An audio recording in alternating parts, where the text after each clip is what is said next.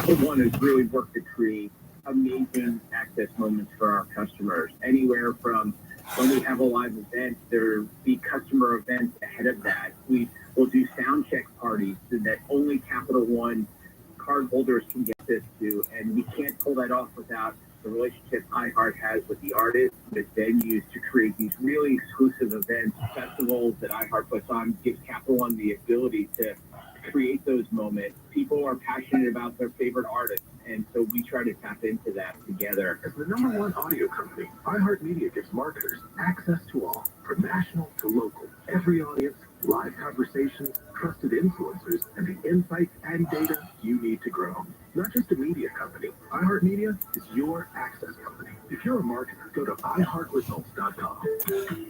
Are you curious about QC Kinetics? Let me tell you what we do. That's Dr. Daniel Zuckerman, a medical director at QC Kinetics. We treat people who have joint pain, and we use your body's healing properties, the things that you already have in you, in your blood, to heal your knee pain, your joint pain, your shoulder pain, your back pain. You have everything that you need in you already. The same natural process that heals a cut on your finger also works inside your body. And so what we do at QC Kinetics is take those healing properties, concentrate them down from your body, and put them where they need to go. We are the experts in regenerative medicine. That's all we do. And best of all, there's no surgery, no downtime, or harmful drugs. This is the future of medicine. And your consultation is completely free. Call QC Kinetics, 213-997-7226 in Glendale, Orange, and now also in Costa Mesa, 213-997-7226. Right now, there are young people across the world facing a tough choice. Continue their dream of education or drop out to help their family put food on the table. You can help change their future in a single moment. See how far your support can go at unbound.org. The Daily Calendar, January 12th. What up? You know it's the Feast of the Wild Men Day. You know the ladies love their bad boys. So hit the buffet in honor of Tarzan or James Dean or Shrek. Donkey! It's a Ginger Day, which started in 2009 on Facebook. And went viral. It's 60-year New Year's Resolution Day. Did you know that research says 80% of people tap out of their resolutions in the second week of January? Good luck. Stack your daily calendar from KFI AM 640.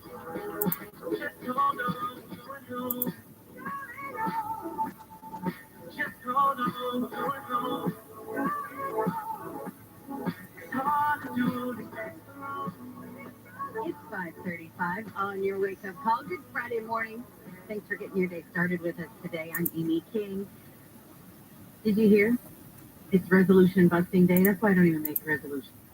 Although I'm kind of, again, my resolution this year is to clear out some clutter, which I kind of started right on New Year's Day, and I haven't done a thing since. So I guess I have busted the resolution. Here's what we're following in the KFI 24-hour newsroom. 6 crew members aboard a Navy helicopter that crashed into the San Diego Bay have been rescued from the water. Navy officials say the MH-60R Seahawk helicopter went down last night during a training mission. Happened around 6:40 near Naval Amphibious Base Coronado.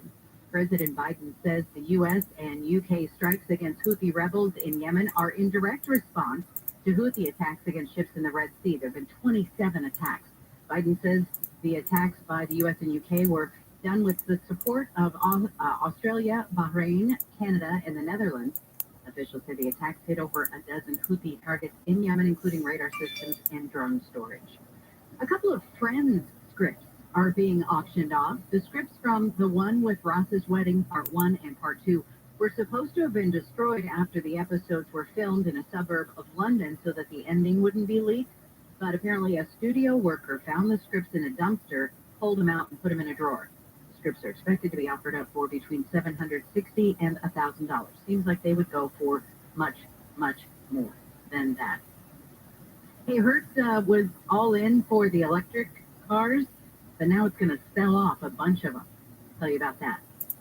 At 5:50, what's new in the theaters this weekend? And the critics have their say on Sunday night. We're going to be talking with our entertainment guru, ABC's Jason Nathanson. But right now, it's time to talk about your dream home. So let's say good morning to the host of Home on KFI, the House Whisperer. It's Dean Sharp. Hey, Amy, how you doing? I am fabulous. You know, we've talked several times about how, even though I'm not doing projects on a home right now because I'm renting, I love listening Yeah. to your show because you kind of explain things. So I'm super excited about what you're talking about this weekend, and that is about building your dream home.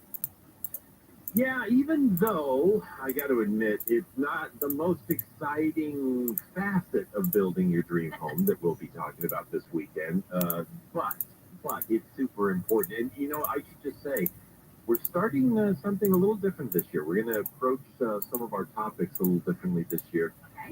Building Your Dream is a series that I'm starting this weekend. I don't know exactly how long it's going to last us, and we'll have a few interruptions along the way, but we're going to attempt to take the process of building a dream home from step one to the end throughout the course of this year for however long it takes us. So we're kind of doing, a little masterclass on how to move through the process of building a dream home. This weekend, step one, so exciting.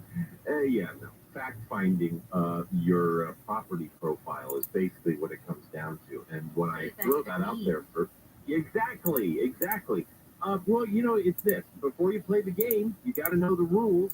Nobody lives in the middle of nowhere anymore. There's no more unclaimed frontier where it's a little house on the prairie and you're like, well, this looks like a good spot to build the family home. Everybody, every house, everywhere, every square foot of buildable property anywhere in this country falls under some kind of governing jurisdiction. And to make the most of your money, your time, your efforts, before you even start to get serious about design, a good conscientious homeowner should do their homework and pull up all of the regulations, limitations, the profile, the history of their home, their property. I don't know. It doesn't matter whether it's just an empty lot that's ready to build a brand new home or whether you're remodeling. There's a ton of stuff to learn about your home before you even get started because, and this is what's critical, I don't want to limit anybody's ability to dream or to build the home they want, but I've seen so many people waste time with all sorts of designs and investments into architects and contractors, only to find out when they get to the city that somebody there is wagging their head saying, you can't do that. You can't do that in the city. And so if the city decides you can't do it, there's not a lot you can do about it. Or can you appeal it if you go, oh, I want to do this design, and the city goes, no. Yeah, people talk about that all the time, and I've been involved in a couple of appeals. One we actually moved forward with, the other not. But by and large, these are hard and fast rules. So an appeal has to have a very, very strong case that something's being interpreted wrong or something like that. So generally speaking, no. When the city says, no, this is the way it's got to be, then guess what? This is the way it has to be. And I know that sets kind of a bummer constraint on some projects, but I always say this as a designer, constraints catalyze our creativity, right? And so we just need to know where's the envelope, what are the boundaries that we're working in? And then we work hard enough, come up with something that works really, really well. But we don't want to waste our design time and our design money working on something that just is a pipe dream in terms of this property in this city, in this county, in this location. Okay, so here's a question for you. So basically you're saying you got to do your homework before you really get started with your project. Do you do it, or do you have your designer do it, or your architect do it, or your contractor do it? Who does the homework? Well, most of the time you're not going to have your contractor do it because a contractor, if we're building our dream in the proper order, comes along later down the road. We're not right there right now. Now, some people have a friend who's a contractor who has experience, and they're going to do it as a favor for them. That's, fine. But generally speaking, for most people, the contractor is somebody who comes down the road. The question is, are you going to do it, or are you going to have your architect or your designer do it? And that is really a question of who do you want to pay to take the time to do all this. So my encouragement this weekend, I'm going to be laying out the list of things to look for, the profiling things that we want to find out, the information that we want to find out about the property. The fact of the matter is that a homeowner can save themselves a lot of money if they just want to, kind of hunker down, do their own homework, make a visit to the city, talk to the right people, find out what they need to find out, and then present that to your designer and say, okay, here's the profile of our property. Here's what we already know. Designers love it when you do that because we have all the information we need right at the outset. Right, and then you're not wasting your time either. Okay, so just give us a couple of the things that we might not think of that are things that come into play that you have to consider. Well, okay, so right at the top of the list, a lot of people don't know that that their property has a tract, a parcel, and a lot number on the tax assessor's map. You're right, it's not very exciting. Yeah, it's not exciting at all. It's not, and yet it is literally step one. Nothing moves forward without that, right? And in most municipalities in California, you can find that out online. County has tax assessor maps online. You enter your address, you get the parcel number, do that kind of stuff. The second question is who is actually in charge? In Los Angeles. Exactly, in Los Angeles, it gets a little foggy sometimes because we don't know, is this LA County? Is it LA City? Is it a local city with their own building department? You got to find out who's in charge. The zoning designation, I'm shocked sometimes that more owners don't understand what their zoning designation for their property is. That says an entire, it says a huge amount about what you can and can't do. And by zoning, I mean, are you zoned residential, what we call R1? Is it RA, which is residential / agricultural? That's my property here. It's not an agricultural property. It's not, a farm, but we are RA. So some folks in our neighborhood have large enough piece of property they can keep horses.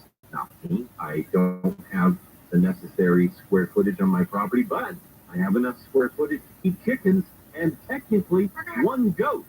One goat. Yeah. How do I know that? Yeah, no, we don't. We don't have the chickens? Because we would like to have 2 goats. If we had a goat, we'd like to they have company. Well, we have chickens. Yeah, we have chickens. So, but the point is, there's a square footage cutoff, the size of the lot. If we were, a few hundred feet larger, our lot, then we would step up to the next level and be able to have a different set of animals here on the property, like some of my neighbors do. And if we were a little bit smaller, we couldn't even do the chickens. And that's the kind of information and profiling that I'm talking about for your property. Know your zoning, know what that means in your city, what's allowed, what's not allowed. We want to get a list as best as possible of all the rules that we're going to have to work within, and then we start designing within those rules and not waste them. I love it. Here's a couple others that I'm looking at on your list that I know you're going to be going into a lot more detail this weekend, but things to think about, like how tall can your house be? Height limits. How much square footage can you put on your lot? Are there noise ordinances in your neighborhood? And parking allowances. How many spaces do you have to have? And that's just like a couple of the 20, 30 different things that you need to look at. So I know you're going to dig deeper into it, and you say it might not be that interesting, but I find it fascinating, and I bet your listeners will too. And you can hear Dean Sharp this weekend is Home with Dean Sharp on KFI, 6 to 8 a.m. Saturday, 9 to noon on Sunday. You can also follow him on Instagram at Home with Dean. Thanks, Dean. Thanks, Amy. We're going to do our best to keep it fun and informative. You always do. Thanks so much. All right. Let's get back to some of the stories coming out of the KFI 24-hour newsroom. The Biden administration is about to cancel student loan debt for borrowers who took out smaller loans and are still struggling to pay it off a decade later. If you're paying it for 10 years, it's enough. Education Secretary Miguel Cardona says the Education Department will start automatically discharging debts next month for people who qualify and are enrolled in an income-driven repayment plan rolled out last year. For those who have borrowed the $12,000 or less, after 10 years, they would be receiving loan forgiveness. Nearly 7 million borrowers are enrolled in the SAVE repayment program. More than 40 people in San Diego who ate oysters from Mexico have been infected with norovirus. Ugh. The county health department has told restaurants not to sell Rocky Point oysters from the Sonora region in northwest Mexico.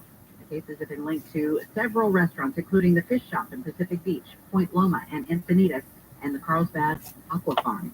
And crews at the California Science Center are in the process of lifting a massive external fuel tank into its upright position, part of the launch-ready display of the Space Shuttle Endeavour, which is still couple years away. The tank is going to fit between two already standing solid rocket motors. It's not clear when the shuttle is going to be moved from its existing horizontal display and be lifted upright, but officials are saying it'll happen in the coming weeks. Tonight, the Clippers take on the Memphis Grizzlies with tip-off at 5 on your home of Clippers basketball. AM 570 LA Sports, brought to you by your Southern California Toyota dealers. We make it easy. And from the Southern California Toyota Dealers Traffic Center, let's go places. Let's go to Sherman Oaks. We got problems on the 405.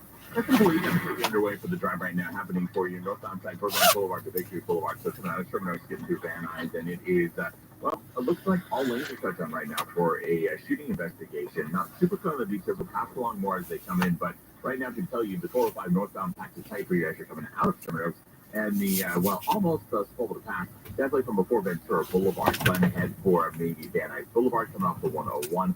To the east of the 405 to save you some time, or to the west of the 405 Balboa Boulevard will definitely help you out. Hey, if I'm the Sky helps get you there faster, I'm Nicole Ottini. In this week's Marketers Report, Dana Nussbaum, Executive Vice President, Worldwide Marketing at Warner Brothers Discovery, weighs in on regional audio marketing and the movies.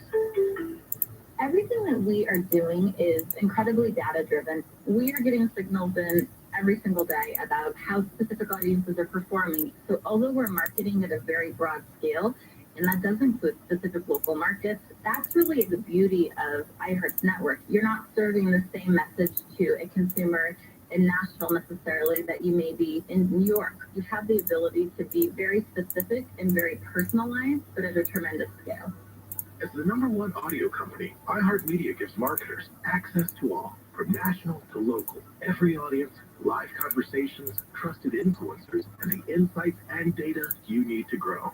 Not just a media company, iHeartMedia is your access company. If you're a marketer, go to iHeartResults.com. This report is sponsored by Compassion International. Drought, war, and rising food prices have doubled the number of families facing malnutrition. You can help. $50 provides a food kit to feed a family for a month. Just text the word radio to 97646. This is Katina Mobile. This is what's trending from iHeart Sports Network. Presented by Mercedes-Benz.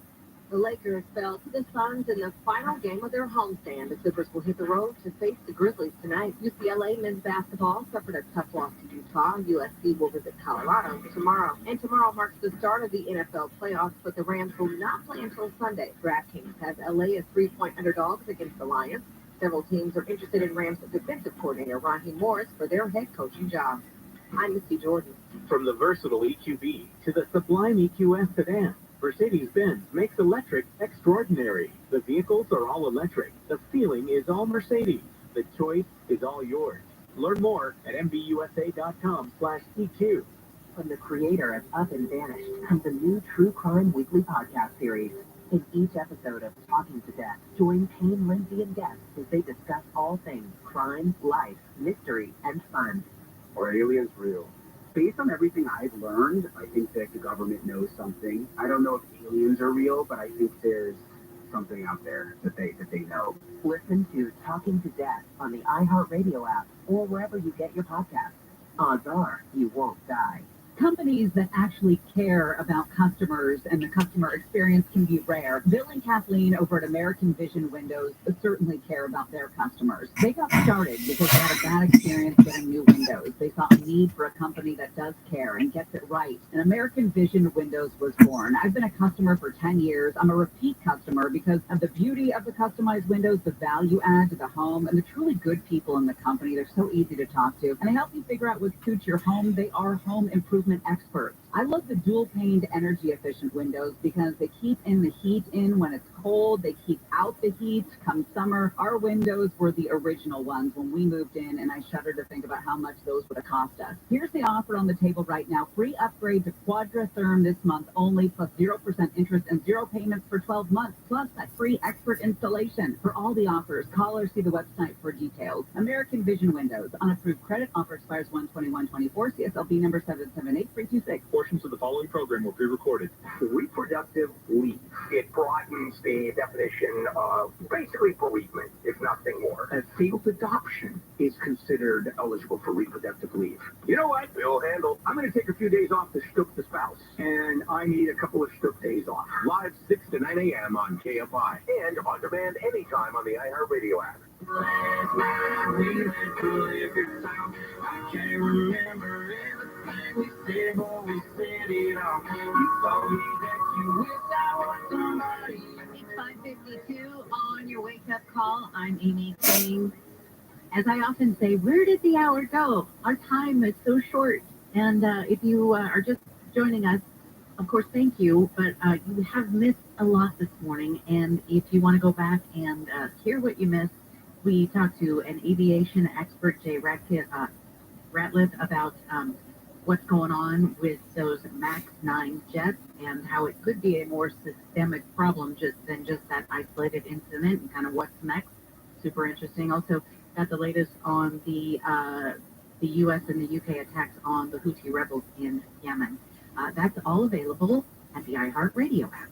Here's what we're following in the KFI 24-hour newsroom. A second avalanche has come down in Lake Tahoe, near where an avalanche killed a man on Wednesday. Ski Patrol searched the area with dogs, probes, and beacons yesterday and said no one was hurt in the avalanche.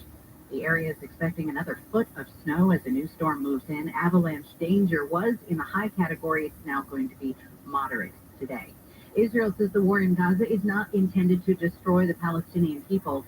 An Israeli lawyer made that argument today in the International Court of Justice in The Hague, where Israel is defending itself against accusations of genocide by South Africa in its war against Hamas. A bipartisan bill introduced in the House would allow commercial pilots to make reports about UFO sightings to the federal government. The bill was put up after military officials testified about unidentified objects outmaneuvering jets. The legislation would also allow air traffic controllers to make reports. President or former President Trump wasn't supposed to talk in closing arguments for his civil fraud trial yesterday, but he was able to get in a few words. And was going to check in on that. Right now, let's say good morning to ABC's entertainment guru, Jason Nazenson. Jason, let's get mean. Yeah, sure. We got some Mean Girls coming out this weekend. Mean Girls is out this weekend, the musical version of the original 2004 movie, which then went on to become a Broadway musical. So this is the screen version of that. It's like the Color Purple thing. It came out as a movie, then went to Broadway, became a musical, and now it's a musical movie. Exactly. But there was a lot more time between The Color Purple and when it came out in theaters and then went to Broadway and then became a musical. This is, 2004. Yes, that's 20 years ago, but I think Mean Girls is one of those films that is still on people's minds. They still watch it, they still quote it, they still love it, and it feels a little soon. So when you're going into, you're like, okay, you got your guard up a little bit. You're like, impress me, do something better than the original did, make this better in some way. And unfortunately, I'd rather go watch the original film. Okay. Not that this is bad, and the performances are good, and you have Andrea Rice, who plays the Katie Heron role, which was made famous by Lindsay Lohan. With her first kind of adult role, remember she'd been in Parent Trap and Freaky Friday and a couple of kids movies before that, but this is the first role that really kind of broke her out, and she was fantastic in that, and the rest of the cast was so good. And the cast here is good. The Regina George role is played by Renee Rapp, who is an up-and-coming actress and also a great singer. The songs, to me, don't really add a whole lot to this. Normally they don't anyway. I'm not a huge musical fan, but I do like the genre and like it on the stage.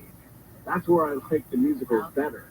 And that's where I think this probably should have stayed. I think people who went and saw Broadway version loved that as well. It did very, very well. It was very successful. But this, you're just going to compare it to the original, and I would say the original is still fresh enough. It doesn't feel like an old movie at all or dated in any way. Kind of just watch the original. I think it's going to do well this weekend. It's going to top the box office. And they're looking at, I think, $30 million for the extended holiday weekend. Okay, and if you don't want to head out to the theaters this weekend, we have new streaming on Hulu called Self-Reliant. What's that? Yeah, this is a movie from Jake Johnson, who you might remember from New Girl. He wrote and directed and stars in this. This is his film directorial debut. He plays a guy who can win $1 million if he survives for 30 days on a dark web reality show in which he's being hunted.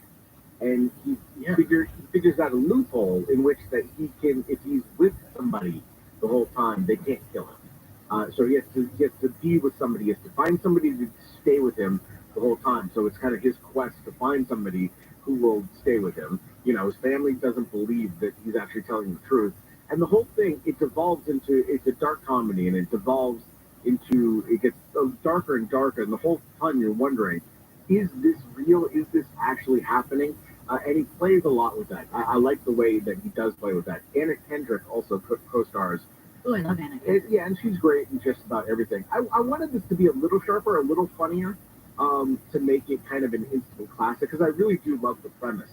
And when I talked to Jake Johnson, he said he based it off a Japanese game show in the late 1990s, where a guy was stuck in an apartment with nothing. He was naked. This actually aired on Japanese television. He was naked and stuck in an apartment. He couldn't leave. And he didn't have anything. He had no food. He had no clothes. He had no, nothing in the apartment. And he had to win little prizes by, there were, I think, like newspaper cutouts and coupons and things. He had to win prizes. So, like, at one point, he won a bag of rice. And he was so excited. And then he had nothing to cook the rice in. And so Jake Johnson kind of took that premise and expanded it into this. And I think it's, a very interesting meditation on the loneliness we face today, the isolation that we face today, and other kind of social stuff. So I like the areas he explores. It's not quite there, but I did enjoy it. Okay, so whether you're staying home or going to the theaters, you have options this weekend.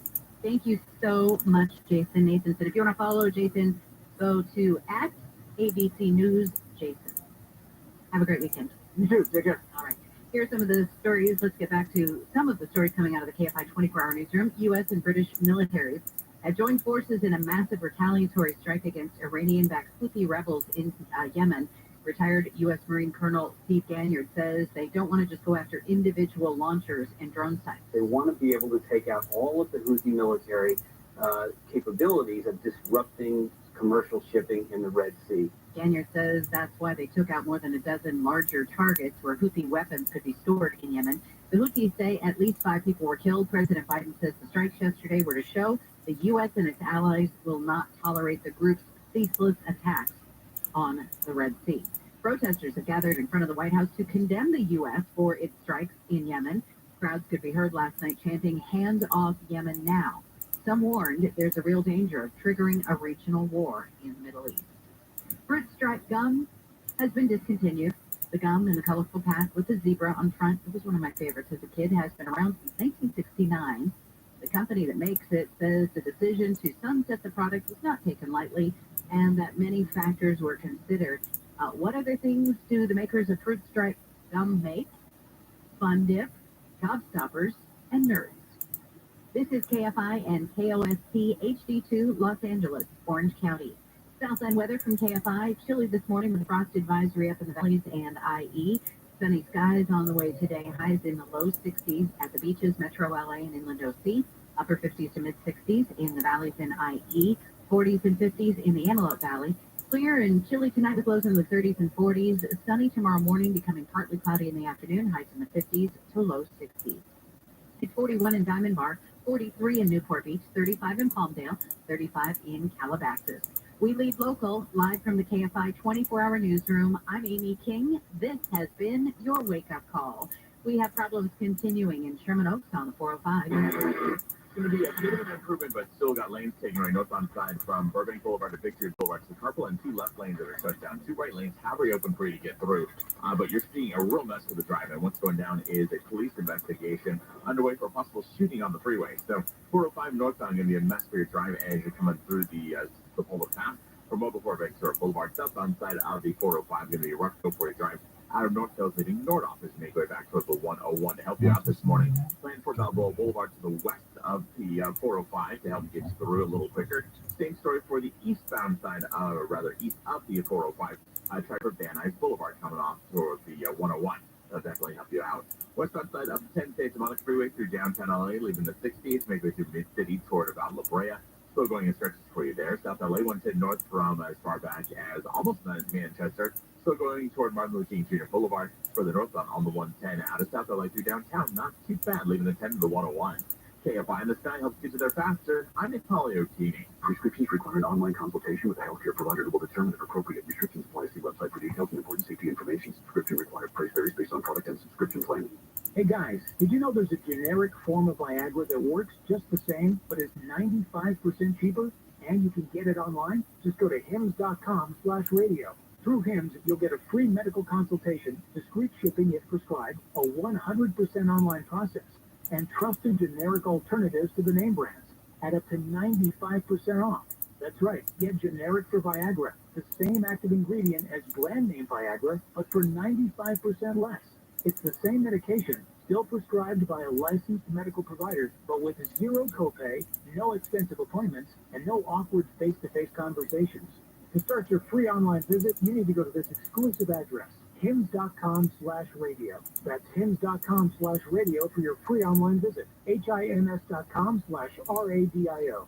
Life insurance. Why are you putting it off? Can't afford it? Too much hassle? Think you don't need it? There's lots of excuses for putting off life insurance. But if you weren't there, who would pay the mortgage and other bills? With Ethos, you could be covered in 10 minutes and boom, family protected. Ethos, fast and easy online term life insurance. Up to $2 million in coverage with no medical exam. Some policies as low as $1 a day. Answer a few health questions and get your free quote at getethos.com.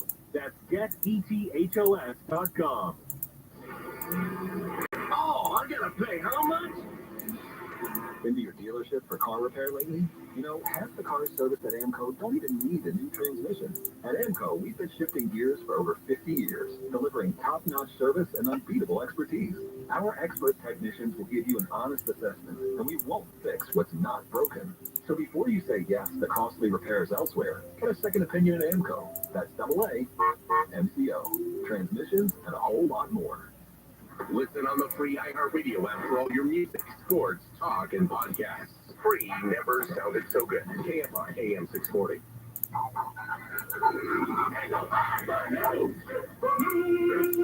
Just a couple of things about police officers. Canine police officers. Don't kick them. Don't argue. And if you are doing anything that puts you at risk in terms of a canine unit showing up, just bring dog treats with you. You know, it'll be just a whole lot easier. It really will. And now, Handle on the news. Ladies and gentlemen, here's Bill Handel.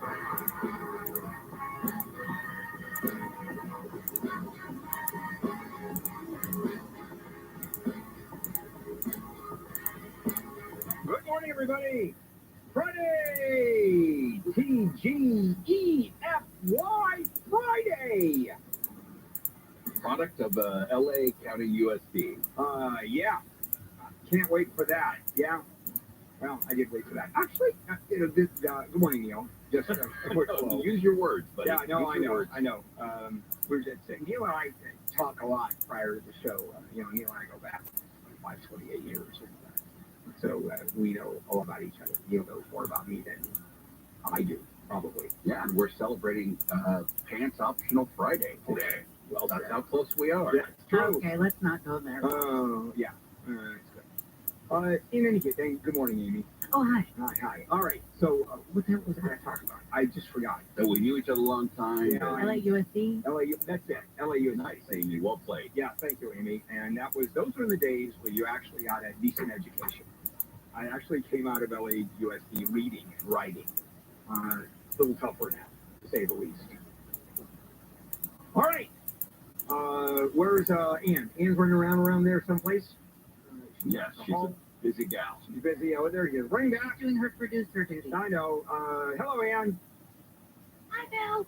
Hello, Bill. All right, that's Ann trying to do a Minnie Mouse impression, and it doesn't work. Why? Why doesn't it work? She doesn't sound like Minnie Mouse. No one does. Except Minnie. That's true. Hi. Hello. How are you? Yes. And Kono, good morning. Good morning, Bill. All right. All said and done on a Friday already. We're loose. Oh, introducing a new segment today at 8:50, which I'm going to be doing on Friday. Let's try it out to see if it works. And that's sort of a world in review. What happened this week around the world, big stories, United States. So sort of a news wheel of which I'm the only wheel. And, of course, Neil, and I'm going to give you the kudos for this one. came up with a very good line. It's handle on the Jews, the Jews. Well, yeah, if you're talking about your Israeli brethren. Of course, and I will be talking about them. There's during this war business, there is always something going on, and its progeny in the aftermath. For example, the attack on those 16 Houthi targets in Yemen, which I'm going to talk about a little bit later on. In the meantime, matter of fact, it's our beach. So it's time for Handle on the News with coffee stand going over. Oh my God! Can we start over? Sure. We freaking augured the show. No, let's do that again. Minutes and 32 seconds in. All right. Okay, let's do that again. I'll do that again. Okay. It's time for Handle on the. See, we repeated that. News with Amy King, Neil, and me. Hollywood freaking star Marconi winner. I know. Go figure. Lead story. And it's exactly that story. Some world news, the U.S. and the U.K., Great Britain and the Netherlands and Canada and Australia, the allies, if you will, went ahead and struck against the Iran-backed Houthis in Yemen. They had been attacking, first the shipping, as you know, kidnapped some sailors, and they went ahead and took some ships. And then they attacked the U.S. bases, and then they attacked U.S. forces. Super big no-nos. Yeah. What is expected? Besides just coming out and let me ask you this: popping them like this. What did Hamas expect? The same question. What do they? Same question. Yeah, they massacred 1,200 people, and now what? Okay. So Israel comes back and is making Gaza a parking lot, basically, just wiping out Gaza. What did you expect? And the Houthis are, these are terrorist organizations that long-term philosophy has nothing to do with representing people at all. Because Hamas represents the Palestinian that is watching, just the entire country being wiped out. And Hamas won't negotiate. Israel's willing to negotiate. They said, okay, let's sit down. Let's talk about return of hostages. Nope, not a chance. We'd rather go down fighting. All right, muzzles. Going down fighting. That's a big word they use during negotiations, by the way, muzzle. Yeah, I imagine. Yeah, and so it's happening with the Houthis. They're getting attacked. Now, when you think about these terrorist organizations, who Houthis are backed by Iran, and I'll do more about that coming up where is it? At 750. This is pretty sophisticated stuff. They have drones. They have missiles. They have guided missiles. No, those were the targets. Yeah. But the point is, you don't think of, it's like you're thinking about, like ISIS has a squadron of air, an air force. You don't think of that. You think of these guys that, are on pickup trucks with machine guns on the back. That's where they're, the Toyota pickups. No, this is pretty sophisticated stuff. Now, do they stand a chance against the Western world military? Kind of tough. But that's the whole thing. It's not like when you're hitting maritime targets like that in that region. Yeah, that's not just the U.S. or even and they're saying the U.K. Yeah, the Houthis are crazy. You're right. The Houthis are crazy though when you think about it, and even within the confines of them being crazy. For example, they're attacking all this maritime, saying these are all Israeli ships. They're not. They're going to Israel. They're not. We're only interested in attacking shipping involved with Israel, Israeli companies, Israeli ships. They're not. It's international. I don't think there was one Israeli ship that was attacked. So, there's a lot of just straight out, what are you doing? All right, let's move on. Well, Trump wasn't supposed to, but he was allowed to speak yesterday after closing arguments were presented in his civil fraud trial in New York City. Of course, the judge initially said, no, you cannot talk at your closing arguments because you're not going to stay on topic. But then his lawyers finished their closing arguments, and Chris Kise made a final plea to the judge to let former President Trump speak, and he did, and they launched into a tirade about how he's being persecuted by someone running for office, and says he thinks that everybody goes outside of bounds. He says that this is a fraud on him, and then the judge said, please control your client. And which is ridiculous. How does anybody control Donald Trump? you don't. And I think like Kai should have said to the judge when the judge said, please control your client. Kai should have said, are you kidding, Your Honor? Why don't I just go lasso typhoon? Hunter Biden pleads not guilty. What are the odds? Shocking. Yeah, coming to our very neighborhood in Los Angeles yesterday. This is all dealing with the federal tax charges filed against him. That they had a plea deal of some kind. It had collapsed. Could have spared this whole dog and pony show coming up around the 2024 campaign, during which this will obviously come up. But he had been accused of 9 felony and misdemeanor tax offenses. 4-year scheme, they say, to skip out on paying the $1.4 million he owed to the IRS. Now, there's a bunch of spin on this one. One is, the Democrats were saying that he's only getting nailed because he is Hunter Biden. Okay? Otherwise, he would not. And then when that plea deal was originally cut, it was for the sweetheart deal that the judge threw out, which is true. And here is why this is a little different kind of a case. First, he argues that he was under the influence of drugs the whole time. And the court, and if it's legitimate, the court takes that into consideration. This is not a malicious, I'm going to screw the government. He's high on drugs and miserable. And he paid all the taxes. He doesn't owe taxes. That's all been paid. And that is the court. I mean, he did what he did. There's no question. So what is the case then? Because he did it. I mean, he did it, and he's going to be tried for it. He's going to be convicted. I'm convinced he did that. But he's not going to get jail. Here's a guy who is in front of the court. The Wayne of whoever is doing this, because this is what Wayne does. He fills out probation reports, and recommends to the court. I thought we should ask Wayne. We should email Wayne and say if he's on this case as a probation officer, conviction of tax evasion, high on drugs during the entire time, and paid back the taxes that is owed. Is that jail? And I don't know the answer. So it's not your normal tax evasion, the guy screwed. So in your mind, do you think that he should be brought before a court on these charges? Oh yeah, I think if it's true, I think he should be convicted. Absolutely. I think he has to be convicted. I just don't know how to get in jail. Gotcha. Yeah.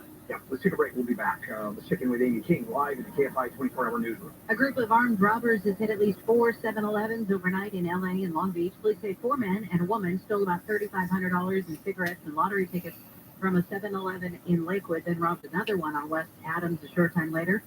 Then also robbed 2 other 7-Elevens in Signal Hill and in Long Beach. They got away in a stolen white Kia. 6 helicopter crew members have been rescued after their helicopter crashed into the ocean last night near Coronado.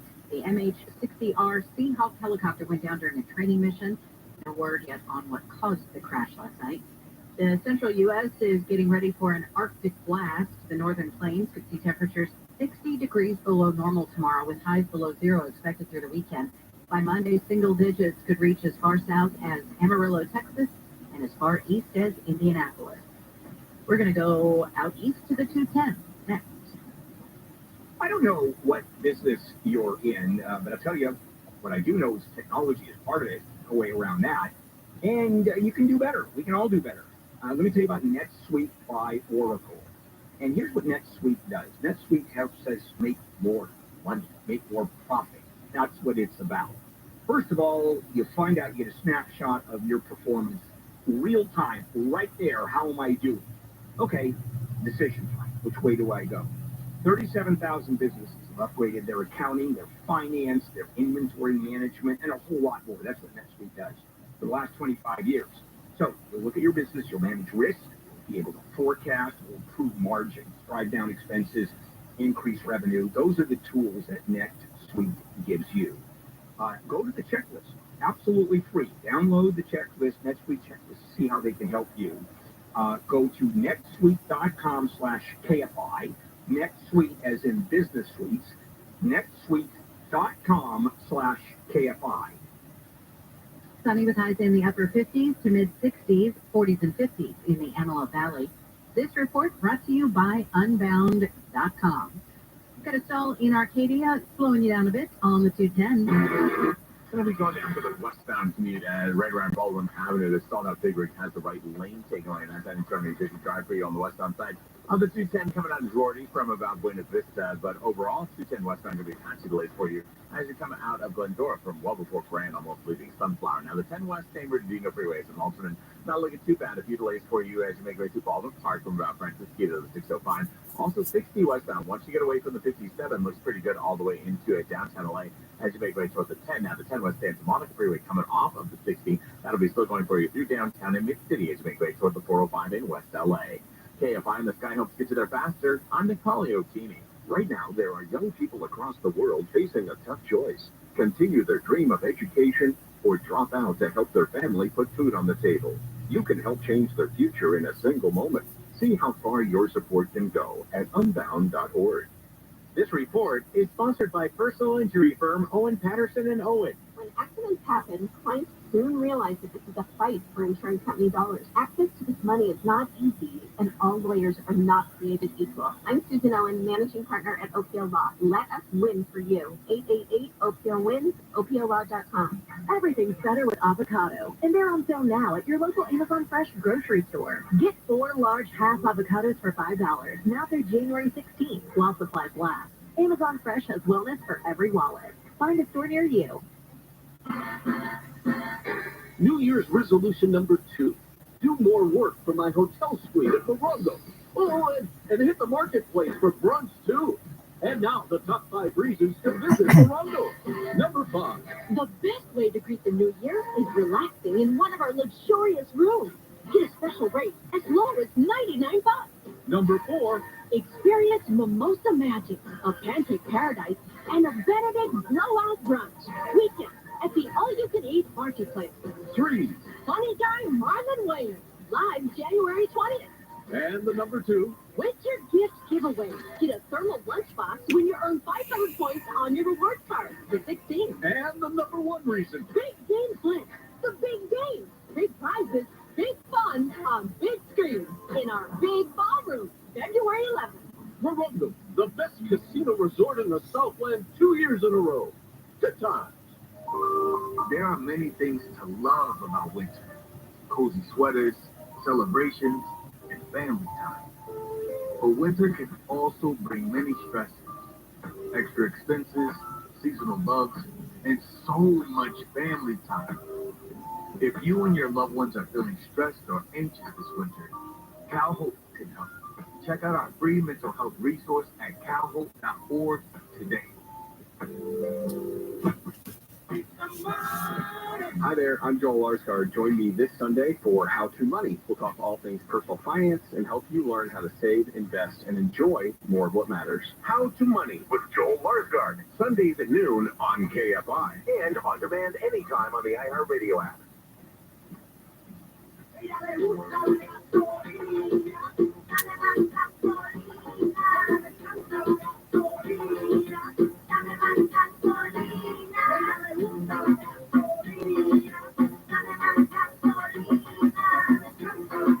KFI AM 640, live everywhere on the iHeartRadio app. Hey, everybody, it is the Bill Handel Morning Show with the Morning Show crew. I'm Neil Saavedra. He's down the hall doing something ungodly with the microwave and some frozen food is my guess. You know what? I've heard over the years that Bill does this. Like sometimes he's just off wandering around. Oh, yeah. But I've never actually experienced since I started doing the show with it. Yeah. This is... So this is a first for me. No, this is nothing. This is totally normal. There he is. My understanding is it has to do with a one-year-old flauta from Costco that is in the freezer here at the station that he's trying to resurrect. I heard something that sounded like... Three-year-old flautas that are in the freezer. I thought I heard Aramaic, but whatever he was doing, he was trying to bring it back to life. Yeah, that's true. And getting a soda and peeing and putting it all together and... Not in the same place, I hope. I hope not. But anyway, so where were we, everybody, by the way? We were just about to start your program with Handle on the News, second segment. Okay. Amy? Well, it's not a bargain, but gas prices are better. The average price for a gallon of regular unleaded in LA County has dropped to its lowest amount since last February. It's at $4.67 a gallon. Now, That big decrease is still 17 cents higher than this time last year, but gas prices have dropped. It's $1.82 a gallon since they hit a record of $6.49 back in October. Now, am I the only person you know that actually is disappointed that the gas prices have dropped? Yeah. Yep. Okay. I am. Why? Because I have an electric car and I don't care. And he likes to rub it in our face. That He is has an correct. electric car. I hope Doesn't you have to get. pay for that. I hope you get stuck somewhere, totally away from any sort of charger. Yeah, one of the things is that there's a lot of range anxiety with this. I'm sweating it a little bit right now. Yeah. Yeah, because yesterday I went to a supercharger. I drove a big distance here, and the superchargers were all filled. And the charger downstairs. Yeah. Right. It's a fortune. Yeah. It's more expensive, and it ekes out electricity. Yeah. So the point is, it would take. I was looking at this thing. I have the app, the BMW app, that tells you how long it's going to take. I'm not kidding you. I plugged it in. I still had 60% of my mileage. And it says you will go to 100 in 1 day and 1 hour. 25 hours to fill it up. And these bastards down there charge $5 an hour. Well, not counting the electricity. I'm guessing in one day there will be mobile chargers and they will be gas generators that will come to the car, right, and fill it up. Well, no, I have at home. I've got, of course, a plug. I get it, and but if you drive long distances, that's the downside of having an electric vehicle. That's the one. Yeah, that's it. Yeah, that's it. That's it. Love the car. Love it. Best car I've ever driven. Sterling BMW. Ding! Send him a bill. ESPN, this is the weirdest freaking story I've ever heard. I don't even know how to put it together. You have ESPN returning dozens of Emmy statues and disciplining employees after an investigation that was disclosed yesterday. Found that the sports network had submitted fake names to the awards organization. I don't even know how this works. In a bid to secure trophies for on-air personalities who had been ineligible to receive them. So they were I would think literally... being fake would make you ineligible. No, but let me ask you this. How do you win an award with a name that no one recognizes? And then what they would do is they would bring them back, have them re-engraved with the other people's names. Well, and apparently they didn't even know about it. Well, The Athletic broke the story and the scheme that goes back to 97, I think. 1990. Like, how bizarre is that? Well, I know how bizarre that is, because if you look at all the awards that I've gotten, with my name on the plaque, you can see underneath that they sandblasted off the name of the person and put mine right on top of that. But that's different. That's a real award for a fake talent. That's a good Not point. a fake name. It was a real award, real name, fake talent. Totally different. These were fake names. So, go figure. Hey, we were just talking about EVs. Apparently, they're not all they're cracked up to be, at least not for Hertz. So Hertz kind of went all in with electric vehicles in the last few days, but is now saying, nah, we're going to cut back. They're going to sell off a third of its electric fleet. That's about 20,000 vehicles, and they plan to use that money to buy more gas-powered vehicles. Why? Because even though the EVs cost less to maintain, the damage repair costs are way higher, and they depreciate a lot faster. Yeah, and I can understand that. I can understand What the damage? depreciation. If you get in a crash, Yeah, but collision is a collision. It's the same whether you're a gas-powered car relative to an electric vehicle. well, no, because if you damage the battery on an EV, you're probably totaling it, as opposed to just doing like some front-end damage. That makes sense. Okay, I'll buy that. That resonates. You know what I'm going to do? I'm going to buy an EV. Okay. And I'm going to attach it to my house, and it's going to be a generator if the power goes out for my house. I won't drive it. It'll just power up my house should there be an issue. They're going to use those. Is that a jive you're throwing at me? No. Okay. Actually, I would love to have one. I wouldn't have it as my main vehicle, but I'd like to have one. They're really great. I really do like that. And by the way, that makes sense as far as the battery. And with the internal combustion engine, they are relatively easy to fix relative to the big battery pack, which is a third the cost of the EV. And Hertz doesn't pay for the gas. Remember, the customer pays for the gas. Yeah. Oh, that's interesting. So, so they're looking at it differently. I I would just think that there's nothing in an electric car. I mean, except the brake system and the batteries, right? And So motors. you would And think- there's two motors. Yeah, but you would think they'd be less expensive to maintain. They would be, except for They are less expensive to maintain. far less. There's no tune-ups. It's brakes Gotcha, but and tires because they're really heavy. Tires you go through like crazy, and brakes wear out pretty quickly. like the fat guy with his shoes. Yeah, pretty much. Yeah. Well said. Okay. Let's do one more. No. We're going to take a break on this one because this. Oh is, no, this deserves its own. Yeah. No, this is on a whole different level. Talk about news. Yeah. Well, we're gonna come back and we'll give you some of the worst news that has ever. Let's check in with Amy King live in the KFI 24-hour newsroom. Landlords in LA County have 1 day left to apply for a more than $68 million rent relief program designed to help offset economic impacts of the pandemic. The program will offer grants of up to $30,000 per unit to eligible landlords. Today is the last day to apply. News brought to you by Pacific Coast Termite. The TSA is warning people about packing guns in their carry-ons at airports in Southern California. More than 6,700 firearms were discovered in the U.S. last year, and officers found 145 guns at Southern California airports alone.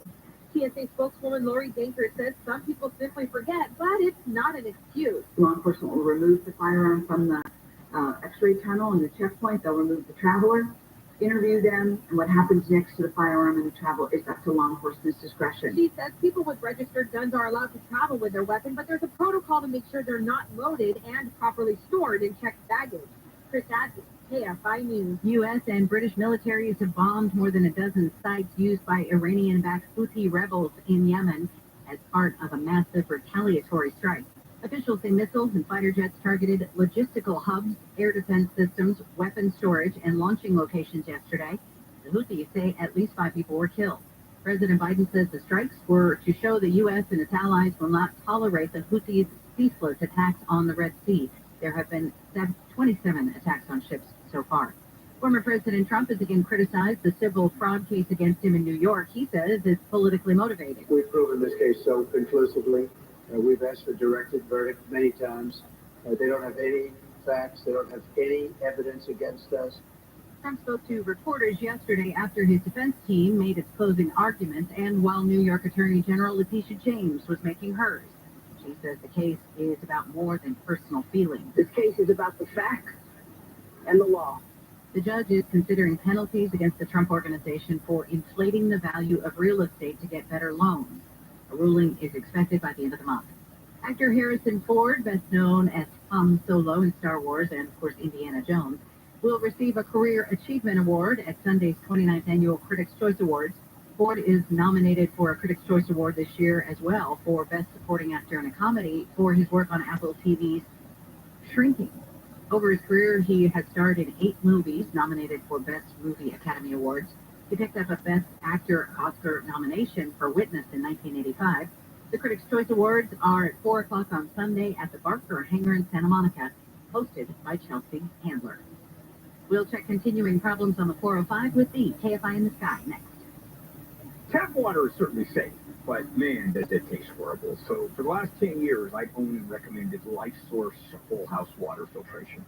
The LifeSource system delivers obviously highly filtered, delicious water from every single tap in the house. You never run out of filtered water. It's safe, tap water, but it's unfiltered. It is chlorinated. Just isn't the same. LifeSource system filters out that chlorine, other contaminants, and it means absolutely no maintenance. You'll be thrilled. You put the one of these systems in. Call 800-WATER-99. Visit LifeSourceWater.com. 1-800-9-WATER-99. LifeSourceWater.com. LifeSource, taste and feel the difference. Warranty limitations apply. Southland weather from KFI, sunny with highs in the low 60s at the beaches, Metro LA and Inland OC, upper 50s to mid 60s in the valleys and Inland Empire, 40s and 50s for the Antelope Valley. You're going to see a mix of sun and clouds over the weekend with highs in the 50s and 60s. It's 42 in Santa Ana, 42 in Huntington Beach. Will Colshiver, things are not looking any better in Sherman Oaks this morning. What a mess on the 405. Good morning, Amy. Yeah, this is the northbound side. The northbound side of the 405 at Burbank Boulevard. Carpool, 2 left lanes are all shut down because of a lot of police activity. There was a crash and a possible shooting at that scene. So a big investigation is underway. We're on our way up there to check things out. The traffic stopped from Ventura Boulevard on the northbound side. And the southbound side, kind of slow, basically from Nordoff as you make your way down towards the Sepulveda Pass. We've got a work zone in Claremont, 10 freeway, eastbound between Town Avenue and I-15. It looks like we have alternating lane closures. They're working on installing new K-rail there. That's going to go on until, well, it's supposed to end at 6, so it's apparently a little over the time limit there. And in Arcadia, stalled Big Rig 210 freeway westbound at Baldwin Avenue. Will Goldschreiber, KFI in the sky. Start the year with savings at your local Amazon Fresh grocery store. Stock up on wellness staples you'll love, from supplements and smoothie ingredients to food storage and skincare. Amazon Fresh has wellness for every wallet. Find a store near you. This is Jacob Emron. If you've been in a truck accident, call 844-24-JACOB. Looking for a vehicle that combines power, performance, and style? Then kick off the new year with a great deal on a new Toyota. The We Make It Easy sales event is going on now at your Toyota dealer. Drive home a new Camry, Corolla, or RAV4, a powerful new Tundra, or legendary 4Runner. Ready to show a brand new you in this brand new year? We make it easy. Toyota. Let's go places. It's easy to buy or lease any new Toyota, and easy to own one. Every new Toyota comes with Toyota Care no-cost maintenance. You're covered for all normal factory scheduled service for 2 years or 25,000 miles, whichever comes first. Performed by certified technicians using genuine Toyota parts. See your dealer for Toyota Care details and exclusions. Valid only in the continental U.S. and Alaska. Toyota, let's go places. I'm Cliff Albert with a report on the science of living well and being active during your later years. Healthy living can be fun. You can invest in yourself in a way that's non-prescriptive, movement that's enjoyable, and lifelong learning. There's just so much in this next chapter of your life. That's Lauren Blacker, Corporate Director of Life Enrichment with SRG Senior Living, who explains what that new chapter is all about. Being exposed to new things all the time, challenging yourself, finding a new engaged sense of purpose, social connections, remaining part of a very strong community. And she says seniors who take this journey rave about it. A resident grabs me and says, I should have done this 10 years earlier. I feel so vibrant. I feel so much healthier. I feel like I have so much more energy. That's Lauren Blacker with SRG Senior Living. The 2024 season ticket memberships are now on sale. All memberships include exclusive access to opening day and postseason tickets.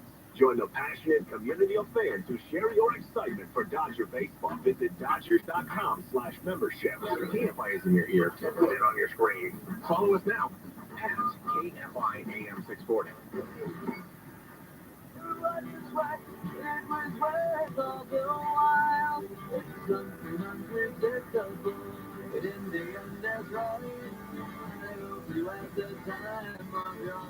KFI AM 640. Bill Handel here on a Friday morning, January the 12th. We continue with Handel on the news on this Friday morning with Amy King, Neil Sedate, and me. Under the darkness of night, Costco quietly removes the churro from the food court menu. Oh, the humanity! Humanity! I can't stand it. But So, a fan favorite churro is no longer on the food court menu. It is now. It was $1.49. Yeah. I mean, they're $5 at Disneyland. Yeah. $1.49 for a churro. And they're good. Although the Yeah, Disneyland they're ones are tasty. much bigger. And they've been replaced by a 7-inch. Oh, no. It's not a 7-inch. No. We know it's not a matzo ball. No, it's a 7-inch double chocolate chunk cookie, $2.49 each, but more, and it weighs in at a whopping 750 calories. Yeah, churros are so Southern California is so wonderful and so cinnamony and brown sugary, and a chocolate chip cookie. I mean, you can get a chocolate chip cookie anywhere. If you want to serve that chocolate chip cookie during the week, fine. But on Sundays, mi gente is out at Costco, and we want our churros. Has anybody tasted the chocolate chip cookie by any chance? I have not. I have heard there are some places that even have both. However, I'm told that at most locations they will have just a cookie. For those of you who want to flip the bird, Sam's Club, Costco's biggest competitor, offers both pretzels and churros in their cafe. I don't want pretzels. Well, I like pretzels. I like pretzels. Yeah, I like pretzels. But salted pretzels, mustard. Well, so we'll see how this goes. Yeah. Okay. This is the kind of thing that no parent wants to have to go through, but Michael Strahan, the co-host of Good Morning America, has come out. His 19-year-old daughter is undergoing treatment for brain cancer. Oh, yeah, Isabella Strahan was diagnosed in October during her freshman year at SC. She says she got headaches. They got progressively worse. She became dizzy. And near the end of the month, she woke up and was bleeding. So she headed to Cedars-Sinai, had emergency surgery, and they removed a golf ball-sized tumor. She says she's doing good. She's had some radiation, and next for her is they're going to do chemotherapy. Yeah, that is tough, because you would think that you would no radiation, no chemo. They removed the tumor. Now you indicate it's a benign tumor. We're not hearing that. All we're hearing is radiation and chemo, as Amy said, and that, well, you pray. Heartbreaking. Okay. Absolutely heartbreaking. It chills me to the bone as a father, that thought. Yeah. CVS, of course, the pharmacy that gives you the longest receipt in world history. That's my favorite part about going to CVS. Wow. Seeing what's on the receipt. No kidding. Yeah. The deals you get, and how many Yeah. trees are going down because of those receipts. It's fantastic. Well, this will probably make those that are normal happy, because they won't be cutting down trees if they don't have locations in Target stores. So early this year, starting next month, going through April, they're going to start pulling some of these the spaces inside Target. So they've got CVS's. Yeah. This isn't about their regular brick and mortar. These are the ones that are put into the Target stores. They're going to start removing them. They say that posters are based on their evaluation of changes in population, consumer buying patterns, future of health needs. I wonder if they didn't just, with the pandemic and all the activity going through there, set their sights higher, and now you can't do that. I don't understand the CVS model, considering what's going on. Number one, there are more CVS's out there than Starbucks. Every other corner has a CVS. What they're going to back off. It just doesn't make any sense. And that's for starters. Number two, God forbid that now the government is getting involved and there are programs to reduce the cost of medication. And the retail pharmacies, CVS, the kind of money that they make. For example, I take Ambien, as you know. Yeah. Okay? And at the Costco pharmacy, it's $12 for 30 pills. At CVS, it's $100. Really? Yeah. Yeah. Yeah, I had a couple of other patients that I said, nope. Yeah. No, it's just crazy. And Costco, of course, is 14% above whatever the cost is. But that's generic. So generic is very different. It's not very different. It's the same active ingredient. Oh, no, I'm talking about the sales of generic. Yeah, it's the same drug, of course. But it's everybody can manufacture. What the drug companies did, the pharmaceutical companies did, very, very smart. They bought all the generic manufacturers. So it's not dirt cheap anymore. But for some reason, sold to them is still cheap. And it's $12 for 30 versus 100. I mean, it's just, that's the kind of insanity that goes on. That's stopping. Well, they're not saying what, but something happened that has led to 8 LA County probation officers being placed on administrative leave. Officials are saying it follows what they call significant incident last month at Los Padrino's Juvenile Hall in Downey. They're saying there was misconduct between the 8 officers and some detained juveniles. So what do you think that is? Between officers and juveniles and misconduct? What do you think it is? Of course it was sexual misconduct. I can't think of anything else. I may be wrong on this, but I would. That's the first place I would go. Is what are you doing? I don't think it was beating them up because I think they would have said it. They would have said it. Yeah, I think it is sexual impropriety, taking advantage of juveniles, and these are officers within the system. Man, talk about extra creepy. Yeah, this is jail time. It should be. With the same inmates, probably not a good idea. Probably not. Okay, let's take a break. We'll come back and let's finish it all up. Handle on the news on this Friday. Amy King live in the Hit by 24-hour news. Passengers on board that Alaska Airlines flight that had a door plug blowout mid-flight are suing Boeing. The lawsuit says the incident caused economic, physical, and emotional pain for those on the flight. The FAA is opening an investigation into Boeing's quality control. A police officer in Fresno is recovering in the hospital after getting an emergency dose of Narcan. Officials say the officer started feeling sick and passed out after serving a search warrant and arresting a man yesterday. The naloxone reportedly did its job. The officer is expected to make a full recovery. Pasadena is one of the great places around the U.S. to visit. Well, that's according to the New York Times anyway. It put out a list of its 52 places to go in 2024. The Times says there's plenty to see in Pasadena, including the San Gabriel Mountains, the Norton Simon Museum, and the Pasadena Playhouse, also the Antique Mall. It also says there's lots of great dining options, including Bar Shalou. We'll check some continuing problems on the 210 next. If you're looking to bail out of your house, you're going to sell your house. Not so easy anymore.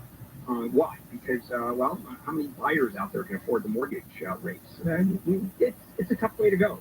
So let me tell you a very easy way to go in selling your house. Let's say you inherited a house and you don't know what to do with it. Let me suggest calling the folks at directbuyers.com, because here's what they're going to do. They're going to buy your house, and they're going to give you a fair price for your house. Okay, that's for starters. And I'll tell you what's not going to happen. You're not going to pay a commission. You're not listing the house, and you're not paying repairing, and you're certainly not dealing with any prospective buyers walking through when you can't be there. I've done that. That's no fun. And the place has to be spotless. Who lives like that? And you've got escrows, negotiations, and contingencies. None of that happens with directbuyers.com. They'll come in, give you that fair price, give you cash within 10 days or less. No one even walks through your house. And you can even get a $15,000 cash advance before closing. And they won't ever lowball you. DirectBuyers.com, call 844-242-SELL, 844-242-SELL. Visit DirectBuyers.com. Pretty chilly out there this morning with the frost advisory up in the valleys and Inland Empire until 9 a.m. Sunny skies today, highs in the 50s and 60s, 40s and 50s in the Antelope Valley. This report brought to you by Lowe's. We've got a crash in Arcadia on the 210. Well, you know, I missed the boat. It's actually a stall on the 210. Westbound right there at Baldwin Avenue. The right lane is blocked. Westbound, what's up? What's up? Westbound, what's up? Absolutely, bro. Very cool. It takes a little bit longer to move a stuck big rig. It is slow back from the 605 on that westbound 210. Inglewood, we've got another disabled vehicle. This is not a big rig. It's the 405 northbound just before Manchester. The right lane block there. It's slow back from the 105. And, of course, we still have all the police activity. We're just coming up on it right now. Looks like all lanes now closed on the 405 northbound between Burbank Boulevard and Victory Boulevard. Traffic is jammed from Ventura Boulevard. Will Kohlschreiber, KFI in the sky. Shop the closeout event now at Lowe's. Get up to 35% off select major appliances. Plus, save an extra $100 when you spend $999 or more on all major appliances. Valid 1/4/24 to 1/24/24. Selection varies by location, plus supplies last. See Lowe's.com for details. This report is sponsored by Tire Rack. Nearly 3,000 teen drivers die in car crashes each year. Tire Rack Street Survival is designed to save lives. The one-day hands-on driving school gives teens experience in car control through exercises that include emergency braking and skid recovery. Find a class near you at TireRack.com/survive. We all hear the radio ads about the IRS. They tell you to be afraid, to be scared, and they try to frighten you into calling. I'm not here to do that. Tax Relief Advocates is different. TRA is here to tell you that if you owe money to the IRS, whether it's $5,000, $50,000, or $500,000, we have a solution. It doesn't matter if you're sitting in your car, at work, or with your kids. No matter where you are, call now. 800-506-9295. Don't lose hope. TRA can eliminate or reduce what you owe to the IRS. There is zero risk to you. If we can't reduce your tax debt, then you pay nothing. Our passion is taxes and helping individuals fix their IRS problems. We have a 5-star rating on Google and Yelp and an A+ with the Better Business Bureau. You don't need to be afraid of the IRS any longer. End your tax nightmares today by visiting us online at TRA.com or call 800-506-9295. That's 800-506-9295. Tax Relief Advocates. Real solutions for real people. If you're hiring, it can feel like you're trying to find a needle in a haystack. You can hope the right person comes along, or you can just use ZipRecruiter. And now you can try it for free at ZipRecruiter.com/radio. In fact, ZipRecruiter has helped a lot of business owners find their needle in a haystack, like Marco, president of operations at Telly Tires and Auto Centers. Because Telly Tires has grown a lot in the last few years, Marco needed to hire everyone from a receptionist to a store manager to a head mechanic. ZipRecruiter helps me find all the right people, even the most difficult jobs to fill. ZipRecruiter helps me keep my business running. Take it from Marco and millions of other businesses who've used ZipRecruiter. ZipRecruiter can help you find the needle in the haystack. See why 4 out of 5 employers who post a job on ZipRecruiter get a quality candidate within the first day. And right now, you can try ZipRecruiter for free. That's right, free at ZipRecruiter.com/radio. That's ZipRecruiter.com/RADIO. ZipRecruiter.com/radio. ZipRecruiter, the smartest way to hire. Have you Googled yourself lately? Are there negative posts from an ex-employee or from a former client? Maybe an outdated How about from the news west article or side? sensitive personal information The west about your side family. blew up that Search motherfucker, engines yo. don't always get it right. For right or wrong, it's your reputation on the line. That's where Reputation Defender by Norton comes in. One of the most trusted names. Did you know that the bold, smooth taste of Dunkin' cold coffee can be brewed in your Keurig coffee maker and enjoyed at home? You heard that right. Dunkin's cold K-Cup pods were crafted to be brewed hot and enjoyed cold. Each Dunkin' cold K-Cup pod is packed with the smooth, bold Dunkin' flavor you crave. Pick up a pack of Dunkin's cold K-Cup pods and enjoy a Dunkin' cold coffee at home whenever you crave it. Just brew over ice and sip in seconds, because the home with Dunkin' is where you want to be. I'm Jenna Fisher. And I'm Angela Kinsey. We were on The Office together. And we're best friends. And now we're doing the Ultimate Office Rewatch podcast just for you. Each week, we will break down an episode of The Office and give exclusive behind-the-scenes stories that only 2 people who were there can tell you. We're the Office ladies. On your mark, get set, go. Angela, it's a fun run. Wait, I got a carb load, a bunch of fettuccine 3 seconds before I run. Good idea. That's not going to turn on you. Give me the creamy carbs seconds before I take off on a huge adventure. Guys, it is Fun Run Part 2. This is the very beginning of Season 4, written by Greg Daniels, directed by Greg Daniels. Let me hit you up with a summary. Last week, Michael hit Meredith with his car, breaking her pelvis. And we discovered, though, that Meredith's trip to the hospital may have saved her life, since it was revealed she had possibly been exposed to rabies and has now received a vaccine. We also found out that Sprinkles died on Dwight's watch. On Dwight's watch? Well, this week, Michael organizes a fun run to raise money for rabies in honor of Meredith, and we find out what really happened to Sprinkles. Do you see what I'm wearing in honor of this episode? You're wearing your Office Lady Sprinkles sweatshirt. I am wearing my Sprinkles sweatshirt. Well, lady, I did not wear anything in honor of Sprinkles. Well, you know what? That tracks for Pam in this episode, because she helps, like Angela, let's see, zero amount. Sorry. Okay. She's distracted because in this episode, it's also going to be revealed that Jim and Pam are dating. Listen, one thing I thought of when I watched this episode was, wow, Happy Pam is a sassy Pam. She gives 0 F's about what's going on around her. She's a totally different person. Happy sass. Happy sass. Thing? Happy Pam Sass. Happy Pam Sass. Well, let's get into these fast facts. Fast fact number 1. You know, this episode is technically the second part of the episode that we broke down last week, right? Because these episodes were an hour long. But if you notice, I feel like these episodes really stand on their own. They kind of both had their own little plots, right? For sure. Well, I talked to Greg about that, and he told me that Kevin Riley requested 4-hour-long episodes to kick off season 4. So the first 4 episodes of this season are all an hour long. Kevin loved our show, but was there any other reason besides he was like, I want more Office? I think it was just that would be a big announcement in the press. The return of The Office, 4-hour-long episodes. Maybe also they didn't have something for the other time slot, so we were filling 2 time slots. I'm speculating, I don't know.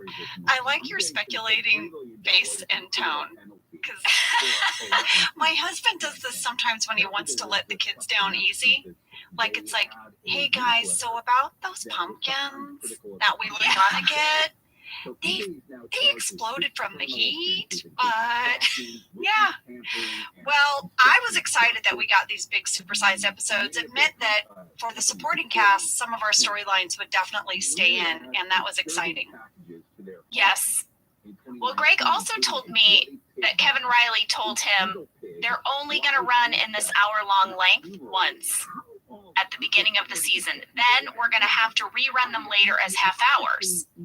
And that's really why they stand alone. Greg said it was a challenge because he had to wrap up the first episode in a way that would make it satisfying for a future viewer to watch it in a half-hour form, but he couldn't wrap it up too much for the people who were watching it as a 1-hour episode. He said it was kind of a writing challenge. That sounds like a challenge. I think he did it, though. I think he crushed it. Greg Daniels, you crushed it. Fast fact number 2, lady, is a wardrobe breakdown with Carrie Bennett. I love me some Carrie Bennett. Let's hear it.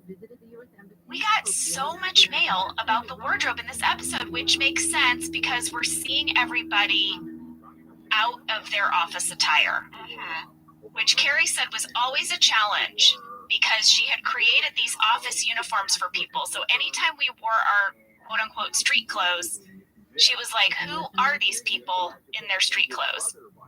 Here's some of the mail we got. Alicia W. and Amanda Mitchenfelder said, did you get to keep your shirts from Fun Run? And Emily Thomas wants to know, did you get to keep a Support the Rabid wristband? Yeah, I kept both. I kept my shirt and I kept my wristband.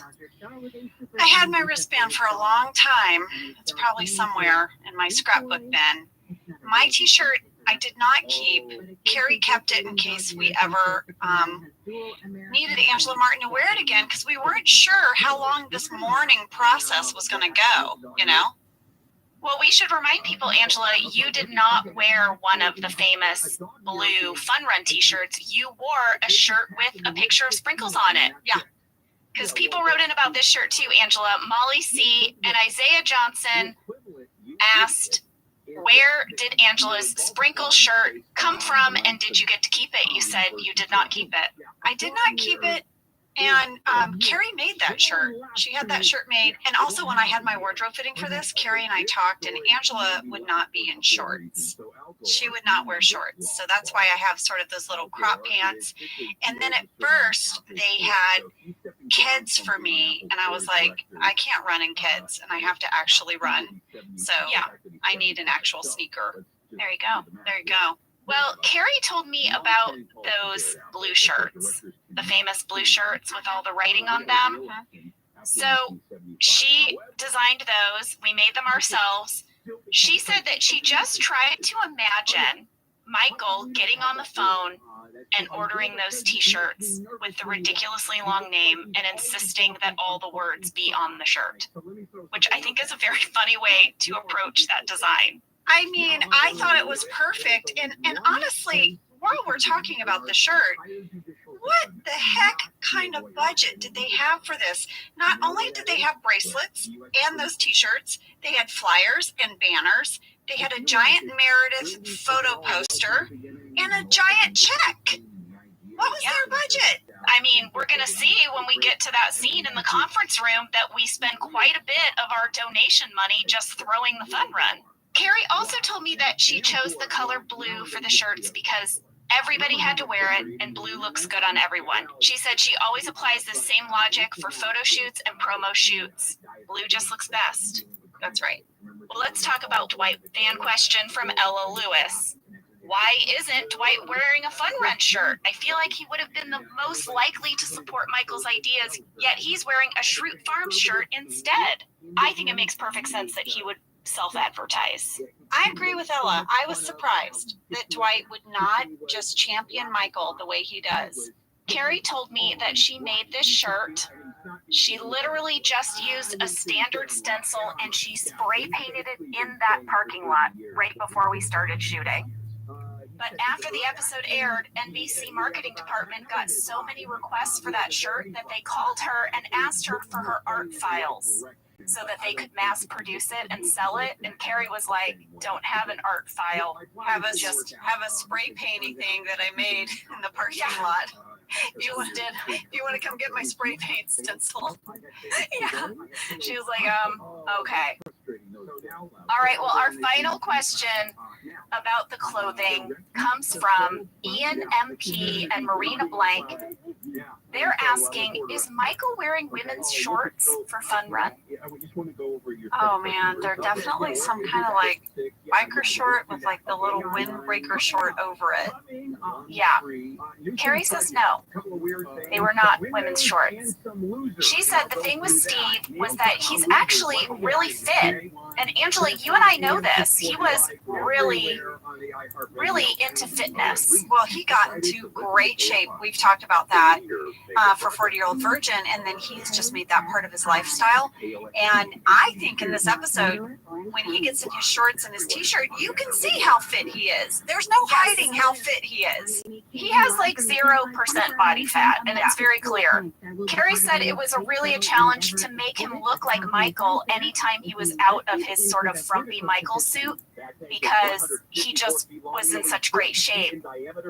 She said it was just kind of difficult. So there you go. Yeah. That is a costume breakdown. I like it. So much. I like it. All right, fast fact number 3. As you know, in this episode, Jim and Pam do not run. A lot of people run. That Jim and Pam do not. They walk. They go to an estate sale. Jim and Pam don't run, and Oscar and Stanley and Creed take a cab. But Jim and Pam do not run. They walk in the bag. They hold hands.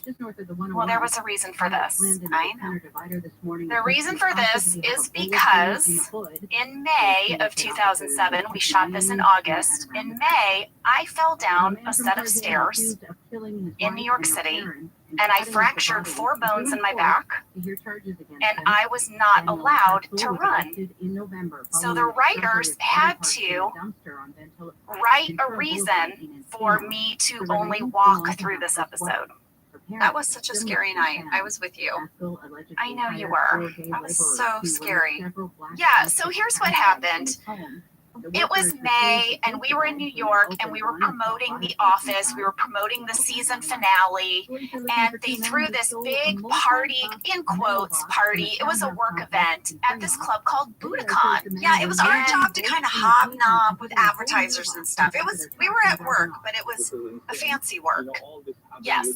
So we're all dressed up, and this club is 2 floors. So you enter on the upper floor. They had this little bar with drinks, and they were serving these like pineapple-y daiquiri things.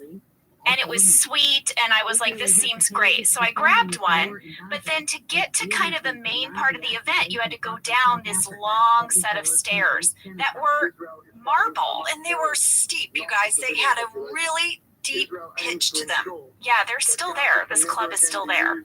So I'm walking down these stairs. I've basically just arrived. I've taken one sip of my little daiquiri, and something happens. My foot slips out from underneath me, and I go crashing down on the edge of these stairs hard. To add insult to injury, I also threw my drink in my own face. So that was fun. So I'm sitting on the ground. I'm half covered in daiquiri, and I immediately start to feel like I'm gonna vomit, or everything gets dizzy. And I remember this bouncer comes over and picked me up, and he was treating me like I was like a boozy, drunken Hollywood starlet. Like, he was in no way regarding me with much care. It was like, get her out of there, get the boozer out. And I was like, but I was all disoriented, you know? So I remember they took me back to the storeroom, Angela, and you were there. And I told you I didn't feel good, and I remember you lifted up the back of my shirt, and you said, call an ambulance. Well, I was behind you on that staircase, and I saw you go down. It happened in slow motion. Someone had spilled their drink or something on those stairs, and they were marble and they were slick, and you had these wedge shoes on. You turned your ankle and you went down so hard. And you know when you're the person watching something happen, how you're like, nah, like I didn't know how to stop it. It was all in motion. And yeah, I'll never forget that night, because your back it looked bad, and yeah, I was scared. Well, I don't remember much else after that. I don't remember the ambulance ride, but I know you were with me, Ange. And I remember going in and out at the hospital, and you were by my side the whole time, lady. I know. You were there. And I remember they x-rayed me. I remember you told me the guy in the bed next to me was handcuffed to his bed. There was a guy in a chair next to your bed, and they brought him in. He was real surly, and they handcuffed him to the chair. And I shut the little curtain around your bed and also I was staying with you, and I was really adamant about it. You know, I was like, she has no family here. I am not like going anywhere. She's in an emergency room in a city that's not her own. She has no family, and you are stuck with me, buddy. So they didn't mess with me, and I stayed with you till 4 a.m. We got you a hospital room, and we knew more details then. And once we got you set up in your room, I was supposed to be on the Today Show that morning with Rainn Wilson. We were supposed to be interviewed for The Office, and they had a whole piece about Dwight and Angela.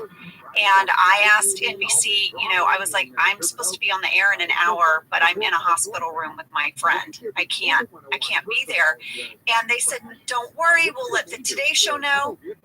So years later, I'm at the White House Correspondents' Dinner. I'm sitting at the NBC Today Show table, and we're just talking about, oh, when was the last time we saw you? And they were like, you were supposed to do the Today Show with Rainn Wilson. You were a no-show. And I was like, what? I wasn't a no-show. I was with Jenna in a hospital. Didn't they tell you that? They never told them. They never told them why you didn't show up. No. They just thought you were like a flaky actress. This night branded me in this bouncer's eyes as some boozed up actress, and then the Today Show the next day thought you were a flake. And we were like, no, tragedy happened. Yeah, and I've done the Today Show now since, but I was like, how many years did they just think I didn't show up? Oh my gosh. Well, you know, I'll never forget the doctor coming in, and he said, the good news is you're going to walk again. Oh my God. And I was like, that is good news, but that sounds like there's a lot of bad news coming. So, as it turns out, I had fractured 4 of the transverse vertebrae in my back.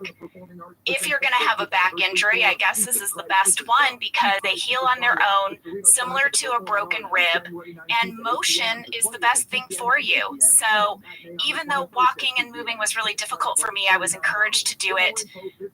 Here's a crazy twist to the story. You know, NBC had put us up at the Ritz-Carlton.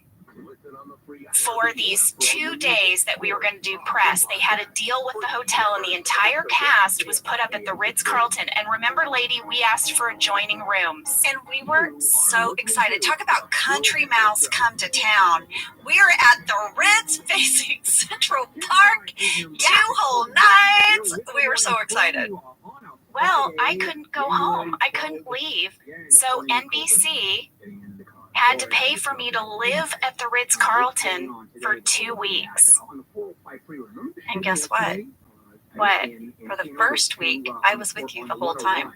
I know you didn't leave my side. I didn't leave your side because you had family on the way, but, you know, they needed a few days to get there, and so I was there, and I just remember that time, and, you know, I think every friendship has these milestone moments that you're forever bonded by, and we've certainly had a few, and best friends listening to this out there, you know those moments. This was one of those moments when you're helping your friend get on the toilet. Yep. And Jenna, you did this for me after my C-section. You helped me. Like, I remember this. This was one of those BFF moments. We have both been with the other while one has had a catheter. Yeah. Do you need your friend to step out while I give you this catheter? Nah. No, I'd actually prefer to hold her hand, please. Yeah. I'd like someone here with me. Yeah, so anybody out there, if you're wondering why Angela and I are best friends and will be best friends forever, friends who catheter together stay together, all right? Oh, man. My final piece of this story is simply that I couldn't shower for several days and my hair was so smelly. I'm sorry you had to live with that, Ange. That pineapple, it really turned real gross. And I did wet a wash rag and try to dampen your hair with the wash rag. You did. But anyway, guys, that's why Pam doesn't run in this episode. I was healed, but I don't think at this point I was driving myself yet, and I wasn't allowed to run. Your doctor had you on a very specific sort of recovery plan because you do not mess with the back. You don't mess around. But I'm fully healed now. No problems. No residual problems. Well, I loved the storyline for Jim and Pam. I thought it made it just really sweet. Like they were just going to hang out. They weren't going to participate. And then they had this sort of lovely walk and they got to hold hands. And I thought it worked out great. It worked. Well, guys, thanks for listening to us go down that memory lane. We'll take a break and we'll be back to really dive into this episode.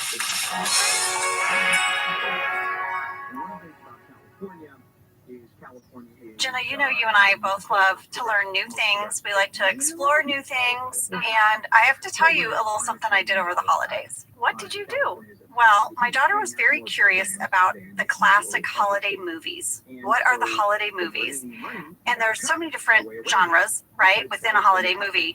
But we really sort of narrowed in on the rom-com holiday movie. Yes. And I went on Amazon Prime, and there were a bunch of movies on there. I now think I can write a holiday rom-com movie. Well, I think it's very important to stay curious, stay open to exploring new things, and you can do all of that with Amazon Prime. With Amazon Prime, you get Prime Video, Amazon Music Prime, and Prime's fast free shipping. Whatever you're into, it's on Prime. Visit Amazon.com/Prime to get more out of whatever you're into. For 175 years, Gorton's has been committed to spreading the goodness of the sea by making quality seafood accessible to everyone while responsibly sustaining its future. Over 99% of Gorton's seafood is certified as responsibly sourced. And Gorton's reached out to us and said, do you want us to send you some of our fish sticks, some of our products, so you can become familiar with it before you speak about it on the podcast? And I was like, Gorton's, I've got you in my freezer right now. Yeah, you do. You do. Your kids love the fish sticks. Yes, it's our fave. Guess what I got? I got the Southern style shrimp. It is so good. Oh, yeah. Yeah. You know, when you're looking in the freezer aisle, the Gortons are in the yellow package. They've got the iconic fisherman on the cover. This brand has been around since I was a kid. Same. Gorton's is actually a brand that's been around for 175 years. Oh my gosh, that's so rare. Well, we love Gorton's, and it can help you make your mealtime easy. Visit Gortons.com to learn more, find a store, and get a recipe inspiration. This show is sponsored by BetterHelp. You know, around New Year's, we all reflect, and people really start making lists of what they can do to be their best self for the next year. Yes, I think, you know, the new year definitely makes you think New Year's resolution. What do I want to change? How you living, New year, baby? new me, that kind of thing. Yes, but perhaps this year, Just one moment. we could be reflecting on what Just we're one moment. already doing right. Yeah, and therapy can help you figure out your strengths. I'm listening to a Ditch this podcast idea and I that gotta you turn need it some down. extreme change Just or one this moment. extreme New Year's resolution. There you go. And Wait. just, you know, you can make changes that really stick because they're based on your strengths. I like that. If you're thinking of starting therapy, give BetterHelp a try. It's entirely online, designed to be convenient, flexible, and suited to your schedule. Just fill out a brief questionnaire to get matched with a licensed therapist and switch the... There you go. Hey, what's going on, baby? How are you?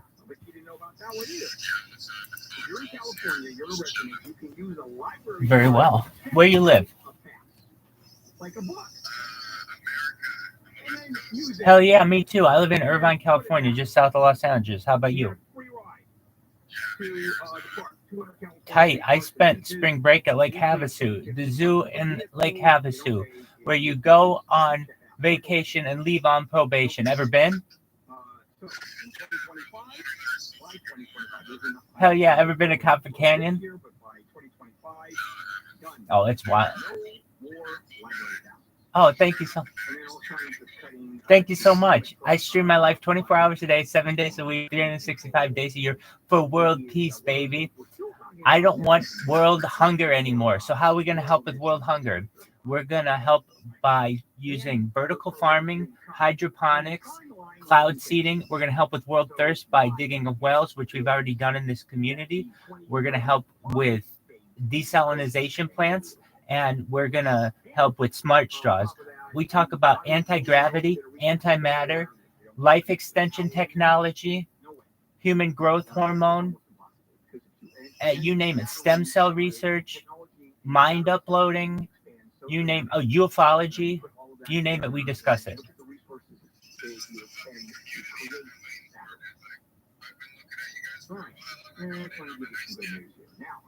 Well, you got the right one. Bongraker, what up, baby? We just got a new friend here. They are from Arizona. They've been to the zoo in Havasu, and we're just chilling like villains. Bongraker is a pillar of the community, been around since the beginning for years. So, if I may ask, you just learned about us from Twitter? By the way, if you're a bank, how about loaning $20 to someone in this community? It's way to go. Let's check in with Ernest King live in a KFI 24-hour news. Oh, yeah. I have more data on YouTube than any person in global history. What does that mean? I'm streaming right now on 4 different streams on YouTube, and I have been now for almost 3 years. I have more content online than any person. It's a time capsule going back to the pandemic. We've seen the death of a queen, the birth of AI, the coronation of a king, and everything in between. I've got the world's media that I've been able to essentially, I would say, spotlight. Every movie, every song, an album, every major work of literature we've listened to throughout this course of the 2 years. So essentially, it would be a compilation of the world's data. It's essentially the Truman Show. Have you ever seen the movie The Truman Show?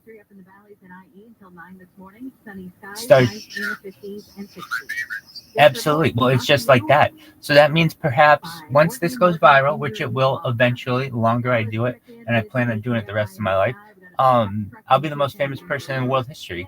And what does that mean for the community? We're going to make Harry Potter Obama Sonic 10 Inu the world reserve currency. And it will be the cryptocurrency to end all cryptocurrencies. Why?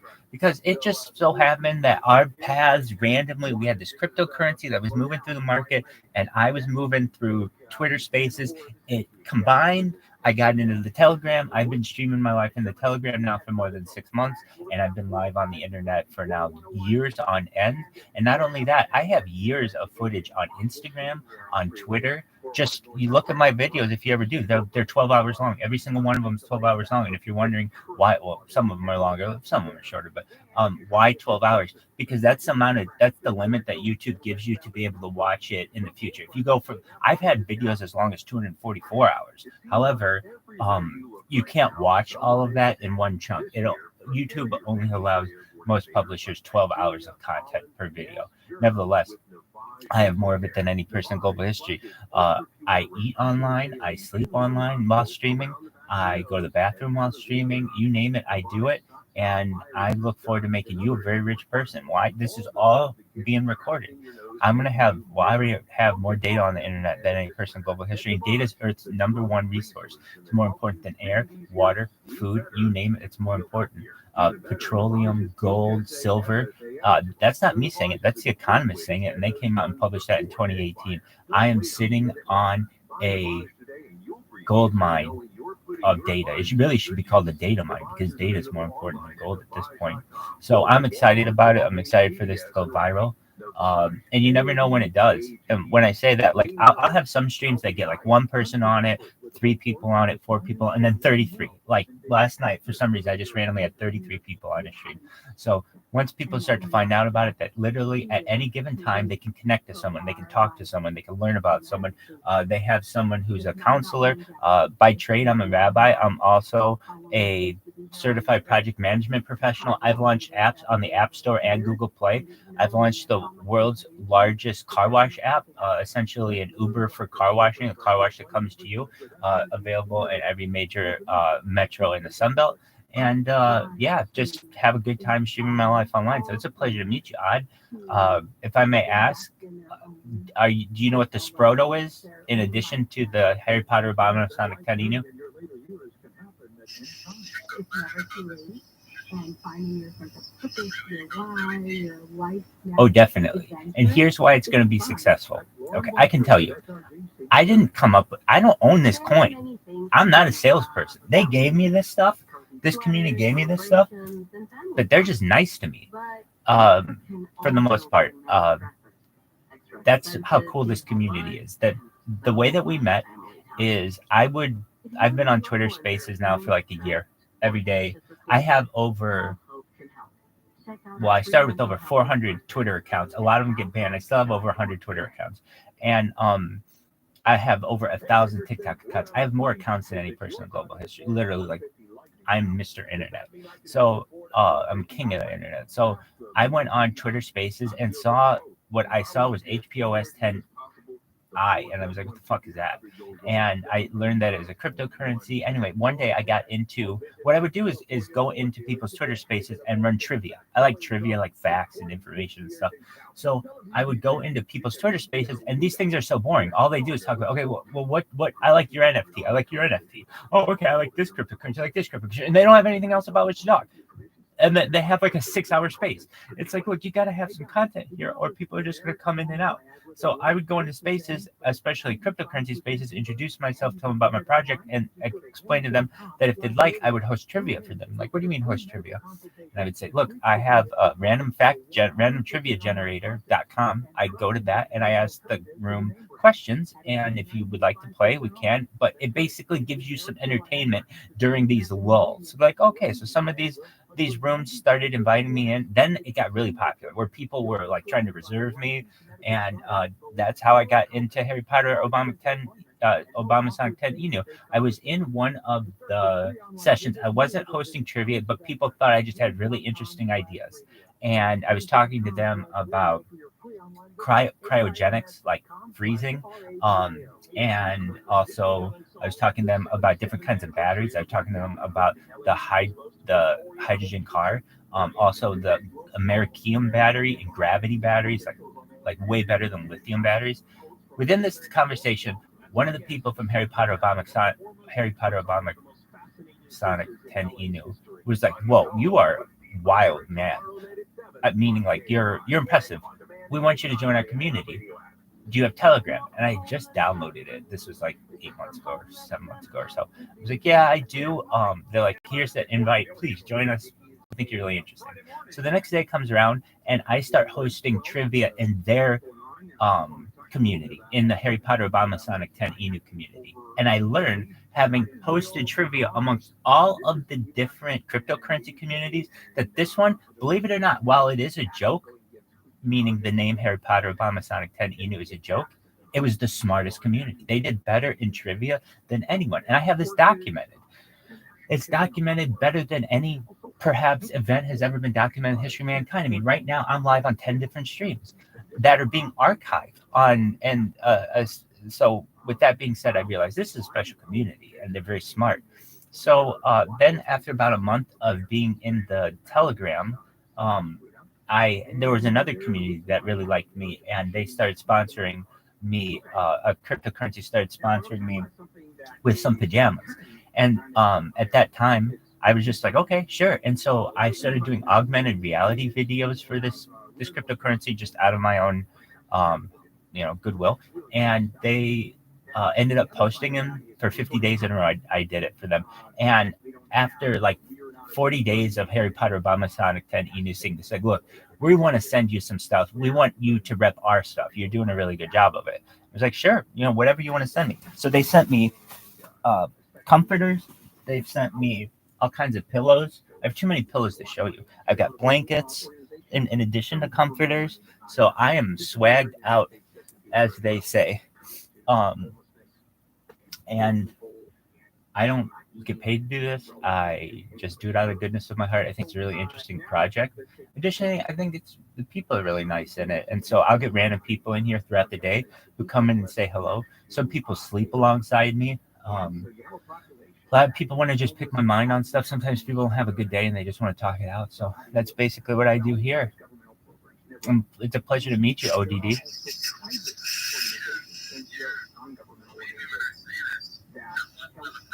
And there's a new one, and that's coming out of Fullerton, where you have 3 local churches, 3 Catholic churches. You're absolutely right. We're outlier individuals. To loan money to folks who desperately need the money to get into houses in this country. Low interest loans of $7,500 to help people.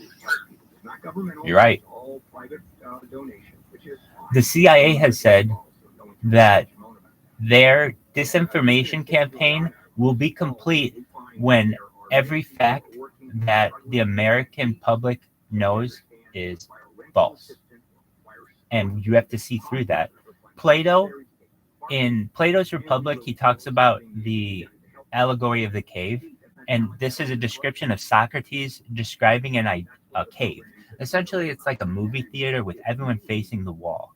And there are shadows that are displayed on the wall. And only a few really special individuals ever turn their head and see that what they see being cast on the wall of the cave is not reality, that these are just shadows, and that there are people who are casting a flame behind them, creating these shadows. And they begin to walk past those people out of the cave into the sunlight, which is known as the good.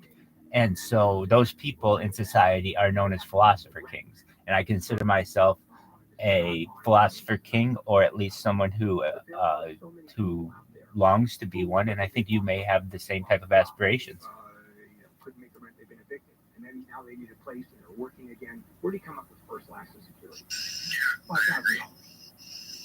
$5,000. And that's what at least Socrates and Plato. People don't know this, but Socrates taught Plato, but Socrates never wrote anything. Socrates taught Plato. Plato taught Aristotle.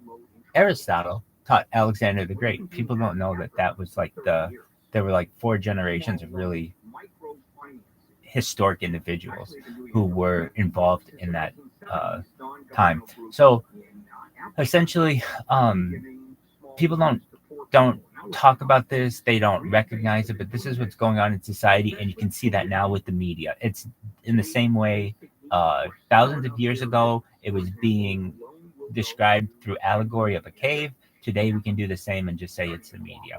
But I'm past all that. I'm going to use the media, or I use the media for my own benefit. How is that? I'm king of the internet. I literally have not just terabytes, but petabytes worth of data on the internet. That's far more data than any human has ever had. I'm going to essentially be the model of Skynet. Skynet needs a humanistic model. It needs lots of data on which to build its foundational database. And I'm the perfect model for it. Why? I'm in 360 degrees. There are some people who be like, oh yeah, I've been like, I'm not the first person to stream my life ever. No, there are people who've been doing this, but they don't archive it. Number one, meaning it's not saved so you can go back and watch it. You know, anybody can just stream their life on a closed circuit television. No one cares about that. It's not being, no one can access that information. So number one, it has to be accessible. Two, it has to be archived. Three, in addition, it has to be interesting. Now, I personally can't entertain 24 hours a day. So yes, I do have to sleep and some other things. But what I do is I watch really interesting documentaries, listen to really interesting podcasts. We're watching Bob Ross right now. If you know who Bob Ross, the artist is, who's an artist during predominantly the 1980s, 1990s on PBS. If you know who he is, you know. If you don't, he has like an afro, his signature look.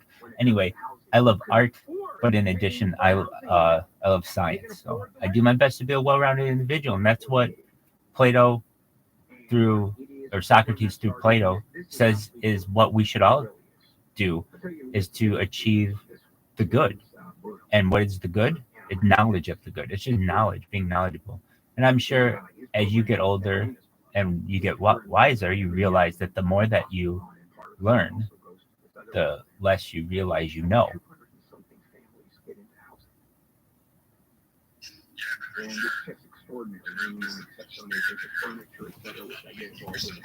It's wild. One thing, I think that this is a very interesting topic. So, we can sit here and talk about what's going on in politics and things like that, but it doesn't really get us anywhere. I like to tell. Excellent. So when ChatGPT came out on November 30th, 2022, I was using it. I was using it on day one. I used it on December 1st, 2022, December 2nd, 2022, December 3rd, 2022. I was using it every single day. And I used it, and if I say not every single day, I used it a lot, way in the beginning. And I could see its evolution from ChatGPT 1 to ChatGPT 2 to ChatGPT 3 to ChatGPT 3.5 to ChatGPT 4, and it has devolved, in my opinion. It has gotten worse. And so in, I want to say late 2022, it was Q4 2022 when Elon Musk bought Twitter. I think officially it was like November 1st, 2022 or something like that. It was like October 31st, 2022, something like that. So he announced that very shortly thereafter with Twitter Blue, you would be able to tweet no longer 248 characters, but now it was going to be 5,000 characters, which I knew was a game changer. I literally have like no money, but what I did have was the ability to buy Twitter Blue. And people don't know this. Twitter Blue launched in summer of like 2021 when under Jack Dorsey for $1. The only benefit of it was an undo tweet. And I was actually a Twitter Blue member when it was $1. Then it went to $8, $8 and $11 and all this other stuff after Elon Musk. Nevertheless, one of the features that was going to enhance the Twitter Blue package was the ability to really have an enhanced tweet of 5,000 characters. So I subscribed to Twitter Blue, and that allowed me to use ChatGPT and tweet lists on Twitter that aren't like 240 characters. They are 5,000 characters. So like, what are some good lists that I tweeted? What are 100 ways that mankind can travel faster than light? So I'd ask ChatGPT back a year ago when you could ask ChatGPT all these questions and it would give you the answers. Now it is so censored you can barely get anything out of it. And it would tell you about plasma drives and warp drives and space folding and like all this like really advanced stuff. And so I would post that, a list of 100 things. It was really simple. And so one of the things that I asked it was about alien races, because that was really interesting to me. And I wanted to know a list of 100 races, like alien races, and what they look like. And so it told you about the alien grays, and it told you about the tall whites, and the Nordic looking people, and the reptilians, and it told you about all these different races. I was like, wow. Oh, definitely, and it's published. It's live. It's on Twitter right now. I mean, I can go through and read them too, but I will. But I want to.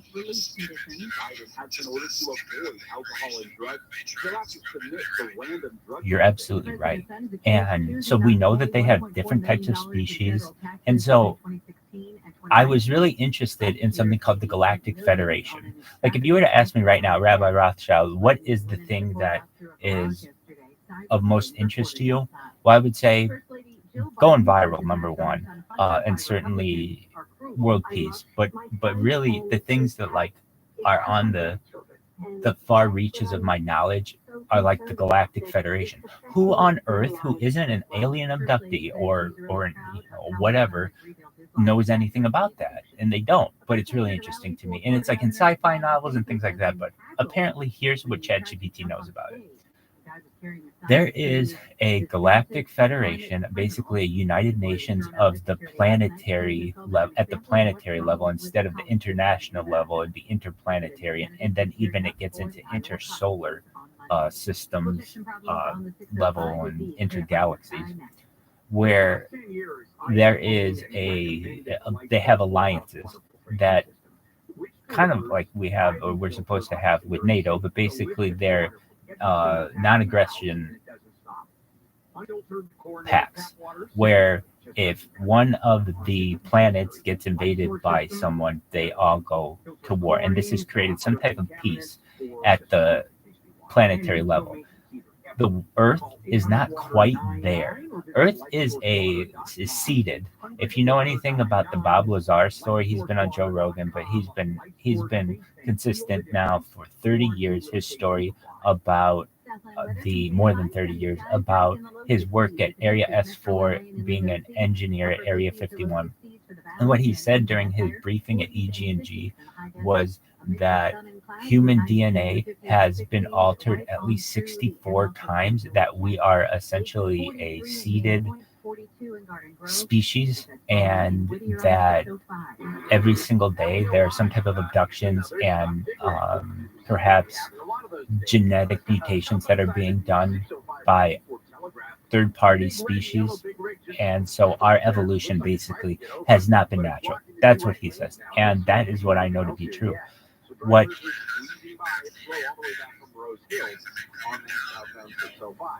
Meanwhile, of course, in Terminal Oaks, you still have double trouble northbound. The 101 is going to crash. That's clearing off on the right shoulder. Fast crash with several. That's right. And up ahead is a completely separate investigation. Possible shooting on the freeway. That's right. And we're moving into a new type of species. So we've had Homo erectus and we've had Homo sapiens. We're moving towards something else. And what do I mean by that? When I get into the discussion of life extension technology and mind uploading, where you upload your mind, you literally scan your brain. It knows where every atom is in your brain and knows the exact location and velocity. The database stores this information. You can download that into a clone of yourself, into an avatar, into a cybernetic being, into an ethereal being, into a robot, into anything that a cyborg, anything that you want. And you could create 100 of yourself. Really, at that point, it's going to be just a matter of cost. That's a different kind of species than Homo sapien. Homo sapiens die. If we have a new type of being that doesn't die, that changes things evolutionarily. That, the Darwin evolution of the development of man. Essentially, we create a new type of being that now doesn't die. And then you get into worlds where you can get into shape-shifting. How can you get into that? There's the argument that we shape-shift now, just very slowly. And how? Well, essentially, I'm growing a beard, or like I'm not growing a beard, but like I have a beard. Like we don't always keep the same look as a species. Now I can adjust that. I can take pills and have longer hair, and that isn't to say in 100 years or 1,000 years we won't be able to use that type of um, technology, or 10,000 years to be able to shapeshift. So what I'm trying to just say is that our development has changed on the Darwinian chart. Back to the Galactic Federation, though, as I understand this is just from like whistleblowers in the government, but also like alien abductees. What they've said is that humanity is on the cusp of being able to join the Galactic Federation. But we're not there yet because we're not technically one species. And we always say like, oh yeah, we're all one people and yada, yada, yada. But technically we're not a homogenous people. We still have too much genetic diversity, apparently, for the Galactic Federation. Because when they say, well, what are you? Well, you say, well, like, what does somebody from your race look like? Or your species, I should say. We say, well, it depends where you are on the planet. At that point, the planetary people are like, stop. Once you have a homogeneous planet, that's when you are able to join the planetary union, essentially. Now, what I had always understood is, and what ChatGPT basically I don't want to say I learned too much from it. I learned a little bit from it, but it really took all that I knew and outlined it, and then I was able to tweet all that. But some of the things that they said were that, like, there's a main planet of the Galactic Union where they have their meetings. There's like a ring at which they all sit, like in some building. They described the planet on which this major the society was all pacifist. There was no war. Everything was like socialist. There were two levels of people. There was like your normal people, and then there were like the leaders, who were in this Galactic Union, or like, I don't know, all the connection that was there. But I had always thought that once you get to a certain point, everything's peaceful in the universe. Incorrect, apparently, according to ChatGPT. Now, I've also confirmed this with the only person with whom I could confirm it. I would go to UFO Twitter and I would say, hey, does anybody know about the Galactic Federation? Yada, yada, yada. Somebody put me in touch with someone who they say is a channeler who has published books on this and is on UFO Twitter every day. I mean, I would say they're probably one of the better sources that we have. I'm just somewhat skeptical if somebody says they're a channeler. I'm not going to deny them, but I'm skeptical. Nevertheless, I showed them what ChatGPT said. They took it to their sources or whatever, and they said that that's consistent. So what does it say? There's the Galactic Federation, and then there's another type of species or civilization that are antagonists of the Galactic Federation, that are known as the Zenodians. And I didn't know anything about these guys. So it was like, whoa, there's a civil war going on in the universe that we don't know. Like, I always thought everything would be peaceful. It seemed like all of these alien species, if they're coming to Earth, they're not going to war at each other. It seems like they're peaceful. Apparently, there's some type of civilization that is anti all of the good that's in the universe. Now, we as people on Earth don't get involved in that. That's like way too big for us. But we're getting to the point where we're maybe over the course of the next 10,000 years, may be able to sit at the planetary table, the Galactic Union, and have some of these discussions. So that's really what is interesting to me. This guy's gone. I've just been having these discussions with myself. Developing property and building homes on the coast is behind us. Got news for you. It's never been carefree development. It's always been. That was cool though, when you were like, and the architect says we took into consideration the fact that it's on the water. I like when you were talking about the Galactic Union, and then everybody was like, oh, dog, that is boring. Peace. I also liked when you were like, hey, dog, hold on, I gotta get my phone working. The zoo and Havasu. Go on vacation. Leave on probation. Also, the patio would be high enough. Dream change, or this extreme New Year's resolution, and just, you know, you can make changes that really stick because they're based on your strengths. I like that. If you're thinking of starting therapy, give BetterHelp a try. It's entirely online, designed to be convenient, flexible, and suited to your schedule. Just fill out a brief questionnaire to get matched with a licensed therapist and switch therapists at any time for no additional charge. Celebrate the progress you've already made. Visit BetterHelp.com/OfficeLadies today to get 10% off your first month. That's BetterHelp, HELP.com/OfficeLadies. Okay, we are back. This episode opens with Pam answering the phone. Michael Scott's Dunder Mifflin Scranton Meredith Palmer Memorial Celebrity Rabies Awareness Fun Run Race for the Cure. But it's the Pro-Am race for the cure. My favorite thing about that whole moment was how you delivered, they hung up. It's so good. It's so good. Well, we got some fan questions about this from Gabriel B, Frank F, Kalos D, Alberto R, and Camille Y. Jenna, did you have to memorize that long title for the fun run race for the cure, or did you look at a piece of paper every time you said it? No, you guys, I had to memorize that. But I did have it sitting on a piece of paper in front of me. Like, I would look at it intensely, because that is a mouthful. That is a lot to have to say. Yeah. But I did memorize it for that scene. And it's a mouthful that doesn't make sense. Like for me, I can memorize something if it makes sense. My brain will piece it together for me. But if it's just like a list, you have to work at it. Yeah, that is more difficult. For sure. Like there's no way I could have ever been one of those doctors on ER or whatever, like on Grey's Anatomy, where they're running down the hallway and they got someone on the stretcher and they're like, we need 3 BPUs and get the suture, sew it up. I think that all the time when I watch those shows. All the time. I think like they're just yelling out jargon. They have no idea what they're saying. Yes. Yeah. Well, then Michael has an amazing talking head that I really love, where he lets us know that a woman should not have to be hit by a car to learn that she has rabies. But here we are. Well, you know what? No problem. So I was just talking about the Galactic Federation and just that.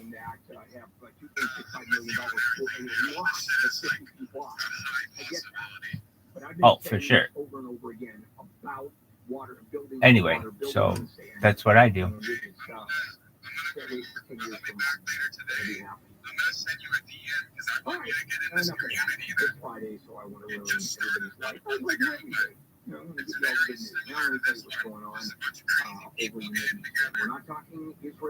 Sounds good.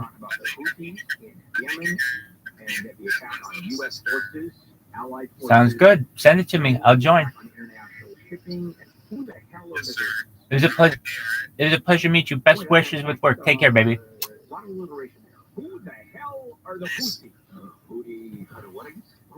West Side. And Michael is there fighting for women once again.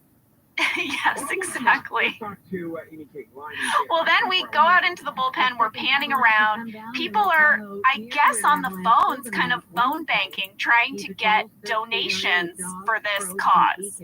He has the whole office doing this. It's unbelievable that any of us had a job after this day.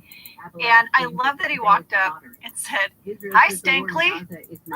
Like, when is Michael going to learn you can't do bits with Stanley? Stanley doesn't want your bits.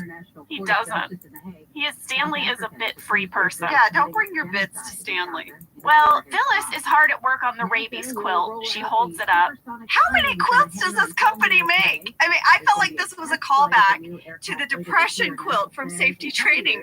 Any wonder Dwight was like, should we do a depression quilt? And Michael's like, no time to sew the quilt. Because clearly it's a thing. It's a thing. Put Phyllis on it. Well, we had a fan question from Mary Halsey. Who made the rabies quilt? Well, guys, it was Phil Shea. I mean, he didn't personally make it, but he had to get someone to make those squares. And if you want to buy it, there is a full-size version of the quilt online. Get out. Get out. Rabies Quilt the Office. People are making them. You can buy them. I am going to Google that. I want to see it. You know, my mom's a quilter, you know. Yes, Angela. In my notes for today, I literally wrote, Angela, your mom quilts. I have several pieces of your mom's quilting. My mom is old school type of quilter where, you know, no machine. She cuts out all the pieces and then she like makes her pattern. She'll use like one of the bedrooms in the house and then she sews that all by hand. And she'll do the backing sometimes, you know, with the machine, but she actually purchased in Pennsylvania years and years ago from an Amish family a wooden quilt rack, and every peg, everything is wooden. There's no metal screws or anything. And she puts her quilt top on there and quilts. And I feel like every single one is a piece of art. Since we're talking about quilting, I want to bring up this artist that I love, Bisa Butler. She makes these huge life-size quilted portraits that I'm slightly obsessed with. Go to her Instagram page. It's at Bisa Butler. They look like paintings, but they're not. I'm going to look at it right now. Okay, look at it. Oh my gosh, they're beautiful. Yeah, I just love her work, lady. I love it. I can't wait to see it in person one day. It's beautiful. It's art.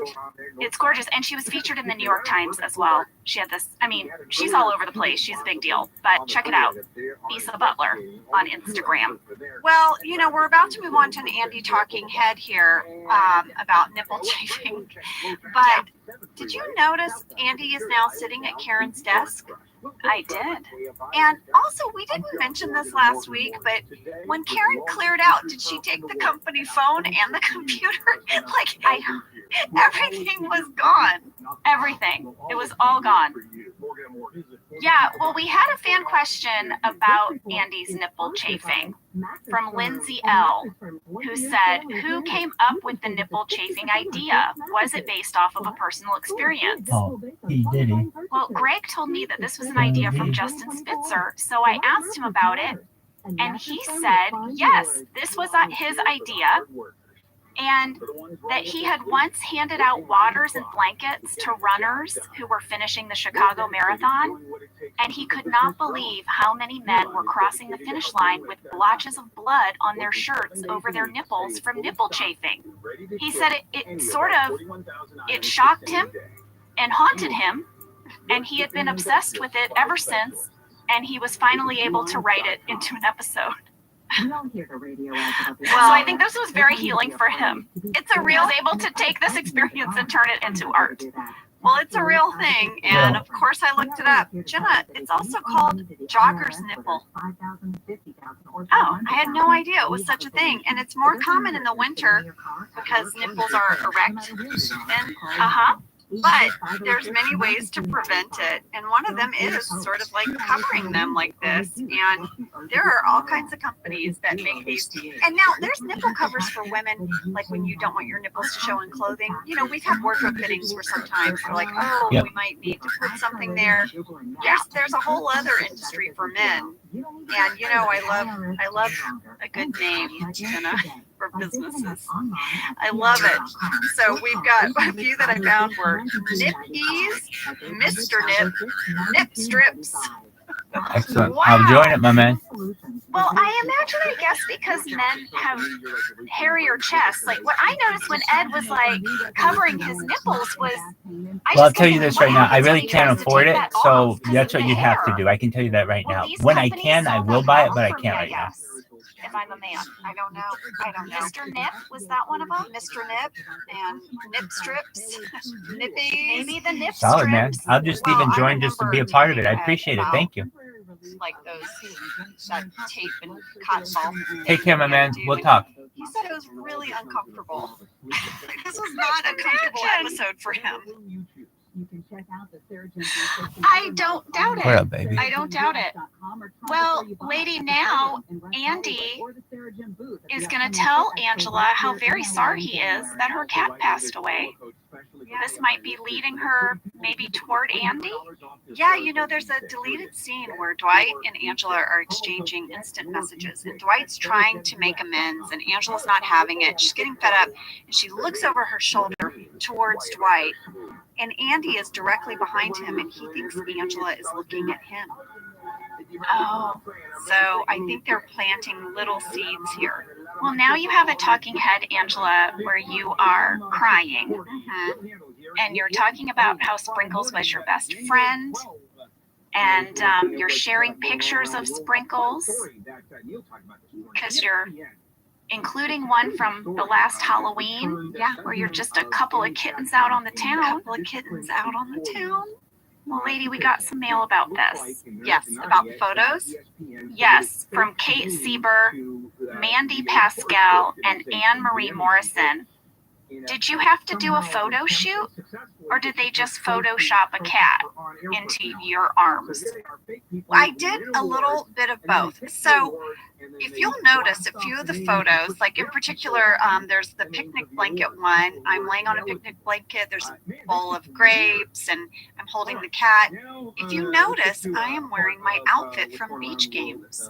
Oh, yeah. Right? So there's a few photos of me in my Beach Games outfit. Well, Phil Shea pulled me aside and was like, Angela, we're going to need some photos of you with Sprinkles for an upcoming episode. So that day where we started out for Beach Games on the bus in the parking lot, Phil Shea just said, Angela, I'm going to grab you when I can, and we'll just quickly take these, okay? So the day that we started Beach Games, before we went to the beach, when we were still leaving Dunder Mifflin, I snuck off with Phil Shea, and we took a bunch of those, and I walked over in my own flip-flops, and you can see them in the photo. That's why I'm barefoot. Isn't that weird? That Angela Martin would be barefoot with a pair of flip-flops, and you can see a little eagle on the flip-flops because they're American Eagle. They're my American Eagle flip-flops. That is incredible. Well, I loved you in this talking head so much. You're so good in this whole episode, Ange. Oh, thanks. Thanks so much. Well, up next, Jenna, we have the scene. It starts at 24:02, and I titled this scene, The Moment the Crew Turned on Us. Sam, can you play this? I'm having relationship problems. And since you're always having relationship problems, I thought you'd be able to give me some advice. What's wrong? I have this crazy thought that I know is crazy. That maybe Dwight killed my cat. When I got home, Sprinkle's body was in the freezer where Dwight said he left her. But all my bags of frozen french fries had been clawed to shreds. Something's not right. The vet's doing an autopsy. Angela, I'm sorry. Didn't really ever kill one of your cats. I'm more of a dog person. Jenna, do you remember us doing that scene? Yes. We got to break it down for people because literally the director came over and was like, I'm just going to stop you right now. It was Greg. I know. So I had to pop up over the partition, and I start off with like, and then that got me right there. I was done. I just started laughing just from your head popping over the partition. Started laughing. No words have come out yet. And every single time you started laughing, then I would start laughing. And then there were times I would get it together and I'd come up over the partition and you'd already be laughing. Yeah. Because I knew there, Angela, you have to imagine from my point of view what it's like to have your tiny blonde head pop up suddenly. It's very funny. And we should also mention this scene was scheduled right before lunch. Yes, and everyone was really hungry. You're always really hungry before lunch because you get called into work at 5 a.m., 6 a.m., but lunch is not until 1. So you are hangry at 12:40. Everybody on a set is super hangry at 12:40. Even though there's snacks, you want to sit down, you want your 30-minute break, you want to eat a hot meal. And here you have these two actresses who cannot even get one line out. These two gals who are literally laughing so hard they can't speak. And Greg was like, why don't we take a break? Why don't we give you guys a minute to get it together? And I said, oh no, Jenna, they're turning on us. And like, I felt so bad because normally when we would break in a scene, the crew was laughing with you. And other actors would laugh too and be like, you guys. No one was laughing. No, it was just us. We were so tickled to have a scene together. We always were. And this was a comedic scene we got to do. This was funny. Yeah. And I'm surprised we even have one take that's usable because we were laughing so hard. And now let's just take a minute to talk about Happy Pam Sass. Because Happy Pam doesn't give Angela anything. She's like, Can you imagine Angela finally reaching out to Pam and all she gets is, well, I'm more of a dog person. Are you flippin' kidding me? Well, Angela, what do you expect? Anytime Pam has ever tried to comfort or help Angela, Angela just insults her. I think Pam is being self-protective. She's having good boundaries, in my opinion. She's got good boundaries and she's getting laid. And she doesn't have time for anybody anymore. Oh my God! Oh my God, that is private. Well, Angela, I will say this. We have a fan soapbox, and I think you're going to like it. Ooh, I want to hear it. This is from Amy Wagner, Rivka Wasserman, Kayla Kelly, Kaylin White, and Christina Chadbourne. They all wrote in to say this.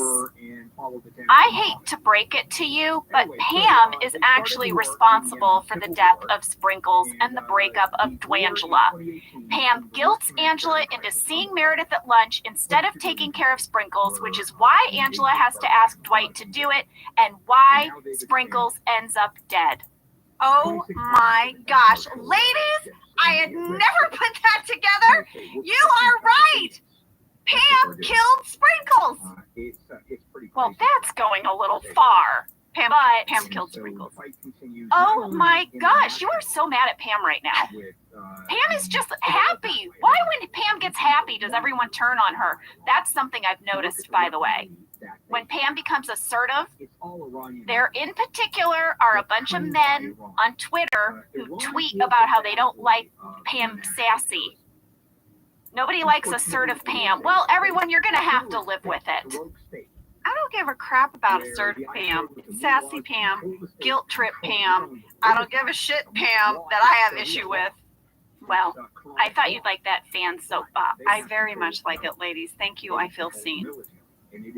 Well, speaking of Jim and Pam, they're flirting in the break room right now. Oh, I titled this scene.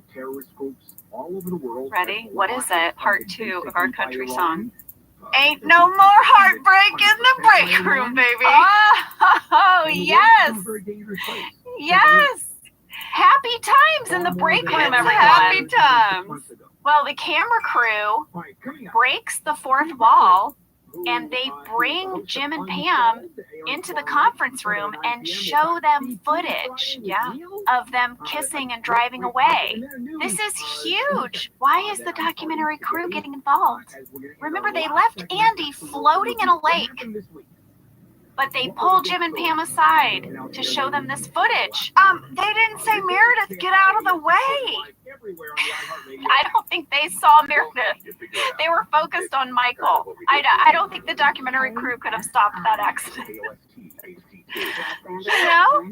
I mean, there's been many times where they probably should have stepped in and they didn't. Why now? I don't know, but they get Pam to admit that she and Jim are dating. This is another Pam Sass moment where she doesn't care. She's like, you know what? We're dating. This is such a cute scene. It's so cute. It has all the feels. It's really cute. And you and John are so good in it. It's a really great jam moment. Well, we had a fan question from Linnea B, who said, what was it like coming back from the break between season 3 and 4 to a new relationship between Jim and Pam? You guys, it was awesome. I had a great time in season 4. Pam was happy. I was happy. I just spent all day being happy in a comedy, basically. Because I don't know about you, Angela, but I was going to ask you, you have to play this season in a lot of emotional turmoil and mourning, and it takes a toll when you have to play jealousy or you have to play sad. Like, it does take a toll. Well, it does. Playing sad takes a toll. Playing angry is fun. Yeah, I'll say that because I loved the juxtaposition from this very sweet, cute moment with Jim and Pam to me body checking Dwight by the file cabinet. It's so great.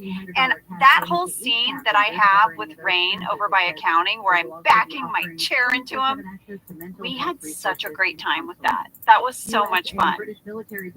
Well, that is a really good scene. Dwight seems to think you're going to feel better after you run the 5K because exercise helps with depression. And you're just like, you're not getting it. I'm not depressed. I'm pissed off. You're grieving. I'm grieving and I'm angry. Yes. So now we go into the conference room, Angela. Jim, Michael, Pam, and Dwight are putting sort of the finishing touches on the fun run plans. And Michael wants a giant check. What is this thing with giant checks? He got a giant check in product recall. Yeah, I don't know. I think I swear, I think it goes back to when he was a little kid and that owl came to his assembly in a costume with props. This is how you get people's attention, how you get them to care about things. You have big props and costumes and outfits. Why have we not explored Michael's feelings about Carrot Top, the most famous prop comic? I think he loves Carrot Top, and I think he loves, who's the guy that hit all the watermelons? Gallagher.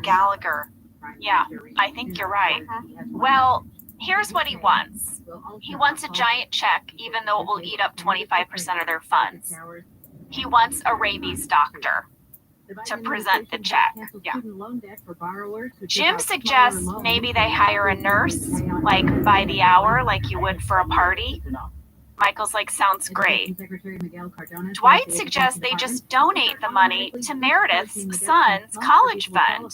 Dwight is the only person making sense in this meeting.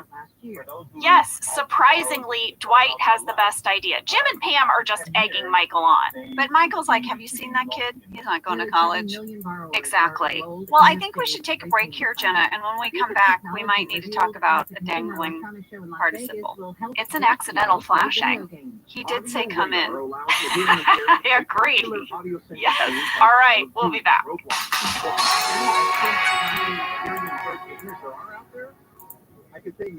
Well, folks, you know I have a lot of family in Texas, and I just want you to know, if you travel to Texas, there are vast landscapes, cultures, regions, destinations, activities that allow for an infinite number of different travel experiences. You can have fun in the sun. Texas has 350 miles of coastline. That's right.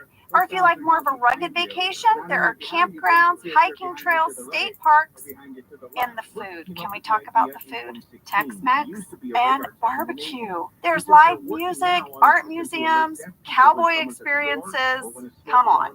Right now, Travel Texas offers a one-of-the-kind online trip builder that allows users to generate a custom visually led trip matched to their unique interests. So you go in there and you click your interests and it'll say, here's where you want to go in Texas. Visit traveltexas.com/get-your-own to get the only trip to Texas that matters, yours. That's traveltexas.com/get-your-own. Whether your resolution is to save money, eat better, or stress less, HelloFresh is here to help you do all three. Yes, you guys, I love HelloFresh. Jenna and I both love it. You know why we love it. And guess what I made the other night? What? It was so delicious. I made their pub-style shepherd's pie. I've made it. Yes, it's so good. White cheddar and the thyme mashed potatoes. I know it very well. It's a family favorite. Well, you know, Josh normally makes dinner, so this was my turn, and I made this, and he loved it, and I was so happy. I was like, I made a shepherd's pie. I'd never made one before. It's so good. Everyone, you can say hello to your most delicious year yet with fresh ingredients, chef-crafted recipes, all at a price you'll like, delivered right to your door. Go to HelloFresh.com/OfficeLadiesFree and use code OfficeLadiesFree for free breakfast for life. One breakfast item per box while subscription is active. That's free breakfast for life at HelloFresh.com/OfficeLadiesFree with code OfficeLadiesFree. HelloFresh, America's #1 meal kit. All right, we are back, and Pam's about to get the shock of her life. Jenna, how did you film this? So Pam is, like going in to tell Michael something, right? She knocks on the door. She wants to tell him that 5K means 5 kilometers, not 5,000 miles. Right. And he says, come in. And she opens the door, and he's decided to change into his running outfit in his office. So we still have Yeah. problems in Sherman Oaks. And he is nude from the waist down. And Pam is shocked. Well, this was a really interesting scene to film. We had a fan question from Tara Nunez. When Pam walks in on Michael naked, what was Steve actually wearing? Steve was actually wearing like a flesh-colored Speedo. It's still not pleasant to look at, guys. Those reactions are honest. Whenever anyone has to wear a flesh-covered anything, it's just off-putting. Yeah, you kind of look like a Ken doll or a Barbie doll or something. Yeah. It's very weird. You still are seeing outlines. Right. Anyway, the thing that was difficult here when we were shooting it, and we shot this several times, because Pam has to get far enough into the room and open the door wide enough that the camera can see Michael. Because in my early takes of this, I can see him, but the camera wasn't catching it because I was reacting too quickly. You're pulling the door shut too fast. Yeah. So the first thing that we did was Greg said, why don't you be looking at the paper longer and like give a look to camera as you're opening the door? Like, can you believe he thinks it's 5,000 miles? So that I can get the door open wider for camera to see him almost before I see him. So that's how we ended up fixing that problem. But it was very, very funny. We were laughing a lot during this scene.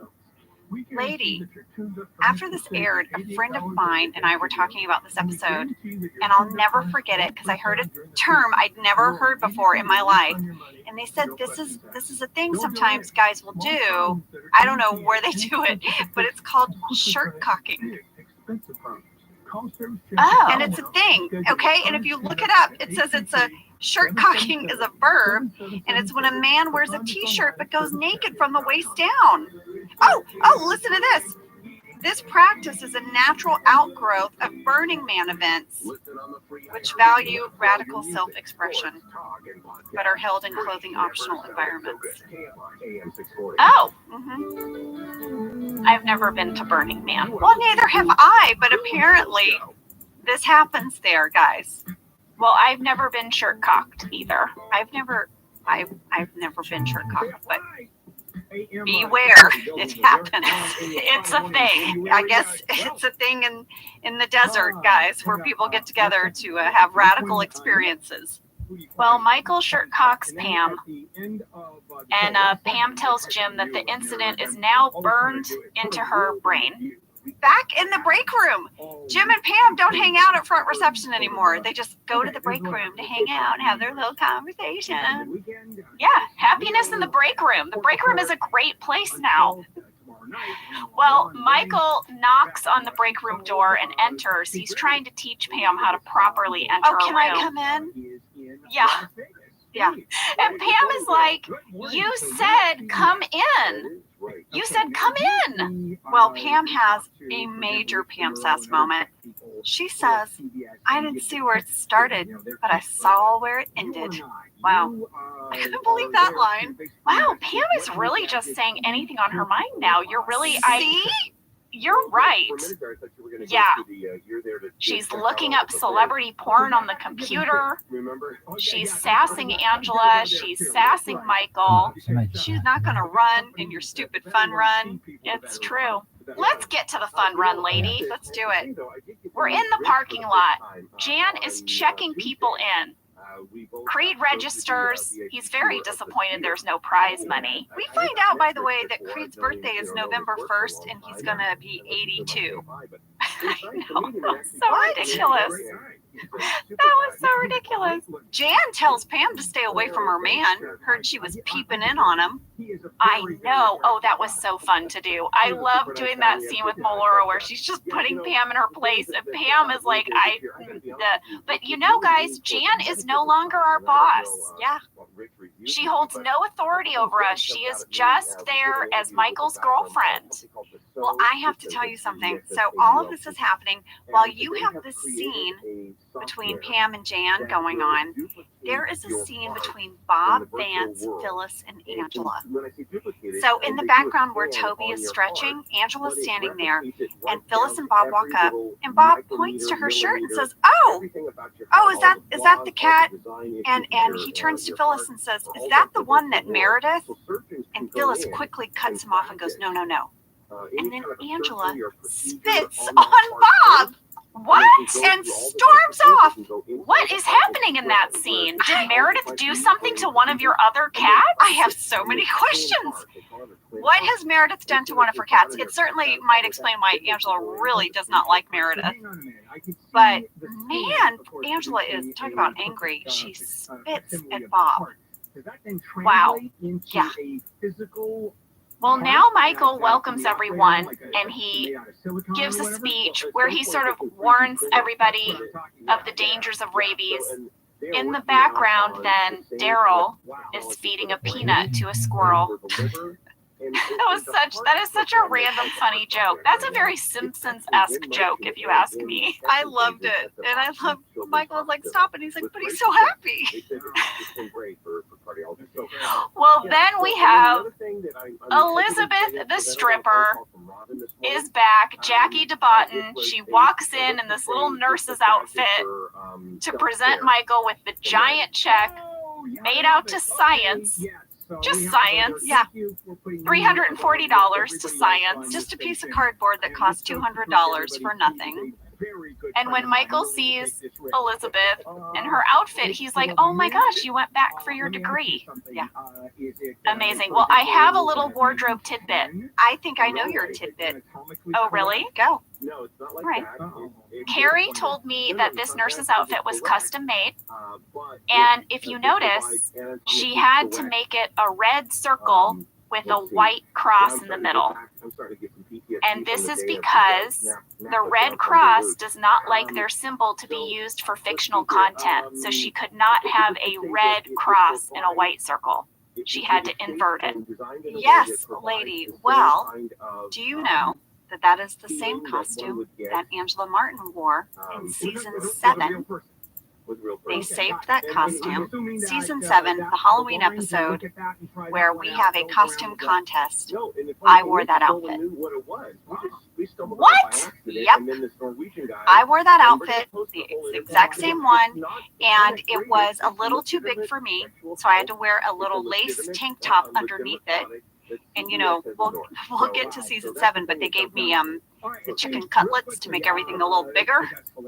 Yep, same costume. What's going on tomorrow? Yeah. Wow. So tomorrow night I guess in our Dunder Mifflin world, this is like a little costume that you could buy, I guess. But Carrie Bennett told me that she made it. There it is. You're wearing it. And you can see it's the same white cross, same hat. I just have a tank top because it's a little big. That is crazy. I know. What can I say? Well, speaking of crazy, Michael is now downing some fettuccine Alfredo. Just downing it. He's carbo loading before the run. Oh. Is that a thing? Do people carbo load? They do, but like not moments before they run, right? I looked it up. There's two things happening in this moment. First of all, we have a fakey bag catch. Fakey bag. Fakey prop bag, that bag that Dwight is holding, is not a real bag. It's one of the ones that doesn't make noise. And here's the thing about carbo loading. So, guys, this is something that people will do, but it's recommended that you do it the week before a high a week before a high endurance activity. Yeah, the reason why you do this carbo load the week before is to boost the glycogen that's stored in your muscles, right? So you can sort of burn on that while you're doing your high endurance activity. You don't do it minutes before. It's so gross. So gross. It's so gross. A lot of people wrote in asking how much fettuccine Steve had to eat. Pretty much none. I don't know if you noticed, but we cut away before he has to really swallow the fettuccine. They had a bucket there, so he would shove a bunch in his mouth and he would spit it out. Thank God, because it was almost 100 degrees that week every day. Yeah, we were outside, hot outside eating fettuccine. Bleh. Can we talk about the ginormous gun that Dwight shoots off to start the race? Not a starter's pistol, an actual gun with actual bullets in it. Obviously, we shot off blanks, but what the heck? I know. So according to Dunderpedia, Dwight uses a 6-inch Colt Anaconda, and it's the same caliber gun used by Dirty Harry. Well, it's ridiculous. I believe, though, that he would have some gun that Clint Eastwood fired, like a Dirty Harry gun. That tracks. It's perfect for his character. Well, the race is underway. We fired this gun. Creed, Stanley, and Oscar immediately get into a cab. Yeah. Which is amazing. Brilliant. Stanley says he will work out today. He will work out a way to avoid running for a stupid cause. Yeah, they all three have talking heads and deleted scenes that talk about why they're not doing it. Stanley had an alt that said when he runs, his feet swell up to the size of a pot roast, and you don't want to see that. Oh, well, Angela Martin certainly would not. She does not like gross feet. No. Well, we sort of see everybody's approach, right? Like Andy's going to run, Michael's going really fast, and this is when we find out that Pam and Jim are happily in last place together, just strolling. Andy's going to draft behind Kevin. Well, now we have a scene that I love so much where Jan is handing out water to the runners. She's somehow moved from the starting line where she was checking people in to a new table where she's handing out waters and people haven't even gotten to her yet. I found that interesting. Yeah, she obviously drove, I guess, She to this quickly new drove. spot. Yeah. Well, Michael refuses to take the water. He explains that rabies victims have to live with an irrational hatred of water, so it's really the least he can do to refuse the water. Well, I looked it up, Angela. You know, last week I told you a lot about rabies and the importance of getting a shot if you're ever bitten by an animal. Hey, I did not look it up. In fact, I wrote myself a note. Ask Jenna, rabies expert, is this true? No, you did not. I have to say I do know a lot more about rabies than I ever thought I would, thanks to this podcast. But this condition is called hydrophobia, and it is an irrational fear of water, and it does present itself in the advanced stages of the disease of rabies. But here's why. Basically, patients start to fear liquids because it is so painful to swallow. Like they don't want to drink or eat anything. So it's not like having water touch them would bother them, but ingesting anything becomes so painful that's why. This is horrible. This is horrible. Rabies is a horrible disease. I cannot stress enough how important it is to get that shot if you are bitten by an animal. Well, we also didn't mention that Toby ran by and took a swig of water, but threw most of it on Jan. Yes, this is true. Well, Toby's doing great, and we're about to find out why. Michael is not doing well because of the fettuccine. Yeah. But Dwight tells him he's going to be fine. You'll probably still win because he put Imodium in Toby's coffee. Michael's so excited. He's like, excellent! And then goes, wait, don't you mean X-Lax? Yes. Dwight has helped Toby. Yeah. I want to point something out about this scene. During this scene, I swear Michael and Dwight run past Oscar's house, or at least the location that we used for Oscar's house. So I looked it up, and yes, we are filming on the same street in Sherman Oaks that has Oscar's house. We filmed there a lot. It was really close to our set. And yeah, I think we run past the location of Oscar's house. We filmed there a lot for all those reasons, and also this particular neighborhood in Sherman Oaks has really great old huge trees that might resemble the East Coast more than normally what LA would look like. Yeah. Meanwhile, Andy's nipples are starting to chafe, and Creed, Stanley, and Oscar are at like an outside cafe. They've ordered another round of drinks. I like their style. Yes, and Pam and Jim them are now going to stop at an estate sale.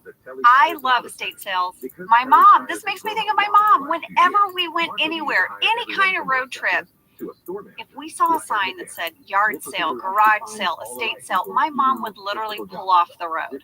Well, in my sophomore year of college, I got my own apartment. And the summer before I went back to school, my mom took me around to estate sales and garage sales, and that's where I bought all of my dishes and my pots and pans and all the stuff I was going to need for my kitchen. And I still have some of that stuff. I still have a baking dish from one of the garage sales that we went to in order to get all my stuff for college. I still have a little piece of like kitchen art. It's like a pear and some grapes, and it's like someone made the image and then got a piece of wood and then shellacked over it. Do you know what I mean? Yes, it's this sort of kitschy little piece of kitchen art, and I got it at a garage sale. I love that. I did that too. I love estate sales and garage sales because I think they're such a great way to recycle and reuse. You know, you don't have to buy everything new. When someone's done with it, use it. I love that. I love that too. I always love the idea of what that story was. Like what did that green bowl with that one little chip, what was that about? Now I'm going to have it. Yes, I agree. Well, now I love that Ryan in Fancy Corporate calls Dunder Mifflin and no one is answering, and he gets this message that says, "You've reached the offices of Dunder Mifflin Scranton. Currently the entire staff is out doing the Michael Scott DMSMPMC Rabies Awareness Pro-Am Fun Run Race." And then Michael chimes in, "That's all your voice." And Michael chimes in and goes, "For the cure." And then Pam says, "Leave a message." I thought it was hilarious. I thought it was so funny. And Ryan is like, "Oh." Well, you know, Michael was just hovering over Pam's shoulder as she created that outgoing message. Oh my goodness. I would love to have seen how many ways that he made her say it until they got it right. Well, now, lady, Dwight is going to try to sweet talk Angela. He is. He runs up next to her, tells her she looks cute as a button. She's not into it. She doesn't want to hear it. And there were a lot of things that made this scene a little trickier than it looks. We had to deliver all of our dialogue while running, but we couldn't run so fast that you would never see Steve, who was positioned just behind us and between us. We couldn't run too close to one another, and we had to pace this out because the camera was getting us in the foreground and Michael in the background. I imagine it was difficult. Also, we only had so much sidewalk. Well, we had a specific place we had to stop too on the sidewalk, and we had to try to hit that same mark every time because then we see the neighbor, and we have this great moment that I love where we're like, "It's nothing," and Dwight's like, "I'm robbing her," and I'm like, "It's fine," and then at the same time we're like, "It's nothing," and then we go right back to our conversation we were having. Well, we had a fan question from Steph Bailey and Debbie K. Kind of more of a statement. Angela, for not being a runner, you have really great form. Do I? I thought so too. I thought you were a very cute runner. Well, thank you. I mean, I ran cross country in high school, you guys. Maybe somewhere in the back of my brain it was still there. Well, there you go. When were you running cross country while also playing basketball and trombone? I don't understand. And tennis, and I was a cheerleader. I was busy in high school, Jenna. This was my mom's attitude was, if you're busy, you don't have time for trouble. Well, you were busy. I was very busy. I also want to read you this letter from Patrick Wright, okay, because I agree with Patrick. Here's what Patrick had to say. I really wanted to express my respect for Angela as an actress, especially in this episode.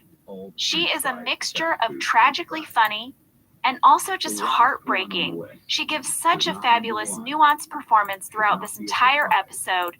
We as an audience truly feel for her hurt and anger throughout the story, and my heart broke as she runs away from Dwight with her adoration of the man she loves, but at the same time shattered. The performances from everyone in the cast was brilliant as always, but I felt compelled to single out Angela for her marvelous acting. Aw, that is so nice. Thank you. I so appreciate that. We really feel Angela being torn here because Dwight admits he killed Sprinkles. He mercy killed Sprinkles. And, you know, Dwight tried to do it in the kindest way and for all the right reasons in his mind, right? Yeah, in his perspective, and gave her antihistamines until she fell asleep. And then Angela's like, but then she threw them up and she tried to claw her way out. And she's like, why didn't you talk to me about this first? Like, how is this not a conversation? If this was the solution you thought needed to happen, why not talk to me about this?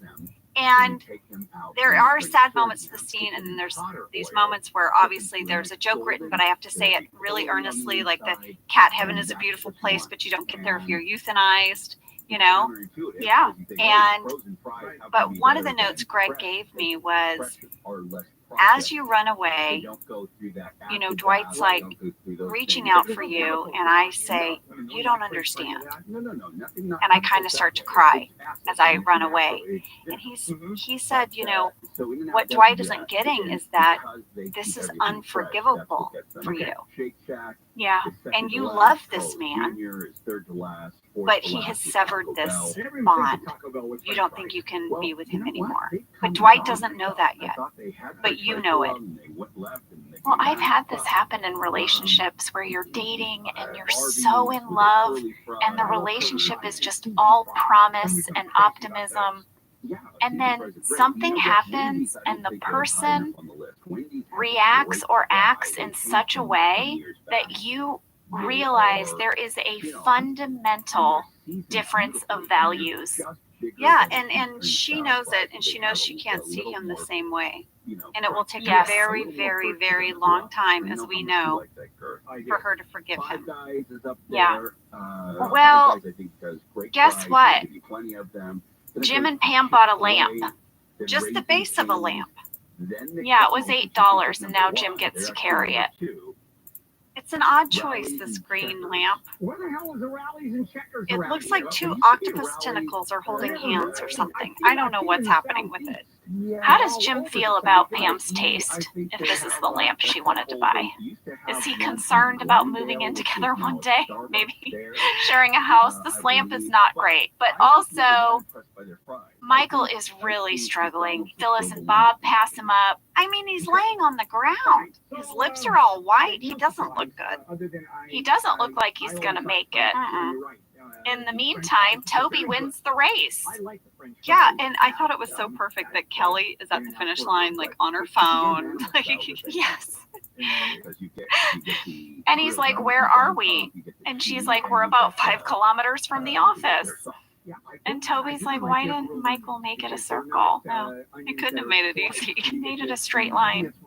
Well, it's interesting. So that spot where they are is pretty much right outside of our real office, actually. That was on Satakoy Street where we shot.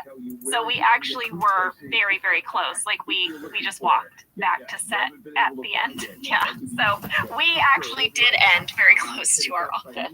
You know, I guess it's interesting because Pam, like, I think she's going to give Michael a pep talk, but she's like, no, you don't got this. It's more like Pam says, of like, there's other people that are better at helping people. Why don't you just let this one go? And then Michael's like, you don't know me. You've just seen my penis. And somehow Pam not cheering him on makes him cheer himself on. And he has this talking head where he's like, finishing that 5K was the hardest thing I've ever had to do. I ate more fettuccine Alfredo and drank less water than he ever has in his entire life. This was so funny to me. He slowly makes his way across the finish line, and I caught a palm tree. In midair. Yeah. Did you see it? Yes, I did. Yeah. 39 minutes, 46 seconds. Palm tree alert. We did not, I guess we didn't paint that one out. Yeah. I'm sure there are others along the way because, you know, we're filming outside so much. But he finally makes it across the finish line. And Jim gives him the lamp as a trophy. And he pukes. Yeah. Probably some kind of mushroom soup. Oh, It looked gross. It was so gross. It looked so gross. And he let it just dribble down his chin. I'm like, wipe that off your face. So gross. Well, this episode ends with Michael in the hospital, and Meredith has wheeled herself in to his room to visit him. Yes, there's a deleted scene that Michael checked himself into the hospital for dehydration, and he requested his childhood pediatrician come visit him. And his pediatrician is a very elderly man. And he's saying, you know, Michael doesn't really need to be in the hospital. He got a little dehydrated. Really, this all could have been solved with a bottle of water. But, and then as he's talking, Michael's like, where's my lollipop? He like gives him a, oh my gosh, so is that why he has a lollipop in this scene with Meredith? Yes, because his pediatrician stopped by and checked in on him and gave him a lollipop. Well, the lollipop leads us to a very cringy final moment, yes, which is that Michael is sucking on the lollipop, and he suggests that they share it. So he hands it to Meredith, who then sort of puts it in her mouth, and then she offers it back to Michael, and he says, nah, I'm good. Well, we had some mail from Eliza Jarvis and Natalie Benari. Please tell me the lollipop Michael shares with Meredith is switched out before they share it. Did they really share it? Guys, I wondered the same thing. When I watched this scene, there is no cut. It's a one-er shot of Steve taking the lollipop out of his mouth and handing it to Kate. So we asked Kate about it. We had to ask her about it. And she said they did not rinse it off. She also said Steve improvised that in the moment, and she just went with it. Yeah. And I think that's why you see her pause a second. I think you are watching Kate, the person, decide if she's going to do this. Yeah. She's like, am I going to do this? But brilliant ending. Good for you, Kate. Way to really go for it on the show. She said she got a thrill out of doing her own sort of stunts. So yeah, well, she's brave. And you know, there was a Dwight deleted talking head that I think would have come after this, where it kind of broke my heart, where he talks about forgiveness and what it is to forgive someone, and that he hopes that his friend will forgive him. Because if Meredith can forgive Michael for hitting her with the car, maybe his friend will be able to forgive him, and he's hopeful. I know. It made me sad. Yeah. Well, I think that finishes out Fun Run. We did a Fun Run. Thank you guys so much for joining us for the Michael Scott DMSMP MC Rabies Awareness Pro-Am Fun Run Race for the Cure. We'll be back next week. Thank you for listening to Office Ladies. Office Ladies is produced by Earwolf, Jenna Fisher, and Angela Kinsey. Our producer is Cody Fisher, our sound engineer is Sam Kiefer, and our associate producer is Ainsley Boopko. Our theme song is Rubber Tree by Creed Bratton. For ad-free versions of Office Ladies, go to StitcherPremium.com. For a free 1-month trial of Stitcher Premium, use code OFFICE.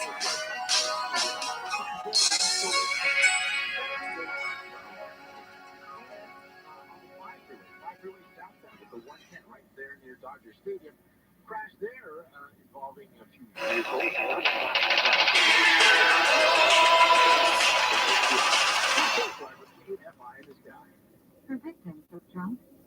Did you know that the bold, smooth taste of Dunkin' cold coffee can be brewed in your Keurig coffee maker and enjoyed at home? You heard that right.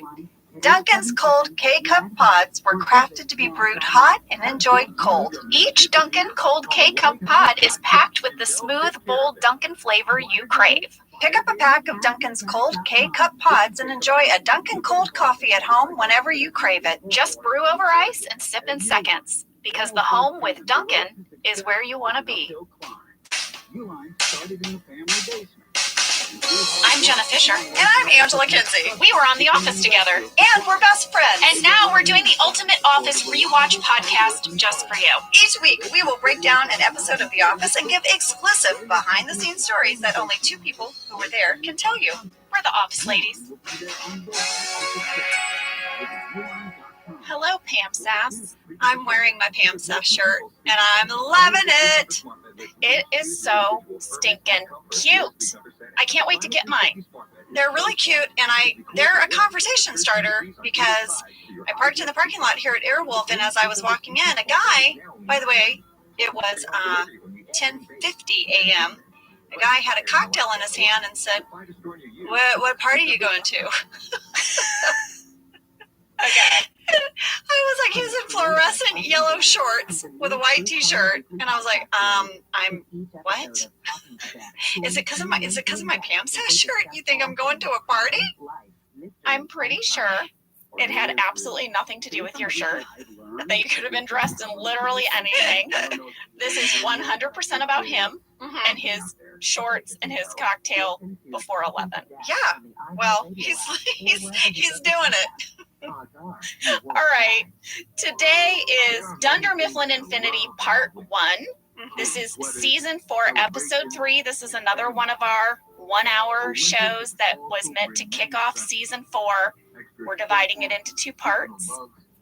This episode was written by Michael Schur, and it was directed by Craig Zisk. Yes. All right, Jenna, you're up. It's summary time. Here is a summary of what we are covering today. When Ryan tries to implement new ideas, like issuing everyone a BlackBerry and announcing the new Dunder Mifflin Infinity website, Michael feels he may be a victim of ageism.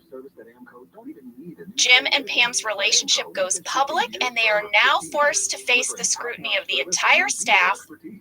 Meanwhile, Angela is going to give Dwight one more chance after his mercy killing of Sprinkles. Yeah. All right, fast fact number 1. Like I said, this episode was directed by Craig Zisk. He had been an executive producer on Weeds, The United States of Terra, and The Larry Sanders Show, and more recently, Brooklyn Nine-Nine. He's directed a ton of television. He directed a bunch of episodes of Scrubs and movies. Do you remember Craig? I do remember Craig, and actually, when Craig came to direct, we had a little thing in common, which is I had worked with his brother, Randy Zisk, who's also a producer and director, and he had directed me on my episode of Monk. So when I saw Craig, we sort of like had this moment. He was like, "Hey, you were on my brother's show," and I was like, "Yes, how are you?" Well, I had a little thing, not in common with Craig, but in adoration of him, because when he was 25 years old, he was one of the producers of the television show Cop Rock. Do you remember Cop Rock, Angela? No, I've never heard of it. Oh my God! What? Oh my God! Okay, it came out in 1990. Okay, it was on ABC. It was, brace yourself, a musical comedy drama show about the LAPD. Oh my gosh, there's so much happening. Okay, it was created by Stephen Bochco, who had also created the very famous Hill Street Blues.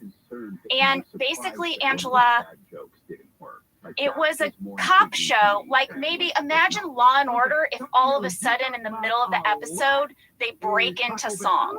No. Yep. No. I can't do it. Here is an audio clip from an episode. Oh, God. You know when they all gather in the room and like the lieutenant is like, "Here's what's on the docket today. Yeah. We got this happening and this happening." Yeah. Okay, that's what he's doing at the top of this scene. Sam, will you play the clip? Item last on the teletype, we still got the Franklin Avenue flasher. Okay, that's it. And hey, let's be careful out there. Let's be careful out there.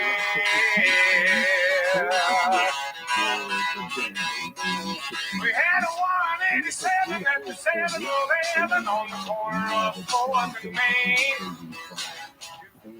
No, they did not. They did. No, they didn't. old classics like It was canceled after 11 episodes. Why? TV Guide ranked it number 8 on its list of the 50 worst TV shows of all time in 2002. But it actually won 2 Emmy Awards for editing and outstanding achievement in music and lyrics. I want you to know, I loved this show. I watched every episode. This is all we need to know about you, Jenna. It was like Glee, but a cop show. It was brilliant. You can find it on YouTube. It sounds like an SNL parody of like a cop show or something. That is amazing. I now have to go see just one. I mean, I have to see one where they're like, we got the perp in the cell. We're gonna frisk him now. I think that's a song. I got the perp. Frisk him up. Ooh, frisk him up. Frisk him That's up. a good one. Frisk him up, frisk him up, frisk him up, frisk him down. What did you find? Is there a gun? Is there a knife? You gotta just frisk him up. The show really rates itself. Oh my gosh. Wow. I want you to be safe out there. You heard him. This is now like a hybrid West Side Story cop rock. That's all I could picture in my mind. Oh my Lord. Okay, that's amazing. And Craig worked on it? He was one of the producers. Well, I'll bring us back with fast fact number 2. Okay. This episode, Dunder Mifflin Infinity, aired in October of 2007. And also in October 2007 was a big office convention in Scranton, Pennsylvania. Yes, and a whole bunch of us went, a huge group.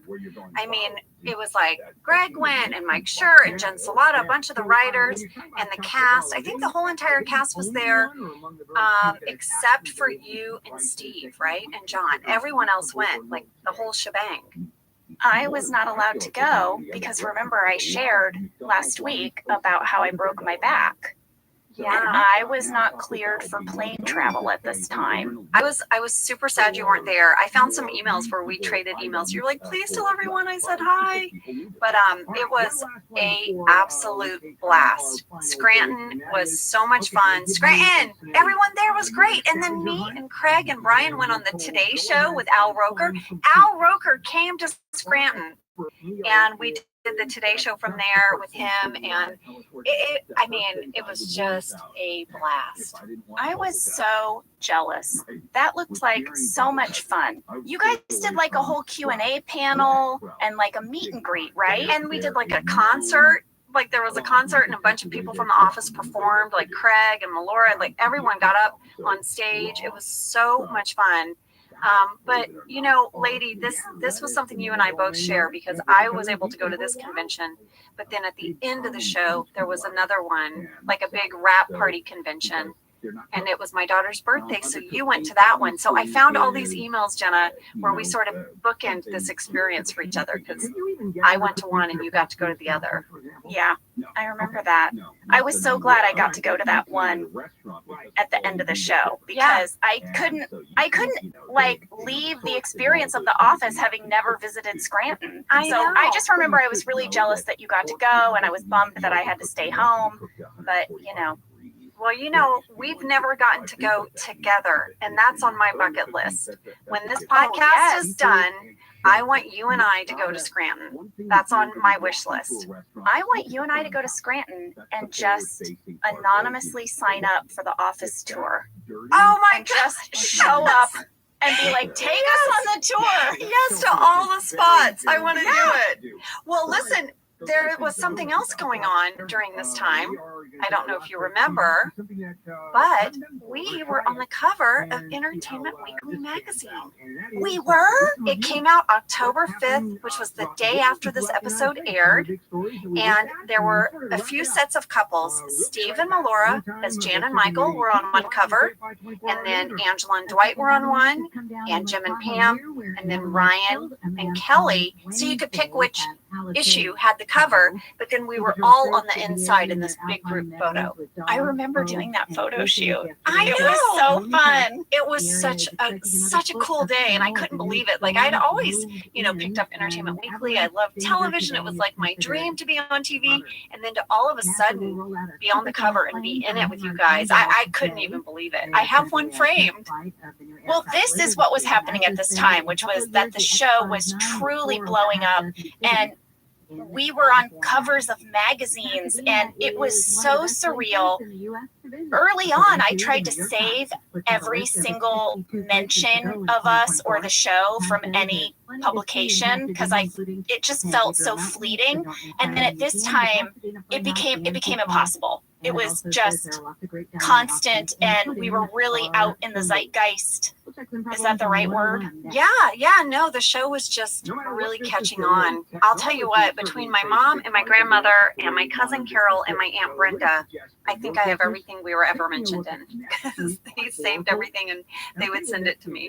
Well, speaking of being out in the world in a big way, fast fact number 3, we got a lot of fan mail from people about the Dunder Mifflin Infinity website, and they wanted to know if it was real. Well, it was real, and it went out into the world around this exact same time as this episode. That is right. And we reached out to Joya Balfour. Joya, as you remember, Jenna, was part of the team at NBC.com. And you guys, networks were not doing digital content during this time. It's just something they didn't do. So NBC was really on the forefront. And I talked to Joya, and she was saying they were trying to find ways to sustain the fandom to keep fans engaged. And one of the things they did was they launched DunderMifflinInfinity.com. You could go on and play these games. There were virtual branches that fans could join. They could perform tasks where they would earn Shroot Bucks. And then they could spend their Shroot Bucks on virtual items in sort of like the office. And they went around to all of our desks. They took pictures of the set so that they could actually buy virtual items. And this site ran for 3 years on NBC.com. And fans got signed items from the show. And also, if they submitted their artwork, it would be displayed in episodes. Jenna, fan art was put around the set. So your art might make it into the show. It might end up on the refrigerator in the kitchen or on a bulletin board like by Creed and Meredith. And fans could look for their art if they won. Isn't that amazing? It's really incredible because I just want to remind everyone, there was no Instagram. There were no apps back then. Like, this was really revolutionary in terms of that idea of fan engagement and getting to participate in some way actively with your favorite show. Yes, and they even made a video, and actually I have audio of it. Sam, can you play the video of DunderMifflinInfinity.com? Like paper? Well, we like you. Dunder Mifflin is looking for bright, energetic paper people to open up their own branch and become part of the Dunder Mifflin family. Interested in your own future? Go to DunderMifflinInfinity.com to find out. I love it. Isn't that great? And I asked Joya who did that voiceover, and she said that's just a voiceover actor that they hired. She has a whole page on her website, joyabalfour.com, where you can look at Dunder Mifflin Infinity and what all they did with it. You can actually watch that video that we just played for you. And I told Joya over the next few episodes, the next few seasons, I'm going to reach out to her, kind of like your Kentopedia, because I really started becoming a more active participant on NBC.com. I did a thing called Adventures with Angela. We had the accountant's webisodes. There were a lot more fun things we started to do, and I'm going to hit her up along the way. I love that. They should relaunch this. They should relaunch Dunder Mifflin Infinity as an app. I know. And you can do all these same things. Someone, Joya, I don't know, who does this?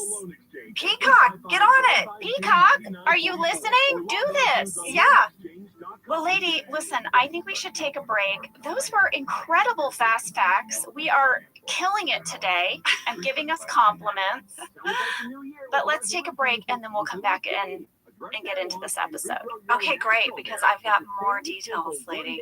More details. I know I'm not Kentopedia, but maybe I'm Kinseypedia on this one. Kinseypedia after the break. Kinseypedia. Don't make the mistake of putting out For 175 years, Gorton's has been committed to spreading the goodness of the sea by making quality seafood accessible to everyone while responsibly sustaining its future. Over 99% of Gorton's seafood is certified as responsibly sourced. And Gorton's reached out to us and said, do you want us to send you some of our fish sticks, some of our products, so you can become familiar with it before you speak about it on the podcast? And I was like, Gorton's, I've got you in my freezer right now. Yeah, you Okay. do. You do. Your kids love the fish sticks. Yes, it's our fave. Guess what I got? I got the Southern style shrimp. It is so good. Oh, yeah. Yeah. You know, when you're looking in the freezer aisle, the Gortons are in the yellow package. They've got the iconic fisherman on the cover. This brand has been around since I was a kid. Same. Gorton's is actually a brand that's been around for 175 years. Oh my gosh. That's Yes. so rare. Well, we love Gorton's, and it can help you make your mealtime easy. Visit Gortons.com to learn more, find a store, and get a recipe inspiration. Whether your resolution is to save money, eat better, or stress less, HelloFresh is here to help you do all three. Yes, you guys, I love HelloFresh. Jen and I both love it. You know why we love it. And guess what I made the other night? What? It was so delicious. I made their pub-style shepherd's pie. I've made it. Yes, it's so good. White cheddar and the thyme mashed potatoes. I know it very well. It's a family favorite. Well, you know, Josh normally makes dinner, so this was my turn, and I made this, and he loved it, and I was so happy. I was like, I made a shepherd's pie. I'd never made one before. It's so good. Everyone, you can say hello to your most delicious year yet with fresh ingredients, chef-crafted recipes, all at a price you'll like, delivered right to your door. Go to hellofresh.com/officeladiesfree and use code officeladiesfree for free breakfast for life. One breakfast item per box while subscription is active. That's free breakfast for life at hellofresh.com/officeladiesfree with code officeladiesfree. HelloFresh, America's #1 meal kit. This show is sponsored by BetterHelp. You know, around New Year's, we all reflect, and people really start making lists of what they can do to be their best self for the next year. Yes, I think, the new year definitely makes you think New Year's resolution. What do I want to change? New year, new me, that kind of thing. Yes, but perhaps this year we could be reflecting on what we're already doing right. Yeah. And therapy can help you figure out your strengths so that you can ditch this idea that you need some extreme change or this extreme New Year's resolution and just, you can make changes that really stick because they're based on your strengths. I like that. If you're thinking of starting therapy, give BetterHelp a try. It's entirely online, designed to be convenient, flexible, and suited to your schedule. Just fill out a brief questionnaire to get matched with a licensed therapist and switch therapists at any time for no additional charge. Celebrate the progress you've already made. Visit betterhelp.com/officeladies today to get 10% off your first month. That's BetterHelp, HELP.com/officeladies. All right, we are back, and we open this episode in the break room where there is no more heartbreak. In fact, there's flirty flirt cuteness in there. In fact, I'm pretty sure it's now called the flirt room. I think you're right. Jim and Pam. Pam has already gotten Jim a soda. Because she knows what he likes, because she's his girlfriend. And she gives him a little peck, little kiss as she's leaving. But Toby sees. Can we talk about Paul's expression? We can. I froze on his face. I was laughing so hard. I don't even know what all it's conveying. It's conveying so many things. At 20 seconds, Toby's face. Well, Paul does some amazing reaction acting in this episode. If you are an actor and you would like to study great reactions, this is a real good one to study. Yeah. Well, what happens after this is that Toby puts out a memo regarding PDA in the workplace. And everyone's reading it. And Jim and Pam are like, what is this about?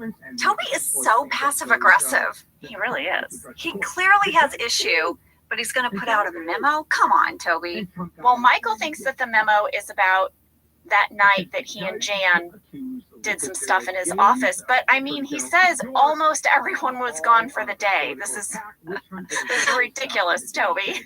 Yeah. And then Angela thinks it might be about her and Dwight, so she yells from across the room and makes this big statement that she's never been intimate with anyone in the office. And that is when Toby says, no, it was a complaint about Jim and Pam. And then he basically outs their relationship to the whole office. I mean, Toby, this is twice now, because he did this with Oscar, and now with Jim and Pam, he's announced they're dating, and everyone freaks out, but no one freaks out more than Michael. Well, Michael is giddy. Michael doesn't even know what to do with himself, and Steve's performance is so sweet.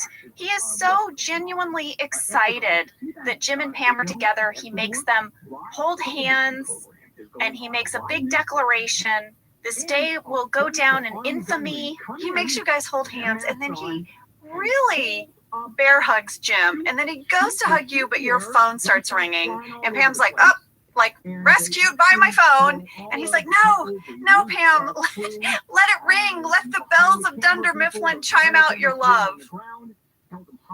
But then he has that really famous line that I've seen people write on their graduation hats. I've seen it everywhere. I've seen it like stitched on a pillow, on a graduation hat. It's so good. Say it, Ange. My heart soars with the eagle's nest. Incredible. Now, we said this episode was written by Mike Schur, and that has to be a Mike Schur special right there. It has to be. Now we see a series of talking heads, and Jenna, I was very curious about this because you like to deep dive on positioning. Oh, that sounds like that's what she said. That sounded different than what I think you mean. But go on.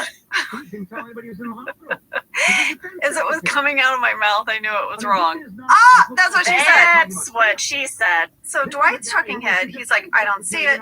I think they could do better. He is sitting in front of the wall, and off of his left shoulder is the bullpen, right? Yep.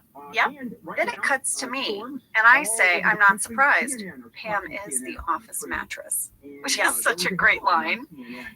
But I'm sitting in front of the window with the wall to my right shoulder.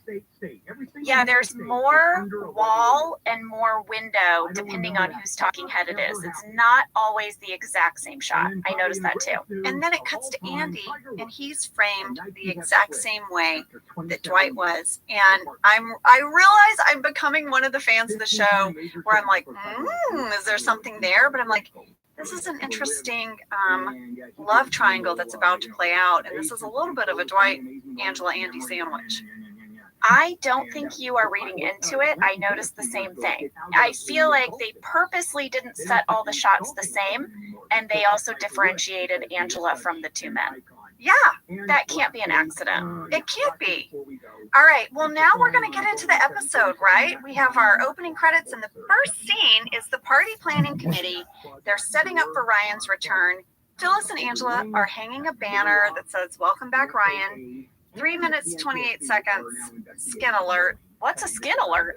Well, my sweater in this episode, I feel like the dry clean shrunk it. Like it fit one day, and then the next day it got a little tighter. And as I'm hanging the banner, you see like my midriff. Oh my gosh, that's very out of character for Angela. Very scandalous. It's scandalous. Well, double skin alert, Kelly arrives. She is all zhuzhed up. She's like, oh, is Ryan coming back today? I had no idea. She looks super cutie pie. She looks super cutie pie. We also, in this scene, have a list of that's what she says that Michael had ready to go. Oh, please read it. Here it is. Can you make that straighter? That job looks hard. You should put your mouth on that. You might want to trim it a little. Yeah. I liked it when he said you might want to put your mouth on that, and Pam says, I don't understand how you were even planning to use that naturally. Yeah. And he was like, under his breath, he's like, if you were blowing up balloons, just balloons. I had it ready. It was ready to go. Well, now we have sort of an interesting little spy shot. We've got some black and white footage of the elevator bay, which is meant to be, I guess, security camera footage. Yeah, but this is like something we don't do on the show. So it was jarring to me when I saw it again because I hadn't seen this episode in so long. And I was like, whoa, what's up with the security camera footage? Well, what was odd is that we then switched to a spy shot from our regular documentary camera. Yeah. So it was a little bit, I found it a little bit odd as well, but that's what that black and white footage is supposed to be. And the reason they're showing this is because Dwight and Angela have met in this elevator vestibule so that he can present her with a new cat, a feral barn cat. Feral? Feral? How do you say Feral? Feral? Tomato? You say feral? Feral? A feral cat? A feral cat. Feral. It's feral, right? It's tomato. Sam? Feral. Sam sided with me! And Dwight says feral in the episode. But anyway, Jenna, we'll just chunk that aside and let you say feral. Listeners, do any of you say feral? Please write us. All right, so yes, Dwight gives her garbage, and this poor cat, they put like stuff in its hair to make it look kind of grungy, like it had been eating garbage. Well, we had a fan question from Rivka Wasserman. Did they gel the cat's hair before the shoot to make him look like more of a stray cat? Well, I reached out to Kim Ferry, and she said they did, that her memory is that the trainer had a little bit of honey. We had warned the trainer of this very well-trained, domesticated cat that we wanted it to look feral. And so they suggested something natural like honey to kind of rough up the cat's fur. And so that's what they used. Yes, these trainers were so great with the cats. And obviously honey isn't going to do anything. You know, that's just like organic. I do have amazing memories of this scene. I want you guys to know that this cat was crawling all over Ray, all over him. Well, you can see it in the episode. Like every shot, the cat is in a different position. It kept jumping out of his arms. And so we really had to sort of deliver the emotion of the scene, but get our lines out quickly because this thing was climbing off Rain and wanted to go exploring. The whole scene. Well, my favorite is the shot where it's like clearly crawling over his shoulder, and then 1 second later he's holding it like a baby. Yeah, in his arms. It's amazing. Clearly the cat was everywhere. The cat was everywhere, and the cat wranglers were like stepping in and being like, okay, here, try holding him this way. Try this. When the cat jumps out of Rain's arms at the end, that was like the easiest moment to film because it wanted to go explore. Well, Ange, a lot of people asked if this was the same cat that Andy gives you later that becomes Bandit.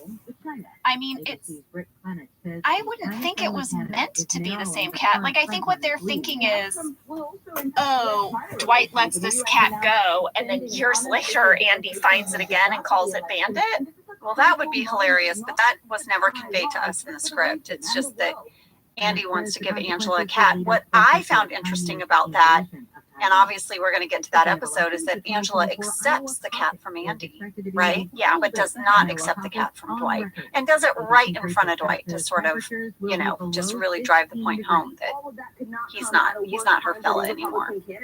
Well, as a person who worked in animal rescue for years and years, I will tell you that I don't recommend giving pets as gifts because so many of the pets that are surrendered were gifts that people were not prepared to take care of in the long run, or they break up, or whatever happens. I just think people should pick their own pets. Or really what my mom always said is let the pet pick you. That's how you get your match. Yeah, I like that. I definitely feel our pets picked us for sure. Yeah, that's how we got Sunny. We went into this rescue center because we were told that one of the volunteers was going to bring in this box of fluffy gray and white cats. They were so cute. They'd sent us pictures. My daughter was all excited. And we got there and the woman was running late. So they took us into a room with all of these adoptable cats and kittens. And this one little scrappy orange fella would not leave us alone. I always say it was like he walked up to us and he was like, Hey guys, what's up? Good to see you. My name's Sunny. I'll be coming home with you. You can take a look at these other guys if you want, but I will be your cat. Yeah. And that's kind of how we got Sunny. He wouldn't leave us alone. Yeah. We could have never been happier. That was Biscuit. Biscuit just tried to hide in my sweatshirt, and I thought, well, you got to come home with me now. Exactly. My sweatshirt is your home.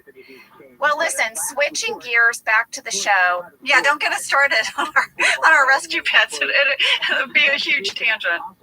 Pam and Jim are going to go to Toby and offer to sign one of the famous love documents. Yes, the relationship disclosure form. And Toby's like, you know what? That's only for people who are serious. And he's sort of implying this isn't serious, right? Because you know Toby has his big crush on Pam. And so he's hoping this is casual. But Jenna, there's a great scene in the bloopers where at the end of the scene, Toby just tries to hold Pam's hand in front of Jim. And you guys couldn't get through it. You just start laughing. I remember trying to shoot that. I don't think we ever got it, and that's why we never included it. But it was also just something we thought was so funny in the moment. It was like an improvisation that Toby would slowly try to hold Pam's hand during the scene and squeeze her hand. Yeah, and Jim's like, what's happening? Well, then Ryan returns. Yes, Ryan with his new look and his love of blackberries walks in. Oh my God. BJ's performance is so good when he's absorbed in his phone. And Pam's like, hey, Ryan. Well, he's like, 1 second. And then, like, after he's done typing, he puts it down and he's like, hey, Pam, how's it going? It was so good. Well, you know, in this scene, I know what you guys are all really here to find out about is a sad plant alert. Oh no. 6 minutes, 7 seconds, sad plant. I think Pam now, for sure the plants aren't going to have a chance because she's in love. Yeah, she doesn't have time for that. It's the tiniest little, like 2 like green leaves sticking out of the pot. It's like so tiny.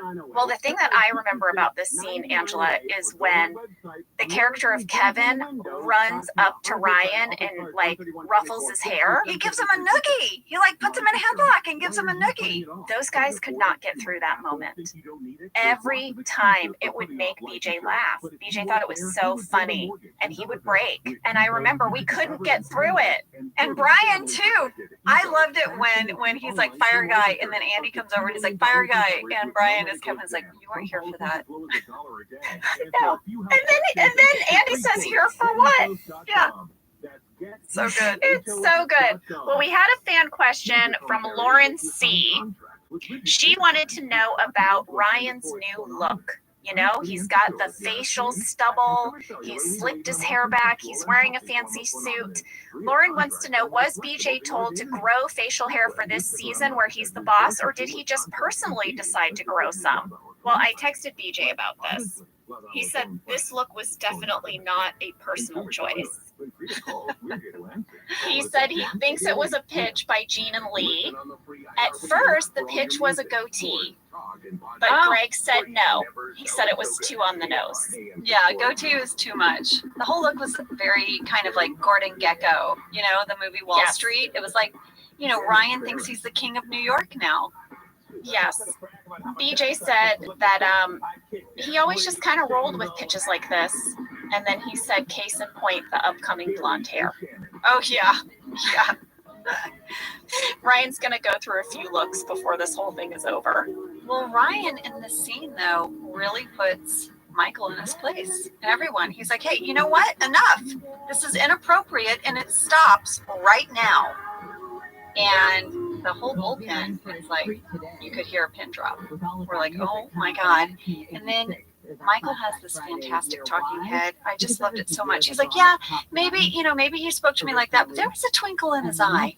And that twinkle said, dude, we're friends. And you know me, and I'd never take you for granted in a million years. I miss you. I love you. And then he's like, he goes on and on. He's like, his words, not mine. This episode, in addition to having great facial expressions from Paul, has amazing Michael talking heads. They're so good. Well, now everyone's going to meet in the conference room so that Ryan can unveil his Dunder Mifflin Infinity program. I have to point out something. First of all, where did the giant TV screen come from?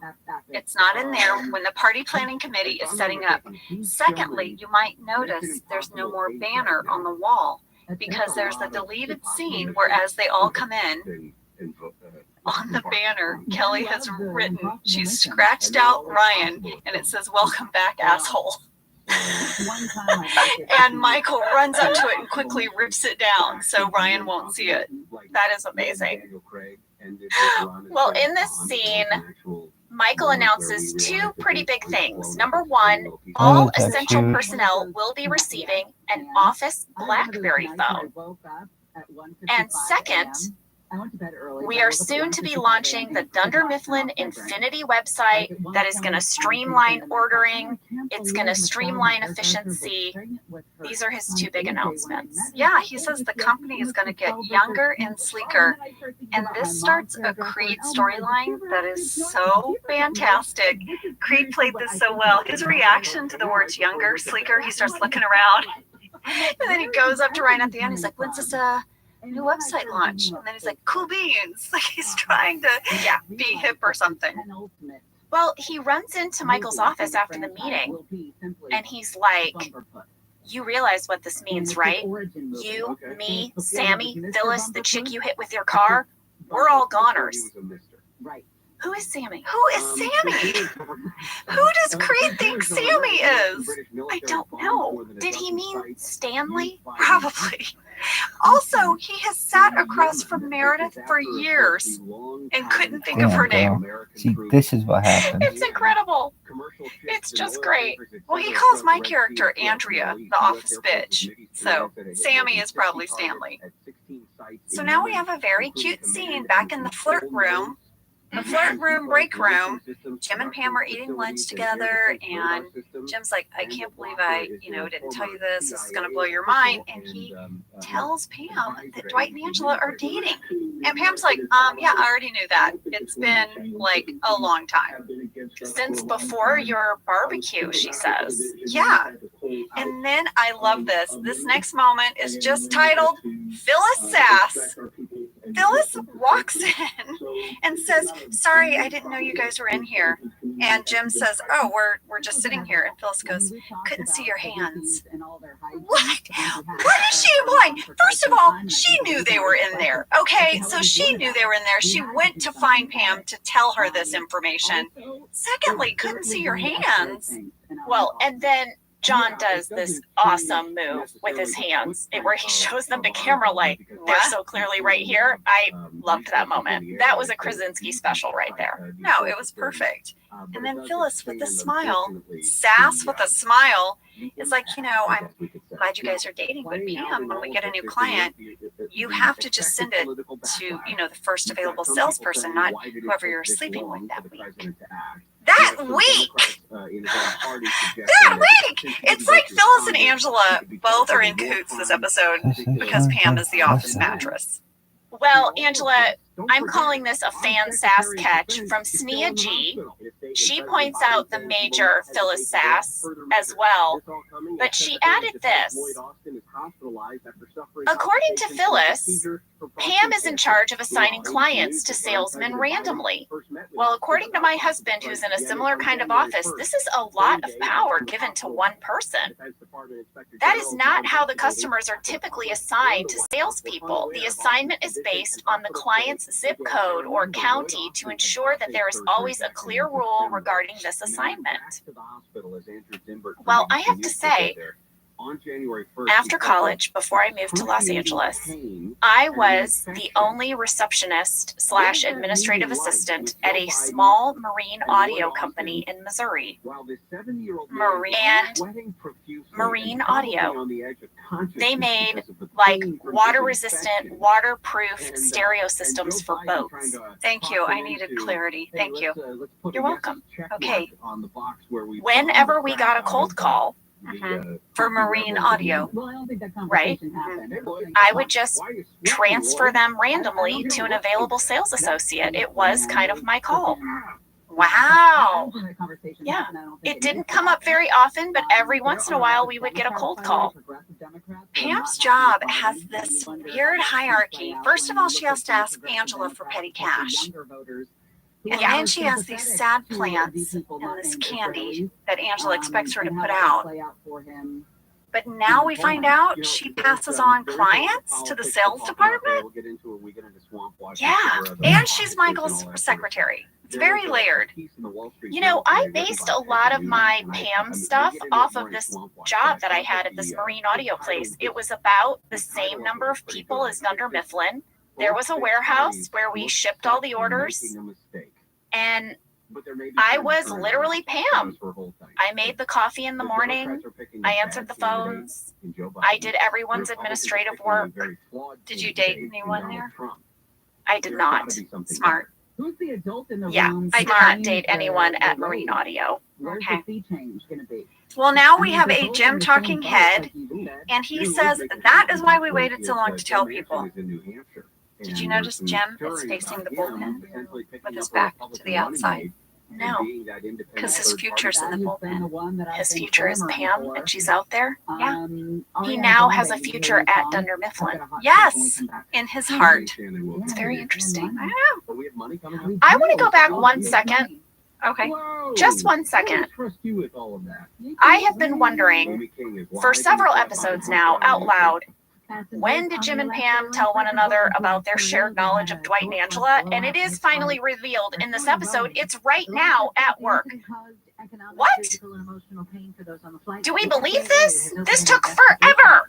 No, I believe it because I think the beginning of them falling in love and finally getting to be together, it was so special to them.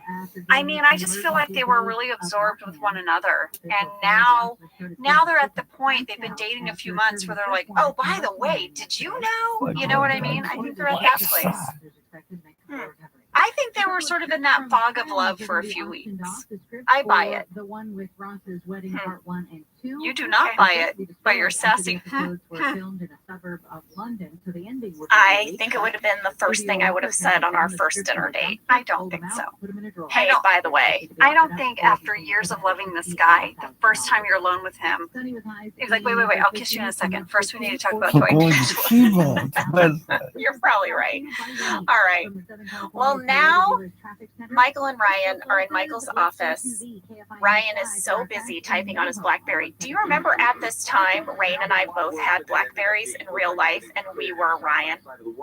We were constantly on our BlackBerries. We were so annoying. I think Brian Baumgartner had one too. Excuse me, I had one. We all had one. That's what you had. You had a BlackBerry. There were no smartphones. You had a BlackBerry and you did not take pictures with your phone, which is why you and I have so many photos, like old-timey photos, because we would bring our cameras to the set and we would take pictures, and then we would go to the mall to that kiosk and we would develop our photos. Yep, it's true. But we could now do emails at work while we were standing between scenes because we had our BlackBerries. Yes, and our thumbs were so fast. We got so good at it.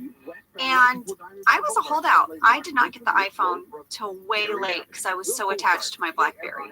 I was the same. I really resented the smartphone screen thing where I pressed on the screen. I was real into the tangible button thing. I kept on my phone for a long time when I finally got an iPhone.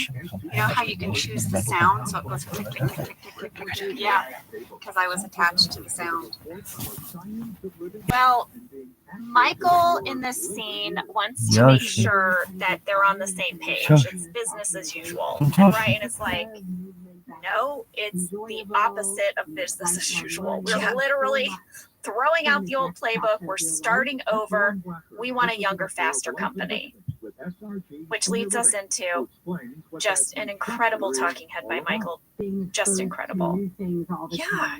Just incredible. What's that? Exchange student that lived with him. I'm at West End. And he said we called him my brother because he was. And then he went back to what was formerly Yugoslavia, and he took all of Michael's blue jeans. Yeah, Michael had to wear shorts all winter. Why, Jenna? Why? Why couldn't his mother buy him any replacement blue jeans for the winter? I don't know, but we had Several people write in and wonder if this is why Michael covets his blue jeans today and why he dry cleans them. Because of this traumatic event where this foreign exchange student stole all his jeans. And his mother punished him by not letting him buy any new ones. But yeah, he says that is what Ryan is like, a fake brother who steals your jeans. Well, Jenna, we should probably take a break. Before we do, I want you to know there was a deleted scene that would have happened in this area of the episode where Michael gets a message and he says to Pam, hey, can you put that in my BlackBerry? I'm too busy right now to input it. Will you put that in my BlackBerry? And he makes a big speech. So it's like, I am using my BlackBerry. Pam, please enter that in my BlackBerry. And then there's a Pam talking head. And she goes, yeah, Michael doesn't know how to use his BlackBerry. And so when he says for me to put it in his BlackBerry, he means for me to write it on a Post-it and stick it on top of the BlackBerry. And then you see his phone is covered, his BlackBerry is covered with all these little miniature Post-it note stickies. You would love that. I would love that. That's the best way to give you a message on your BlackBerry. I know, just put a sticky on it. All right, well, we'll take a break and we will be back with some Kelly Ryan drama. Oh man, Kelly's in rare form.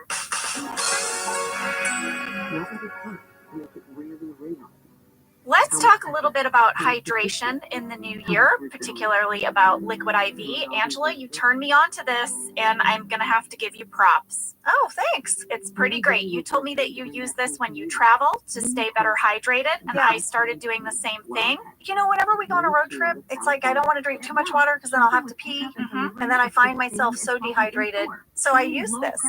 Well, I like it for hikes. Here's what it is. You get a little packet and you put it in your water, and then you are going to get 3 times the electrolytes of a leading sports drink plus 8 vitamins and nutrients. It's non-GMO and free from gluten, dairy, and soy. It is perfect for daily use before a workout or when you feel run down or after a long night out, hint, or even on really long flights. Rehydrate yourself for the new year. Grab your Liquid IV Hydration Multiplier sugar-free in bulk nationwide at Costco, or get 20% off your first order when you go to liquidiv.com and use code OfficeLadies at checkout. That's 20% off your first order when you shop Better Hydration today using promo code OfficeLadies at liquidiv.com. So now we're in the annex, and Kelly is telling Ryan, you know what? I am doing great. In fact, I am dating a lot of guys. And he's like, Kelly, and she's like, what? She's like so pissed.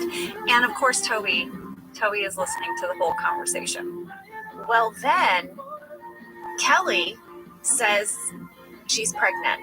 Yeah. And then she has a talking head where she just shakes her head no. It made me laugh out loud. It was so funny. And then this is how she gets Ryan to go to dinner with her. He's like, okay. She's like, I'm keeping the baby. And he's like, I can't talk about this now. Let's go to dinner. And then she has a talking head where she's like, we have a date. Yes. Well, also in this conversation, Ryan says, I did take our relationship seriously. Karen asked me out 6 months ago, and I said no. Oh, he's such a liar. He's such a liar. Well, this was a fan question from Hannah Carlson. Do we think Karen really asked Ryan out, or was he just saying that to make Kelly jealous? No, he was trying to show Kelly how committed he was. The truth is, he hit on Karen and asked her out, and they talked about it in the bathroom in Women's Appreciation. That's right. It came up. Jim was like, yeah, she told me about that. So no, Ryan's being a big old liar right here. Well, we got a letter from Renata in Brazil about the Ryan and Kelly relationship. Okay, Renata. She was very passionate about it, and here's what she had to say. Okay. She says, I love this episode so much, but I just need to make a comment about Kelly and Ryan's relationship and how relatable it can be and how it shouldn't be. I've met a lot of Ryans in my life, and ladies, it is not worth it. I just want to send some love to all of you and say that you deserve someone who's going to put your love on top. So I hope that this crazy relationship will teach you something about what not to accept because you deserve more. I don't know, maybe someone out there needs to hear this. That's from Renata. Renata, Applause. But cold there. You're right. You're absolutely right. Another thing going on during the scene is we quickly see Phyllis and Stanley trying to figure out the BlackBerry. And Jenna, if you go to 12 minutes, 41 seconds in the deep background, you can just see me surfing the internet. You see me like scrolling through. I jot something down. I scroll through some more. I'm probably shopping. That's amazing. Well, then we move into Angela and Dwight having another one of their back-to-back conversations in the kitchen. Yes, but do you know who we have to thank for this moment? Who? Pam. Why? In a deleted scene that would have come right before this, Pam is going to give Angela some advice. Sam, I'm going to play the clip. He tried to give me a new cat to replace Sprinkles. As if you could replace Sprinkles. He just has a hard time expressing himself. Well, it's really upsetting me. But that they have no plans to move. You probably noticed, but this last week I've been a raging bitch. It became dangerous for the people to drive. What should I do? And look, there's a lot of good parts of this relationship, right? Buffalo, New York. None of your business. Right. Well, just try to focus on those. Why don't you guys go out to dinner tonight and talk about whatever you always talk about? Maybe you're right. Yeah. I said maybe. Travel will be difficult to impossible. So yes, Angela and Pam met at the elevators, and Pam gives her this relationship advice. I am so sad that did not make it in. That was delightful. It was so fun. It was so fun. So Angela actually takes Pam's advice and is like, okay, there's something worth fighting for here. I'll ask him out to dinner, and maybe I'll be able to forgive him, and I'll start with this dinner. Well, Dwight offers to make you dinner. He says he will cook you noodles and cauliflower with a side of baked potato. I want you to know, Angela, what?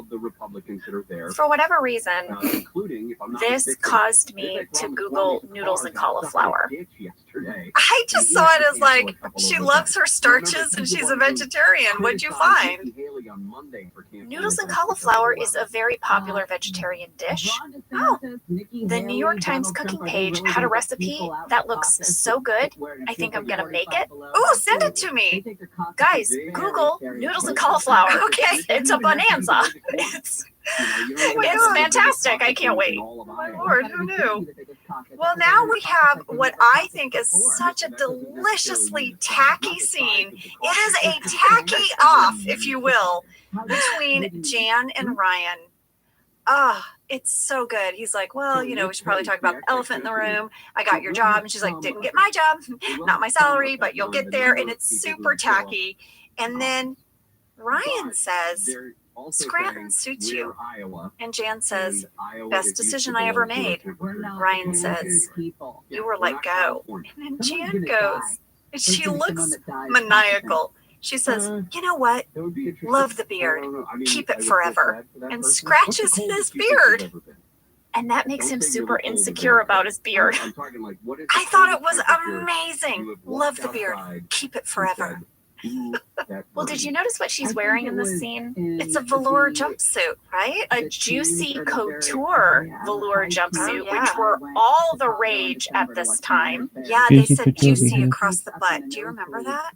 Some of them did, not all of them. But the zipper for the hoodie, because it was a hoodie and pants set, the zipper, it had a little J as its, what do you call that thing you hold in your thumb and finger to zipper? The zipper toggle? There was a time in Seattle. Yeah, is it called a zipper toggle? I don't know, but that's what I call it. Yeah, well, it was a J. I remember there was this really, really popular thing, which was that brides would change into a white, juicy couture jumpsuit after the wedding, some point during the reception, and they would get it embroidered with like just married or like Mrs. whatever their new last name is going to be. And I might have done that. When Lee and I got married, I might have ordered one of these white. But you didn't wear it. I was at your reception. You never came out in your little jogging outfit.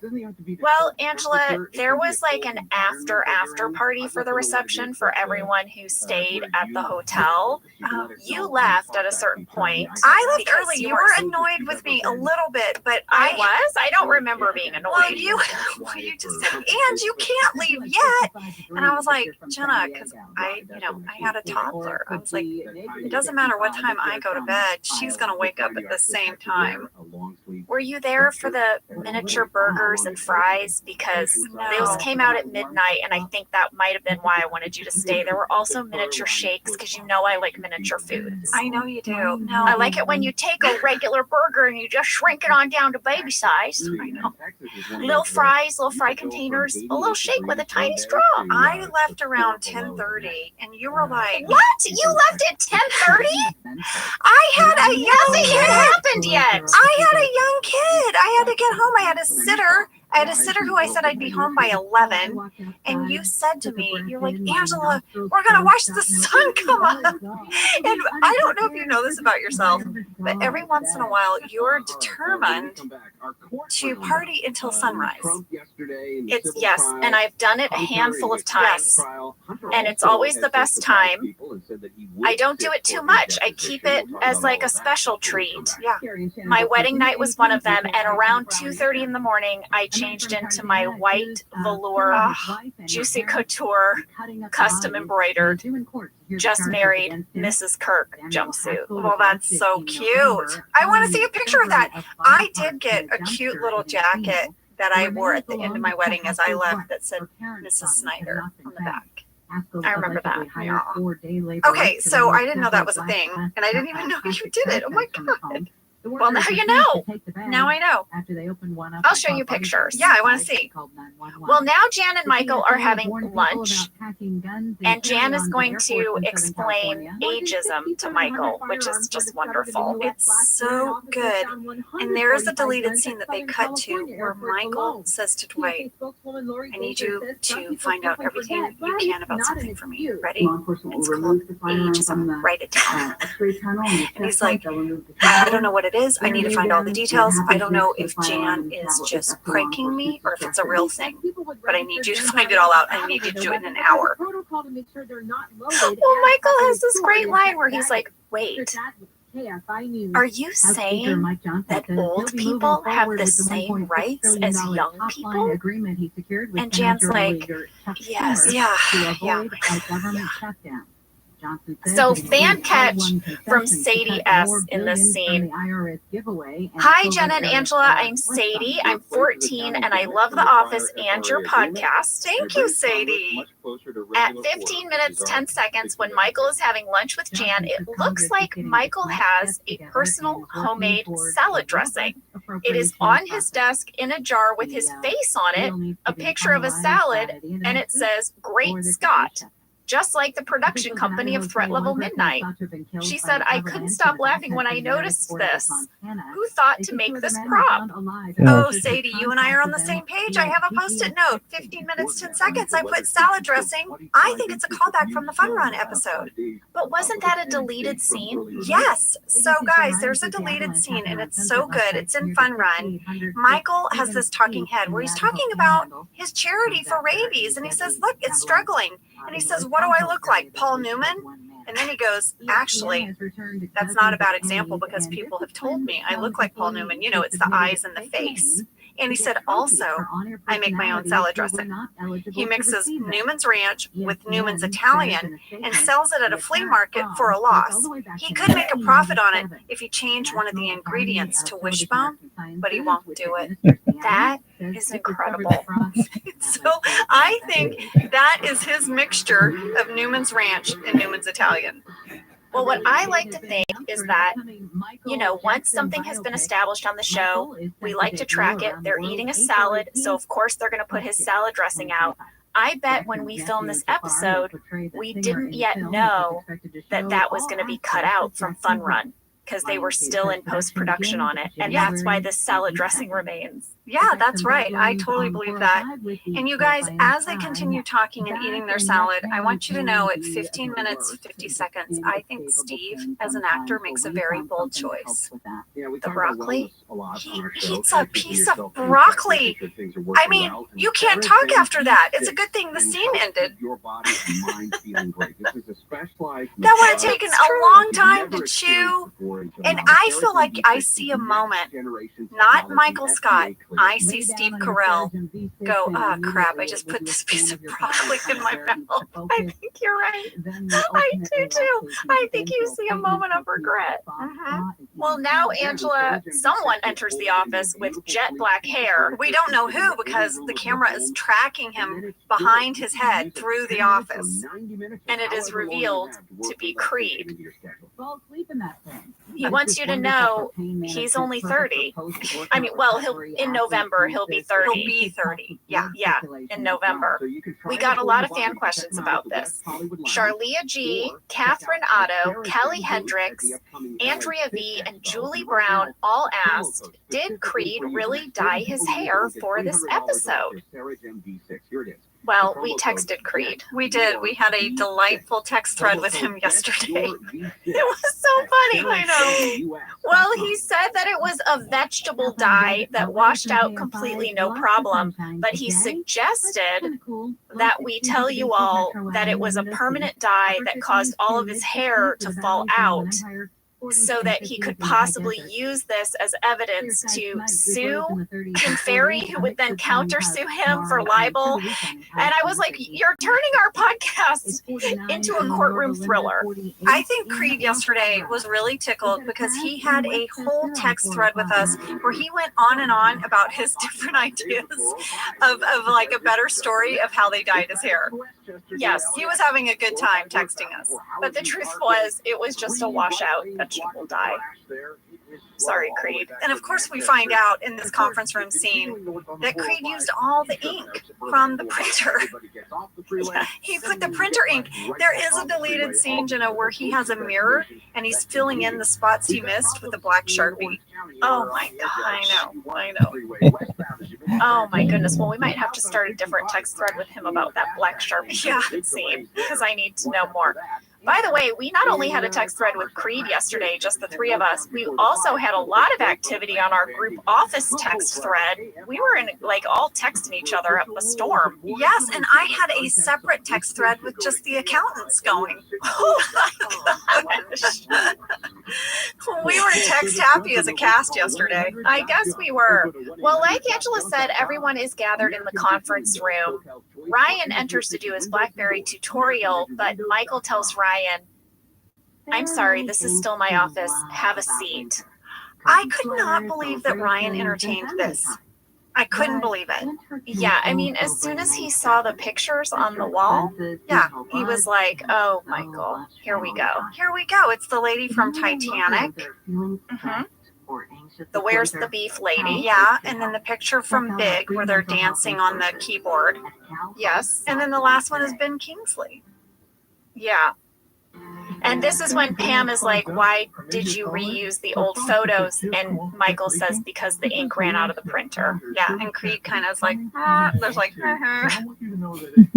But then all of a sudden someone enters the room, just as Ryan has had enough.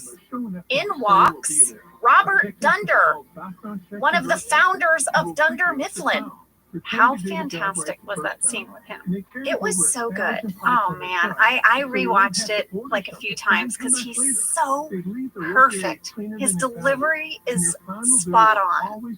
Well, Robert Dunder was played by this actor named John Ingle, and this is the only episode that Robert Dunder appears in.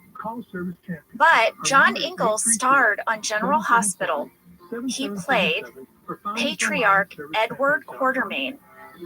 From 1993 to 2012, he did 485 episodes of General Hospital. Wow. He also did a ton of other television work. He was also an acting teacher at Beverly Hills High School from 1964 to 1985, and listen to who he taught while he was a teacher there. He taught Nicolas Cage, Albert Brooks, Swoosie Kurtz, David Schwimmer, and Jonathan Silverman, among others. He was also an active volunteer for Habitat for Humanity. He had 5 daughters, and he passed away in 2012. Well, we were so fortunate to have him. He was such a seasoned actor and so delightful, and I love this scene. He goes on this very, very long, meandering story. But the way he connects it all is so real and organic. And you guys, we have been there. We have all been there at that, family gathering where someone gets up to talk and you're like, what are we talking about? Yeah, you ask some innocent question like, oh my gosh, where'd you get your sweater? And they're like, well, it was 3 years ago. And it was raining that day. I remember because I just got my hair done and they gave me a plastic net to put over it. Yes. And my friend Cynthia called and she said, well, Cynthia, she had lived abroad. And when she came back, she divorced and married that younger guy. Well, she did. But first, remember, she had that period of time where she went on that sex sabbatical. She did. That's right about when she got that mole removed. Do you remember her dermatologist? He was such a nice guy. Of course, tall guy, and had an accent. Yeah, but I could never figure out where he was from. Today, he made a very good dip. And you're like, what? You're like, where's the sweater from? Where's the sweater? What did we just? Jen and I just completely improvised this random conversation. But you guys know you've been in this moment.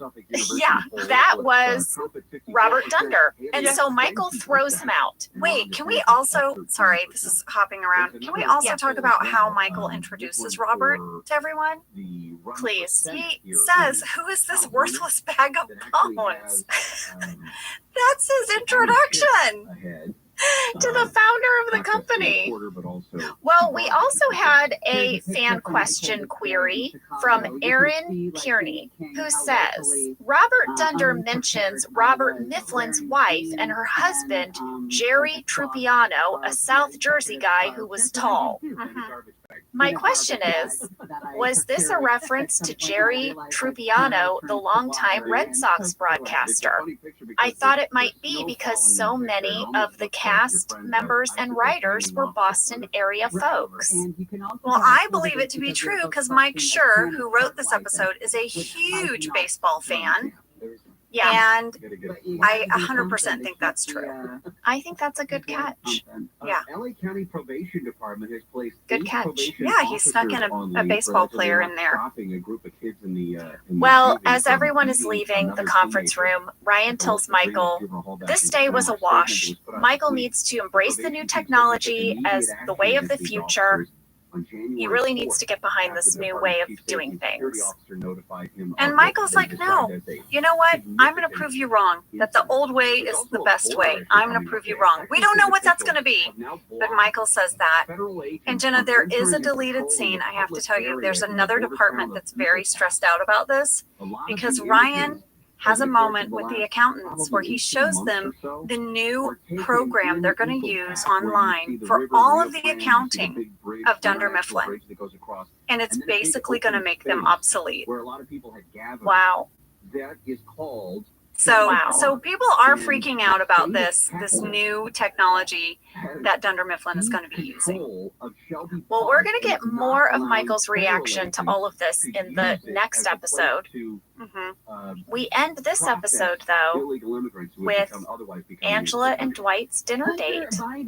Yes. Well, lady, I have some location trivia. I know you love a good location story. I do, and I will tell you, Ivy Burke will be very excited to hear what you have to say, because Ivy would like to know where you filmed the Dwight and Angela dinner. We filmed it in the most beautiful neighborhood. It's called the Malibu Lake Mountain Club. It's a private community So much so that there are no signs.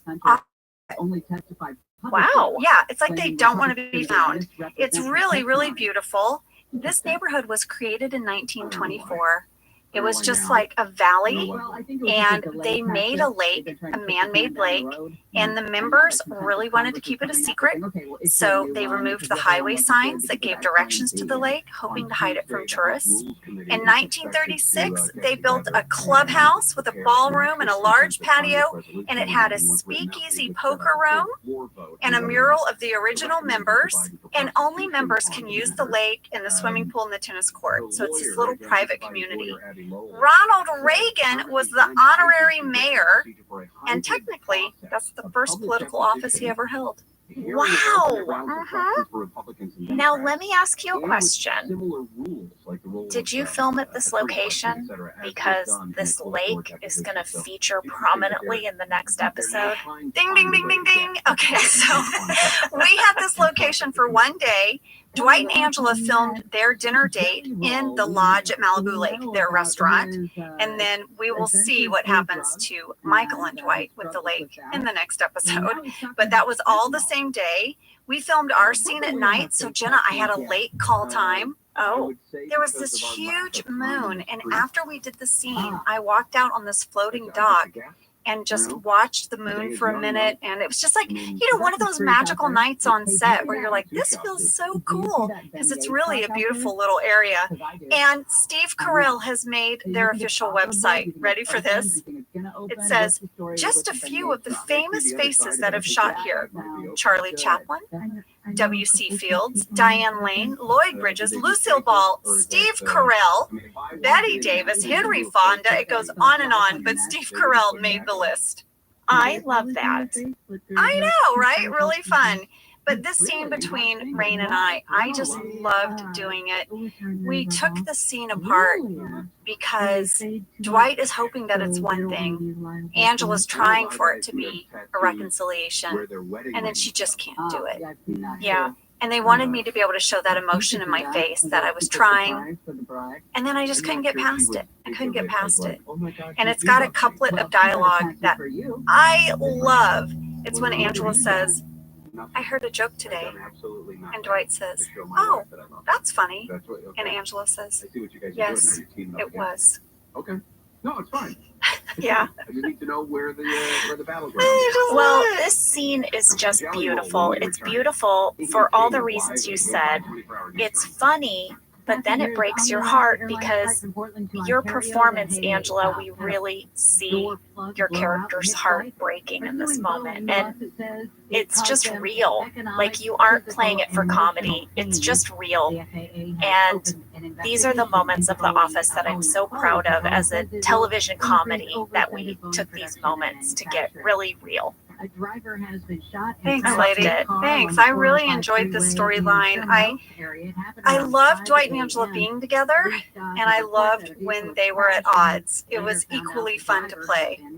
Yeah, it's such a good dynamic. Well, Jenna, one of the things that got me so tickled was that during this time, the Dwight and Angela relationship was compared by a TV journalist to Hot Lips Houlihan and Frank from MASH. And that was a show I grew up watching with my dad, and I just was so tickled by that. Oh, that's perfect. And that was Dunder Mifflin Infinity Part 1. Yes. And I would like to say thank you to Joya Balfour for giving us the digital media inside info, and you can check out her website at joyabalfour.com for some fun stuff that they were doing at NBC.com. Well, when we pick up this storyline, we're going to have some lovely gift baskets and a huge stunt, especially for our show. I was so impressed. I can't wait to talk about it. All right, you guys have a great week. We'll see you next time. Bye. Thank you for listening to Office Ladies. Office Ladies is produced by Earwolf, Jenna Fisher, and Angela Kinsey. Our producer is Cody Fisher. Our sound engineer is Sam Kiefer, and our associate producer is Ainsley Bumco. Our theme song is Rubber Tree by Creed Bratton. For ad-free versions of Office Ladies, go to StitcherPremium.com. For a free 1-month trial of Stitcher Premium, use code OFFICE.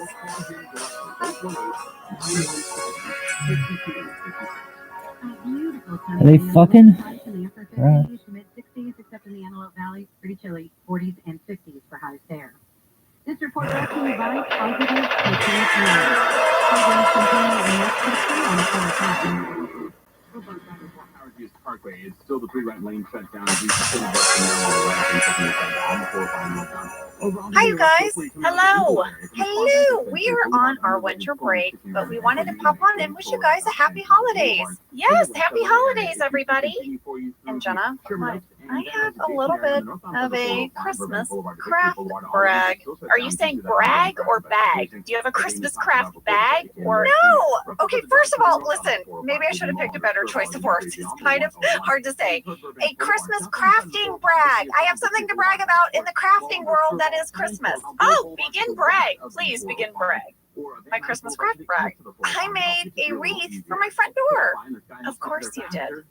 Lady, it was so fun. It wasn't that hard. I got some old cardboard and I cut like into a circle and then I wrapped ribbon around it. And then I got some of our older ornaments. You know, you have some sad ornaments that you've held on to, but you don't want to get rid of them.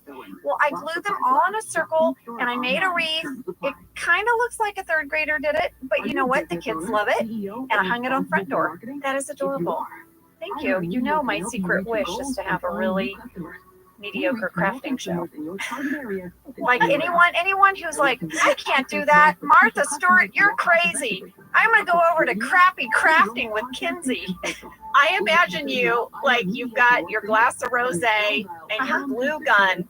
Yeah. And you're doing, like, this amazing kind of, like, half-assed crafting. Oh, no, it's fully half-assed. Am I getting it right? I just want friends to come over and drink wine and do crappy crafting. That's my show. We're starting this show in the new year. 100%. Look for it on YouTube, Crappy Crafting with Kinsey. Up there. Well, listen, lady, this makes sense because we actually come from a very long line of crafters. Your mom is amazing. I mean, we've talked about her quilting. She's incredible, but every year she sends me something homemade that she's made. Yes, she makes homemade Christmas ornaments. She makes these little Christmas trees out of recycled denim. She's super crafty. She is not crappy crafty. She's super good crafty. Well, and then we've talked about how my dad is an amazing builder. And this year, out of wood, he made a little sunny cat wearing a Santa hat. You're kidding me. No, I'm not kidding you. And he made a Christmas tree out of wine corks. Oh, my dad and your mom need to start an Etsy store. They do. And they also need to be guests on Crappy Crafting. Well, listen, let's get to this week's episode. It is one of our very favorites. It's season 2 Christmas party. Yes, and we thought, you know, for some of you guys who are new to the podcast, this was one of our favorite episodes. It's got everything. It's got the party planning committee, Yankee Swap, and of course, the teapot. I do talk a lot about the teapot, don't I? You do. Well, you guys have a wonderful holiday. We are, you know, crafting and drinking wine and eating in sweatpants.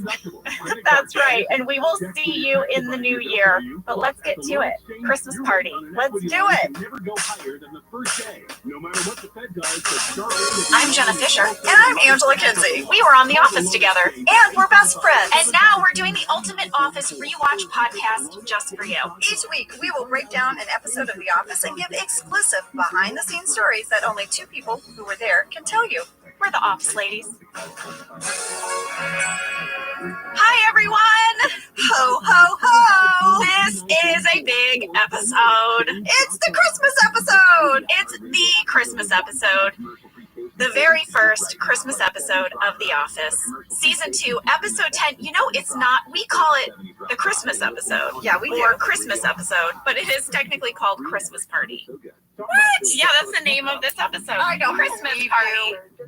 I don't believe you. No, I'm kidding. We did. We call it the Christmas episode. We call it the Christmas episode. Even though there were many more, this is the Christmas episode. I have so much to say. I have 12 typed pages today. 12. It's like you're holding like a mini phone book. I feel like I'm holding a one-act play or something. It's very large. And when I came in today, I will share that I refused to speak to anyone because I said I was saving it for the mic. And I'm saving it for the mic. She did. I tried to make small talk with her. And she's like, I'm saving it for the mic. I was like, okay, lady, you do you. I just gonna tell you, I liked your hair. You got little pigtails today that are real cute. I have plaits. What are plaits? That's what they say in the UK. They're like, oh, look at your plaits. Oh yeah, they also call bangs fringe. I know, I like it. Yeah. I don't know if you noticed my side of the table. Totally filled with note cards. By my side of the table, you guys, I've made a buffet of note cards. Like, I actually have to be aware, like Sam is saying, to stay in front of the microphone because I have so many cards. I'm gonna have to slide back and forth. Yeah. Down my buffet of cards. You love a buffet. I love a buffet, even baby. if it's note cards. Give me that Vegas buffet. All right, Christmas Party, written by Mike Shore and directed by Charles McDougall. Here's a synopsis. It's Christmas at Dunder Mifflin. Today is the day of the office holiday party. The group originally plans to have a secret Santa gift exchange, but when Michael doesn't like his gift, he turns it into a Yankee swap. This causes a multitude of confusion and hurt feelings, and Michael's solution is then to go out and buy booze, which is against company rules, and to try to get the party back on track. 15 bottles of vodka. That'll do it. Fast fact number one, as I've already said, it's our very first Christmas episode, but we filmed it nowhere near Christmas. No, you never do, because you have to stay ahead. So you're always, it's like Christmas in July kind of thing. Well, we had a fan question from Sarah McGreen. Did U.S. cast members ever have Christmas parties or do a Yankee swap? And if so, what was the best, funniest gift someone brought? A lot of people also asked if we exchanged gifts as a cast. Not at the holidays. We would do what's called a wrap gift, which happens at the end of the season. And we would usually finish filming our seasons in April? Yeah. And then the cast would get together and we'd pool our money and we would buy the crew. Every member of the crew would get a gift from the cast. And then sometimes cast members would give each other wrap gifts. Little individual gifts. Yeah. I did host a Yankee Swap Christmas party, and I did it every year for a few years, and I actually want to bring it back. I took a few years off because just, life, kids, and, stuff like that. Yeah. But I hosted a Yankee Swap party every year. And, oh, yes, you did. And it was a big party, and everyone would come, and it got so rowdy. Yeah. My favorite person to have at a Yankee Swap party, is Oscar Nunez. I was going to say Oscar. Oscar. He makes up chants. Like I remember one of the gifts was like a really lusciously thick fake ponytail that you ended up I took that home. Yeah, I and took home Oscar fake ponytail. Started chants like ponytail, pony. I mean, they're not really creative chants, but you'd be surprised how much they catch on. I remember one year Lee brought a small hand axe. That thing was super the hot popular. trade. Yes. I want to put it out there, guys. If you're going to a Yankee swap, consider bringing a small axe. Didn't the next year Lee brought a brand new water hose? A garden hose. A garden hose. That was also a hot item. Really popular. Just like practical household items that maybe you need, but you haven't been buying yourself. Well, the next Yankee Swap party I have, I'm actually going to include the kids because those were adult only. Yeah. And I want to do a family Yankee Swap. Okay. And invite, the kids are such at the age where they're really getting into it. We went to one last year. But I want you to know, Jennifer, all the people that used to come. So at the end of the night, there would be these crap gifts that people would not want. And a friend of mine would, unbeknownst to me, hide them around my house. I remember this. And I would find them months later. Because he really hid them. Yeah. Up, sort of on a top shelf by the spare batteries would be like a weird porcelain clown. Yeah. And Zach Woods brought this gift and he said, Angela, I am the failure of Yankee Swap because he brought a Egyptian the King Tut thing. It was a King Tut miniature sarcophagus. Yeah, that opened up and you could put things inside it. And I fought for that. I thought it was really great. I loved that. Well, it got traded a bunch, and he was like, I don't think anyone likes it. I was like, Zach, you're wrong. I know I'm talking a lot about my Yankee Swap party, guys, but I was really inspired. Well, this is a side note about Zach Woods. You guys, he played Gabe in later seasons, and he became a good friend of ours. When my son was born, he did the same thing. He gave me a gift, and he said, I'm so sorry. I'm not good at buying gifts for children. I don't have kids yet. I don't know. And it was this amazing astronaut costume that we still have today and use for dress up. I think he's better at buying gifts than me. I think you are, Zach. fact, just FYI. All right, fast fact number 2. This episode was directed by Charles McDougall. Oh, guys, do we have stories about Charles McDougall? I mean, First of all, he was British. Yes, He's British. Don't you I'm bringing out the accent, guys. I did my spin bike, and now I'm speaking like a Brit. He had directed before us the HBO series Rome, which, if anyone saw it, is about. okay to go through a struggle and to show weakness and to be sad. Happy New Year, you guys! That's right. It is the end of 2020. We're moving into 2021. It's very exciting. Get here, 2021. Get here. Come on now. They would come to him, come to his show. Well, listen, we just wanted to pop on here and wish you guys a great, great New Year. But we're not the only ones. We are not the only ones. Some other folks wanted to wish you Happy New Year, too. Let's hear from them. Hello, Jenna and Angela. This is your friend, Steve Carell. And I just wanted to say, I declare Happy New Year! Happy New Year, you guys, and Happy New Year to all the listeners of The Office Ladies. Hey, everybody. It's me, Kate Flannery, Meredith from The Office. Hey, I'm here to wish you a very Happy New Year. Put some clothes on. Wishing you all a safe 2021. Just remember, a hangover won't last forever. It just feels like to us.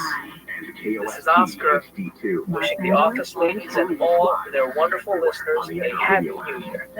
Hey, Office lovers, this is Phyllis Smith, also better known as Phyllis Vance Refrigeration. I just wanted to wish you all a very happy and healthy new year in 2021, and we'll put all these crazy days behind us and move forward into a beautiful coming new year. So Happy New Year, you all. Hi, this is Leslie David Baker, wishing you and your family a Merry Christmas, a joyous holiday season, and a happy, healthy, and prosperous new year. Take care, stay safe. Hey, Office fans, it's Mindy Kaling, friends of the pod, the Office Ladies pod, of course, and I just wanted to say Happy New Year. Oh, that's my Santa impression. Was it good? I can't tell. Hey, everybody, it's Craig. Have a safe, wonderful, blessed New Year. This is BJ Novak, and I'd like to wish everyone a very happy New Year. Host.com. Hey, everybody, John Krasinski here, wishing you a fantastic New Year. Hello, Office Ladies. Hello, Office Ladies fans. It's me, Brian Baumgartner here, wanting to wish you a happy New Year. Yes, let's work together in 2021 to make it 2020. Happy New Year from this Grand Strata. Paul Lieberstein. Gotta be more careful. Getting Corey. I don't know. Happy New Year! Greetings, this is Rainn Wilson. I play the character of Dwight Schrute, and congratulations, it is your New Year's Day. That is all. Hey there, Office fans and Office Ladies, listeners. Ed Helms here, and I just wanted to wish you all a very happy New Year. It's Creed wishing you Happy New Year. Later, gang. Of the armed force confronting South Africa presented its case yesterday. What's up? Guys, that has me tearing up. I just loved hearing everyone's voices so much. 38 states are now reporting very high or high levels of respiratory illness. And they love the show, and they love its legacy, and they love you guys. All were so wonderful when Jenna and I reached out. We sort of divided up a list, Jenna, right? We started texting everyone, and everyone was like, absolutely no problem. And that was just so wonderful. And thank you guys so much. Thank you, the cast of The Office, for sending in those New Year's messages. I love it. I think you can just hear the love in their voices, you know, the love of this thing that they got to be a part of. You know, we are on this text thread together, Angela, but I haven't heard a lot of people's voices in a while, and so when we would get those audio clips in, I just, every time, it was emotional. Yeah, well, that was wonderful, and we love you guys, and we were thinking, what is a great way to ring in the new year? And, you know, Jen and I are with our families, and we're in our sweatpants, no doubt about that. Look at the west side. There is an interview that we absolutely love, and who better to ring in the new year than with Creed Bratton? How about the west side? Guys, you might remember we had Creed in the studio with us back when that was allowed. And then the west side. He stayed with us for the entire episode And the west side. when we broke down Halloween. So we wanted to replay that for you now. It was a really special treat. We laughed, we cried. I could say millions. First act, that's Tim Murphy, the inventor and CEO. I'm Jenna Fisher. And I'm Angela Kinsey. We were on The Office together, and we're best friends. And now we're the we're west doing side. the Ultimate Office Rewatch podcast just for you. Each week, we will break down an episode of The Office and give exclusive That behind-the-scenes was stories sick. that only two people who were there can tell you. We're the Office ladies. And the west side. Happy New Year! Happy 2021, everybody. And the Wow, west this is side. exciting. What's We're the in a west side? new year. Man, oh man, new year. I'm in a new size pants. I'll give you a new size pants, girl. I Huh? really am. I went up What does a whole that mean? pants. I made some New Year's resolutions, Jenna, and one of them is I'm going to move more. I'm going to keep it really simple. I'm just going to move more. You know, I did that, Ange, because I felt really creaky when I would wake up in the morning, and I Felt didn't creaky like it. like I the felt west like the side. age in my bones, Where the you know, and I was like, you know, keep it in motion. Yeah, It's a good thing. yeah. I'm just going to go on more walks. This is my big New Year's resolution. More walking. Oh, west I think that's good. It should have Movement, said fresh air. not more walking, more It's west good side. for your health in so many ways. Yeah. I'm for this. I can't make my resolutions too complicated or it won't happen, so I'm keeping it real simple. Make attainable goals. This is amazing. I'm gonna walk with you. Yay! Well, I'm We'll do excited. it together. Well, you guys, we are sorry you had to wait so long for part 2, but we were just wanting to spend some time with our families, and we're excited to share with you now Dunder Mifflin Infinity Part 2. Yeah, and I have to say, it's worth the wait because Michael's gonna drive his car into a lake this week. Oh, and we have lots to say about it. We do. Let's Let's get started. Let's do it. Let's do it, Dunder baby. Mifflin Infinity Part 2, Season 4, Episode 4, written by Mike Schur and directed by Craig Zisk. Here is a summary. Michael tries to show up Ryan and his emphasis on technology by winning back clients with old-fashioned customer service and elaborate gift baskets. Along the way, he drives into a lake after misinterpreting the directions from his GPS. Also in this episode, Ryan asks Pam to design some logos for Dunder Mifflin Infinity, and then he asks her out. And then gets the west And side. Angela makes it clear to Dwight that they are done. Yeah, she is not forgiving him. Well, gang, since we did Fast Facts on the first half of this episode, and since it is a new year, we thought we should pay a visit to our mailbag and answer some questions. How about the Yes, west it's time to talk to you guys. Well, our first letter came from Jessie S., and she said, "Hi, I am a hard of hearing person who loves to listen to the podcast, but I do miss some things as I rely on lip reading a lot. I am wondering if transcribing the podcast is an option for other deaf and hard of hearing who are fans of the show and would love to be able to interact with the podcast." Well, guys, we do have a transcription for every single episode going back to the pilot, and you can find it on officeladies.com. If you go to the episodes and scroll down, there's a little button for transcript. Yes, you go past the sort of summary of the episode, and it's right there, and you can click on it and read the whole thing. This is kind of personal to me, Jessie, because my sister Emily wears hearing aids, and she also relies on lip reading. And so I know that sometimes being able to both listen and read along is really helpful for her. And also, like when I go to her house, she always has the closed caption on her TV. So we definitely want the podcast to be accessible to everyone. So guys, if there's any other ways we can make it more accessible, let us know. Yes. And in the meantime, go to officeladies.com and go to each episode and scroll down, and the transcript is right there. And we have a team here at Earwolf that helps us with that, and we so appreciate it.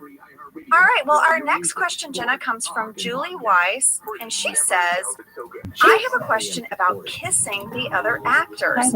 How do you prep for kissing someone that you were friends with, but not romantically involved with? Was it ever awkward? Oh, Julie. Julie, it's always awkward. It's always awkward. And thank goodness over the years, though, you do become such good friends that it's just like, okay, well, we'll just do this really quickly. But something that made it difficult for me, which maybe you wouldn't think about, is that I often had to kiss Rainn Wilson. And for whatever reason, he was usually eating something disgusting right beforehand. And I'd be like, Rainn, dang it. Do you have to eat a tuna fish sandwich right before we're supposed to kiss? Come on. Yeah, I remember he would always be like downing a cup of coffee in an everything bagel. Yes. He'd be like, I'm ready for my kissing scene. And he would be like, Rainn, a mint. Can you do something? Anything at this point, just not the everything bagel, you know? My God. Well, at least for me, John was always very conscientious. He would have a mint. Thank you.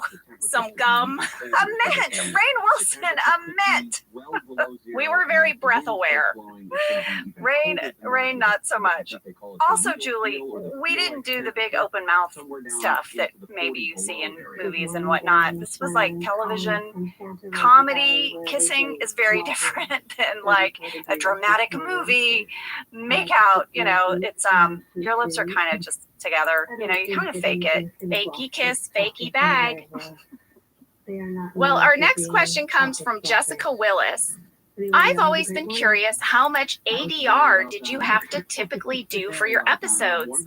I've noticed that in some episodes you see characters remove a mic pack and the audio goes black. It's such a real cool detail and a reference to the documentary. So how much original audio did you use and how much was re-recorded after filming? Well, lady, my memory is we did not do a lot of ADR. I mean, I have one memory of the whole 9 years of going in to do it. Yeah, in the entire 9 years, I only recorded one line that they had to dub in later. One in 9 years. And I thought that's how it worked. Yeah. And when I went on other jobs, part of your job is you go in a studio every week and you dub lines that got missed, or that maybe a plane flew over your head, or there was a sound problem, and they dump it in. And I'd spend maybe 30 minutes, an hour just doing that on other shows. But on our show, we did not. And why is that, Jenna? Because same, all the other projects I've gone on, you have like an ADR day where you go in. But on The Office, I only did ADR once, and it was for the finale. And I got to see footage of the finale before it aired, before anyone saw it, because I went in and had to loop one line. And it was because we were outside, and, you know, we had that storm coming in, and they just needed me to loop a line. And I even took a picture in the ADR booth because I'd never been in there. You know, first of all, our sound engineers were Emmy Award winning. They won Emmys for their sound design on our show. They're just amazing. But they also had a mic pack on every single actor. We had 2 boom operators in the room, and they hid microphones throughout the office. I had one at reception. Oh yeah, we had a microphone in the accounting pod, and they put it next to Oscar's phone. So it would sort of pick up the 3 of us, you know? But I also remember I would often see our boom operators and camera operators having little powwows because they would have to choreograph the boom swing with the camera swing so that they could pick up the sound. and it was this crafted dance that they did, and it's really amazing. And I'm actually glad that Jessica wrote in, because it gives us a chance to really shout out our sound department, which was incredible. Our main guys that were with us on the stage were Ben Patrick. Yep, he was our main like production sound mixer, sound editor. And we had our two boom operators, Nick Carbone. Don't get Carbone. Don't get Carbone. And Brian Whittle. Brian Whittle would be the inspiration for the boom operator that we see later in the story, yeah. But then we also had like a mixing department, and we had other boom operators and people that would rotate in. We just had a really amazing sound team. Yeah, they were great. Well, we have one more question. This one is from Alicia W. She asked, in the talking heads where the camera is facing into the office, Stanley is almost always in the background. Would Leslie David Baker have to stay in the background the whole time they filmed Talking Heads, or was that background edited in? Oh, Alicia, he had to sit there. Yes. For 9 years. Poor Leslie David Baker. He was always in the background. He was always there.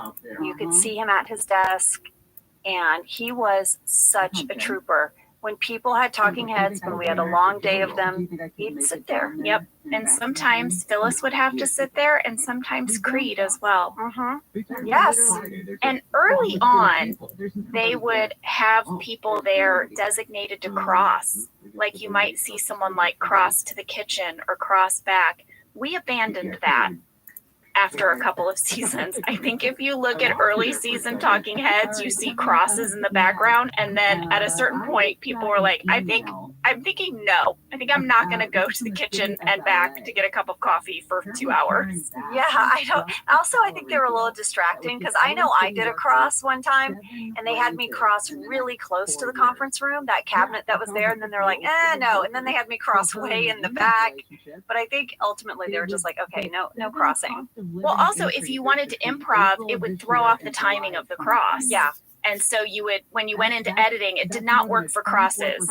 It just worked to have poor Leslie at his desk as a constant. Leslie and then Creed. I think Creed would be the number 2 runner-up for that. I think so too. And then before we go to break, we just got a really nice comment, and it made us happy, so we thought we'd share it. It is from Cecilia V, and she says, ladies, I have to tell you, you two are amazing. Thank you, Cecilia. I finally got the courage to ask for hour changes at work, and all I kept hearing was both of you ladies in my head saying, just go for it. Ask for what you want. And I'm so happy that I listened to you ladies. Now I get to have an extra hour with my daughters. I'm a single mom, and every second with them counts. Thank you, ladies. Well, that makes me so happy. Aww. Well, Cecilia, that makes us so happy to hear. And what? Oh, Sam is waving at me. Jenna, before we go to break, Sam, what do you got? I wanted to let you guys know on the Office Ladies podcast fan page. I know you guys aren't on Facebook. I've heard of this though, Jenna. Yes. People have shared with us. So hi, you guys. Hello. There is a whole thread of people agreeing with Cecilia that had similar experiences. There's a woman named Naomi Timmer who went in and told her boss she deserved more money after listening to that episode and got a raise. Woo! And then there's a whole thread of people underneath it who realized that they had been operating the same way, negotiating themselves down before they went in the interview. We're not going to do it anymore. Oh my gosh, that is so great. I love that you're all sharing about it too. I love that so much. It's awesome. Well, I feel like I should give a shout out to the person who gave me this piece of advice. His name is Jeff Ulrich. And ever since he told me this, it has really resonated with me. I've been like, oh my gosh, I've been negotiating with myself for less than I deserve my whole life. So this is a new piece of advice to me too. So we're all doing this together, folks. Yes. And Sam, thanks for sharing that. And I've been hearing about this Facebook fan group of Office Ladies, and I just love the community you guys are building there. And if I wasn't 100 years old, I don't know how to navigate Facebook. Guys, I tried. I don't understand it. But it's too many things too. I have to have just the one. That's the space I'm in. I know. Like between kids and life, I'm like, I can look at one thing. But I will say, someone did point this Facebook page out to us because the community that is being built there is really supportive, really encouraging, really positive. And I feel like, especially now, what a great community to have built. It's really cool. Yeah, it means a lot to us. And Sam, you'll have to continue to share with us. Sounds good. Okay, yeah, because if you peek in on the group, will you say what it's called again, Sam? It is simply the Office Ladies Podcast fan page. Awesome. Well, we should go to break and get back and get into this episode. Let's do it.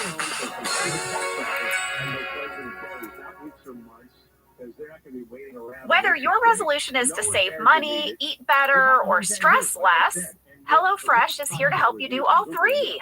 Yes, you guys, I love HelloFresh. Jen and I both love it. You know why we love it. And guess what I made the other night? What? It was so delicious. I made their pub-style shepherd's pie. I've made it. Yes, it's so good. White cheddar and then thyme mashed potatoes. I know it very well. It's a family favorite. Well, you know, Josh normally makes dinner, so this was my turn, and I made this, and he loved it, and I was so happy. I was like, I made a shepherd's pie. I'd never made one before. It's so good. Everyone, you can say hello to your most delicious year yet with fresh ingredients, chef-crafted recipes, all at a price you'll like, delivered right to your door. Go to HelloFresh.com/OfficeLadiesFree and use code OfficeLadiesFree for free breakfast for life. One breakfast item per box while subscription is active. That's free breakfast for life at HelloFresh.com/OfficeLadiesFree with code OfficeLadiesFree. HelloFresh, America's #1 meal kit. This show is sponsored by BetterHelp. You know, around New Year's, we all reflect and people really start making lists of what they can do to be their best self for the next year. Yes, I think, the new year definitely makes you think New Year's resolution. What do I want to change? New year, new me, that kind of thing. Yes, but perhaps this year we could be reflecting on what we're already doing right. Yeah. And therapy can help you figure out your strengths so that you can ditch this idea that you need some extreme change or this extreme New Year's resolution and just, you can make changes that really stick because they're based on your strengths. I like that. If you're thinking of starting therapy, give BetterHelp a try. It's entirely online, designed to be convenient, flexible, and suited to your schedule. Just fill out a brief questionnaire to get matched with a licensed therapist and switch therapists at any time for no additional charge. Celebrate the progress you've already made. Visit BetterHelp.com/OfficeLadies today to get 10% off your first month. That's BetterHelp, HELP.com/OfficeLadies. Let's talk a little bit about hydration in the new year, particularly about liquid IV. Angela, you turned me on to this, and I'm going to have to give you props. Oh, thanks. It's pretty great. You told me that you use this when you travel to stay better hydrated, and I started doing the same thing.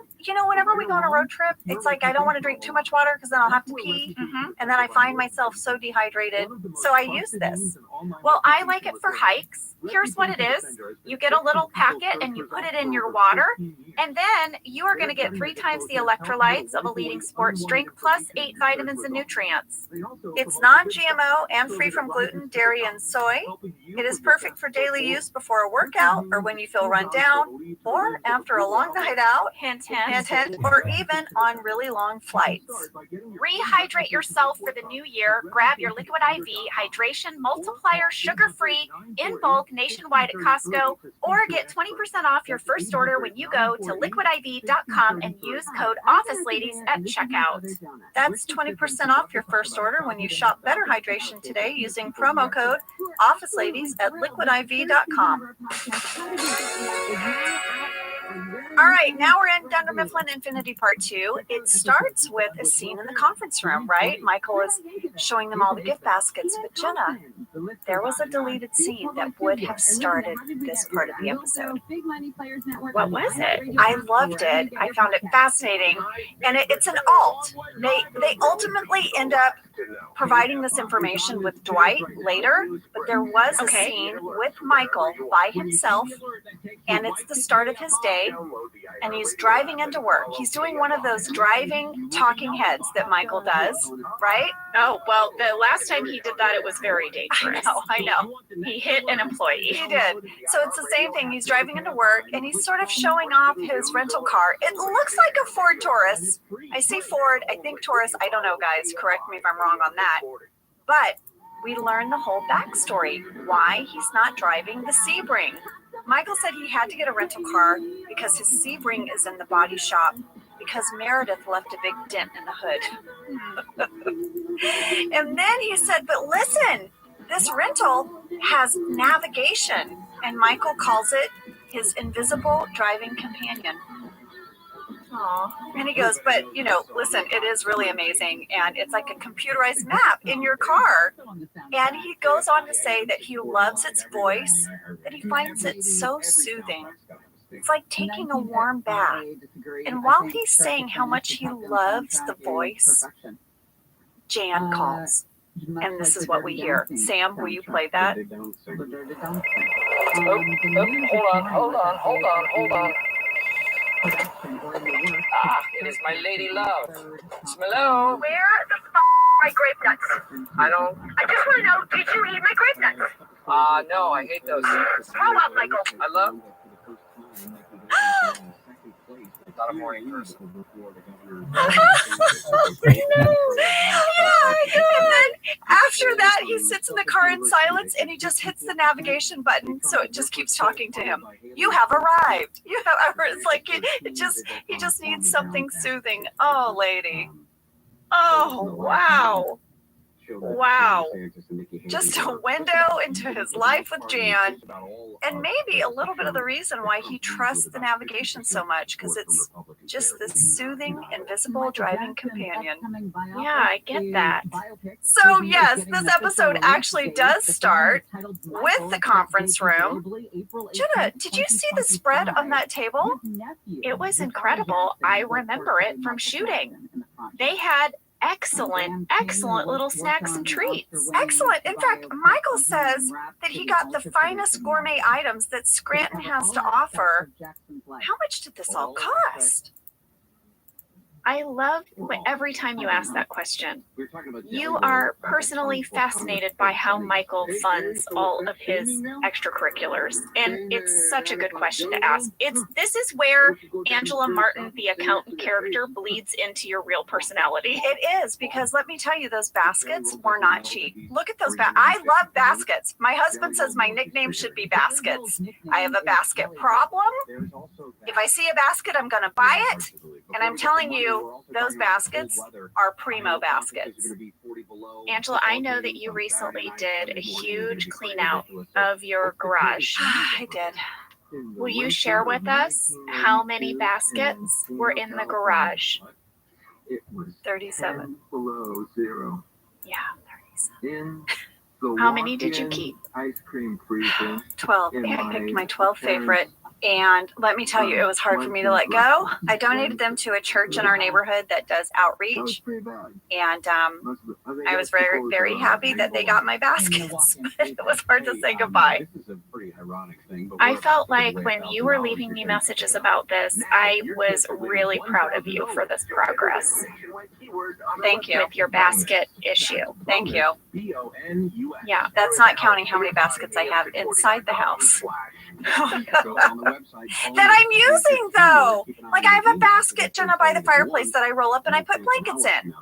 And then I have a basket in my bedroom that I roll up and put blankets in. Listen, I have a lot of blankets around my house because my husband is a giant mountain man and I'm always freezing.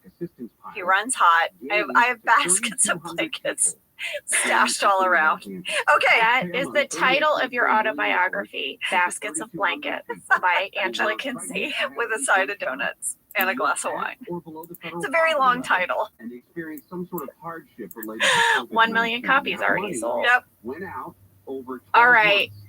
Well, Michael has this talking head where he explains what these baskets are all about. He says, Ryan thinks everything is about emails and IMs. It's all about technology, but he's forgetting about the original instant message, which is a letter attached to a basket of food. Yeah, that's the original IM, you guys, in case you were wondering.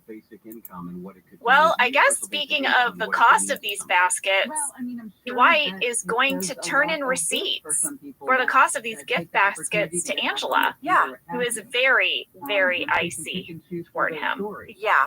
And before we get into the scene, Jenna, we brought this up before, but for any of you that missed it, 22 minutes, 53 seconds, you can clearly see on the message board under thus, T-H-U-S, thus, the following caption. In case you haven't noticed, there's a lot of colorful Huey on this board. Well, it's interesting you mentioned that, Angela, because we had several people write in about this whiteboard behind you. Katie E., Julie Bird, and Christopher Neville all said that there's even more stuff on the board now. For example, there is an Anger Management Appreciation Day on Tuesday the 23rd. Yep. On the 8th, there is an accounting department meeting, and it specifies be prepared to show your work. And on the 10th, it says flex times, which interestingly enough includes Karen, even though she left. And under the flex times on the 10th, it says that Ryan will cover reception, even though he now works at corporate. Yeah. And what is a flex time? When I worked in admin, you needed to give the front receptionist a break so that that person could go to lunch. Yeah. And so the other admin desks would rotate in to sit at the desk for lunch. So I was usually the receptionist, and then each day a different admin would take over my lunch hour because you couldn't have no one answering front reception or no one greeting guests. So I always assumed that's what it meant, that flex time was who rotated to give Pam her lunch break. But I don't know. I would have loved to seen that scene. I would have loved to seen just a montage of different people answering the phones. Well, yes. So Dwight hands Angela the receipt for all the items in the baskets, and she's very icy towards him, Jenna. She just wants it to be business, just business. Yeah. And he says, I miss you. And she's like, elevators. Yeah, and then when they get to the elevators, Angela's making it very clear that it's over. And Dwight is kind of like, okay, I do want to be friends. Plus a little extra also, I love you. This is one of my favorite things that Dwight ever says to Angela. I have seen this stitched on a pillow. I've seen it on all of these Valentine's items. It's really cute. People have written this to their boyfriend or girlfriend, and they've shared it with me online. But that plus a little extra also, I love you. It's so great. I actually broke up with a guy once, and he was like, I get it, totally cool. Can we still hook up? Yeah. And I was like, no, we cannot. That is not breaking up. Yeah.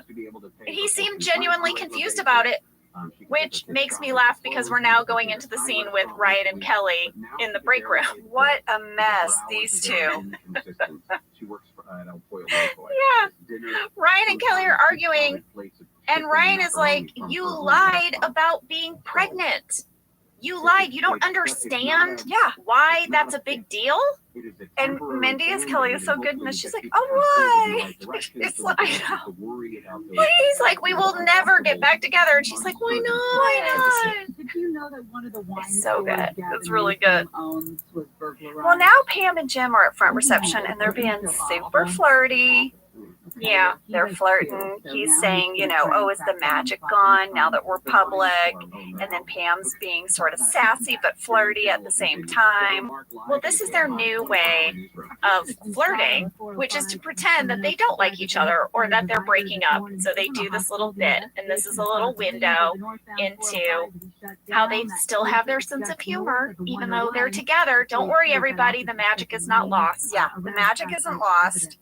We're just all going to have to watch them flirt now. Also, 2 things from Pam's desk. There is an orange, kind of rust-colored ceramic pot with a very sad, tiny plant. You know, because Pam could care less about plants now, like she ever really cared. Her focus is elsewhere. And then Jenna, Pam, and Angela in real life have something in common. What? At 24 minutes, 22 seconds, you can see a whole bunch of yellow Post-it notes that Pam has put in her desk area. Oh my gosh, Pam did like Post-it notes. Pam and Angela like Post-it notes. Yeah, it's true. Yeah, I did a lot of prop Post-it note work on the show. Well, you know who likes Post-it notes in real life. You, me. You love a I Post-it. love a Post-it. Why are you not like some sort of spokesperson for Post-it notes? I don't know. I actually did a campaign with Post-its a few years ago, and they sent me a humongous box of every kind of different type of Post-it you could imagine. And I was over the moon. I did a crazy thing with Post-it notes.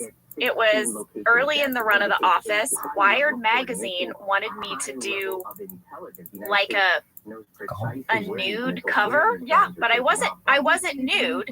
Their pitch was that I was covered in Post-it notes. Yeah. And so they built me like a nude bodysuit. And then I came out onto the set in this nude bodysuit, and then like a prop person had to slowly cover me in Post-it notes. It was super odd.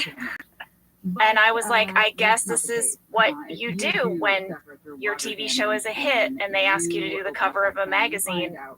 A man covers you Post-it notes. Jenna, you should have worn it to an award show. You would have been all the rage. Remember the lady at the Oscars? She was a wardrobe designer and she made her whole dress out of American Express cards, gold cards. Do you remember that? Yeah. You could have shown up in a Post-it note couture gown. Well, lady, I think we know who needs to show up in a Post-it note couture gown to something, and it's you. And this is in your future, and it can still happen. Oh my gosh. So Michael is going to unveil his plan, you guys, to win back clients. He makes his big announcement. He's going to be delivering baskets door to door. And unannounced, he's not going to warn anyone he's coming. Oh, yeah. It's a surprise gift basket, everybody. Ryan's not happy. We have a Michael talking head where he's like, you know what? He used to be told he couldn't do things like be on the team or move on to 2nd grade. Jenna, are we finding out in this episode that Michael was held back in 1st grade? Yeah, I think we are.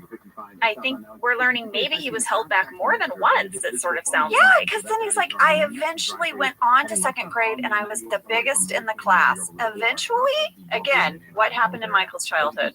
Why was he held back in 1st grade so many times? And now we cut back to the bullpen. And Jenna, people are starting to yell out things and we have some major Phyllis sass. She says, Michael, this is stupid. She just lays it out. Lays it out. Yeah, and then Andy suggests he give away cash instead. Yeah. And then he says, Angela, cash basket. Cash basket. You guys, Cash Basket became an inside joke for all of us on The Office for years and years and years. Every once in a while, there would be some line or some joke that it just struck us as particularly funny in the moment and we couldn't get over it. And Cash Basket was one of them.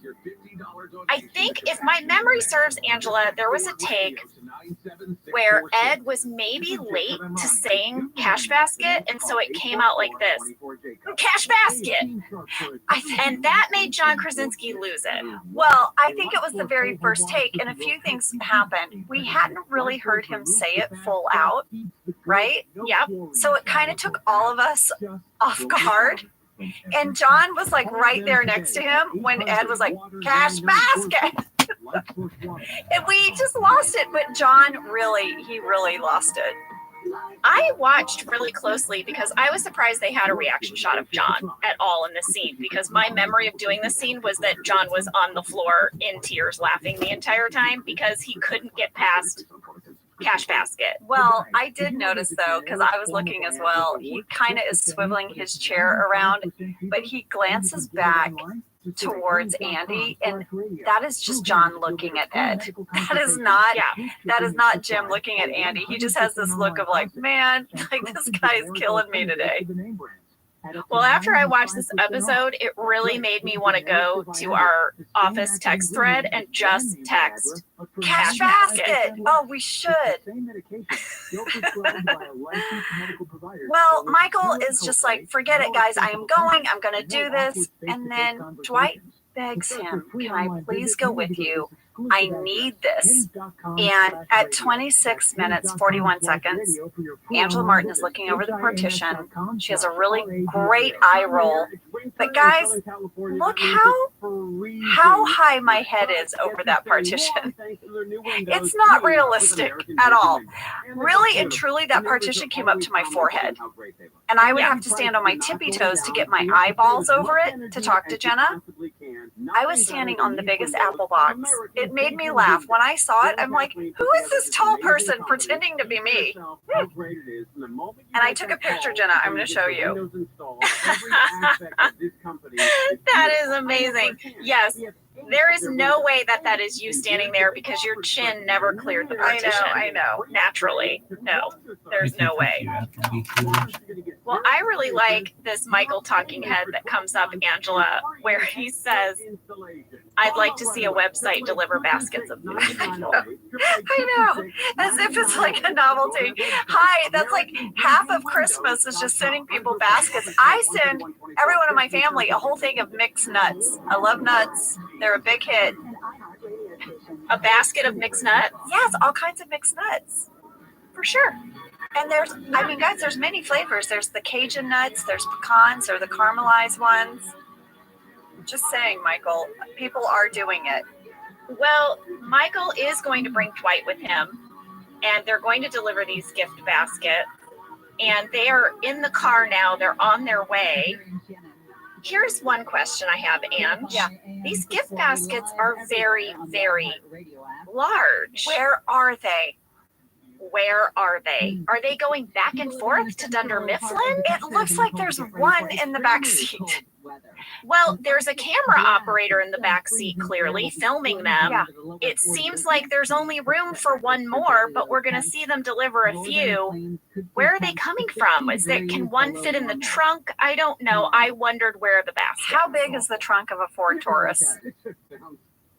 That's a question. That's a question. Well, I have a thing I'm curious about. So Michael and Dwight are in the car. They're driving. The GPS starts talking to them. By the way, it looks like a Garmin. I remember because I had one for a while. Just saying. Okay. And Dwight's like, why do you use that? It'll let them know where you are.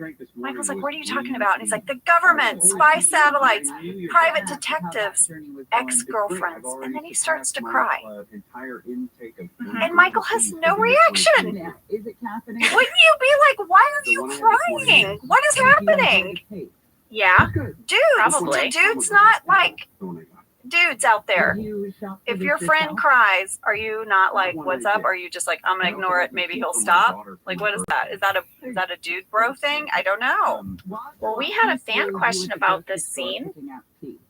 Callie Hendricks and Brendan Cullinan asked, how did you guys do the GPS voicing? Was it a voice actor? And if so, who voiced it? Yes, it was. It was a voice actor. It was an actress named Lynn Ann Zager. And we just hired her, and she read all the GPS voice stuff. Well, she did great. She sounds like the real deal. I know. Jenna, my friend Mika, he's from Australia. And he set his GPS to the Aussie lady. So she's like, oh, take a right. No, you can do this. You can. You can have like I know you can have British, but he picked the Australian. Oh, yeah. I kind of want to do this now. Yeah, I know. Isn't it great? Exit for Studio City. Oh my God, I kind of love that. There's this app, this meditation app called Headspace. I don't know if you've ever heard of it. And you can choose between either a male or a female I guess, meditation leader voice. I don't know what to call them, but they lead you through the meditation, and you could pick a man or a woman. And the man sounds exactly like our Earwolf producer, Colin. Really? Yes, to the point where I had to change to the woman because as much as I love Colin's voice, I felt like I was like, why is Colin, who talks to me about download numbers and ad sales, leading me through my meditation right now? It's really funny. Jenna, what if we did navigation for people? Oh my gosh, What would that sound like? it would sound like this. What I remember from Lady, take a right. You are at your destination. I love it. Oh, that's really good. All right. We should get back to the episode. Oh man, I loved this scene. It's in the kitchen and Ryan is trying to impress Andy and Kevin about his life in New York City. And he's like, yeah, at 2 a.m., I went to get a sandwich because you can get a sandwich at 2 a.m. in New York City. He literally bumps into Vince Vaughn. Yeah. It's incredible. And Andy says, you are so money, but you don't even know it. But you do know it. And that was a quote from the movie Swingers. Yeah. Do you remember that movie? It was from 1996. How could I forget that movie? It was like all of my friends were struggling actors. We were all broke and doing all these different odd jobs to pay rent while trying to go on auditions. And it was like this movie, we like felt seen. We're like, this is us. Oh my God. It totally encapsulated the sort of like young LA transplant lifestyle. And it was written by Jon Favreau and stars Jon Favreau and Vince Vaughn. And Ron Livingston. Yes, directed by Doug Liman. It launched all of their careers. And I remember this. It features that club, the Dresden. Yeah. Do you remember the Dresden? It was this big swing dance club. Very hipster club. Yeah. Well, it's here are the things. I have to read this off because it really got me tickled. Jim is like, I can't believe you guys are impressed with this guy. He's like, whatever, with Ryan and his 2 a.m. sandwich, And Andy's like, listen, this is why Ryan is awesome. Are you ready? Yeah. Number 1, killer job. Number 2, he's rich. Number 3, smells like Pierce Brosnan. Number 4, wears really cool rich guy clothes. Number 5, can get any girl he wants. We'll see. Well, now Michael and Dwight arrive to their first client. They're going to woo him back with their big gift basket. He is confused why they've come. Yeah, also he's like, you don't have a website. We went with Office Depot because they have a really good website. Like, what? I don't know why you're here. Yeah, it's a very funny scene. The actor who plays the client is named Edward James Gage, who, in addition to numerous acting roles, also spent 13 years as a real-life private eye bounty hunter and bodyguard, according to his bio on IMDb. Okay, well, that's a pretty interesting resume there. Well, I have a question about this scene. I was a little confused what this business was. So the character's name is Larry. The client's name is Larry. And if you look over his shoulder, what is the crazy machine behind him? I've never seen anything like it. What is it? I don't know. And then it got me wondering, what is this company? Where have they gone? Do we ever find out? It bothered me. It was a big mystery for me. It did not bother me. But didn't bother you? Didn't occur to you? Now I guess I have to go back and look at this machine. Guys, check it out. What is it? There must be someone out there who knows what it is. They're going to be like, oh, they make widgets for plastic airplanes. It'll be obvious to someone, and I'd love to know. Okay, me too. Well, back at Dunder Mifflin, Ryan is going to do a real skeezy boss move.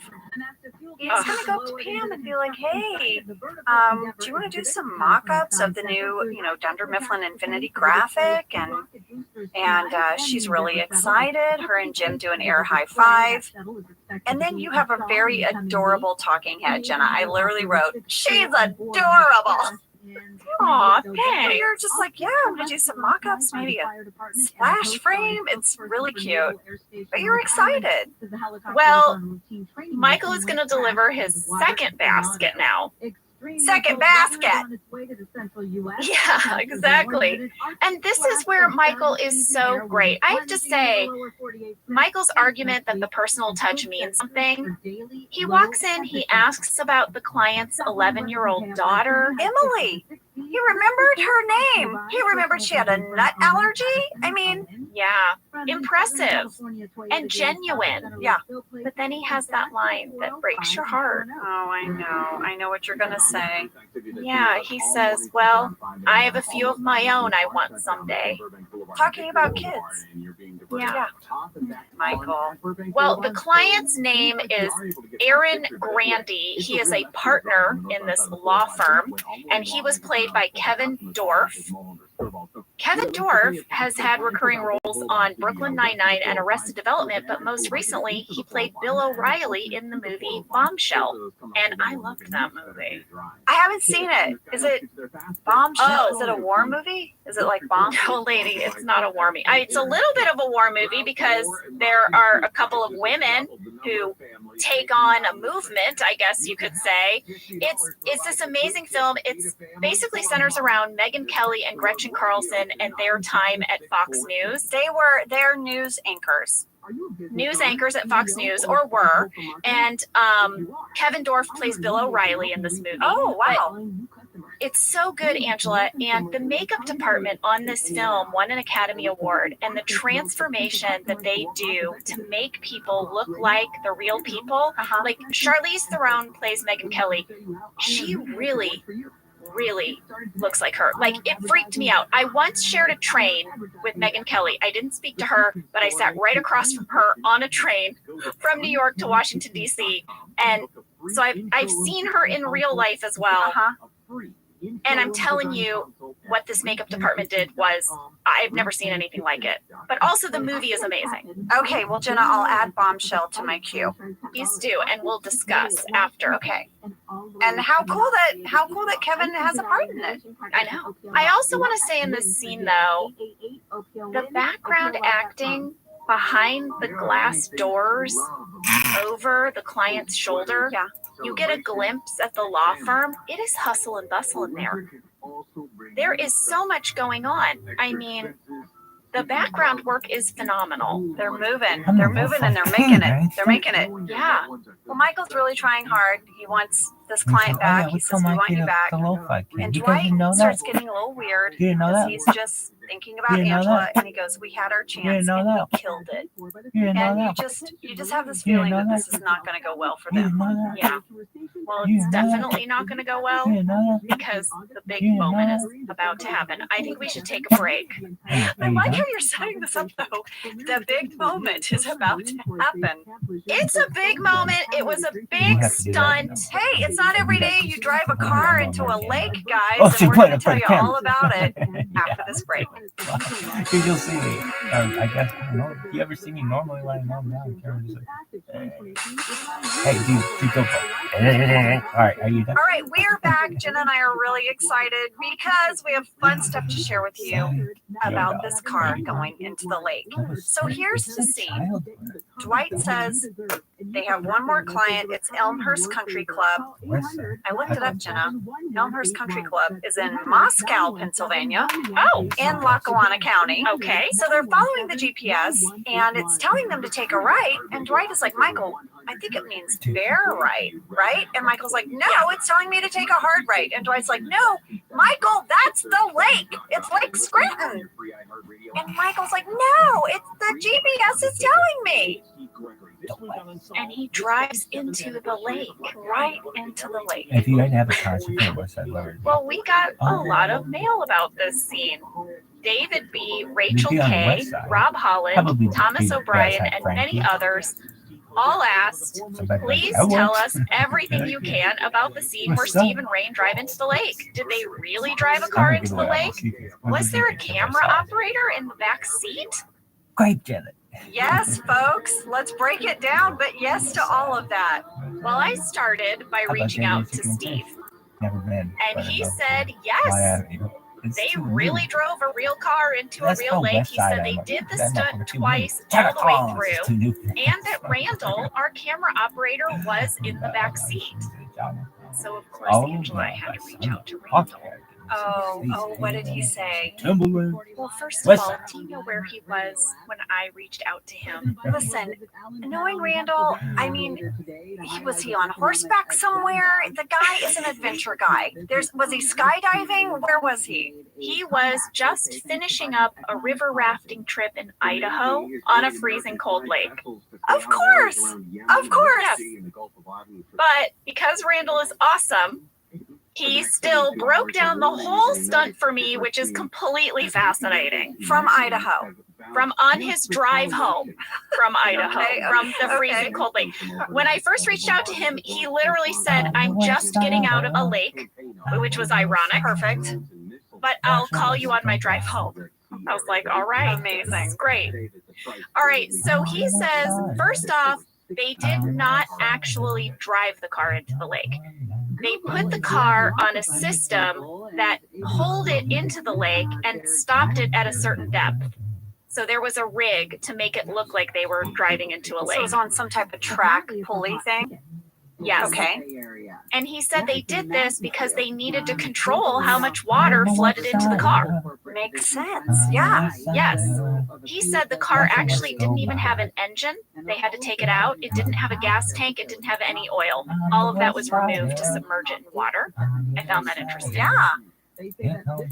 But he told me he really was scrunched in the back seat with a giant gift basket next to him. So he said at first they discussed just filming it on lipstick cameras that were in the visors. You know, we've seen them do that before. But Randall felt very strongly that it should be shot using the handheld camera from the back seat. So he kind of fought for that. And is that because it just, the look of it would be better? You would really feel that water coming in because it's just a better camera. Yeah, and you can't pan lipstick cameras. They're just like they're stationary. They only get that one little window that you're seeing. Whereas Randall with a handheld camera could get the whole view. Yes, exactly. He said that the camera that he was using, it cost upwards of $130,000. Holy cow. And he could not get it wet. He was told, you cannot ruin this camera. And they put some kind of like protective housing on it, but he said he still had to like lift his butt off the back seat to keep the camera from dipping into the water. Oh my God, no pressure. Also, Randall, I mean, he's a big guy and he's scrunched in the back of this Ford Taurus with a gift basket and a camera that costs like, I mean, my God, it's like as much as a house. A house. He's holding a house. Yes, he's holding a house, basically. Dang. He told me that for sound purposes, they had a wire on both Steve and Rain, and they used these waterproof mic packs called Countryman. No. Which Randall knew about from Survivor, because remember, he spent all that time on Survivor. Yes. He said they also put mics in the visors, and they had boom operators standing outside of the car in water. So our boom guys were like in like those like rubber pants in the water. Yes. Randall confirmed that they did 3 takes, but they were losing daylight on the last one. And he's pretty certain that we used the first take because everybody's reactions to hitting the water were just so pure. Yeah. And he said that there are only 2 cut points in this scene. So the first Oh, cut point is when the camera pans down to the GPS. That's when they cut into the car being on the rig. I mean, you can't even tell. It's seamless. I watched it like 5 times and I couldn't figure out They did a great how job. they did it. And he said, and then after that point, it is all one shot until you see the shot of the basket floating in the water. And that's when they cut away and they reset to get all the stuff of Michael and Dwight crawling out of the lake. But all of that commotion of getting out of the car and like Steve hanging on to the passenger side window and opening the door, that was all one take. And that was what Randall was fighting for. He was saying lipstick cams could have never, ever Captured that. Yeah. I have a question. As Steve is making his way out and he's clinging onto the side of the car, he opens the back passenger door. And was that Yes. to let Randall out? Well, we had a lot of people write in about that. They said, is Michael trying to save the camera operator or the gift basket? Yeah. And I asked Randall, and Randall said, my instinct would be the gift basket. He's like, I never thought that Michael was opening the door for me. But I thought, it's funny, I gave credit to Michael. I thought Michael was trying to free the camera operator. Yeah.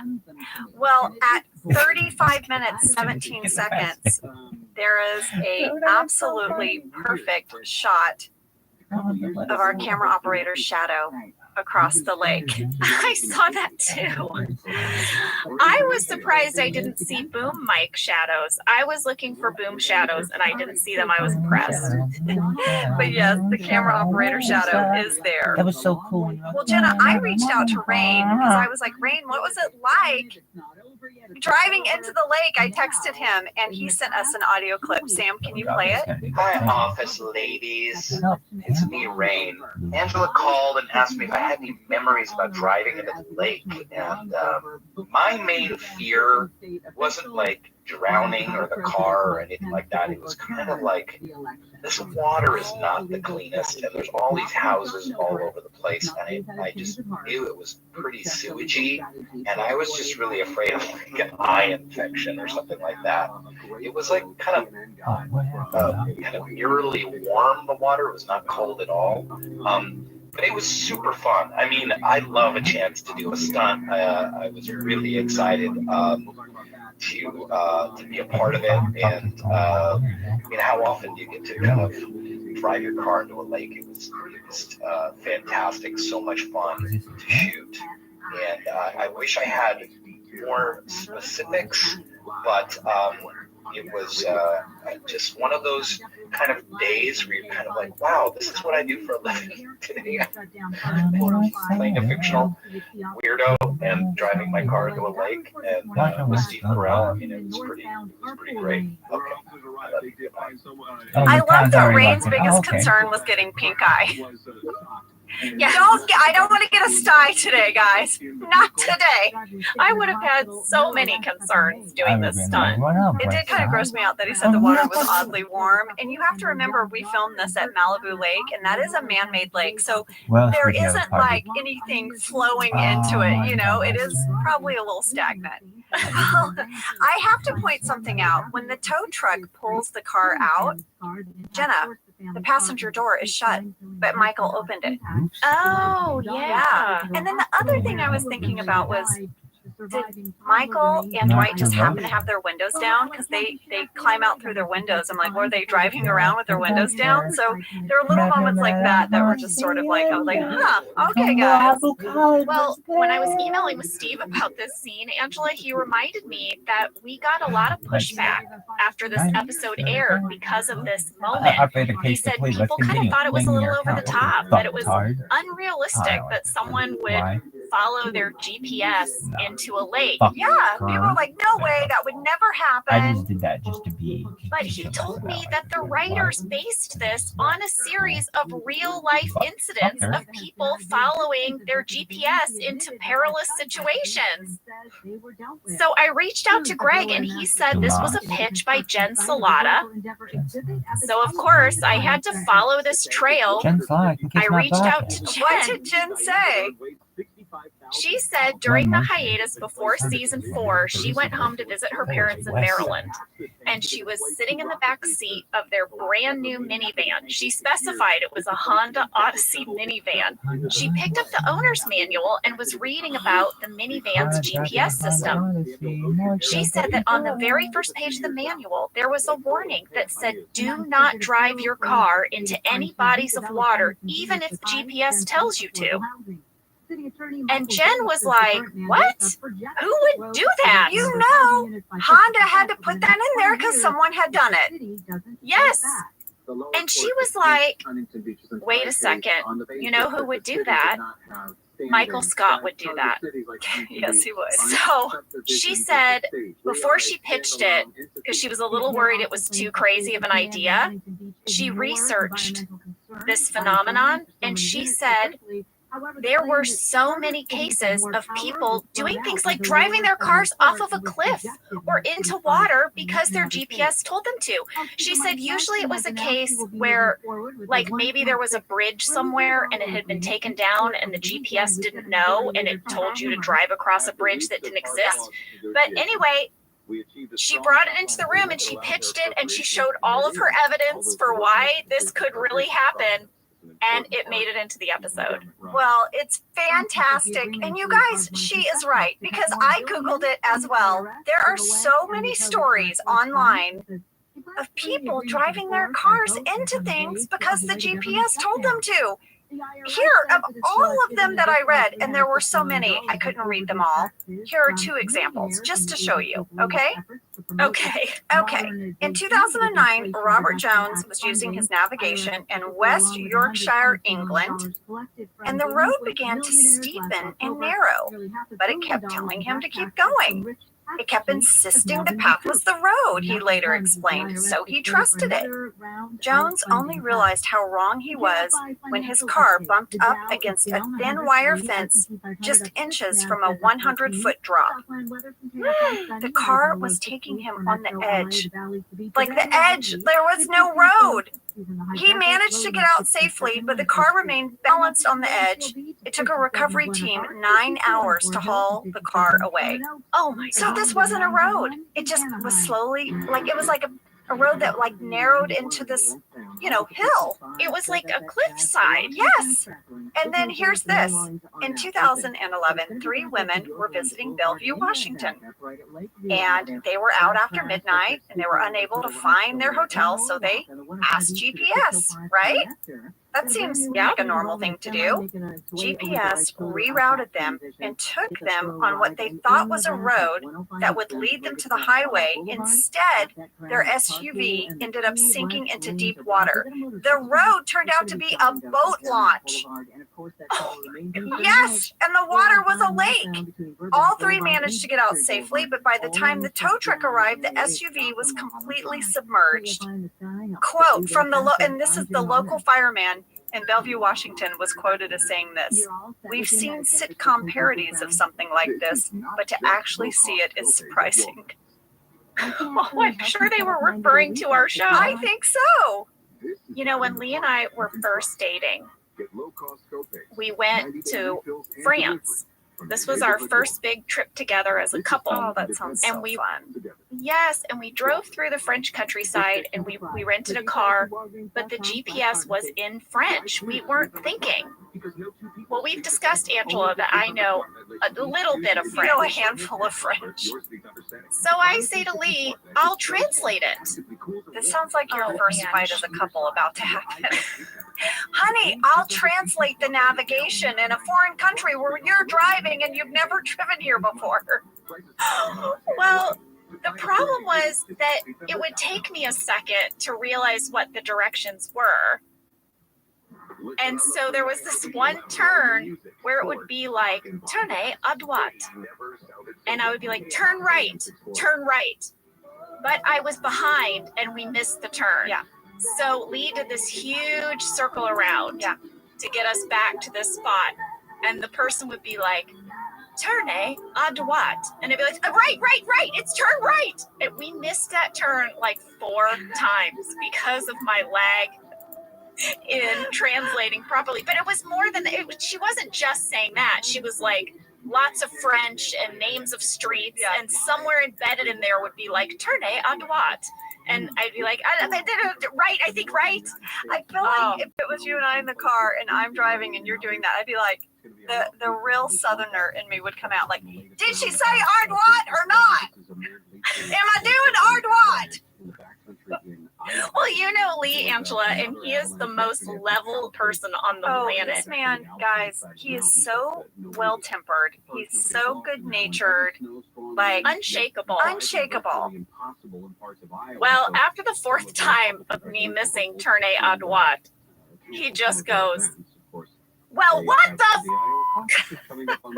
And I was like, oh my God, I broke him. I broke Lee. Like the first time you ever heard him curse.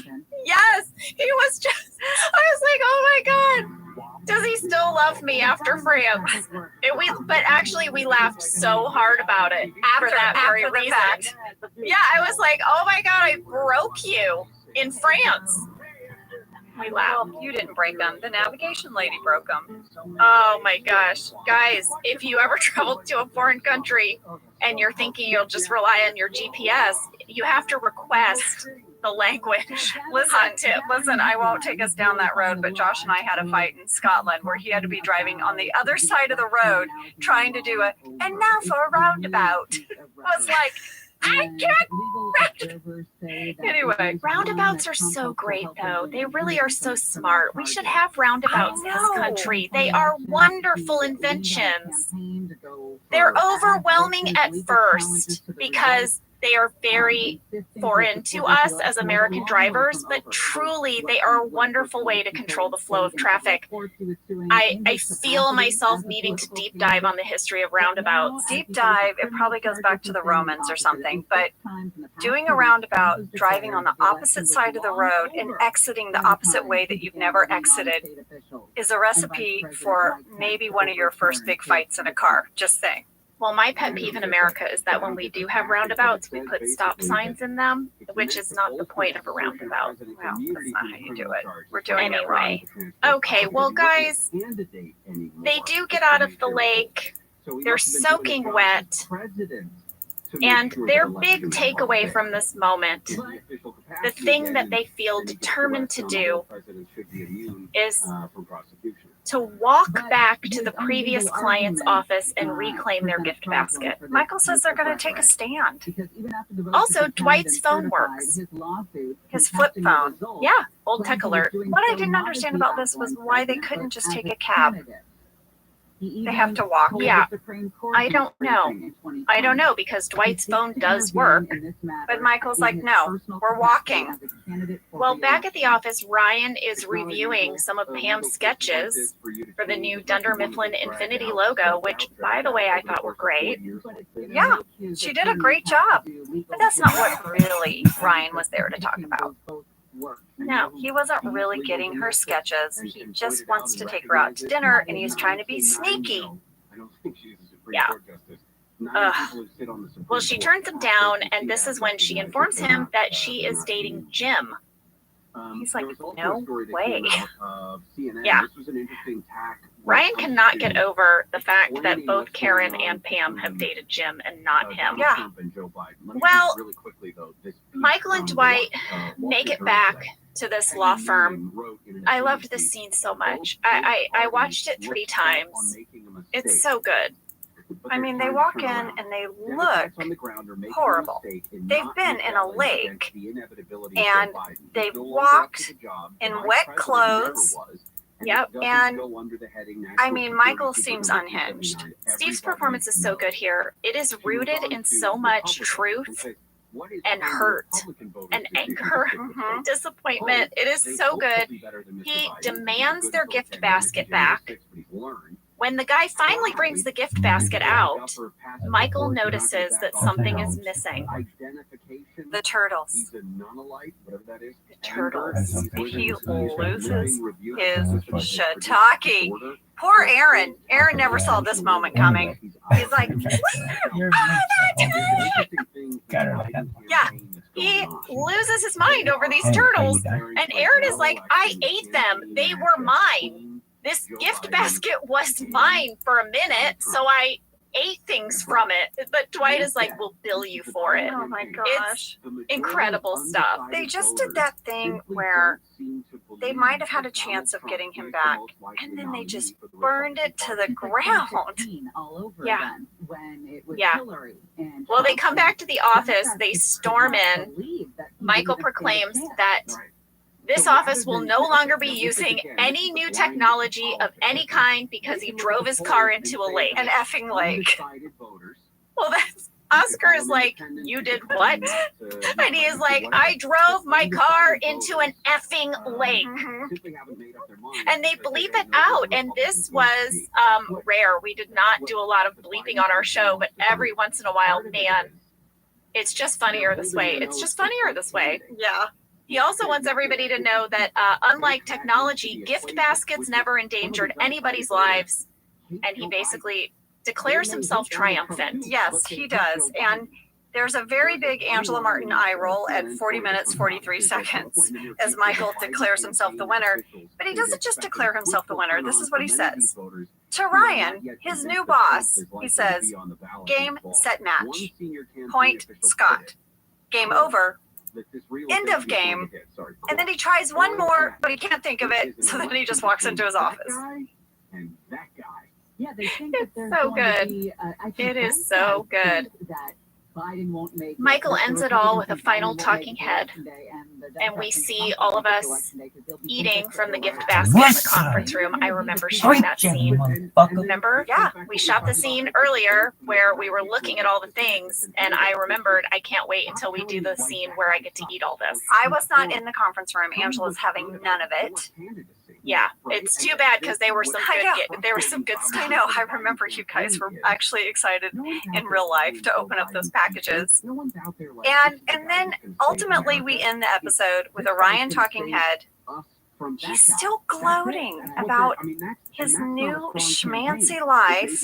He says, he's not saying he had a meteoric rise, but I guess he did, and that his haircut was $200. He's just being such a tool. And lady, there are some great extras in the deleted scenes of Ryan bragging about New York. He has a whole thing with Jim about in New York, and Jim's like, yeah, I've been there, and he's like, no, but it's different. You've got to live there. Like you can't really understand what I'm talking about because you haven't lived there. So sorry. Yeah, but anyway, they're really funny. It's too bad. I really loved the scene between him and Jim. He just would not let it go. Well, that's it, guys. That finishes out Dunder Mifflin Infinity. Dunder Mifflin Infinity, and up next, Jenna, is what? Lunch party? Launch party. Launch party. Kevin. Oh, it's a party. Launch party. All right, guys, we'll see you next week. See you next week. Have a great one. Thank you for listening to Office Ladies. Office Ladies is produced by Earwolf, Jenna Fisher, and Angela Kinsey. Our producer is Cody Fisher. Our sound engineer is Sam Kiefer, and our associate producer is Ainsley Mubuko. Our theme song is Rubber Tree by Creed Bratton. Thanks. For ad-free versions of Office Ladies, go to StitcherPremium.com. For a free 1-month trial of Stitcher Premium, use code OFFICE.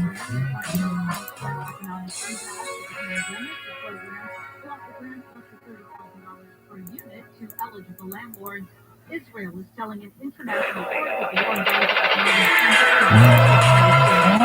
Gaza today in the International Court of Justice, where Israel has been defending itself against accusations of genocide and war against Hamas. I'm Jenna Fisher. And I'm Angela Kinsey. We were on The Office together. And we're best friends. And now we're doing the Ultimate Office Rewatch podcast just for you. Each week, we will break down an episode of The Office and give exclusive behind-the-scenes stories that only two people who were there can tell you. We're the Office Ladies. It's party time, everybody. It's a launch party. Or is it a lunch party? How dare you? Is it a lunch party? Get out! You and Kevin can get out. That is one of my favorite jokes. Lunch party. Yeah. Would that be better, Kevin? Would that be better for it to say lunch party? Well, it is a launch party. It is another 1-hour episode. So you know what that means. We're doing Launch Party Part 1 today. This was Season 4, Episode 5, written by Jen Salata and directed by Ken Whittingham. I mean, one of our favorite duos. Oh, yeah, and this was actually Ken's 6th episode that he directed. We love Ken so much. I want you guys to know, if you watch the bloopers, you will see a few times Jen and Ken cracking up, and they whip the camera over on them and bust them. But they were just so fun on set, weren't they, Jenna? They were so, light and there for you and ready to laugh. I loved the two of them together. Same. All right, ladies, should I hit you up with a summary? Well, yeah, we got a lot to cover, so let's go. Well, here's what we're going to talk about this week. On the day of the Dunder Mifflin Mifflin Infinity website launch, Dwight makes it his goal to beat the website in sales to impress Angela. Jim and Pam prank Dwight into thinking the computer is communicating with him, and Michael thinks he got invited to the fancy launch party with sushi in New York, but he is embarrassed to learn he was only invited to attend virtually. Yeah, he was invited to a chat room, which he thought was a club that had a secret password. Well, not Instagram. Exactly. The password is password. Yeah. Huh? Is there a www before that club name? Well, listen, this episode also features a very famous cold open from the series. You know the one I'm talking about, Angela. I do. I love it. And Jenna, I have had people write in and tell me that they do this in their office now. Yes. That it sort of started a thing. When I watched this episode with Lee, he said, I've done this. I've done this. So it's the one that takes place in the conference room and everyone's watching this little DVD square on the screen behind Michael as he is trying to lecture us about, I don't know what, ideas to improve. Quarterly. Yeah, he's trying to tell us how to improve or spruce up the quarterlies, right? They're boring. Very boring. Well, we thought that today, in lieu of Fast Facts, we should do a deep dive on this cold open. We should, you guys, because there's some fun info for you. So we reached out to our writer, Jen Salata, because we heard a rumor that this might have happened to her in her real life. It was somehow based on her, right, Jenna? Yes. And she had some great stuff to say. So let's do a deep dive of this cold open. Cold open deep dive, Sam. Will you play my son's sting? You gotta deep, you gotta dive. You put them together, get a greedy I love it. There it is. There it is.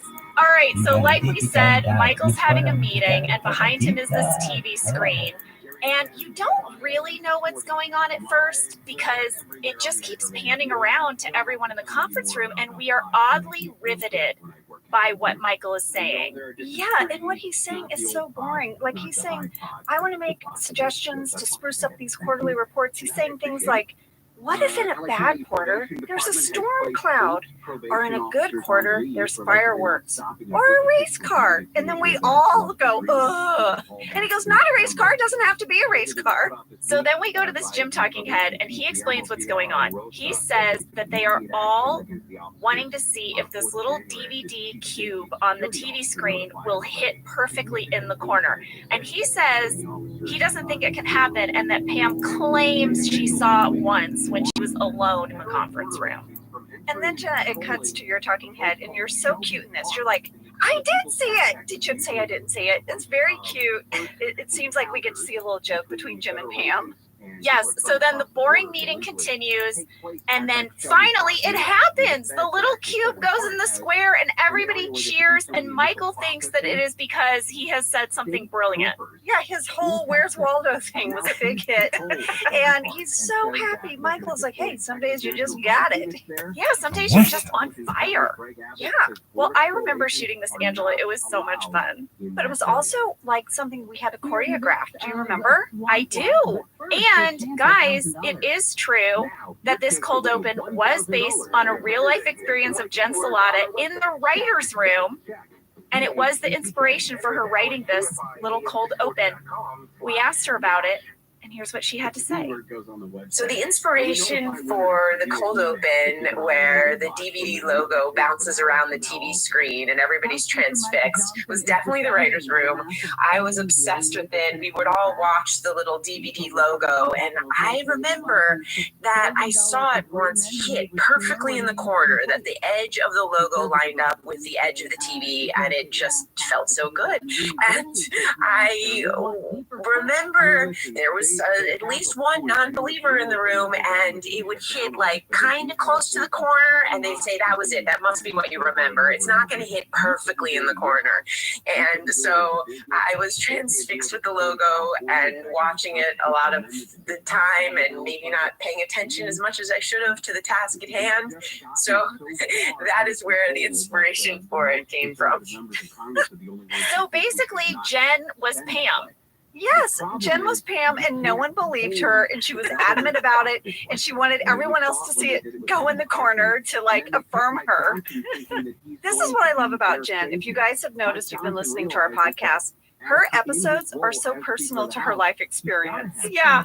I mean, the WebMD thing, remember that she wrote about, and now this, and there's always these little moments from Jen's actual life, and I think it is such a nice touch. And there are always these really ordinary moments that might otherwise pass you by, and something in her brain makes note of these. And that is why when you watch this cold open, it is so deeply relatable. It really is. I mean, Jenna, you and I both tempt. We sat through boring meetings all the time. And Jenna, you do this. You find little hooks of something happening to get you through it.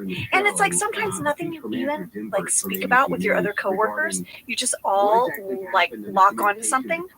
I tempt at this office and all the executive side of the building face like a nice view of the city. But everyone in cubicles faced a parking garage.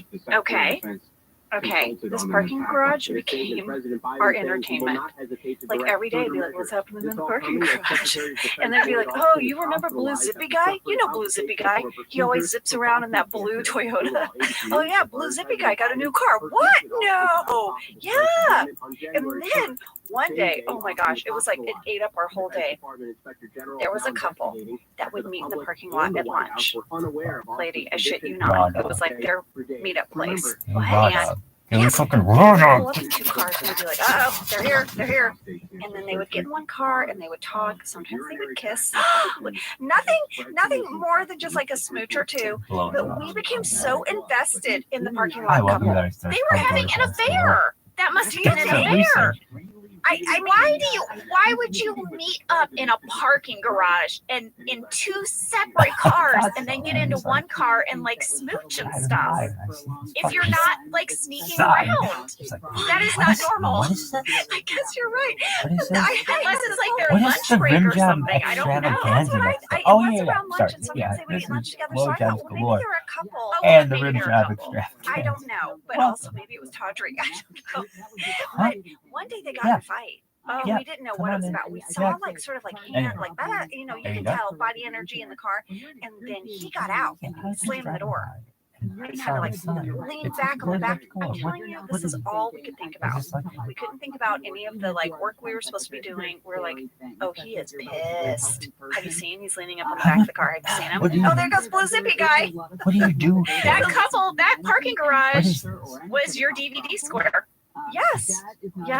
But this is what I love about Jen is these little tiny moments that are so relatable when you work in an office all day. You have to find little things to get you through. Absolutely. Well, Angela, you mentioned that when we were shooting this, it was really technical, and we got a lot of fan questions about it. Oh, let's hear them. All right. Sandy P, Megan S, Miranda D, Mo Downey, and Amanda McKnight all asked, how in the world did you time the cube to go in the corner at exactly the right moment? Did the show need to create like a special program for the DVD screensaver? You know, Ange, when I watched this, I have to say I was kind of amazed. And I could not remember how we did it. I thought, did they make like a DVD disc and we had to time it all out? Yeah, I sort of remember Ken Whittingham giving us cues. Did you remember that? Oh, like hand signals of when to cheer or when to be shocked or all of our reactions. Yeah, but I can't be sure. I feel like Ken was giving us hand signals, but you know what? We asked Jen, and she had a little something to say about it. So I couldn't remember how we actually filmed the DVD logo part of the scene. So I asked Dave Rogers, who edited the episode, and he said that we put the DVD screensaver in later. It was burned in later. So it was just a blue screen on the monitor while we were filming, which allowed us to play with the timing of when the logo would hit the edges of the TV. Yes. That makes so much sense. There was nothing on the TV. Like, here's the footage. Nothing. And I think Kim was telling us like either like thumbs up to cheer or thumbs down, and we had certain words that Steve was going to say as Michael, right? That we knew. Well, I definitely remember that. I remember that Steve's dialogue was I'm gonna get an Italy probe. Get that motherfucking close shot. From scenes, and we could play around and we could improvise, but not with this because it was too important that we react off of certain things he said. Yeah, and we all had to react at the same time. So it was very sort of like planned out. Well, we also asked Jen about writing this dialogue, and here's what she had to say. As far as dialogue for Steve in the Cold Open, I remember trying to match the dialogue with the reactions that everybody was having to the much more important DVD logo in the background. Steve always makes everything better, so it's possible that some of the dialogue was changed a bit or just made better. But I remember when we were filming it, we also, with the camera that was on you guys, we had you guys have various reactions so that we could just have them and Dave could edit them in, like just the crazy joy that you'd feel when you hit the corner and how frustrating it would be when it missed, so that we had a bunch of reactions to play with that we could end up giving to Dave at the end when he was trying to assemble the scene. I thought it turned out so wonderfully and captured the excitement of when that cube hits the corner. You're done. And I just love so much how Steve plays the fact that he thinks that everything is about him, completely unbeknownst to him. The terribly exciting thing that's happening behind him. Years ago. That is so much technical work that went into making this happen. And by the way, Jen sent us a picture of all of us from our point of view looking at that blue blank TV screen. So we'll post that in the pod. Yeah, that is so great. And what a fun thing that Jen's little idea, this thing that happened to her, ended up being this fantastic cold open. And there is your deep dive of this episode's cold open. I loved it. I did too. I enjoyed learning all those things about it myself, and I was there. I feel like we say that a lot. That would be my question. We're like, oh my God, and we were there, and that is so cool, and I didn't know that. That's how I feel when I rewatch the show sometimes. Sometimes I'm like, but I was there. I'm in that room. That's me. I did that. I did that. Exactly. All right. Well, lady, I feel like we should go to break, and then we'll come back, and let's get into this episode. Break it down. Break it down. Break it down.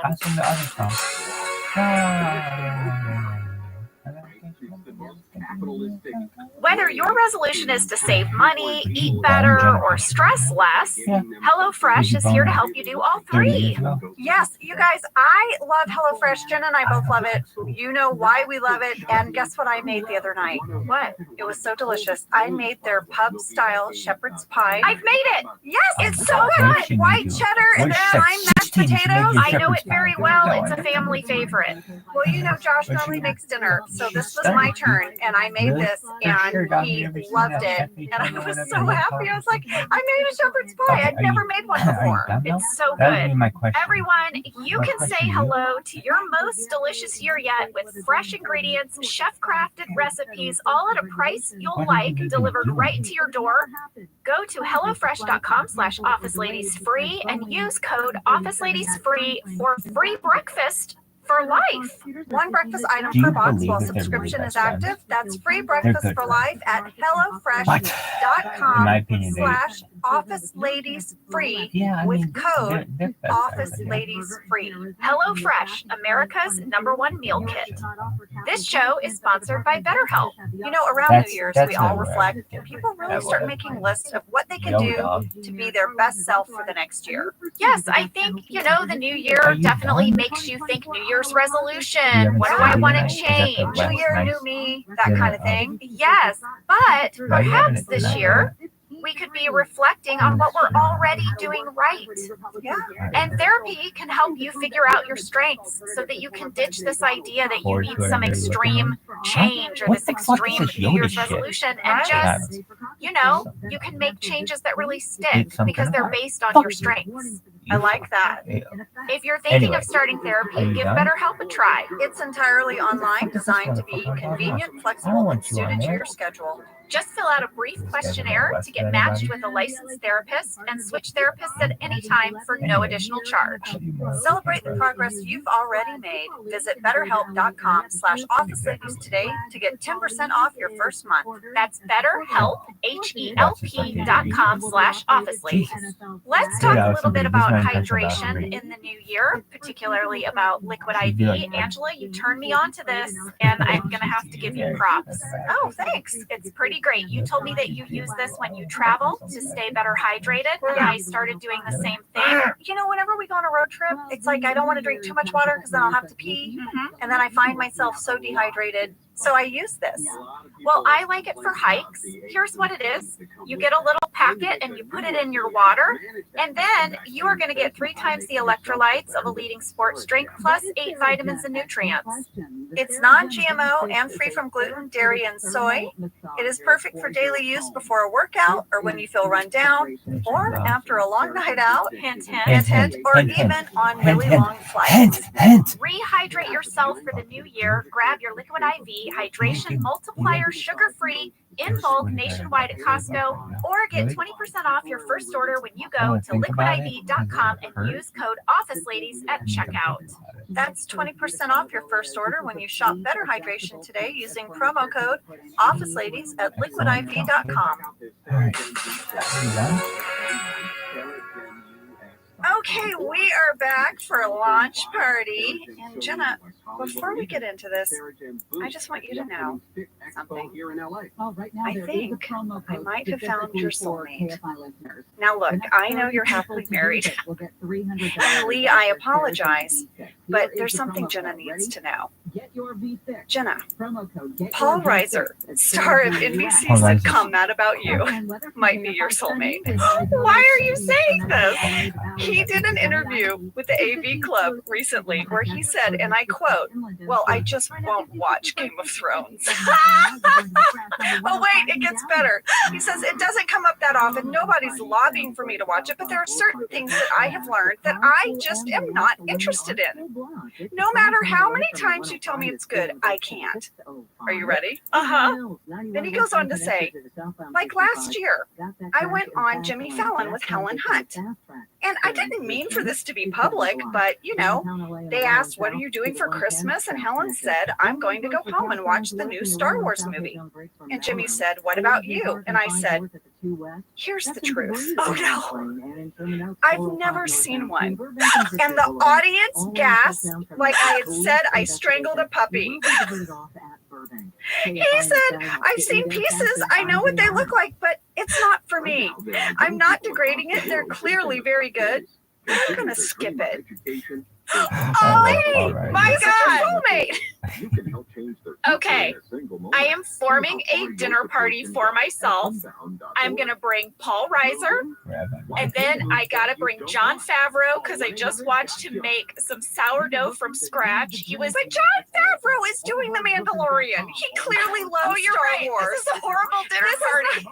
This is going to, do you want conflict at dinner?" Oh my gosh, you're so right. Invite me. I'll be the buffer. Okay, between you and Jon Favreau. But I love that Paul Reiser said, "I'm gonna skip it." Oh my gosh. I got so tickled when I read that. I've been saving that. I couldn't wait to share it with you. I hope that I run into him one day so that we can discuss this. We're part of a very small group of people, but there's more of us out there. I've gotten mail. There's more of us out there who just do not connect to that material. Oh my God. And it's very validating to hear from others.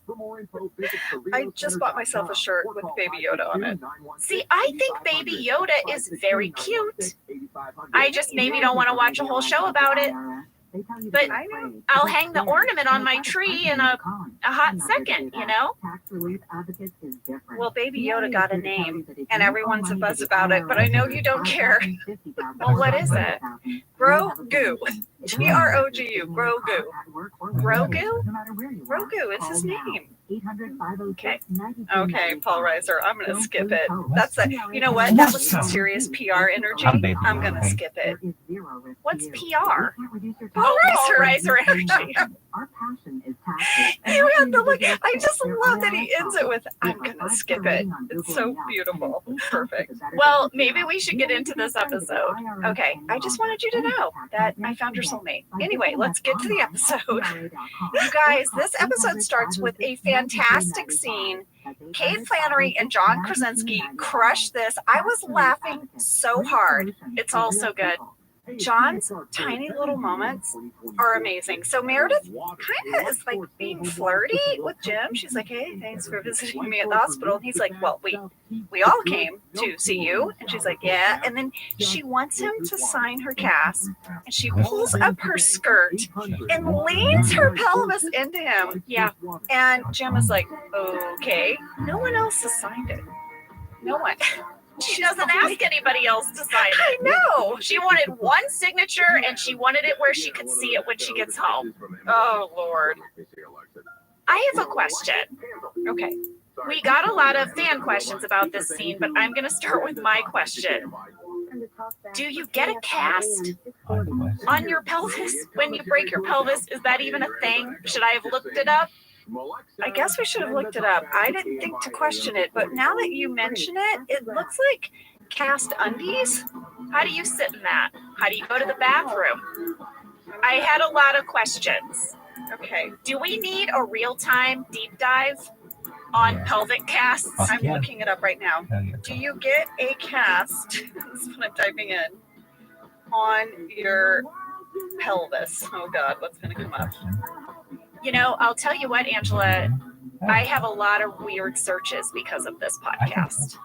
Oh, well, I know that. If someone were investigating me, they would be very, very confused by my search history. That's not a thing. I know. I think that all the time.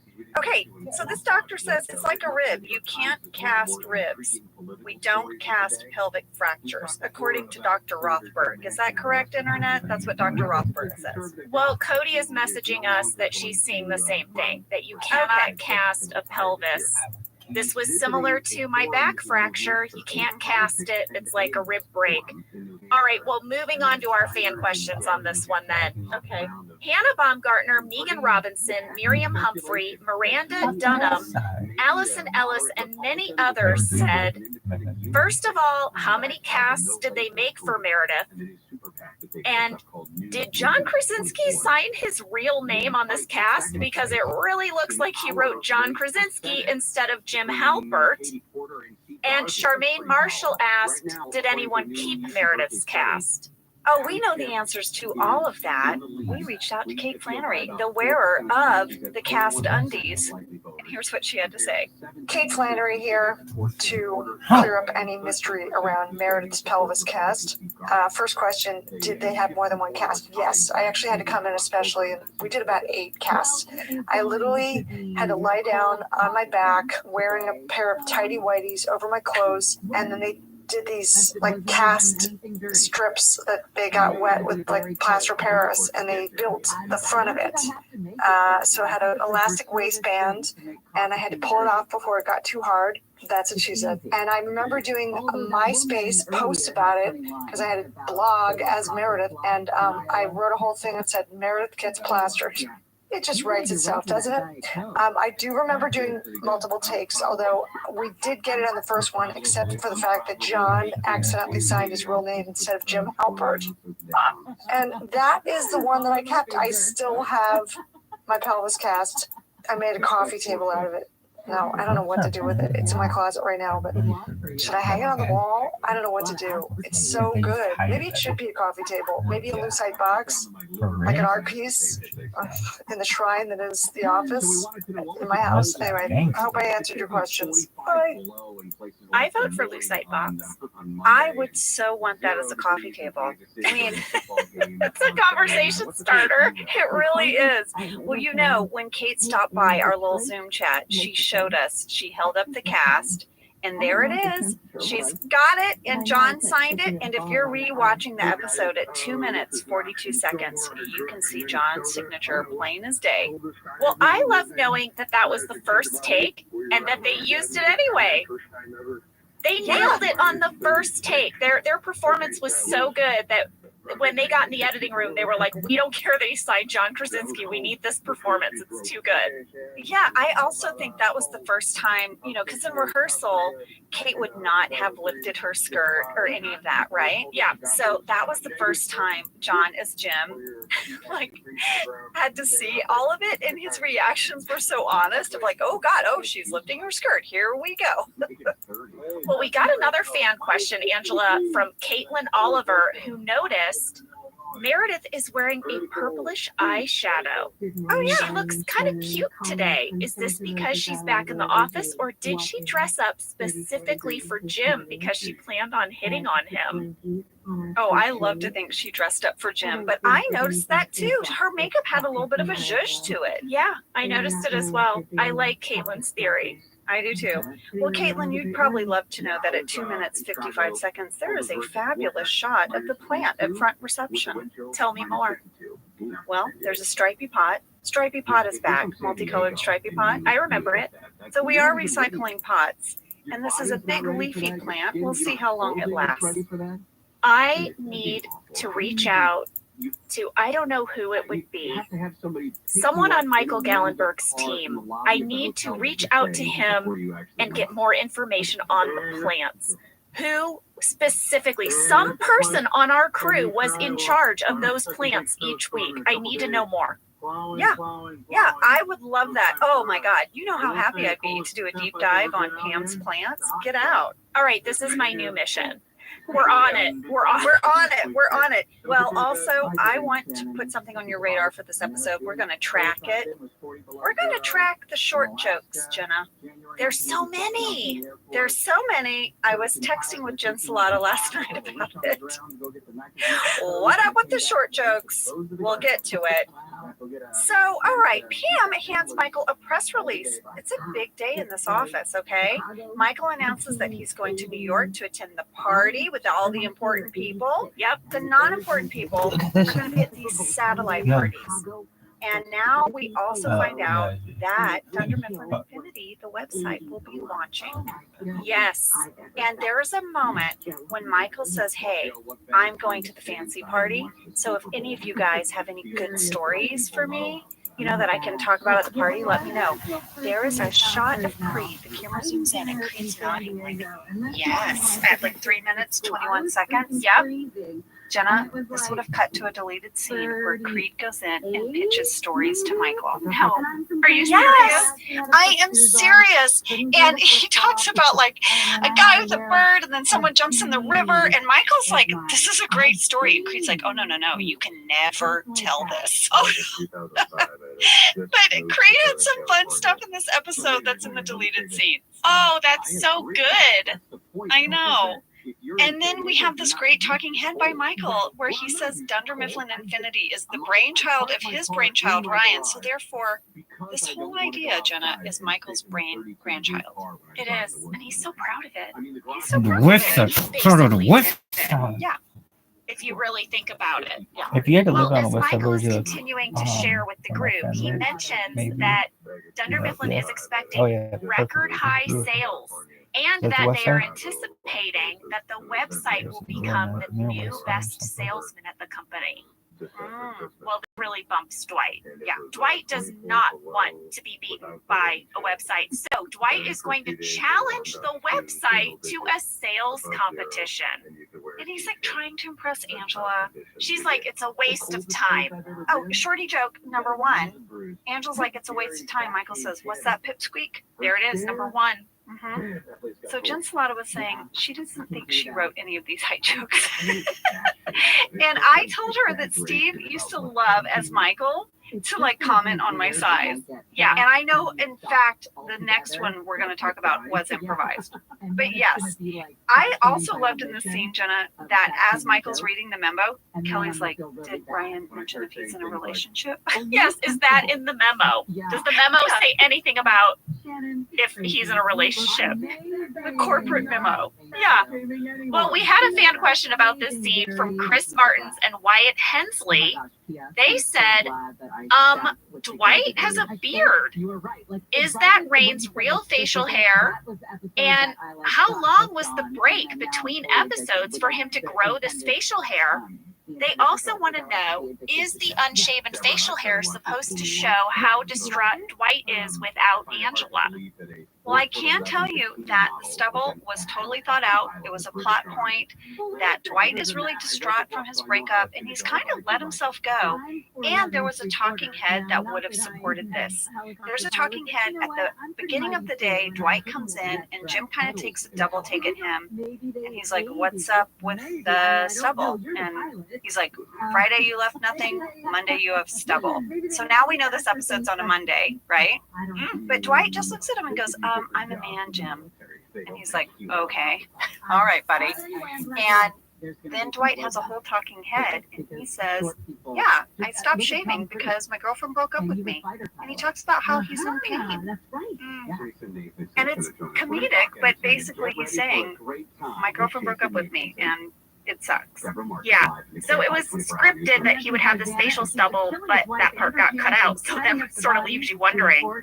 But guys, in answer to the other question, there was just, like in this deleted scene, a standard weekend break. So we would shoot Monday through Friday, and Rain just had the weekend to grow this stubble. It's his real facial hair. The thing, though, that gets difficult is matching it every day throughout the week. So on Monday, he came in with this stubble, but then they would have to match that exact length on Tuesday, Wednesday, Thursday, and Friday. So they would have to buzz it a little bit in hair and makeup.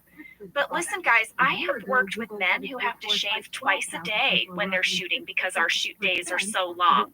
If they have a clean shaven look, by 4 o'clock, they get a little bit of a shadow, and they send them back in to wash their face and shave with a razor so that we can keep shooting into the night and they match. Can you imagine if you had to shave your legs like halfway through the day? No. I'd be so bummed. Yeah. That's a lot of maintenance. It's a lot of maintenance. Those guys would come in the hair and makeup trailers in the morning, and they would, first thing they would do is shave. They wouldn't even shave at home, a lot of them, because they wanted it to last as long as possible for the shoot day. Well, then there's also the fellas that have a hard time growing a beard. Yeah, it's one of those guys. Yeah, and then I've seen in there where they have to put hair on their face if their character needs a beard. Yeah, they get fakey hair. Fakey hair. Fakey hair.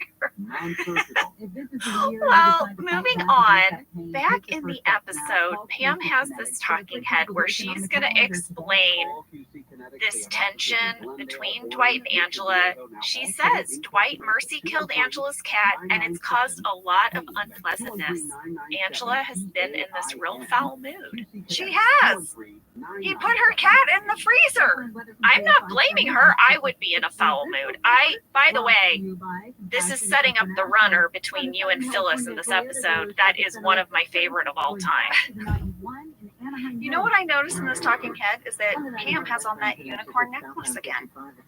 Oh, she switched from her butterfly to the unicorn. She's a unicorn again, and Angela has a gold cat necklace. I noticed that, and it's real cute. I know, I would wear it. I would wear it. Well, back in the bullpen, Stanley is dancing to the music on his new website, and Phyllis is so tickled. And it's just a small moment, but these are the moments I absolutely love about our show. Yeah, just these little glimpses into the different desk pods. I just love it. Well, then we go to corporate Ange, and we have a Ryan talking head. He is in this gorgeous corner office in a skyscraper, feet up on the desk. And you know what? He wants you to know, yeah, he created a website. Yeah, he created it. No big whoop. No big whoop. He's not trying to reinvent the wheel, but he's taking it to the streets while keeping an eye on the streets, Wall Street. You know, paper buying just became fun. Yeah, boom. But then you hear a voice of someone who's like, I told you not to do these interviews in my office. So, first of all, it's like, how many of these has he tried to do in this guy's office? It's not his office. Ryan is such like, oh my God, he's such a cheeseball. Well, and then the camera pans down and you see a nameplate on the desk that says Thomas Dean. And we got a fan question about this from Miles Peterson. Does the name Thomas Dean have any significance? Yes, guys. Tom Dean was our PA, and that nameplate was in Tom's honor. Okay, Jenna, I think the voice of Thomas Dean is our editor, Dean Holland. I think it is too. Right? Yes. I would have sworn he was in the room with me when I heard that. It's got to be him. Yeah. I think you're right. Well, I want to take us now to the scene with Andy and Dwight. I love that Dwight has his little champion, that Andy is so rooting for him in this. He's gotten really into it. And he says to Dwight, you know what? You need like a noise or something for like when you make a good sale, right? Yeah. He's got his dry erase board. It's Dwight against the computer. And now they're brainstorming. What's the noise that goes off whenever Dwight makes a sale, right?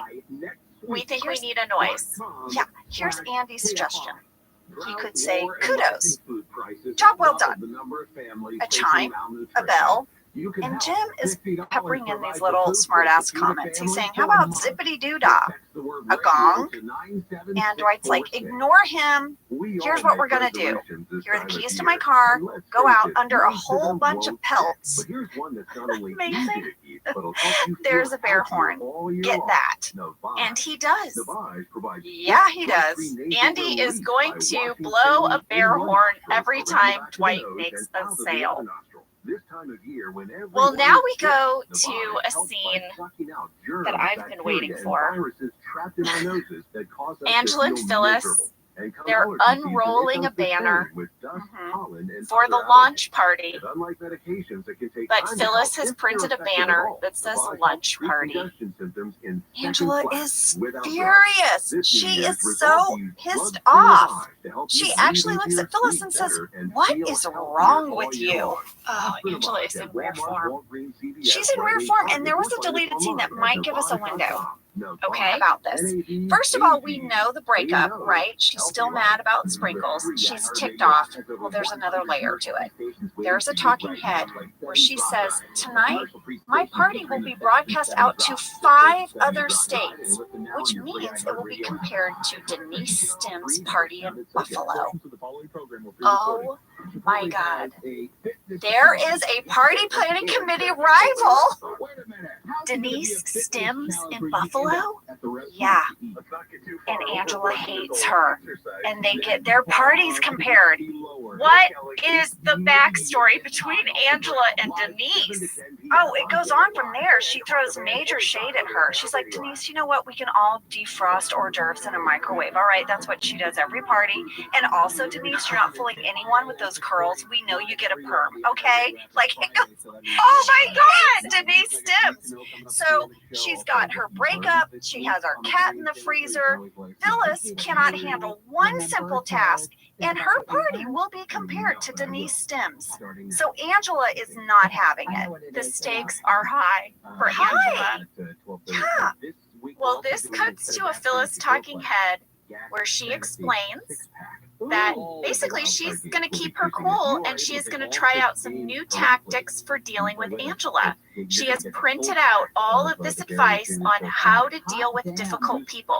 She actually says she Googled how to deal with difficult people. Well, you know what, Ange? What? Obviously, I had to Google how to deal with difficult people. I wondered if you would. What'd you find out? Well, what I found out is that a lot of the tactics that Phyllis uses in this episode are the advice for dealing with difficult people. Asking the difficult person how they're feeling, like saying affirmative things like, I could see why you might be upset, like things like that. Well, I'll tell you something. If someone had made a banner that said lunch party, and then turned to me and said, how do you feel about the fact that the banner says lunch? I would probably say, I feel like you're a dumbass. That's how I feel. Like, that is not something you say to someone who's already annoyed with you. So that cracked me up when Phyllis said that. I was like, if I was Angela, I would still be pissed off. That would not have helped my situation. And, you know, it's not helping, Phyllis, that Kevin is now involved in this discussion. And then Michael walks up and says, nobody cares about this party anyway, booster seat. Shorty joke number 2. Shorty joke number 2. And I want you to know that Steve improvised a whole bunch, and I never knew what he was going to say. And there's bloopers of me cracking up. There you go. Angela's ticked and no one is helping. Well, this is when Angela has her talking head that I love so much, when she says that she's been asked to plan a party with only a $65 budget and 4 idiots that are doing nothing but weighing her down. Oh, and her cat is still dead.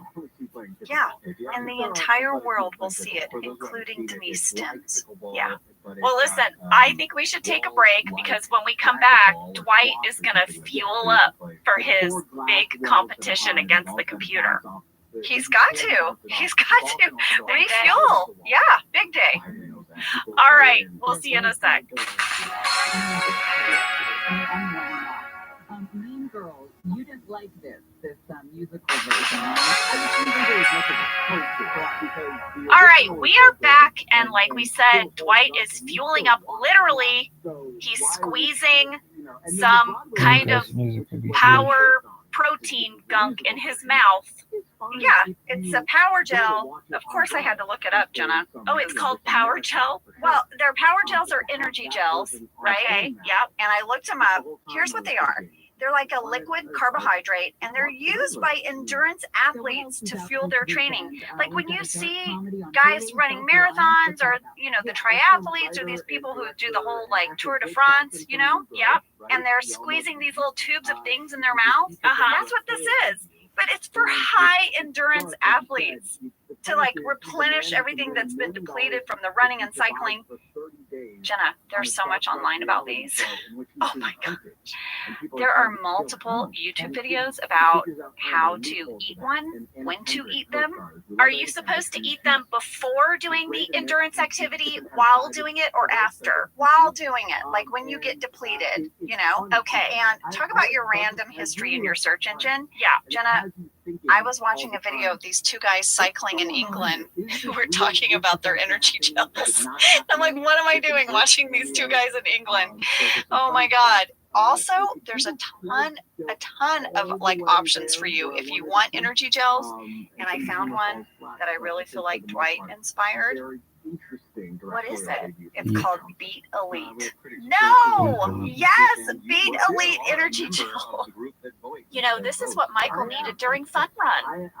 Yes! Not fettuccine Alfredo. No. He needed a Beat Elite. Well, Dwight is being very annoying. He's annoying Jim. He throws his gel packet onto Jim's desk. Yeah, Jim has to get rid of it. So Jim goes up to Pam and says, do you want to pull a prank on Dwight because he's being super annoying? And Pam she's torn. She's like, well, I mean, he's going through a breakup. But then the bear horn. Yeah, so then Dwight like fires off the bear horn. It's really loud. And Pam's like, you know what? I'm in. What are we doing? So Jim hatches this plan where they are going to direct message Dwight as the computer system. They're going to send him messages as if the computer has come alive. Yes. And you know, this is perfect for Dwight. Yeah. This is the perfect prank, because of course Dwight would entertain this. So when Pam is typing to Dwight these DMs, we had some fan questions from Amanda McKnight and Matthew Lister. When Pam's typing all of the instant messages, was it Jenna typing with her crazy good typing skills, or was it the computer? Well, I'll tell you, it was both. So when they do these scenes where something specific has to show up on the computer screen, they've created a program where it doesn't matter what button you press on the keyboard, the words come up as they should. So you can't mess it up. Fun. It's actually, yeah. It does. You can hit any key. You can hit the space bar 5 times, the sentence will type. Yes. And at the end of the scene, you hit escape, and then you would usually hit like F1, and then it starts the program over again. So they're super fun to play with. It sort of takes you back to your childhood when you would want to pretend like you were doing something. I always love these little programs. But at the same time, I was personally compelled to type out the words correctly. But this caused a problem because it was too many strokes of the keyboard, because each time I hit a key, it translated into more than one letter, right? So it would be like, in order to run this program, I would have to type 24 things, but to actually type the sentence, it would be more like 48. So I had to like really hold back. It was tough for me. I know it was. Yeah, because your integrity as a typist, you're like, that's not correct. That is not how many keys you hit to spell the word hello. That's right. And I made my living as a transcriber for many years. So I need to type what I hear. And it was real hard. Well, you did it. I did it. I got through it. You got through it. But it's a really cute runner for Jim and Pam, and it's making Dwight crazy. Well, he says in his talking head, sometimes computers come to life, but he is not scared. It is the computer that should be scared, because he has been salesman 13 months out of the last 12 months. You heard him correctly. In February, instead of a raise, Dunder Mifflin awarded him 2 plaques. I really feel like Dunder Mifflin has overlooked Dwight. I agree. I mean, he is clearly the best salesman and has been for a long time, and he never gets upper management, and this is going to go on for years for him. Now listen, he's salty. He's a salty character, but I feel like Dunder Mifflin could do better by Dwight. There, I said it. I'm glad you said it. Thank you. It needed to be said. Michael is now really needing the ladies and Oscar to weigh in on his outfit for the fancy party he's going to go to. This shirt is ridiculous. Ridiculous. It's bright purple. It has like a sheen to it. Yeah, like light bounces off of it. And it is so tight. And Oscar has a great line. Oscar says, "Is this why I'm in here?" And he just gets up and walks out. I know. And no one likes it. All the women are like, no. Also, Jenna, did you notice how long it is? Very long. He insists that it's European cut, which is the same thing he said about the woman's suit that he bought. Michael is very attracted to this idea of a European cut. He thinks that this is style. Yes. It could also be what you say when something doesn't fit you right. Like the next time I put on a pair of sweatpants that are like too long in the crotch or something, I'm going to say, oh, it's European cut. European cut. Well, then Jan calls in the conference room, and it's clear that Michael is unsure about taking this call, but he does take the call. He does not want to talk to her, and he takes the call. She does not want to go to the party. She doesn't want to go. But why? All her friends will be there. She's like, Michael, I was fired. Yeah, she's like, they're not my friends. So Michael asks if he could bring Carol instead. She's like, what? And he's like, fine, I'll find someone I didn't sleep with. Yeah, but he doesn't want to go alone. That's the point. Well, there is a deleted scene. Michael and Jan go on to have even more conversation. And Jenna, it's all delicious. It is all amazing. If I could, I would have asked them to leave it all in. I am telling you, she says, you know what I want to do? I'm going to make a pot roast. Why don't we stay home? I'll make a pot roast. Oh, do you know what I did today? I went to Costco. I got some Morrison. Oh, and I bought a bike. Guess how much the bike was? And he's like, I don't know, $60? She goes, why would you say a bicycle was $60, Michael? Why would you say that? And he's like, I don't know. And she goes, it was $500, Michael. Oh my God. It's just more of a window into their relationship, and I can't get enough of it. I can't get enough either. It's all so good. She bought a bike at Costco for $500. What is she doing all day? Wait, did she buy the bike at Costco or she went to Costco? She bought the bike at Costco. Oh, I see. Well, listen, the competition is on between Dwight and the website. Dwight is not doing well. But in the meantime, Pam and Jim, they're in the break room, the flirt room. They're having a snack. 12 minutes, 2 seconds, baby carrot alert. John Krasinski's eating those baby carrots again. Oh, he's back on his healthy kick. Well, yeah, he's no more popcorn. He's back to the carrots. Michael walks in and says, hey, what are you guys doing tonight? Because I've got 2 tickets to the party in New York. You want to go?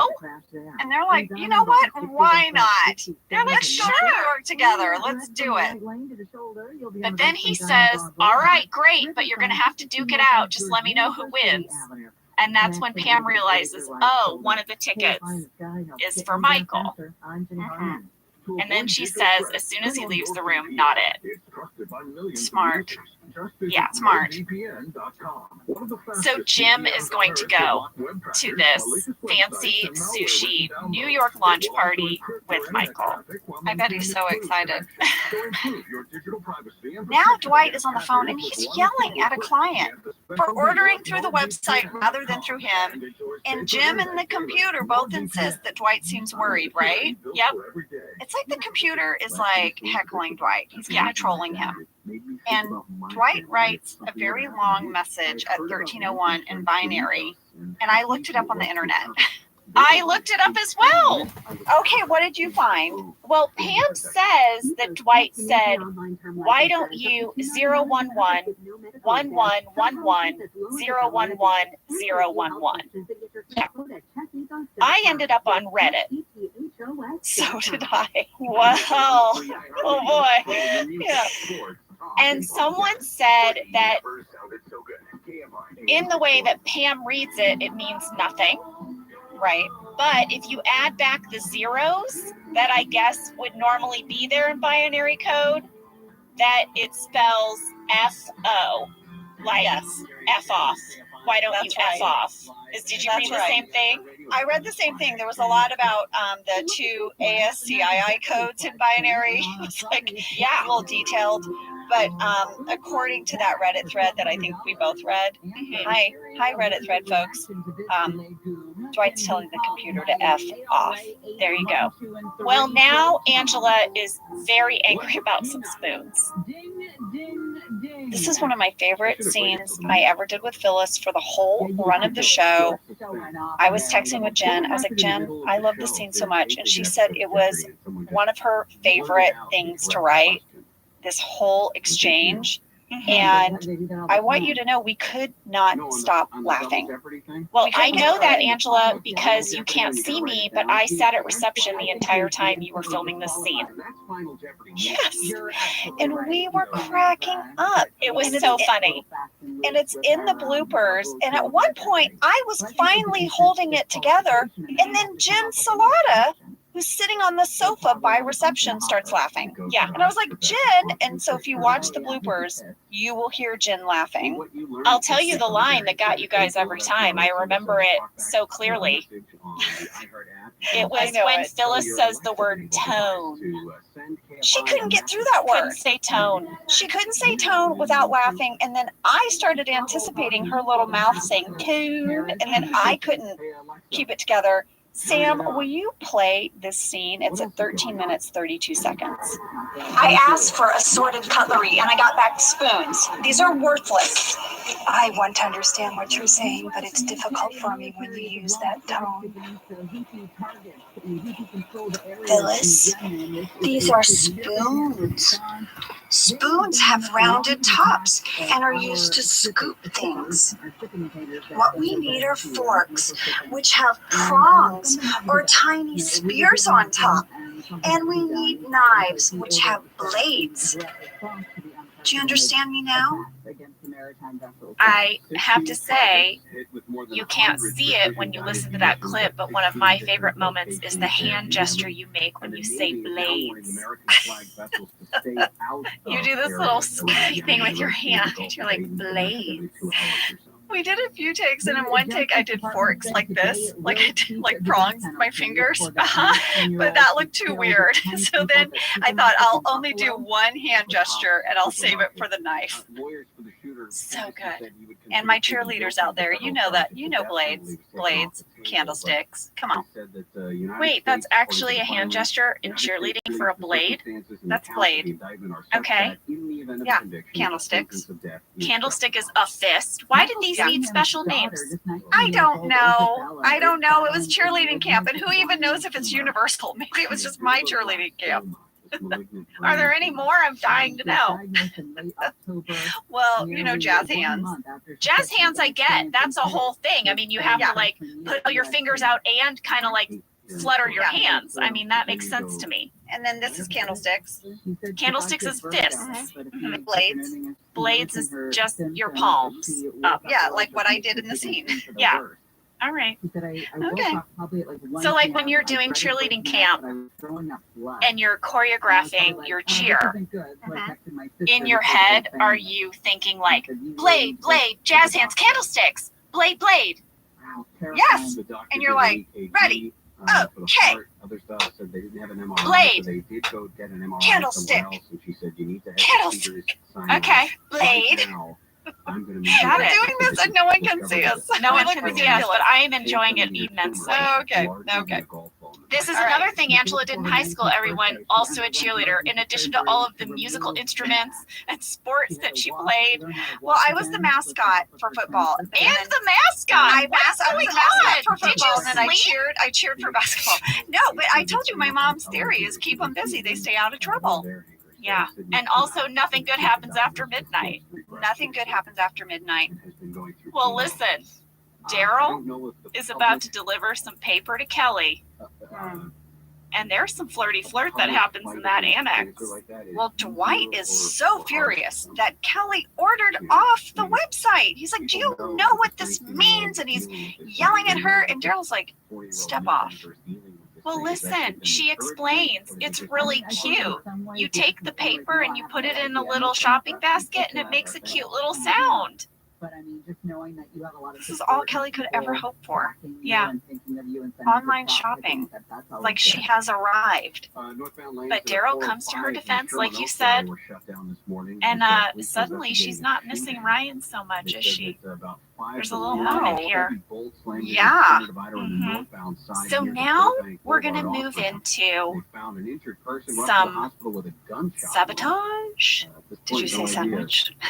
Exactly what happened. Dwight gets out this little red box. He unlocks a lot of things, and then he unlocks this little box, and he explains that when he left Staples, he took some of the Staples leads as a souvenir. He doesn't know why he did it, but maybe it was to use them one day, and he's going to use them today.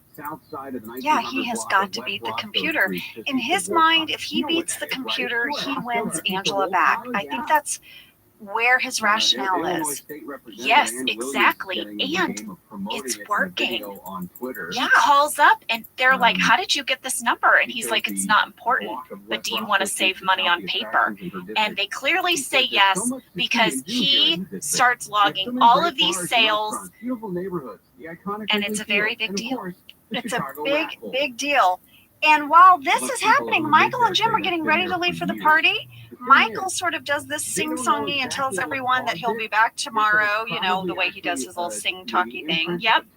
And he's leaving in Jim's car. And he tells everyone they can leave early. And Angela's like, no, they can't. I have been planning a party for weeks. Yeah. I can't leave early. And then he makes fun of her, and he's like, you must be this tall, or you may not ride the roller coaster. Shorty joke number 3. That's my favorite one. That was my favorite. Jen is like, Angela, I do not remember writing those. I don't think they were in the script, and I think Steve was just having fun. Well, after Michael and Jim leave, the competition is over and Dwight wins. He beats the computer. Like you said, Angela, he really does not get the attention he deserves from this company. He beat a computer. Yeah. I mean, yes, he had to use the stolen leads, but he beats a computer. He beat the computer Andy starts blowing this bear horn like crazy, and Angela is not having it. She's just like, just stop it. Well, when I watched this episode with Lee, at the end of it, he said, I have one question. Did that bear horn really make a sound? Or did they put that in post? Okay, well, here is my memory of this particular moment. Now, I don't know about the other moments where it went off, but in this moment where I walked by, I was just supposed to walk by and sort of like glare at them and cruise on past.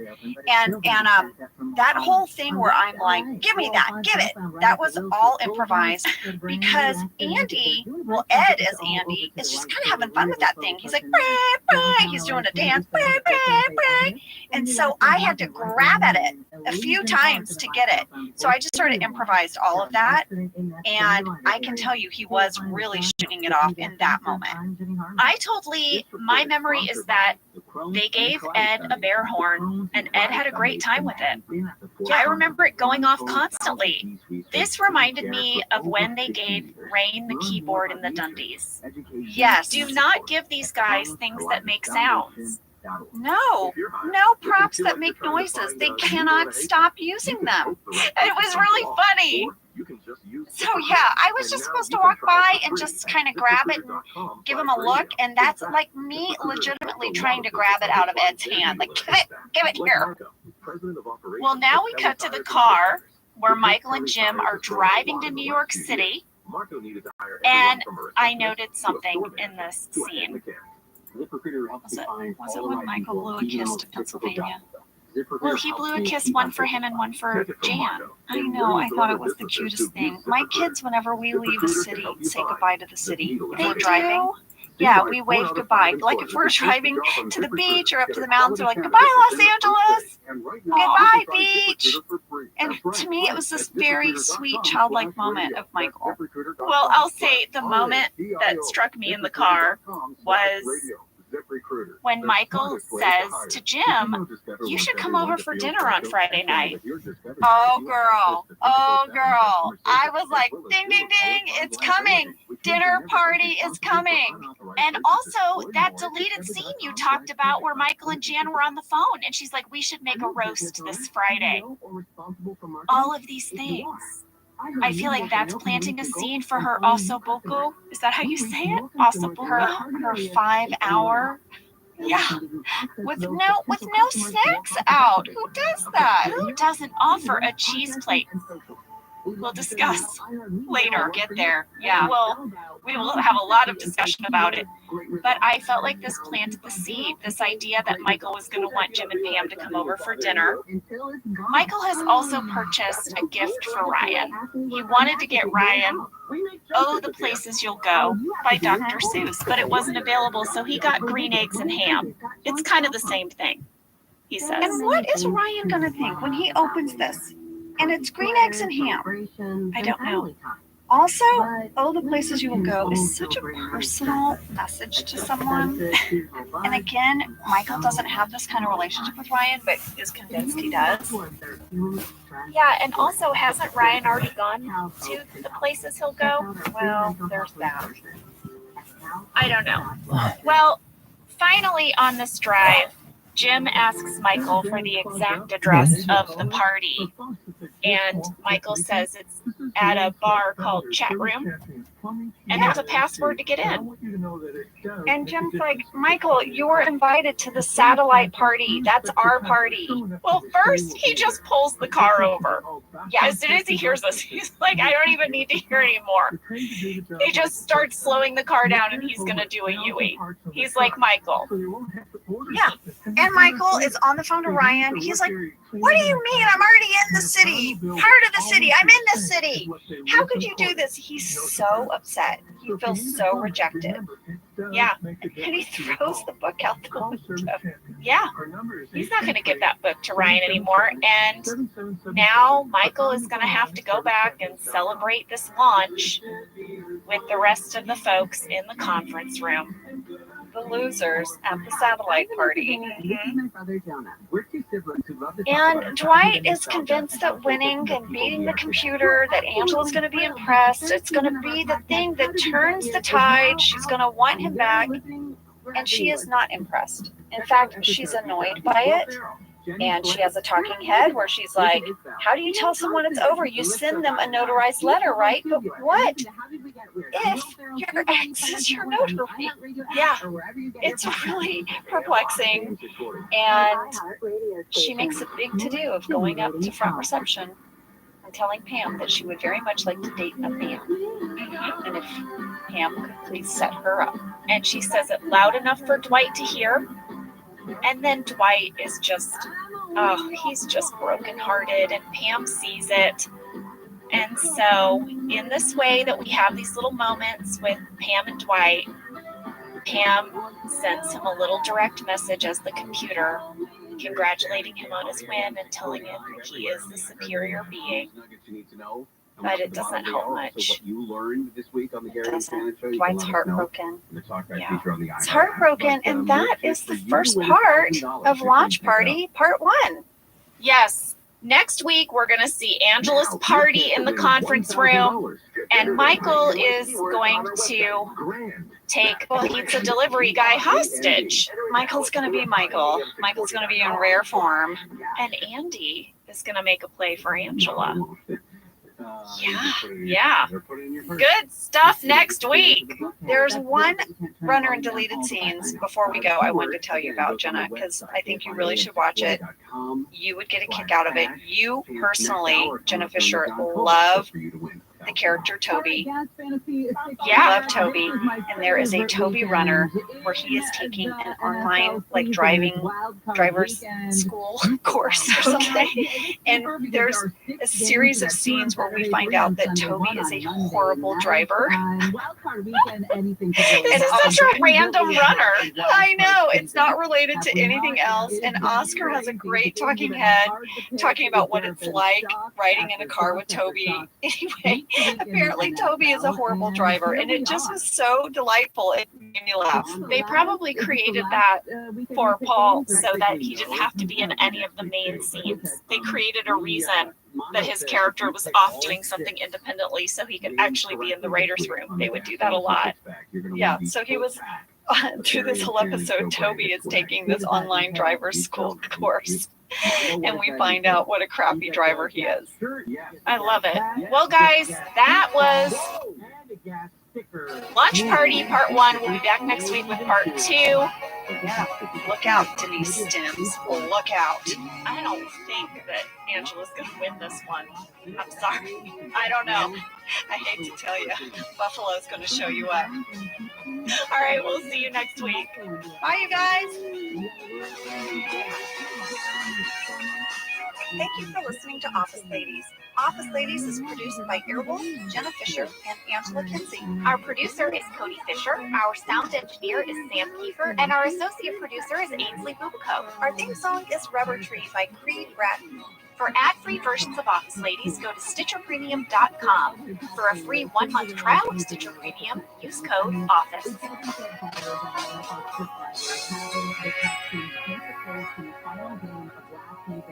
Flipping from the first choice in the draft to the second choice, drafting CJ Stroud at second, and then using him to go on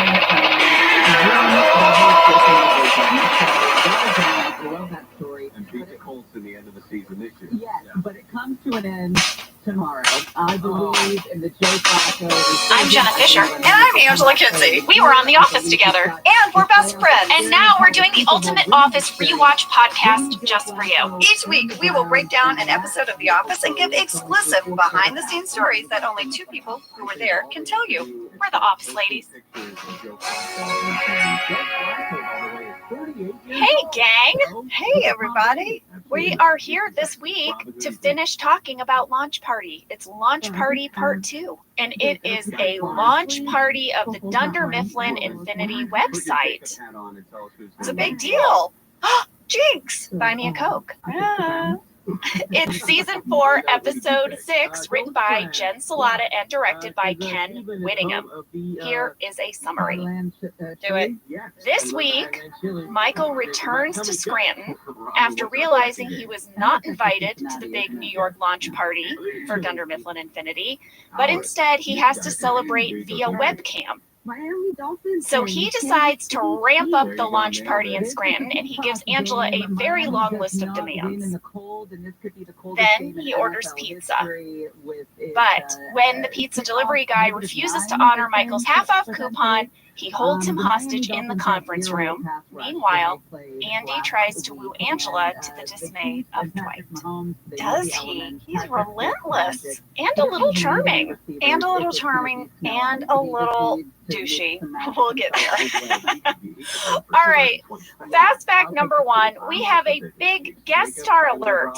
Yes, we're so excited, you guys. The pizza delivery guy was played by Kevin McHale. Now, you guys probably know Kevin because he would go on to be a regular on the TV show Glee. But this was about 2 years before that happened. This appearance on The Office was one of his first television acting jobs. So we reached out to him to hear how it all went down. Yeah, Kevin, thanks for letting me slide into your DMs. Angela really slid into his DMs. Hey, I always feel so weird, but he's a very nice person. I was like, hey, Angela Jenna here, hello. And he was wonderful. He sent us in audio clips, and here is what he had to say, you guys, about coming in to audition for the role. It's so charming. Sam, can you play that clip? So what I remember about the audition is actually the callback, because the initial audition, no memory, but the callback, I was waiting in the stairwell. It was me and Dave Franco and a couple other guys. And then one of the casting assistants comes out and says, oh, we're going to start in a few minutes, but we just have to wait for Steve. And I'm someone who has terrible nerves, and I don't know if my manager didn't know and didn't tell me, but I was very unaware that Steve Carell was going to read with us for the callback.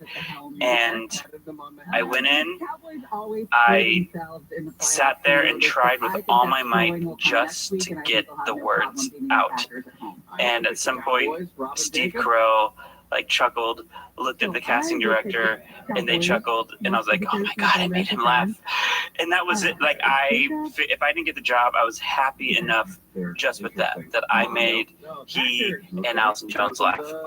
By the way, Allison Jones, casting director, she was the first casting director to just continuously give me a chance when I hadn't worked or booked anything, and she kept getting me further and further along in these jobs like this or Superbad, and she just kept putting me in the room, and I have her to thank for giving me any confidence to even continue to pursue acting at all.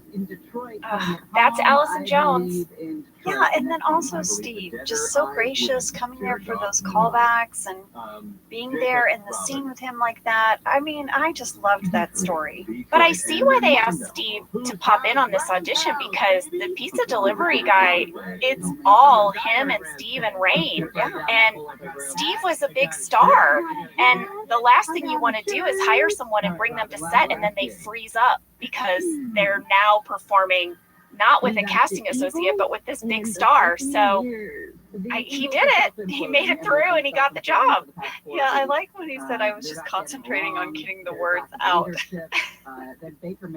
Well, he does a great job in this part. And guys, he sent in a few other audio clips that we'll sprinkle in throughout the episode. Yeah. All right, so what's your fast fact number 2? Okay, my fast fact number 2, and when I was researching this episode, I was going through my archives, and all this stuff started popping up from the 2007 Emmy Awards. Yes! Oh, that was a fun one! Yes, we shot this episode right around the same time as the Emmys, and this was the year that I was nominated. I know, it was a big deal. We were so excited. It was so cool, and I found a blog that I wrote on MySpace about getting the nomination. And it's so cute. I gotta hear the old ye olde MySpace blog. Let's hear it. Here's what I wrote. Man, I am so excited. I just can't tell you what this means to me. Not because it is an award or something like that, but because it feels like it's for our gal Pam. She's a shy girl who doesn't get recognized very often, you know? It's like that shot from the episode with the art show where Pam is standing in front of her display waiting for the first visitor to come by. That just sums it all up for me. So I guess I feel it in that part of me that is Pam. The part that still gets excited to show my art and know people are responding to it. It's like, hey, people showed up to my art show. Aw, that is so sweet. And you know what? I remember I did not win the Emmy. And I remember thinking, like, damn it, I wanted Pam to go up there and get her trophy. It was like her Dundee's moment. I really wanted to say I feel God in this Emmys tonight. I know, you were so excited. You had your opening line. It was gonna crush. You would have crushed it. I would have crushed it.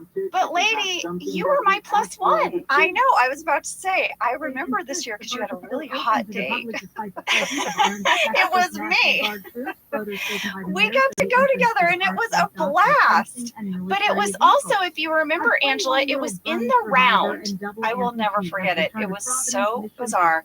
So, you know, normally the Emmys is like in a traditional type theater where you sit in theater style seating, right? One row in front of the other. Well, this year, it's like the Television Academy decided to mix it up.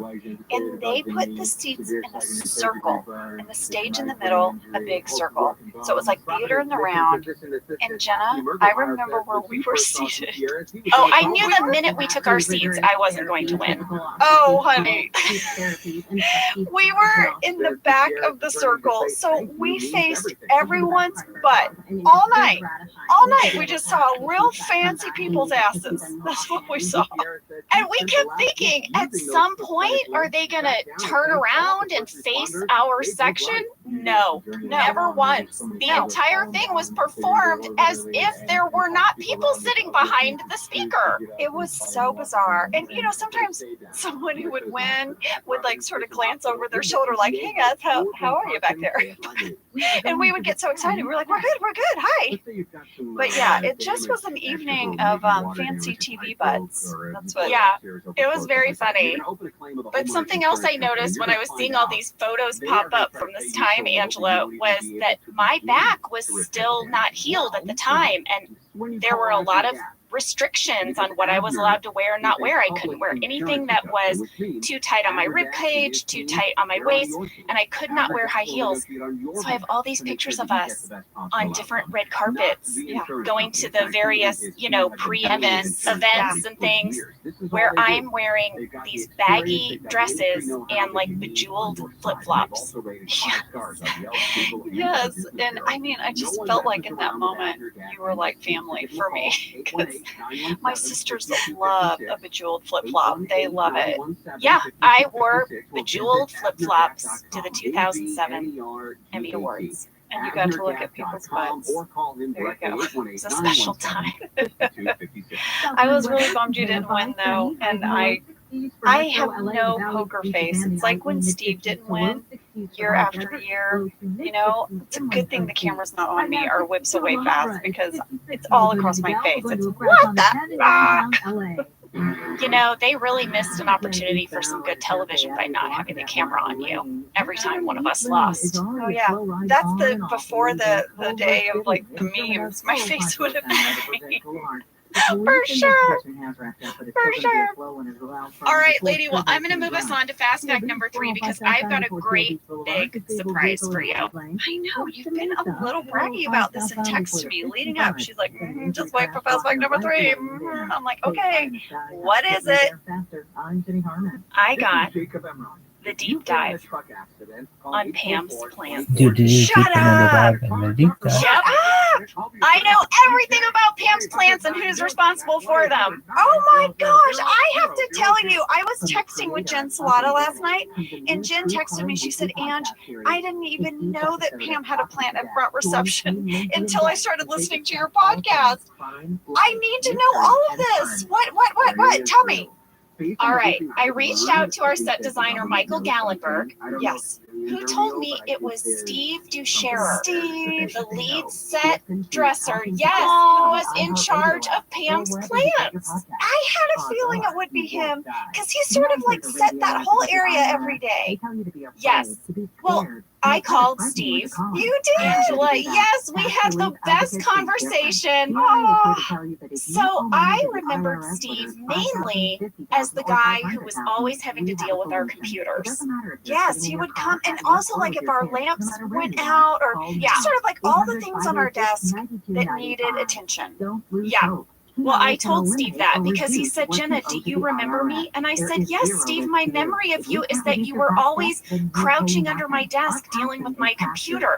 And he laughed so hard. He said, well, that was probably 80% of my job was just dealing with all of the computers at your desk. He said he was the one that was in charge of finally setting up the speaker on Oscar's desk. Remember? Yeah, all of that. So we really went down memory lane. But he also told me that he was in charge of all of the items on our desk, including all of the plants in the office. So here is what he told me about Pam's plants at reception. Wait, did you tell him that I'm obsessed with them? Yes! Because I had to explain why I was suddenly calling him to ask him multiple questions about the plants on the reception desk. I had to give some context. So he didn't think you were crazy. No, I mean, he might still think we're crazy. But, I mean, he's like retired and living in Oregon now. So, all right, here is what he told me, Ange. So you might remember he had a little office on our stages that was behind Michael Scott's office. Oh, yeah, I remember it. It was like a wooden, like they built him like a wooden kind of shed right there. Yes, and lining his walls were all kinds of tchotchkes and things that he would place all around the office. Yes. So right outside of his office, he had a tiny, like, grow station and a plant care station for all of the plants in the office. He said for Pam's desk, he had only about 3 different plants, and they were in plastic pots, and he would rotate them randomly. But he had an assortment, as we've noticed, of ceramic pots. So that was how he kind of tried to make them look different. He said that it was absolutely, totally random what plant he put on the desk, because I asked him about the flowering plant for beach games and if it was symbolic that Pam bloomed in that episode, and he laughed and he said, no, that's just a wonderful coincidence. He told me that Greg was very, very strict about the set decoration and that they were not allowed to change anything without Greg's permission. Tiny details, they would get in trouble. He said Greg never noticed the changing plants, and he never consulted Greg about the plants. It was his own little thing that he did each week. Is his own small act of rebellion that he I think so. Different plants. Yes. Well, Steve, I noticed. Angela noticed, Steve. He said that he thinks he did a Christmas cactus once, and that over the holiday episodes, he would always try to do something maybe a little different. But mostly it was just these little ferns.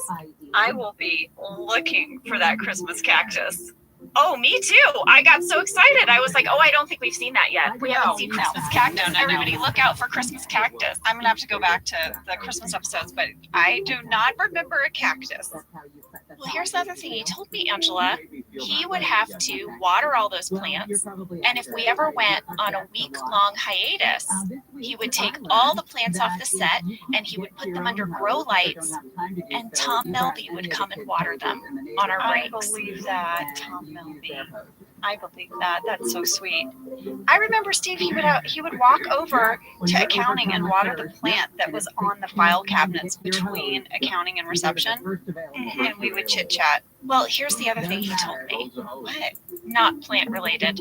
Steve Ducherer was also in charge of all of the plaques around the office. He made all of them, including that one that trolled Kelly Cantley. No. Yep.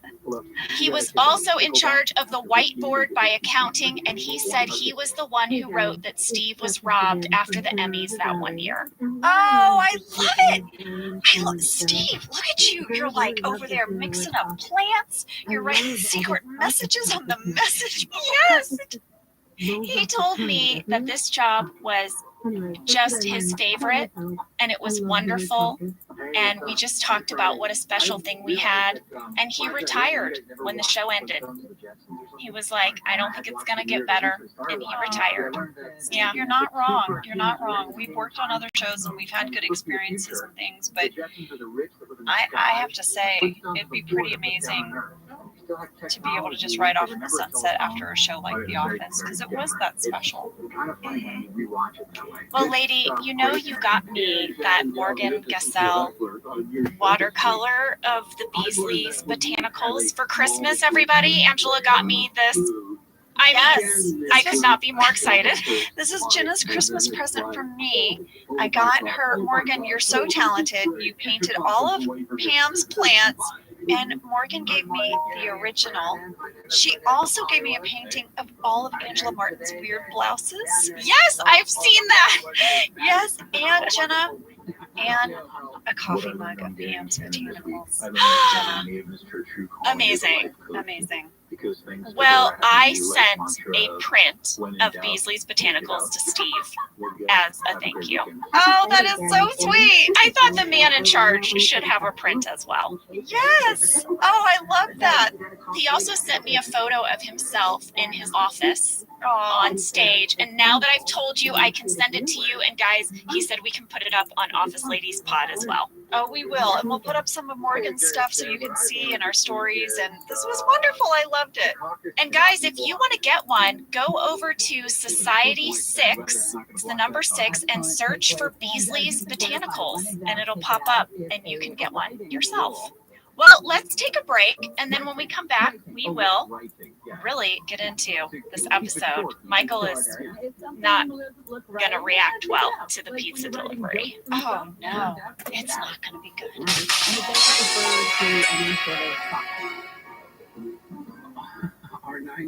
Whether your resolution is to save money, eat better, or stress less, HelloFresh is here to help you do all three. Yes, you guys, I love HelloFresh. Jenna and I both love it. You know why we love it. And guess what I made the other night? What? It was so delicious. I made their pub-style shepherd's pie. I've made it. Yes, it's so good. White cheddar and the thyme mashed potatoes. I know it very well. It's a family favorite.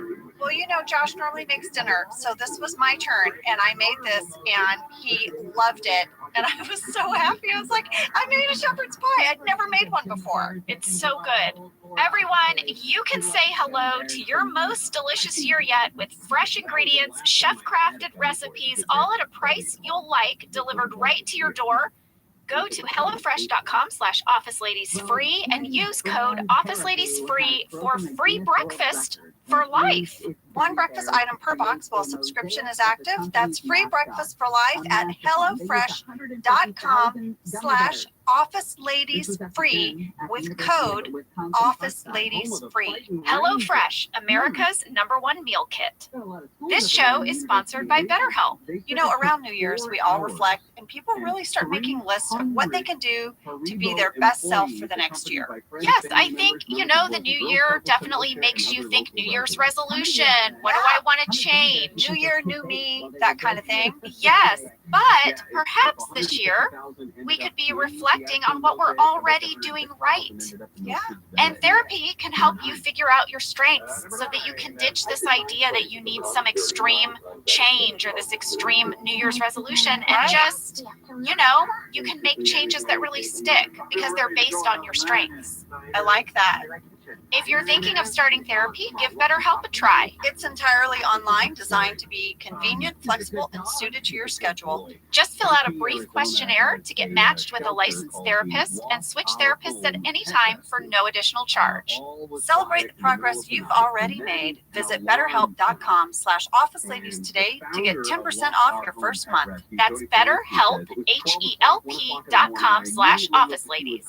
Let's talk a little bit about hydration in the new year, particularly about Liquid IV.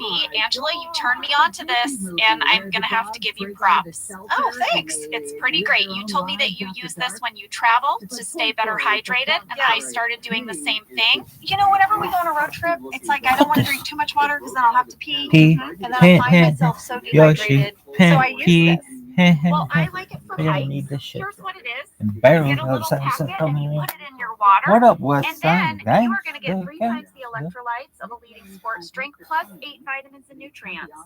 It's non-GMO and free from gluten, dairy, and soy. It is perfect for daily use before a workout or when you feel run down or after a long night out, hint, or even on really long flights. Rehydrate yourself for the new year. Grab your Liquid IV Hydration Multiplier sugar-free in bulk nationwide at Costco, or get 20% off your first order when you go to liquidiv.com and use code OfficeLadies at checkout. That's 20% off your first order when you shop Better Hydration today using promo code OfficeLadies at liquidiv.com. All right, we are back, everyone, and we are going to open this episode with Michael and Jim returning from their very short road trip where they got, I don't even think, outside of Scranton before realizing that they're not invited to the big New York party. So they come back, and Michael makes a big announcement, like he actually wanted to be at the Scranton branch party. He actually didn't want to go to New York, right? Yes, and Danley's like, wait, so we're not going home early? Yeah. Michael's like, no. In fact, Michael calls Angela into his office, and he says to Angela, I want this party to be sexier, cooler, and more important than the one in New York. And he gives her a list of demands. Yeah, let's just talk about this list for a minute, okay? Now, remember, the party starts in 1 hour. Yeah, this is the list. Ready? Beer, light beer, streamers, orchids, better lighting, something made of ice, pizza with mushrooms, pizza without mushrooms, white pizza, steak, chocolates, someone famous, cool music, confetti, go-go dancers, maybe Al Roker. Yeah, guess what? Michael says he'll get the pizza since Angela's going to do all those other things in 1 hour.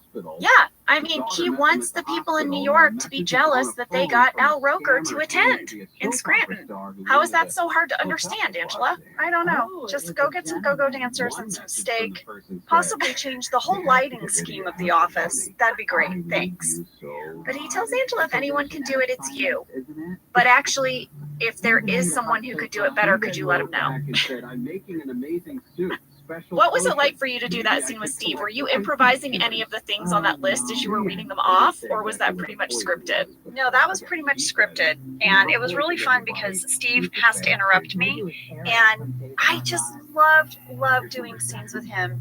It felt like I got to be like in this comedic dance, you know, and except I'm dancing with like the best comedian in town. It just was so fun. I was like, you know how you have like a body buzz, you know? Yeah. Like I had that kind of feeling going in there to get to do scenes with him, and I loved every single second. And he would be so generous. We talked about this, but he'd let me have a moment, like when I say steak and I look at him, you know, like he just let all of that breathe. I know exactly that body buzz you're talking about because I would get that feeling every time I'd get a script and be like, oh, there's a Pam Michael scene. I get Steve all to myself. Yeah. And he's just so good. And I feel like every person in a scene with Steve makes that person better. Oh, yeah. Well, I love that scene. I watched it, I rewound it and watched it a second time just because it was so delightful. Yes. And I had to memorize that list, guys. I'm not reading off. Oh my gosh, that wasn't written on the piece of paper for you? No, I mean, you know, like maybe the prop department had a list, but I had to learn that. Well, and it's important because some of those elements are going to come up later, right? So you had to make sure you said certain things. Yeah. Well, next up, Andy is trying to talk to Dwight to see, what does he think about Angela? Does he think that Andy should go after Angela? And Dwight is like, no. The first thing he says, which if you speak Dwight, you know is one of the highest compliments he could give anyone. That's funny He because says other women she's that I went with him efficient. a few times over a year ago told me I wanted to. Well, that's told me just what I like, wanted to hear until I that's checked like it, that stabbing nobody Dwight in the posted heart it. right So there. clear. Yeah, Another that one he's said lost been such an posted efficient before woman. posted Yeah, and said he you sent know, her a slew of texts Dwight calling does her names not because she obviously didn't want want Andy to make a this play stuff. for Angela, so he He's tells her it's targeted inappropriate to date someone at 27 work, women. and he could actually date Kelly because she's in the annex. Like he can date Kelly or Toby. But not anyone in their immediate bullpen. Yeah. Well, now Michael triumphantly announces that he has ordered pizza from everybody's favorite place. Everyone gets kind of excited until they learn that Michael ordered pizza from the wrong place. Well, you know, clearly the favorite of Dunder Mifflin is Alfredo's Pizza Cafe. And Michael has ordered from Pizza by Alfredo's, which Kevin describes as like eating a hot circle of garbage. Well, Michael asks, what's better, a medium amount of good pizza or all you can eat of pretty good pizza? And everyone is like, a medium amount of good pizza. Yes. And Jenna, this sent me on one of the craziest deep dives I have done in the year that we've been podcasting together. Well, I hope that you're going to tell me some stuff about Alfredo's Pizza Cafe because we got a fan question about this. Oh yes, and more information than you'll ever want to know. All right, well, Catalina Rizzi and Paisley Zeladon would like to know, are Pizza by Alfredo and Alfredo's Pizza Cafe actual pizza places in Scranton? Well, Alfredo's Pizza Cafe is in fact a real pizza place. It's open every day. It's still open in Scranton. And Pizza by Alfredo is a made-up place that the writers made up. But Alfredo's Pizza Cafe is in Scranton, and you can still get pizzas from there today. And Angela, I'll have you know, Angela, the character, could have ordered steak because Alfredo's Pizza Cafe also serves steak, burgers, and pasta. Oh yeah, it's a cafe. It's like a restaurant. Yes. Mm-hmm. Well, I was very curious. I just wrote in Alfredo's Pizza into my Google search. Okay. Because I was like, I wonder if this is just in Scranton, or do we have Alfredo's Pizza other places? Right? Yep. So here we go. In Homewood, Alabama, there's Alfredo's Pizza Cafe. In California, there's Alfredo's Pizza in Los Angeles. In Colorado, there's an Alfredo's Pizza in Denver. In Connecticut, there's an Alfredo's Restaurant Pizza in Gaylordsville. In Delaware, there's an Alfredo's Pizza Gallery in Seaford. In Florida, there's an Alfredo's Pizza and Restaurant in Cooper City. In Illinois, there's an Alfredo's Pizza and Pasta in Lake in the Hills. In Iowa, there's an Alfredo Pizza. We'll let it slide, Iowa. That's in Sioux City. In Maine, there's Alfredo's Italian Pizzeria in Wells. In Maryland, there's Osteria Alfredo in Easton. In Massachusetts, there's Alfredo's Italian Kitchen in Boston, Somerville, and Medford. In New Jersey, there's an Alfredo's in Carteret. There's an Alfredo's Restaurant and Pizzeria in Point Pleasant. There's a Cafe Alfredo's in Somerset. In New York, there's an Alfredo's Pizza Cafe in New Rochelle. In North Carolina, there's an Alfredo's Pizza Villa in Chapel Hill. Alfredo's Ristorante Italiano in Clinton. Wait for it. In Ohio, there's Alfredo's Pizzeria in Salem. In Pennsylvania, there's Alfredo's Pizza and Restaurant in Scranton. And Alfredo's Pizza and Grill in Swiftwater. In South Dakota, there's an Alfredo Pizza in Vermilion. We'll let it slide, South Dakota. In Texas, there's Alfredo's Pizza and Pasta in Dallas, Alfredo's in Plano, and Alfredo's in Louisville. Utah has Chef Alfredo's in St. George and Cedar City. Virginia has Alfredo's in Bristol. Now, are you ready for this? Who has the most that comes up in a Google search? West Virginia. West Virginia has Alfredo's in Somerville, Alfredo's Italian Pizzeria in Petersburg, Alfredo's Pizza of Rainville, Lewisburg, White Silver Springs, Buckhannon, Alfredo's Italian and Greek, because, okay, in Marlinton, and Alfredo's in the Crossroads Mall in Mount Hope. I love you. There's Alfredo's everywhere. I love you. There's Alfredo's everywhere. Guys, I watched Angela as she listed all of the Alfredos, and it was 3 pages long. Well, if I didn't say your state, it's because there was no Alfredos that came up in the Google search, but I looked up every single state. Well, you know, the one in Scranton is not actually called Alfredo's Pizza Cafe. It's just called Alfredo's Cafe. That's right. And it says their slogan, please tell me their slogan is, we're not a hot circle of garbage. Because if that's not their slogan, it should be. Here is Alfredo's Cafe's slogan. We're not fine dining, we're just fine food. I like it. I still think not a hot circle of garbage might be something they should consider. Well, Alfredo's, you heard it from Jenna. Get your marketing team on it. Yeah, she's not wrong. I want to talk about something from this scene that has nothing to do with the pizza. Okay, can we please talk about your weird ass blouse in this episode? Oh, Jenna. I'm sorry to curse, but guys, it is weird. It is so weird, and actually, now listen, later in the episode, I'm going to give you a time code that really zooms in on the sweater. In particular, the part I want to talk about.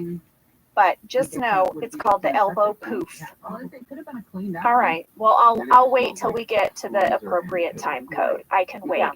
Yeah, but it's a bizarro sweater. It's got a poofy part at your elbow. Well, moving us along then, Angela, in this next scene, Phyllis comes into the conference room to confront Angela again. She maybe is using some of her techniques from the last episode on how to deal with difficult people, and she has placed items on post-it notes and then put a post-it note on each finger, and she says to Angela, you can pick one of these. One of these, I'll do one, but I can't do all of these. This is her visual way of showing you how you've overwhelmed her with too many tasks. Well, let me tell you, this is some serious Phyllis sass. She wads them up, she throws them in my face, and I want you to know, it did kind of hurt. That owl was kind of honest, because when you crumple up paper, it's like pointy. Yeah, and also, I think that was the only usable take. I'm not kidding. Phyllis laughed every time she threw them in my face. She would laugh every time. And so that, to me, when I was watching it, I just was remembering us cracking up, and it just made me so happy. Well, anytime Phyllis has to do something like that, she can't do it because it is so against her nature. It is so against her sweet, kind, loving nature that she just giggles. She gets the giggles. Yes. Well, next up, Angela, we have this scene, and I have some things to ask you about. Andy is attempting to ask Angela out, but she is searching through this box of party supplies. What do you think you're going to find in there? What are you looking for in this box? A steak? An ice sculpture? You think any of the things on Michael's list better lighting? It's a small box. It's a busy work box, Jenna. It's a box so I could look busy and I could ignore Andy. And what I gave to myself was like, clearly I'm looking for more of those weird blue spiral thingies that I'm going to hang in the conference room later. She had a vision of blue spiral thingies, and she needed more of them, and so she's digging and digging. But who uses this as a pickup line? Who thinks that a woman is going to like stop everything she's doing and just be like, you're right, there's not dinner and a movie in this box? Well, lady, we also have a fan catch here from Abby Tilford. Okay. She says, in Lunch Party, around 16 minutes, 25 seconds. So this was a moment from last week's breakdown. Angela says she's been working on the party for 2 weeks. But now, at 25 minutes, 21 seconds, she says she's been planning it for 3 weeks. Is this just Angela being dramatic? What is this? This is a bit of a continuity catch. And I looked, she's right. Oh no, she's right. It's a continuity error. And maybe we can justify it by saying that Angela feels very put upon all of a sudden. So maybe she's exaggerating. And I have an improv catch. I improvised the last line as I walked away. I said, and Kevin had Greek food for lunch again. I love that. That was an improv? Yes, that was an improv. And what you don't see is that Matt Sohn cut over to Brian as Kevin, and he was like, hey. I love that your character's go-to is always to find some subtle way to insult Kevin. Yeah, Because he is a constant annoyance for her. Constant. All day long. I'm telling you, I think she requested the glass partition. He drives her crazy. She needed a barrier. Well, now we have a little bit of Pam sass coming up. The pizza guy has arrived, and Pam calls Michael and says, hey, the pizza by Alfredo guy is here. Michael says, you don't have to say it like that. And Pam says, I said it normal. I did say it normal. I know, but I just love that Pam, this is this new, I'm in love Pam. I give 0 Fs. I say what I think. And I loved it. But yes, the pizza guy is here. And, oh man, this starts a whole Michael spiral. Everything he is feeling about Ryan and feeling left out and not treated fairly, he is going to pile on this poor teenager who's just a pizza delivery guy. Yeah, he is mad because the pizza kid will not accept his half-off coupon for all of the pizzas. He explains, you can have half off 2 pizzas, but not all of the pizzas. And Michael is like, it doesn't say that anywhere on the coupon. And the pizza kid is like, I don't know what to tell you. I mean, he's basically like, if I give you half off all these pizzas and I go back, I'm going to get in trouble. This is not, I mean, it's not my decision to make. I can't authorize your new use of this coupon. Well, and listen, the pizza guy does have a little bit of that teenage sass, though, because he's like, not my problem. A little bit, full teenager sass. Listen, this truly isn't his problem, and Michael needs to lighten up. But the kid is also kind of an ass. For sure. Well, Michael's response to this is to have Dwight lock him in the conference room until he decides to honor the coupon. It's so irrational. He says that he needs to learn about respect and accountability and follow through. He's saying all this crazy stuff. And then, of course, he really loses it and is like, the guy is like, this is stupid. And he's like, you don't even know what stupid is. It's about to get all stupid up in here. This is such an outrageous storyline. As I was watching this episode, I just kept thinking, I can't believe we are doing this storyline. It is so funny. It is really broad. It's really broad, but yet at the same time, you kind of believe that Michael would do it. That Michael would be like, no, you're going to stay here and you're going to learn a lesson. And everyone around him is like, you have just kidnapped someone. You are currently holding someone hostage. And he's like, no, I'm teaching him a lesson. Well, yeah, Kevin, Oscar, Stanley, they have all started researching kidnapping and accomplices to see if they can be charged as you know, accessories to Michael's crime. But this is what Michael does, you know? It's like in the episode when he drives his car in the lake, he takes it out on the guy who ate the turtles from the gift basket. He always like shifts the blame and responsibility. If Michael is embarrassed or if Michael is upset about something, he takes it out on a very ordinary moment. And it's so funny.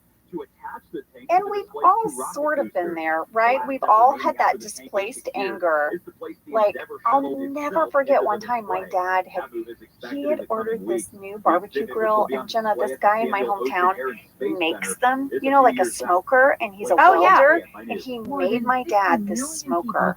And it took him a while because he makes it, you know, by hand, and he's out there welding. And my dad went to get it, and he got a flatbed trailer to put it on and pull it behind our truck.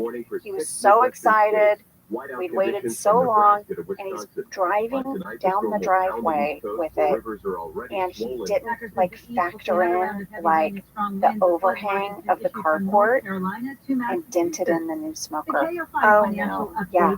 And for whatever reason, he got up. We were all like, "Don't say anything, don't say anything." He got out of the car and he was like, if that tree hadn't been there, then he was like going to cut down the tree. And my mom was like, it's not the tree's fault.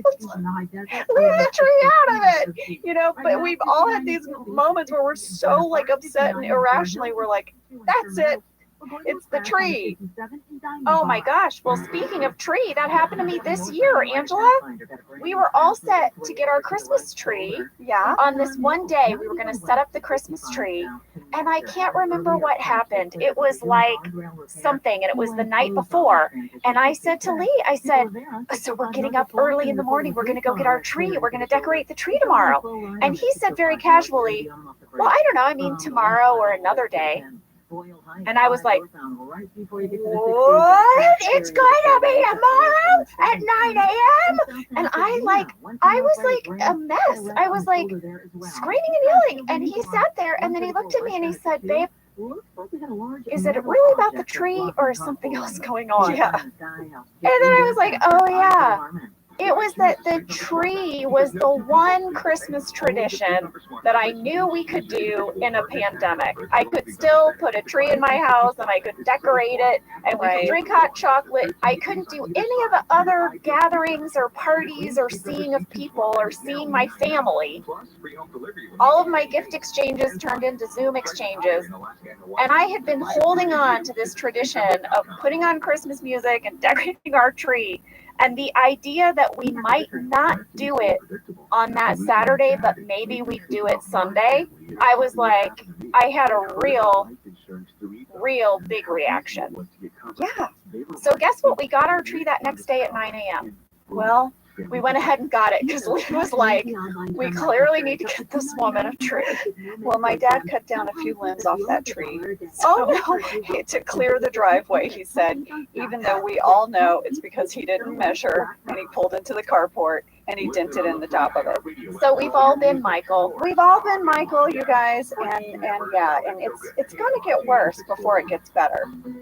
Well, yeah. Dwight and Michael go into the conference room and they confront this pizza guy. Yeah, kid. It's a kid. He's a teenager. And they're sort of like interrogating him. He doesn't own the company. He doesn't set the prices. And listen, the pizza guy is just like, you guys can kiss my ass. Like, he's not having it. Well, we had to ask Kevin what it was like to do these scenes with Steve and Rain, interrogating him because they are being so ridiculous. And guys, here's what Kevin had to say. It was definitely one of my first jobs. It was absolutely, without question, the biggest job I had ever done. Even though it was just one episode, it was on one of the biggest TV shows in the world. And I just remember more than anything, obviously I was very nervous and scared to work with Steve, but I was just as nervous to work with everybody else because there's something about, one, I think I was 17 years old, I was the only kid, everyone else was, a fully realized person, and I feel like I had tricked everybody into letting me get on the show, and everybody was just so good, and I did not understand how they could keep a straight face. And Rainn Wilson and Steve would ad-lib the craziest stuff, and I'm locked in a room and Rainn would just be yelling at me, and watching it back, I'm frowning almost every scene I'm in because that was my only way to stop from breaking, and that was the only thing I really remember in terms of working with them specifically, because I was just trying not to break because they're obviously comedic geniuses. That's very funny. And he's 17 in this scene, you guys. Yeah, I would not have that kind of composure at 17. I'm so impressed by that.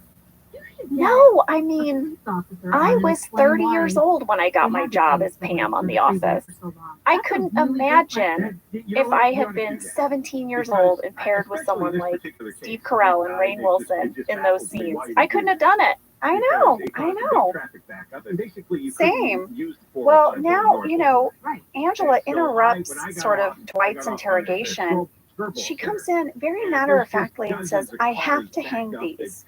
I mean, because if she didn't hang those two blue spirals, what happened? She literally walks in holding two little blue spirally decorative things. That's it. But she has to come in. She has to hang them. Yeah. Yeah, and it's going to take her all of 45 seconds. Mm-hmm. But Dwight looks at her longingly, and the pizza guy's like, why are you looking at her like that? He's such a punk. I love this kid. Well, now there's a scene coming up, Angela, that I love because Kevin is going to have a moment where he takes charge. He's hangry. He is. He walks into Michael's office and he says, listen, everyone is hungry, and we would like to make a request that we order the good pizza so that we can eat it while we're waiting for the hostage negotiation over the bad pizza to end. I mean, this is the most sort of assertive. Yes. Yeah. Have we ever seen Kevin take a stand before? I feel like the time we really see who Kevin is outside of the office is when he plays poker with his hat and drums, and clearly when it comes to pizza. Yeah. Strong feelings. Strong feelings. Well, let's take a break because when we come back, the party is in full swing. Yeah. Who's that woman from the other office who's going to judge Angela's party? Oh, Denise Timms in Buffalo. Oh, I don't know. You. Damn you, Denise. All right, we'll be back.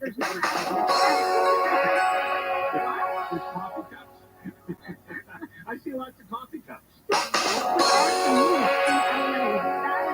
Well, we're back in the conference room. The party is underway. Angela really wishes she had just had one more hour.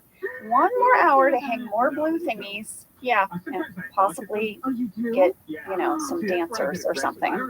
Meredith says she thinks it looks good. Meredith is so nice to Angela in this moment. Yeah, she's trying to build her up. She's like, I think it looks great.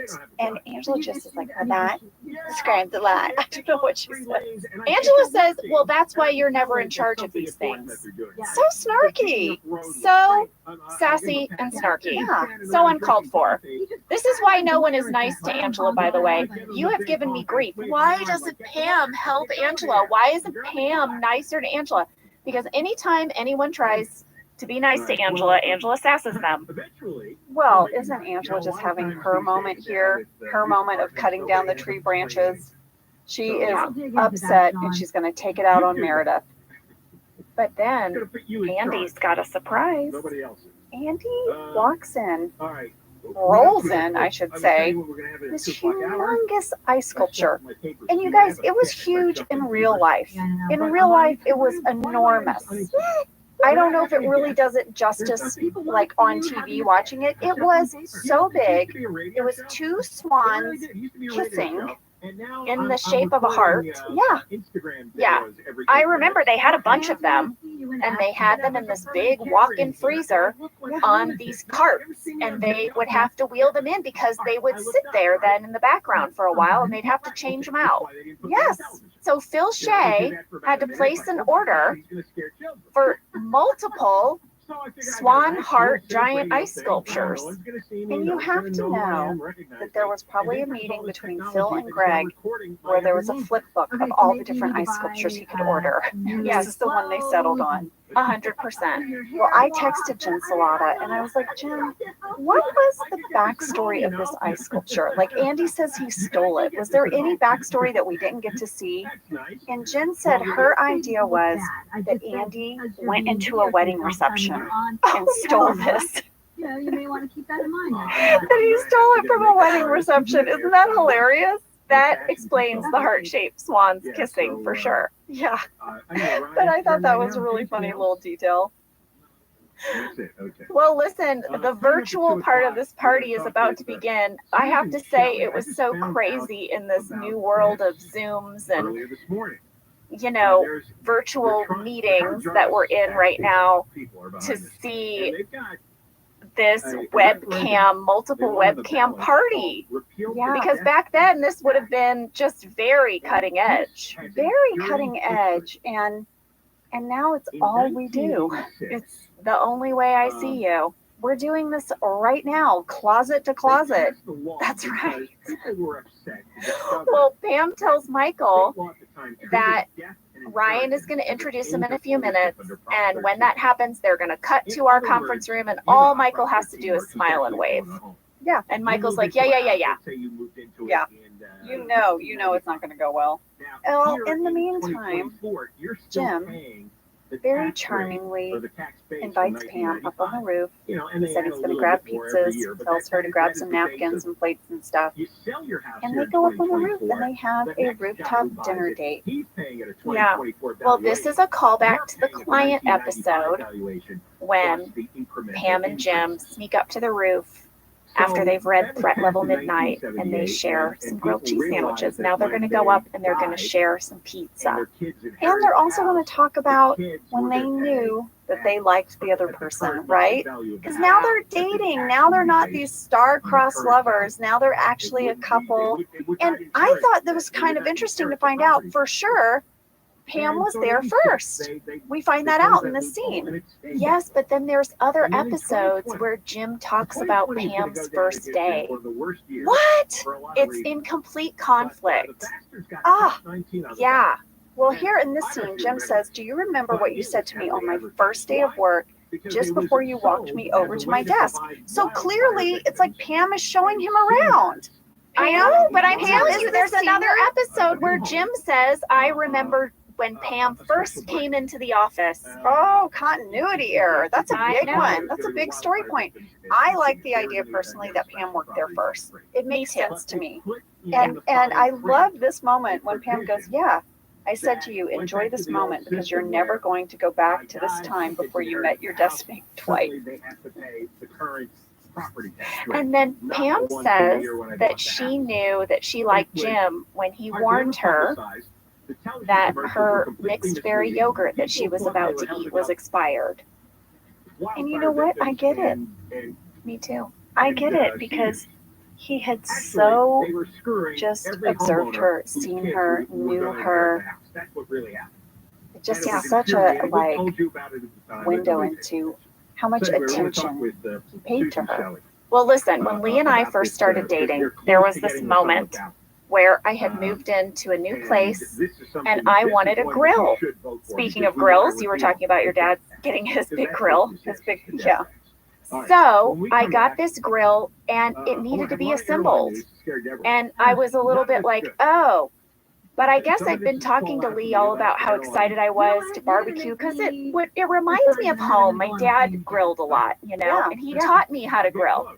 So he said, "Hey, how about I go over to your place while you're at work and I'll put together that grill for you and we could grill some food when you get home from work." And I was like, really? When I got home from work that day, there he was in my backyard. He had put together the grill. He had broken down the box. Oh, he had gotten rid of breaking down the box is everything. Come on, getting rid of the mess. I mean, giant box. The box was as big as me. Yeah. And then he had marinated some chicken for us to grill. That is the moment I knew I am probably going to marry this man. This is amazing. And I'm sure that Lee, if he asked me and was like, "What was the moment you knew?" And I was like, "It was that day that you broke down the box for the grill." And he was like, "That was the moment?" Well, listen, building a grill is no joke. I have done that. I've assisted, and it's like building a small Cessna. It's so many parts. And then to break down all the mess, come on. Of course you're like, I think this one's a keeper. Yes. Listen, so I get where Pam is coming from. That is a sweet, wonderful detail of everyday life. That's intimacy. It really is, that he tracks her yogurt. It's adorable. Well, I had a really long drive for work. I had a long commute coming up, and Josh dropped off a mixed CD of music because I was saying I didn't have a lot in my music library. I'm really bad about that, you guys. Like, I'll hear a song and like it, but I don't ever put it in a playlist, and then music's all over the place. It probably, actually, as I say it, you're probably like, "Angela, this sounds very on brand." Like, yes, if I could write all the songs I like on 100 different Post-it notes. But Josh made me this driving playlist for my long commute, and I was like, that is so stinking thoughtful. Yeah, guys out there, it's the little things. Yeah, we like that stuff. Break down a box and make a playlist. You're in. If you want to really get your wife turned on, oh Lord, here we go. Take out the trash without being asked. Take it out before it's overflowing. Do you know what I mean? Take it out before you've tried to cram it back in. That's right. And then pour her a glass of wine. And subtly walk her past the empty trash can. and you're in, telling you, if you want want to land a lady like me or Angela, take out the trash without being asked. And you got us. Or notice the new bath mat that I bought and be like, oh my gosh, babe, did you get a new bath mat? I love it. It's fantastic. I'm like, bow, chicka, bow, bow. Or how about this? You know what? Those extra Christmas seasonal pillows that you had to have really made the place feel homey. Oh my gosh. Yes, you noticed my seasonal pillows. Guys, we're telling you. Write us. Try one of these things and then you write us about the night you had because it's on. Well, give us the overview of the night you had. Just tell us it worked. I don't need all the details, Jenna. No, I don't want the details. Please, no unsolicited pics. Oh my God, who's asking for pictures? Now you put that in their brain. Pictures of what? Their night. That's inappropriate. That's why I'm saying don't send them. I don't want photos. I don't want details. Just tell me, oh my God, you guys, it worked. Okay. So now the party is really underway, and we see a little bit of a callback to a character at 32 minutes, 58 seconds. We see Dan Gore, the regional manager. He's back. And now we're coming up to the point where Scranton's going to get its shout out, right? This is what Michael says. He says, hey, I just think you should know one of my salesmen beat your stupid computer. So take that, asshole. Yeah, and then Kelly takes her pizza and smashes it onto Ryan's face on the TV screen. That's Scranton's moment in this corporate event. But wait. Then the pizza kid runs up to the webcam and says that he's a minor being held against his will. Yes. How does anyone in this branch still have a job? I don't know. I don't know. But meanwhile, just as all of this is going on, Andy tries to scratch Angela's back. Andy, what are your moves? Tell me, what are your moves to like get a lady interested in you? First, you have ridiculous pickup lines, like the movie in the box, and then you go up to someone you don't really know and scratch their back. Are you crazy? Well, she said she had an itch she couldn't reach. She did, but I don't think that was an invitation. No. Yeah, that wasn't an invitation, Andy. Don't go scratching people's backs unless you're invited to scratch their back. And Angela definitely does not seem interested. And then there's a scene, Jenna, that I love. It's something our show does that I love. It's never explained. It's just Dwight and Andy standing outside the men's room. Dwight is clearly on guard by his whole physical posture. So we're just left to assume Pizza guy's in there on his bathroom break. He's been led in there. And Andy and Dwight have this whole conversation outside the men's room. And at one point, Dwight kicks open the door and says, unless you're going number 2, you've got about 15 seconds left, or something to that effect. And I just have to say, I really loved Rain's choice here.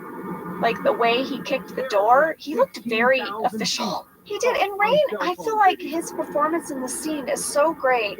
It's all these little moments. He's slightly like pleased, right, that Angela has rejected Andy. He's still crestfallen. He's still upset that Andy wants to continue to pursue her. But yet he has a job to do, and that is to make sure the pizza guy doesn't escape. Well, the Dwight character is such a great character because he is so invested and committed to being Michael's number 2. So much so that in a minute, he's going to be interrogating this pizza kid, and Michael is now going to suddenly realize what they've done, that they have kidnapped someone, and he starts freaking out.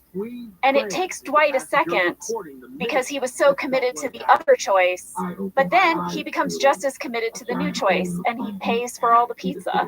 Yeah, he's so loyal to Michael. And it is a little bit like creepy. It reminded me a little bit of like Lord of the Flies. Like, you know, it's like all of a sudden, you know, when people follow someone who they shouldn't be following, and then where does that lead them and what are they capable of? What was Dwight going to continue to do to this pizza guy? Well, it's such a crazy storyline. We talked about it, and I feel like so much of it really hinges on Kevin's great performance. Yes, I absolutely agree. He was perfect all throughout the scene. Yeah, and we just asked him if he had any memories from his time on the show, and here's what he had to say. My biggest memory or takeaway from the entire experience, period, was honestly the generosity and the kindness from everybody. Everybody went out of their way to accept me, to welcome me with open arms. I sat with a lot of the cast for lunch every day. I think I was totally a fish out of water, and I think everybody could see that. And it's one of those things where you come on set, they welcome you to set and rehearsal, and everybody cheers. And that is something that I've taken with me. And I remember going into Glee, how it hit me at some point of like, oh, I'm now in their position as the person who's on this show every week. And when people come on, I need to treat them how the Office people treated me.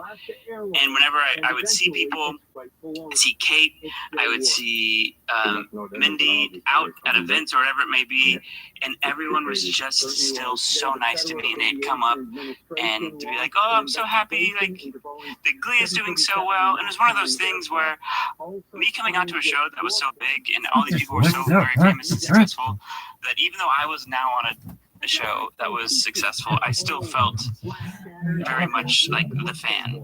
And the fact that they could come up to me and they just always treated me with kindness and as an equal, and that's something I will never ever forget. And I say they, but I realize it's you guys. So thanks for being so nice. Our dog.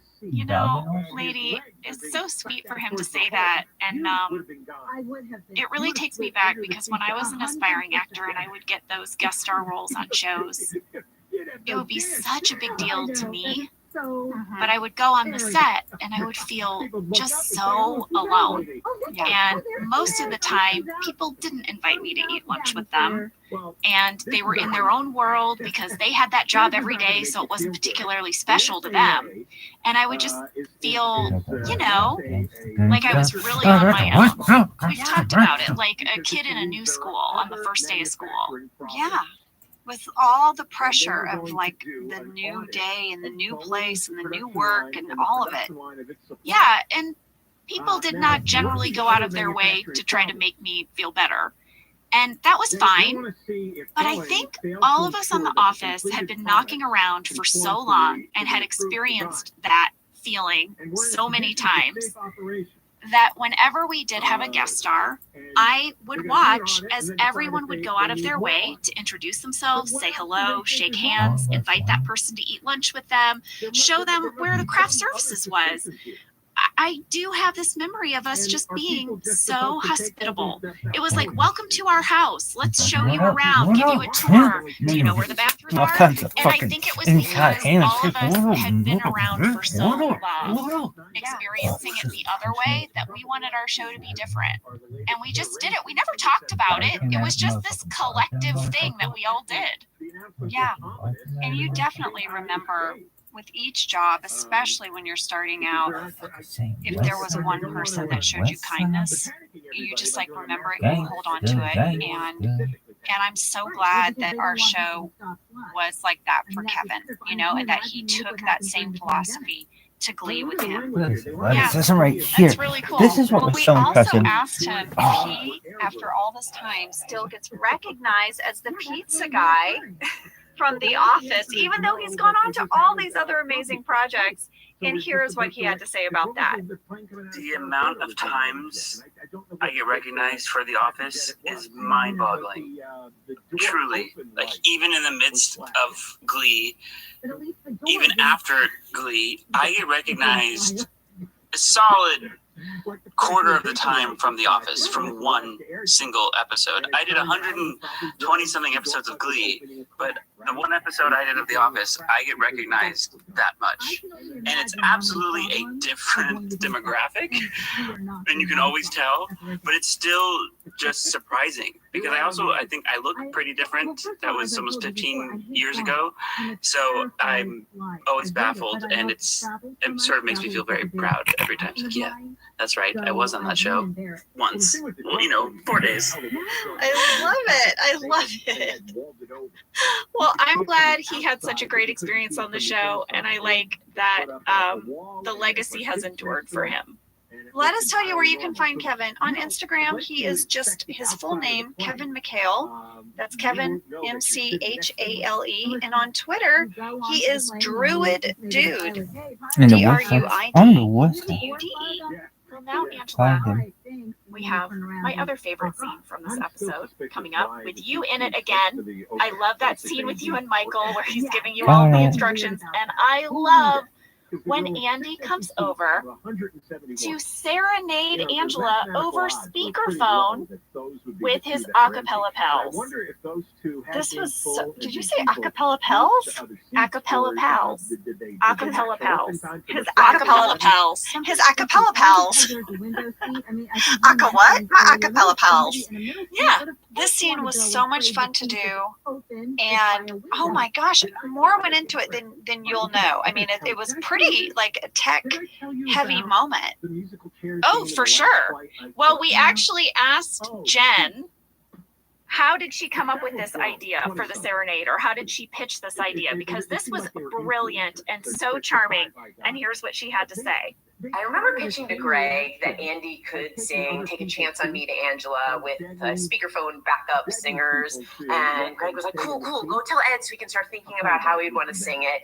And I walked down to Ed's trailer, and I'm just awkward in general, but then also I had a bit of a fangirl thing because I loved Ed on The Daily Show, and I was still so excited that he was on The Office. So I just awkwardly knocked on his trailer door and told him, hey, we're thinking about having Andy sing Take a Chance on Me to Angela, and we just wanted you to start thinking about the song. He's like, what song? I said, Take a Chance on Me, Mamma Mia, ABBA, and he didn't know the song, and I'm thinking, oh God, how can you not know the song?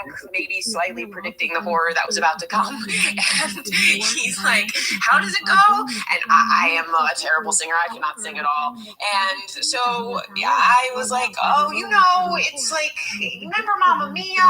And do you know the song? And I just tried to figure out how to say it without singing it. And then we ended up walking around the parking lot, and I had to sing Take a Chance on Me to Ed. And it was so embarrassing, but so lovely. He was so wonderful about it. And I love that scene so much. I just thought he killed it and was so excited that he was able to do such a fantastic job with it. It was just exciting. That would be me. I'd be so nervous if all of a sudden I had to sing something to someone, because I hate singing in front of people. I love to belt it out, at home, in the shower, or like just in the kitchen with the kids. But if I had to oh my God, like have someone like Ed or like Steve or someone be like, okay, how does that go? I'd be so nervous and embarrassed. Well, we also got a lot of fan questions from Jen Reynolds, Sarah Thorup, Stephen Jackson, Roxanne Hoffman, and Becca Harrington. They wanted to know who sang the backup on the telephone for Andy. How was that accomplished? Were they actually on the line, or was it pre-recorded? Oh, Jenna, my memory is we did that in real time. And I'll tell you why, because I had to be there reacting, and I thought, whatever you do, Angela, you cannot mess this up for these guys. Because they had it all timed out, and we actually asked Jen Salata about it, and this is what she had to say. One of the singers we were so lucky to get for the acapella Take a Chance on Me was John Michael Higgins. You'll know him from Christopher Guest movies. He's just brilliant. And so we were super, super excited. I don't know who the other singer was, so I tried to track it down, and I was unsuccessful. I believe we recorded it on the day day in that John and whoever else, maybe besides John, were in the little office that the writers used to hang out on set, and they called in and sang through the speakerphones, and then I'm sure we recorded a clean version too of it, not through the speakerphones, so that we could have it in the mix and then just make sure that we got the sound quality great. But it was a really fun day. I just thought that they killed it. Well, I remember that, Angela, because I remember listening to Ed and those guys practicing before they divided up and went into this sort of speakerphone situation. Right. But it was a big deal, and what a big get for just this voice on the phone that has gone completely uncredited. I know, and I am such a fan of John's. Like, he is such a comedic genius, and he and Ed and how they put this all together and did it was so fantastic. I loved every second of it. It was hard for me not to fully smile because it was so charming and delightful. And you know, Angela's trying not to tip her hand too much. She only has a very slight smile at like one or two parts, right? Yep. But I have such fond memories of this, and I just felt like we had to hear it. If you change your mind, I'll be first in line. Honey, I'm still free. Take a chance on me. If you need me, let me know. Gonna be around. If you got no place to go, if you're feeling down, and you're all alone, when the fridge burns, if you don't, honey, I'm still free. Take a chance on me, because you're gonna do my very best, and that ain't no lie. Let me put me to the test if you let me try. Take a chance on me. That's all I ask of you, Angela. I mean, come on, how they harmonize at the end like that. All right, I got goosebumps listening to that. I got a little choked up. I don't know if I just miss Ed a lot and he's so charming in this scene, or if it's just the time we're in. I don't know. I've also just fallen in love with Andy during this rewatch. You know, we've talked about how I have this new appreciation for Ryan, right? Also just have been loving the character of Andy and his journey. But I don't know, Angela. I also have to say, I know I mentioned that the weight of my heart is to put together a grill and break down the box, but I think that if there was a guy that I actually was not that interested in, if he did this, I would be like, okay, all right. It is so sweet. It's so charming. You know, my husband is a really good singer, and he doesn't really sing around people. But when we first started dating, we went out and there was karaoke, and I didn't really know this side of him. He's like an a cappella guy. And he got up and sang Journey. And he brought down the bar, and I was like, oh my gosh, that is amazing. But it was just so sweet in this moment. Andy, you know, and Andy will go on to sing to Angela again. But you know he must really like her if he's going to bust out the a cappella group. Yeah, he's all in. I hope one of those guys was Broccoli Rob. Oh, it had to have been. Yeah. And Angela just looks at him and says she has to go clean up the party. And then we reveal that the whole bullpen has watched this. Yeah. Including Dwight. Yeah. And before we move on, Jenna, 38 minutes, 15 seconds.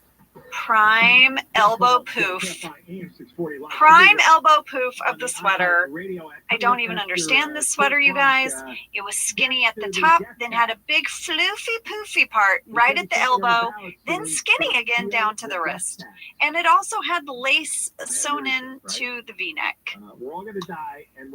Yeah, I mean, I think that we have to acknowledge that Andy serenaded Angela while she was wearing this terrible blouse. Yeah.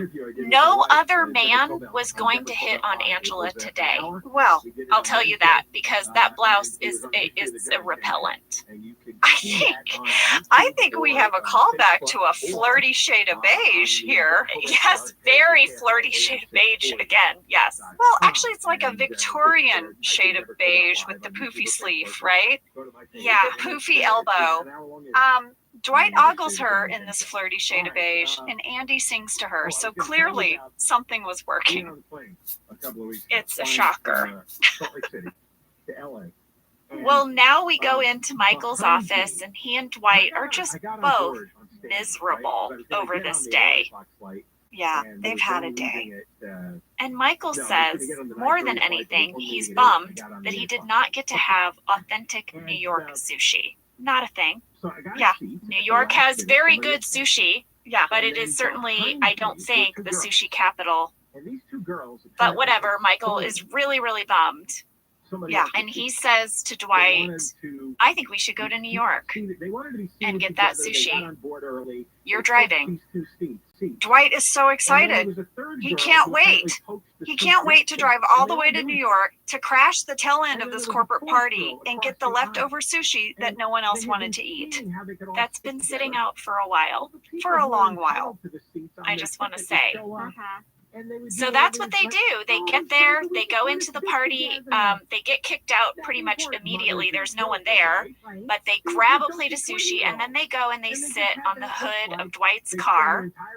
And guys, they did not go to New York to shoot this. Obviously, this is a little parking lot that they found in downtown LA, I believe. I recognized it because I think I've shot there. They are just eating this sushi and they are making fun of Ryan. And someone leaves the party and says to Michael, hey, that was pretty awesome, you know, when you called Ryan out like that. And it's like all he needed, right? Yeah, he feels seen, and they're having sushi, and they're in New York, and now he can go home. And he sets the tray of sushi and soy sauce on someone else's car, and they go home. It's pretty amazing. And then we have just a little tag at the end. We just see Ryan in full douche mode, winking at the camera from his New York party that's in full swing. Oh, yeah. So pleased with himself. Well, I don't know if you thought about it, but this scene had basically 3 couples in it having intimate moments. We have Jim and Pam, dinner on the roof. We have Andy and Angela serenading and accounting. And we have Michael and Dwight having dinner in a parking lot. Yeah. Very sweet. Very sweet. And we had one hostage, but we let him go. Well, guys, that was Launch Party Part 2. And a big thank you to Jen Salata and Kevin McHale and Steve Ducherer for all the behind-the-scenes details. Yeah, guys, thank you so much for always letting us reach out to get those details each week. We really appreciate it, and we're going to be doing it for like 3 more years. So don't get tired of us. Everyone, check your DMs if you've ever had anything to do with The Office. Please check in. We'll be there. There's a good chance Jen and I are there saying, hey, what's up? All right, guys, we'll see you next week. Take care. Thank you for listening to Office Ladies. Office Ladies is produced by Earwolf, Jenna Fisher, and Angela Kinsey. Our producer is Cody Fisher. Our sound engineer is Sam Kiefer. And our associate producer is Ainsley Bubico. Our theme song is Rubber Tree by Creed Bratton. For ad-free versions of Office Ladies, go to StitcherPremium.com. For a free 1-month trial of Stitcher Premium, use code OFFICE.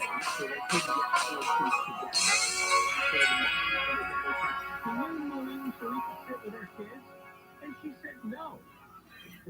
I booked early. I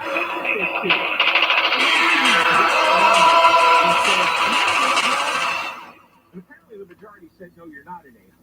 I guess everybody's sick of this whole scam. Pam immediately says irrigation. I mean, without thought, she was so positive.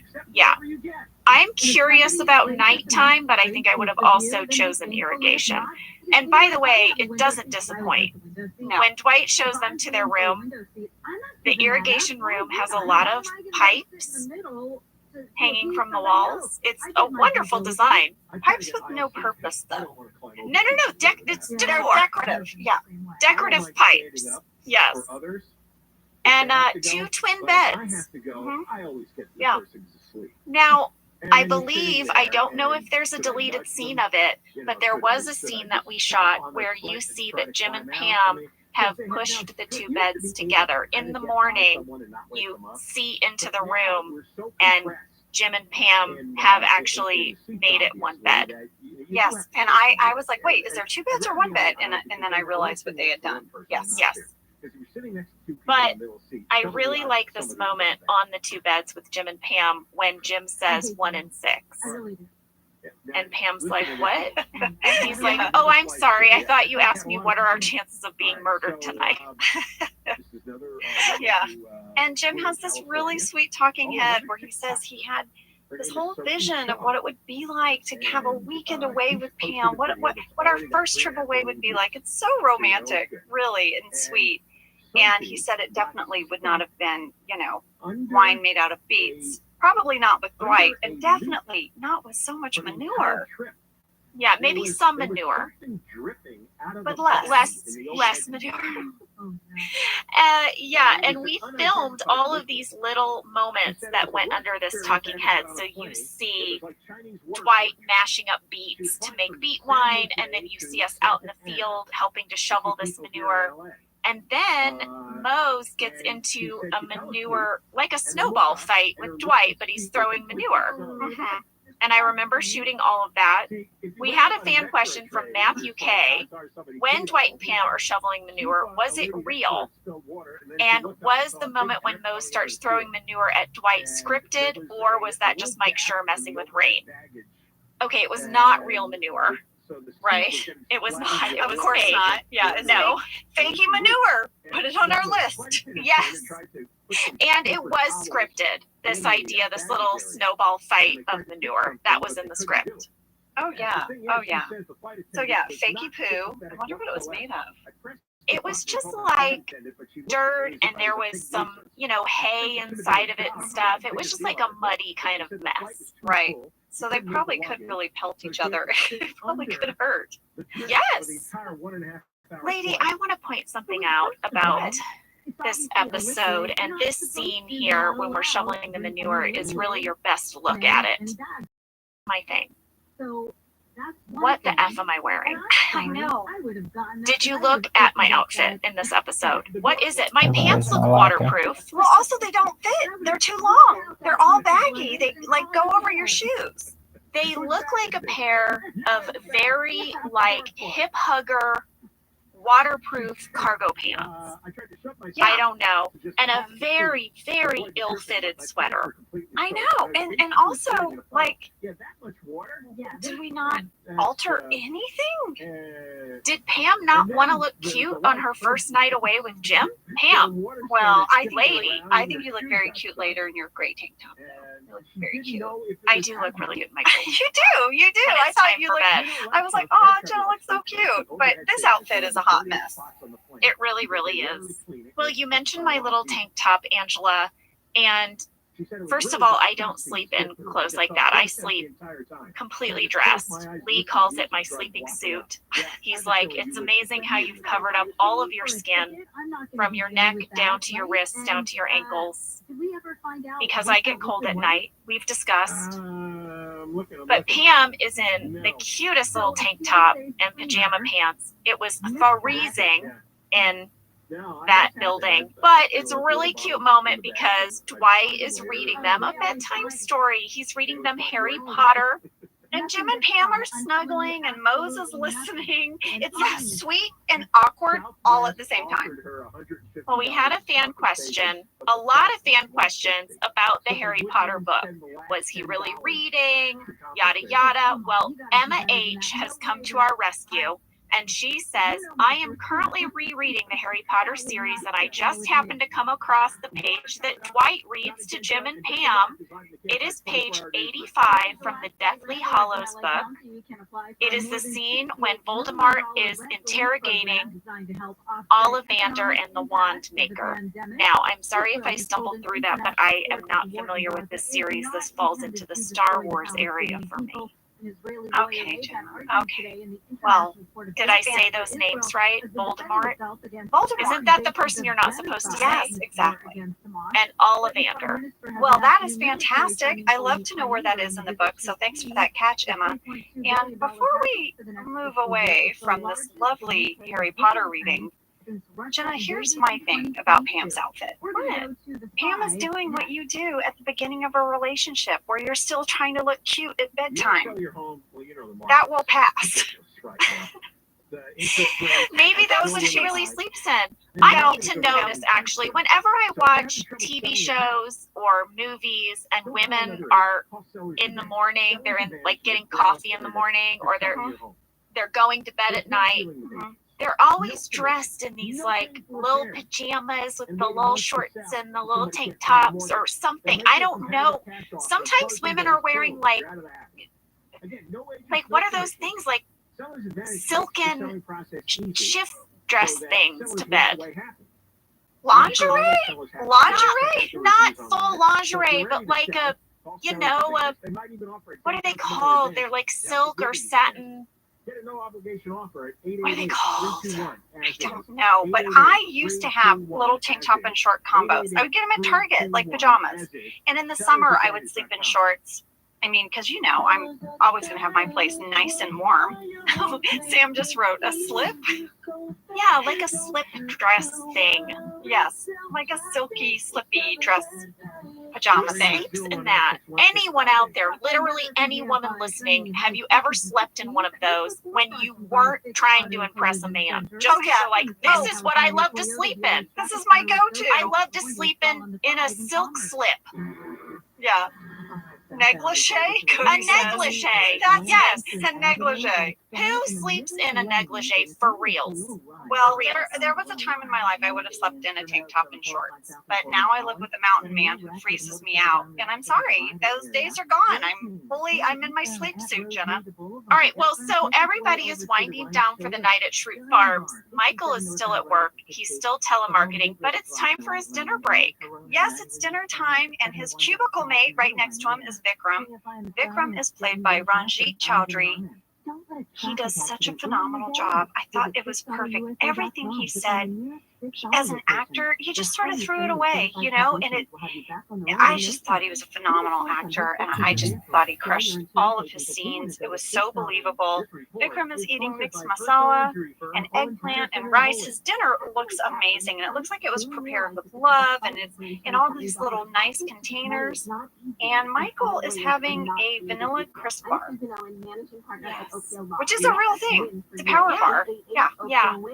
But what you see is that, Jan doesn't know where Michael is, but she certainly hasn't sent him to work with a lovely meal, the way Vikram's partner clearly has. Ranjit, very sadly, he passed away in April of last year. He was so great to work with. And guys, he's going to come back for another episode. You might remember he is part of Michael's dream team when Michael starts the Michael Scott Paper Company. So I got to work with him when he came back. And I got a few facts on him because I just thought he was so wonderful. His mother was a theater teacher and an actress. His stepfather was a theater director. And he worked his whole life as an actor and a writer. And he just had this very long career as an artist and comes from a long line of artists. So he's just amazing. I loved watching him in the scenes. I agree. Well, after they have dinner, Michael is sort of holding court with the other telemarketers. They love him. He's talking about Die Hard and how Die Hard 1, the original, John McClane was just this normal guy, he's just a New York City cop. and then he gets his feet cut and gets beat up. Jenna, I had just watched Die Hard over the holidays. We were picking Christmas movies, and it's a kind of a great Christmas movie. It's one of my favorite Christmas movies. And right out of the gate, Josh turns to me and goes, I would have put my shoes on. The minute I heard gunfire, I would have put my shoes on. This was a really hard thing for Josh to get past, that this guy had no shoes on for like the whole movie. And also, he takes the shoes off. This enormously tall Nordic guy, right, who's just died, massive dude. And he's like, shoes are too small. And we're like, okay, we're going to call BS on that. There's no way that dude's feet are smaller than yours, Bruce Willis. What's happening? Yeah. Well, and then the thing happens in this movie that's real hard for me, where he gets the piece of glass in his foot, and he does not take care of that properly. He just does not. No. But I know he doesn't have a lot of options, but that kind of stuff, it just, it gets you. Well, anyway, everyone is loving Michael's theory on Die Hard and the Die Hard series. And one of the coworkers is like, dude, you should review movies. They're like, yeah. And then Michael's like, actually, I'm writing a movie. Yeah, Threat Level Midnight. Yeah. And they're like, oh, ooh. But I just think it's so incredibly charming that Michael is like, he's the cool dude. He's the cool dude at this place. I know. Well, back at Shroot Farms, Pam hears a very strange knocking noise. She decides to investigate. And it's Moe's in an outhouse. And the wind is blowing the door. Whack, whack, whack. And Pam is like, what century is this? I know. Well, Paul told me this is one of his favorite shots from this episode because it's all one long tracking shot, and they had to time it out. They had to, rack focus from Pam out to the outhouse. And, poor Mike Schur had to sit out there and just wait for us every time we would reset. I mean, again, he's like put through the ringer in this episode. It was cold out there. Oh, yeah. Oh, yeah. Now, I want to point out, in an earlier episode, when Dwight is telling us about Shroot Farms, he says that there's only one bathroom and it's under the porch. Oh, nice catch. So I like to think that maybe when he decided to do the B&B, he upgraded to an outhouse. A proper outhouse. Yes, this is my backstory for the Shroot Farms outhouse. So they figure out what that sound is. So now Jim and Pam are going to go back to bed. But now there's like a wailing, like a moaning. Yes, it's like, what is that noise? And so Jim, it's like his turn. So he's going to check it out. Well, at 15 minutes, 40 seconds, he approaches a door. Did you notice the wooden plaque says private room? Yes, right? Yes. Goes in, and Dwight is holding the cherub figurine and moaning. But very briefly, and I'm talking very briefly, at 15 minutes, 52 seconds, over Jim's shoulder, you can see a little bit of a poster. And I zoomed in on this poster, and the legs, it looks like a rock and roll band, and the legs of the pants are white with gray stripes, like skin tight pants. You can't really make out the face, but I got obsessed with these pants, and I started looking up every Motley Crue poster I could find, because I'm positive it's Motley Crue, right? It's Dwight. Okay, it's got to be Motley Crue. I'm telling you it is. I found a photo of Tommy Lee in the same white skin-tight stripy pants, and there is no doubt in my mind that in the private room, the love sanctuary of Angela and Dwight, that there's a Motley Crue poster. If you remember, on their album Decade of Decadence, 81-91, there's a song called Angela. It's going to come into play later. Sam, hit it.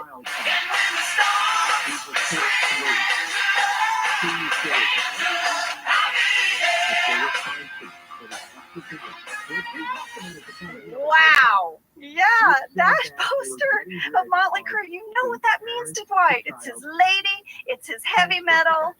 And fans that have watched the show all the way through, I don't want to do any spoilers. That song's going to come back in a big way later. Wow. Wow. Well, I'll tell you what I noticed in this scene. At 16 minutes, we have got a huge Dwight from Jim. But then at the end of the scene, when he's leaving the room, he throws out a regular Dwight.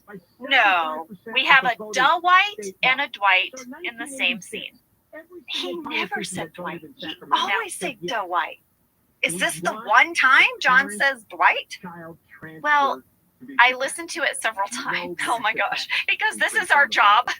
You're listening to that over and over. Meanwhile, I'm Google searching like rock and roll band pants. Well, I think he says Dwight, like Dwight. But it's the closest thing to a Dwight we're going to get. Okay. Well, guys, before we finish up here, we've got one last scene. It's the end of Michael's work day, and he's walking outside. Everyone's inviting him to come to the bar with him. Come on, Michael, we want to spend more time with you. Yeah, but he can't. Yeah, Jan has come to pick him up. She gets out of the car and she says, "You drive, I've had too much wine." Great, glad you drove here. Yeah, thought the same thing. And then Michael's like, "How was yoga?" She's like, "I didn't go." And he's like, "Why?" And she's like, "I just didn't." Oh, so sad. Jan spiral, man. And she's going to take Michael down with her. Yeah. And then Vikram tells Michael, "Listen, man, you might be able to nab that bonus if you just work a little harder." Vikram gives a, little pep talk there at the end. He's like, "Just stick to the script." Yeah. Oh, Michael. Well, I love this episode. I love breaking down this first part. I can't wait to get to the next part. And thank you so much, everyone, for sending in your questions. And Jim and I just freaking love doing this. We just love it. We love it. All right. Well, we will see you next week for Money Part 2. Money Part 2. Thank you for listening to Office Ladies. Office Ladies is produced by Earwolf, Jenna Fisher, and Angela Kinsey.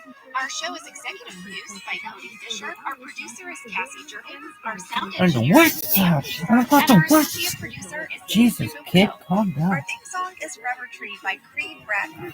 For ad-free versions of Office Ladies, go to StitcherPremium.com. For a free 1-month trial of Stitcher Premium, use code OFFICE.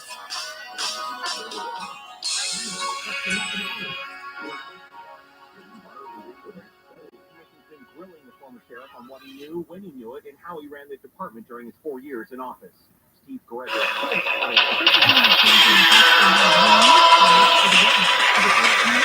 Over a massive fire that burned for days at a World War II blunt hangar last year. The Navy committed $11 million to clean up the I'm Jenna Fisher. And I'm Angela Kinsey. We were on The Office together. And we're best friends. And now we're doing the Ultimate Office Rewatch podcast just for you. Each week, we will break down an episode of The Office and give exclusive behind-the-scenes stories that only two people who were there can tell you. We're the Office Ladies. Hello. Hi, everyone. It is Money Part 2 today. Second half of Money. Second half of Money, we got lots to cover. It's season 4, episode 8, written by Paul Lieberstein, directed by Paul Lieberstein. Angela, I'm coming in hot today, and I'm coming in right with a summary. Are you ready? Yeah. No banter. No banter at the top. Okay. Here we go. All right. In Money Part 1, we found out that Michael has money troubles. He had to take a second job as a telemarketer. Meanwhile, Pam and Jim visited Shrewd Farms, which Dwight has started operating as a bed and breakfast. And Andy serenaded Angela in hopes of winning her heart. Well, this week, Michael works with Oscar to try and get himself out of debt. Andy continues to pursue Angela, and Kelly flaunts her new relationship with Daryl in front of Ryan, who really just wants everyone in the office to use PowerPoint. Michael just thinks it's like a cheer from cheerleading camp. He's literally powerfully pointing his finger as he says it. Yep.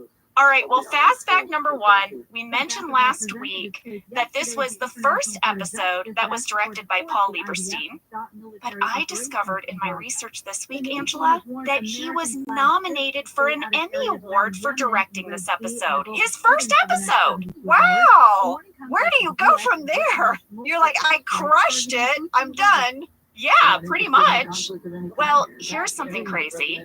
He was up against Paul Feig, who was nominated for directing the season 4 finale Goodbye Toby, but they both lost. Aww. To Barry Sonnenfeld for Pushing Daisies. Oh, I mean, Barry is a fantastic director. I know. Well, dang it. We had a Paul versus Paul. Yes! Who would have won? I would have been able to choose between those two guys. Yes, maybe better. Maybe better. You know, for our sake, because it's about us. Maybe better. You know why? Because you know Rain would have made fun of the loser Paul. There would have been winner Paul and loser Paul. You know Rain would have done that. You're so right. All right, lady, fast fact number 2. This episode introduces the relationship between Kelly and Daryl. And I have to tell you, this was a very popular storyline with fans. Oh, people loved this. Loved it. I loved it. Me too. I love how, like, no nonsense Daryl is, and it spirals Kelly out. She does not know how to handle his just direct, honest, no game playing. Yeah. Well, it started a number of debates online. There was Kelly and Daryl versus Kelly and Ryan. There was a very short-lived Carol mashup of Kelly and Daryl. Carol with a K. People made jokes. Who will last longer, Carol or Carol? If you remember Michael's girlfriend, Carol. Oh, yes. So this was just really, really fun to see this relationship play out. It was mostly like a revenge date, I think, on Kelly's part. But she also... You think? I mean, she literally, Daryl has a whole talking head where he says, you know, I get excited when I see the little dude come in the office because that's when she pays attention to me. But she also does seem like a little taken with him. But guys, the thing about this, and a lot of people pointed this out online, is like finally there's a man who's treating her well and she can't deal. Like she is attracted to the drama. She is attracted to Ryan. Ryan is as well. This is their downfall. We will see it play out over several seasons. Well, we all know couples like this. Come on. You have that friend who was always attracted to the guy that made her a total mess, right? Yeah. And vice versa, right? Dudes as well. Yep. And you'd be like, what about that other person who's so incredibly nice to you? And they're like, no, I want the person that makes me crazy. Yeah, pretty much. Well, there are great Kelly and Daryl scenes in this episode, but there was a deleted one I loved. It happens towards the end, but it's I'll wait till we get there. But it's Kelly trying to make amends. Oh, that sounds great. Oh, I can't wait for that. All right, lady, fast fact number 3. I don't know if you remember, Angela, but right around the time that we were filming this episode, Steve Carell won Best TV Actor at the Teen Choice Awards. No, I didn't remember that. Well, you know, you win a surfboard. That's the award. That's the award statue, is a giant, colorful surfboard. Now, Steve had won a Golden Globe. Yeah, and we had won the SAG Award. But this was different. Our show had won an Emmy. Our show had won an Emmy, but this was like you've hit the mainstream. This was a big deal. To give you some context, here are the previous winners in Steve's category, okay, in the years prior. Matt LeBlanc for Friends, Ashton Kutcher, Wilmer Valderrama for That 70s Show. Then Steve won. After that, the Jonas Brothers won. I'm telling you, this was like Steve is a bona fide star. He's a star. I mean, the teens are voting for you. Come on. Yes. Well, I kind of noticed, Ange, that I feel like right around this time for all of us on The Office, this is when I feel like our lives started to change and we are about to enter what I am calling our Hollywood years. We start having the most crazy experiences. Yeah. I mean, I remember I was standing in line for this party we'd been invited to, and standing in front of me are Robert De Niro and Joe Pesci. Yeah, I'm waiting in a line with those guys to get into a party. And I remember looking at you and being like, what is happening right now? Jenna, I remember being at a party during the award show season. Brad Pitt was there. Oh yeah, and Angelina Jolie. Yeah, and Leo DiCaprio.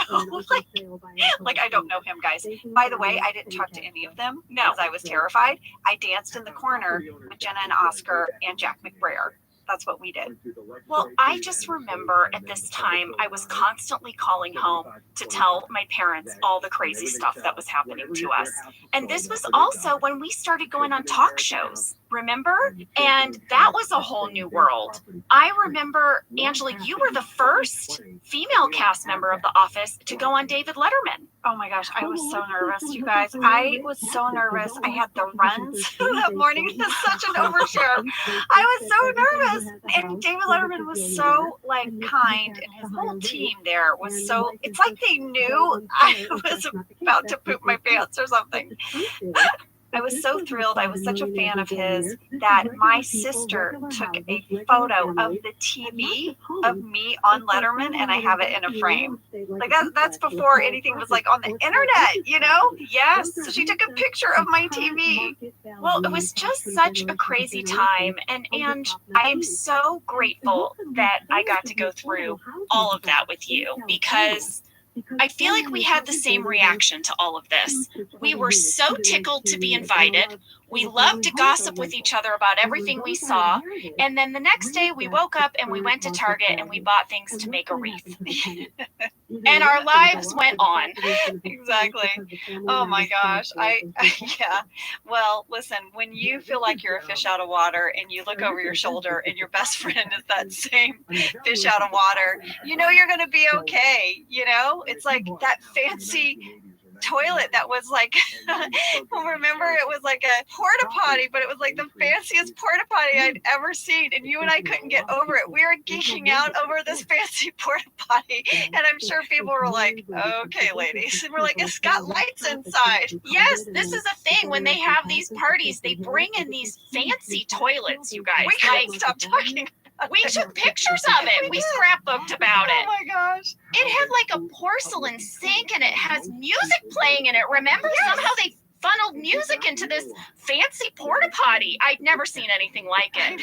This was the stuff we documented. Meanwhile, like, other cast members on the show are like literally toasting champagne with Brad Pitt, and we're over taking photos of the porta potty, and we can't stop talking about it. We're like, the thing you need to see, the thing we're writing home about tonight is this toilet. I talked in great detail with my dad about that, and he was like, do you have a pedal you push? I'm like, yes, Dad. But it's still fancy. Oh my gosh. I knew we were meant to be friends when we had to take photos with the porta potty. Same.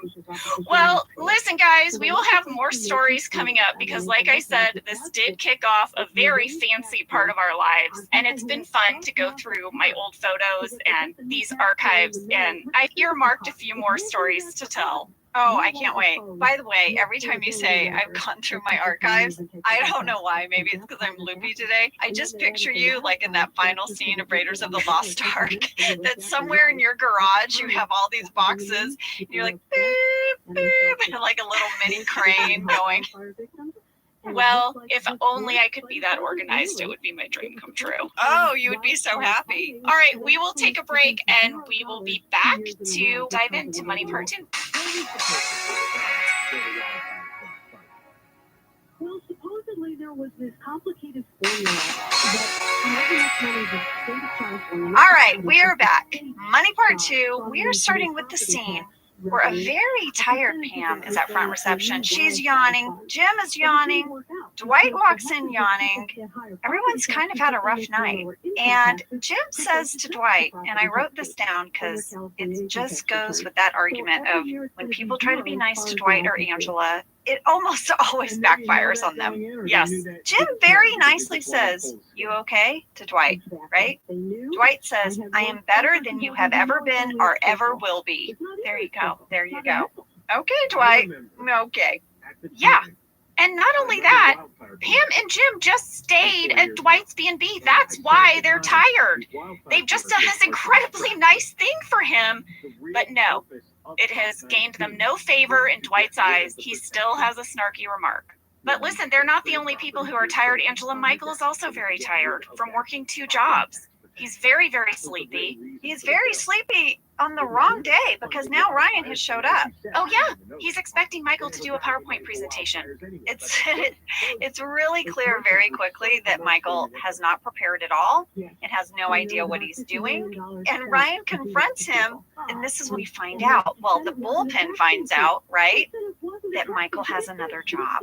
That's right. And Ryan tells him, Michael, you cannot have a second job if it affects your work at Dunder Mifflin. And Michael responds to this, you guys. It made me laugh so hard. He says, let's face it, I was never going to learn how to do this anyway. Yeah, which is so honest. It's so true. I just laughed at the honesty. It's so true. And then Ryan looks to the back row and he sees Daryl. Well, he hears Kelly laughing, like forced laughter to totally get him to look over. Yes. And he says, what's Daryl doing here? Get out of this meeting. Daryl's like, fine, happy to leave. Oh yeah, I don't need to be here for this. And Kelly's like, okay, I'll see you later. And he's like, I have plans later. It's like so honest with her. It cracks me up. But I want you to know that smooch that they have. Yeah. If you go to 20 minutes, 35 seconds, you guys, I took a picture of it. John Krasinski is full on braking. He's doing that weird puffy cheek thing when you brake and you're trying to turn away. He's looking at you and he is losing it. Well, Angela, if you look, it is you, then John, then me. This should never be allowed in a conference. No. You should never seat the three of us in a line. No. Because I have a sense memory of leaning forward and talking to you over John. Oh, but also the three of us would go. I'm turning the other way because I can't look at you guys. I know. Like I positioned my body away. John is laughing and you are like, look like you're on the verge. Yeah. No, I remember we were a mess during this whole scene. We were a mess, but this scene is so brilliant. After I watched the scene, I texted Paul and I said, Paul, this is perfection. You know, he fought for this scene, this whole whoever. Yep. He fought for it. He loved it. And Love you, I Paul. love every beat of this conference room scene. It's so funny, Angela. Did he tell you that I texted him about whomever? No, I didn't even. I just texted him and told him it was perfection. I did the same thing. And he told me that there was like a vote in the writer's room to cut it.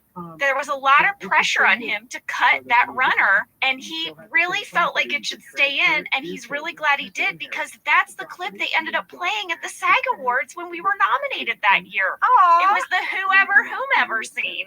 How cool is that? It's so good, and it's become truly like one of the little classic moments. And also, I just feel like, I know you and I say this all the time, but Office Ladies fans, you love the show as much as we do, and I just feel like these kind of scenes were never allowed to breathe on other shows. They would succumb to network pressure or whatever, and this huge long scene where we talk about whomever and whoever, it just wouldn't have happened on another show. I believe that. Well, we got a lot of mail about this scene, people wanting to know how it managed to be in the episode. I'm just going to give them a shout out. Thank you, Grace H., Alima H., and Ty Owens for writing in about whomever. Well, I have a great way to remember which to use, whoever or whomever. What is it? I think it's really simple. I'm going to read it for you. It's online, so you can find this out there in the world, but it's what's always helped me. Ready? Yeah. Whomever is an object pronoun and works like the pronouns him, her, and them. For example, give the document to whomever in the department. So if you just are thinking in your head, is it whomever or whoever, you would just in your head say, give the document to him in the department, or give the document to her in the department. See? Or whomever. Whereas whoever is a subject pronoun and works like the pronouns he, she, and they. For example, whoever wrote this poem should win a prize. You could substitute, he wrote this poem and should win a prize. She wrote this poem and should win a prize. Oh, do you hear it? So just attach whomever to him, her, and them, and attach whoever to he, she, and they in your head. I thought that was really helpful. I'm feeling a little bit of but I thought it was very helpful. You know what it is? I have to say, this one has just always stumped me. Uh-huh. And I Just actively avoid having to use either. Well, I thought that was very helpful. I'm wondering if what you've told me now is going to become the turning point for me. And for the rest of this year, you're just going to hear a lot of whomevers and whoevers from me because it will have finally clicked after 46 years. It's like the year my teacher told me how to spell Wednesday because I kept spelling it wrong. And she was like, just write Wednesday. And I was like, Wednesday! You know what word I can't spell ever? And it's a real challenge, especially when you become a new parent, is the word diarrhea. I was going to say, is it diarrhea? Yeah. Because it's a confusing word. It's very difficult to spell, and you have to text it a lot to your mom friends when you have a baby. Yeah. You really do. Diarrhea comes up a lot as a new parent, and I have a hard time with it. Also, nausea can be a little bit difficult for me. Nausea, nauseousness. Nausea is just na and C, N-A-U-S-E-A. I don't know. But diarrhea is really, it's a tricky one. Yeah, having it, spelling it, none of it's great.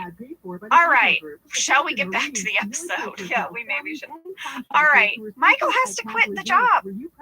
Ryan has said to him, you cannot work 2 jobs. It's affecting this one. So Michael goes to Mr. Figaro to quit. This is such a great scene. He's so perfectly cast. Michael says to the camera crew, you are filming history. Yes, he doesn't quit things. I love Mr. Figaro's response. He says, sanitize your headset before you go, and you're welcome back anytime. And he barely looks up. Yeah. Well, and I worked as a telemarketer, and I must have quit and rejoined this job 3 times when I had it. It's a revolving door. They're not expecting longevity. Anyone who had been in the office for more than a month was considered like a senior employee. Oh yeah. It was actually very difficult to get fired from those places. You would have had to try really hard. It's true. One of the things he's selling with Mr. Figaro is lipofedrin, a diet pill. Yep. I looked it up. It's not real, right? Not in the US. Wait, what? Okay, I found a website in Austria that says it's selling lipofedrin. Did they name it after our episode? Because I don't know. I'm pretty sure.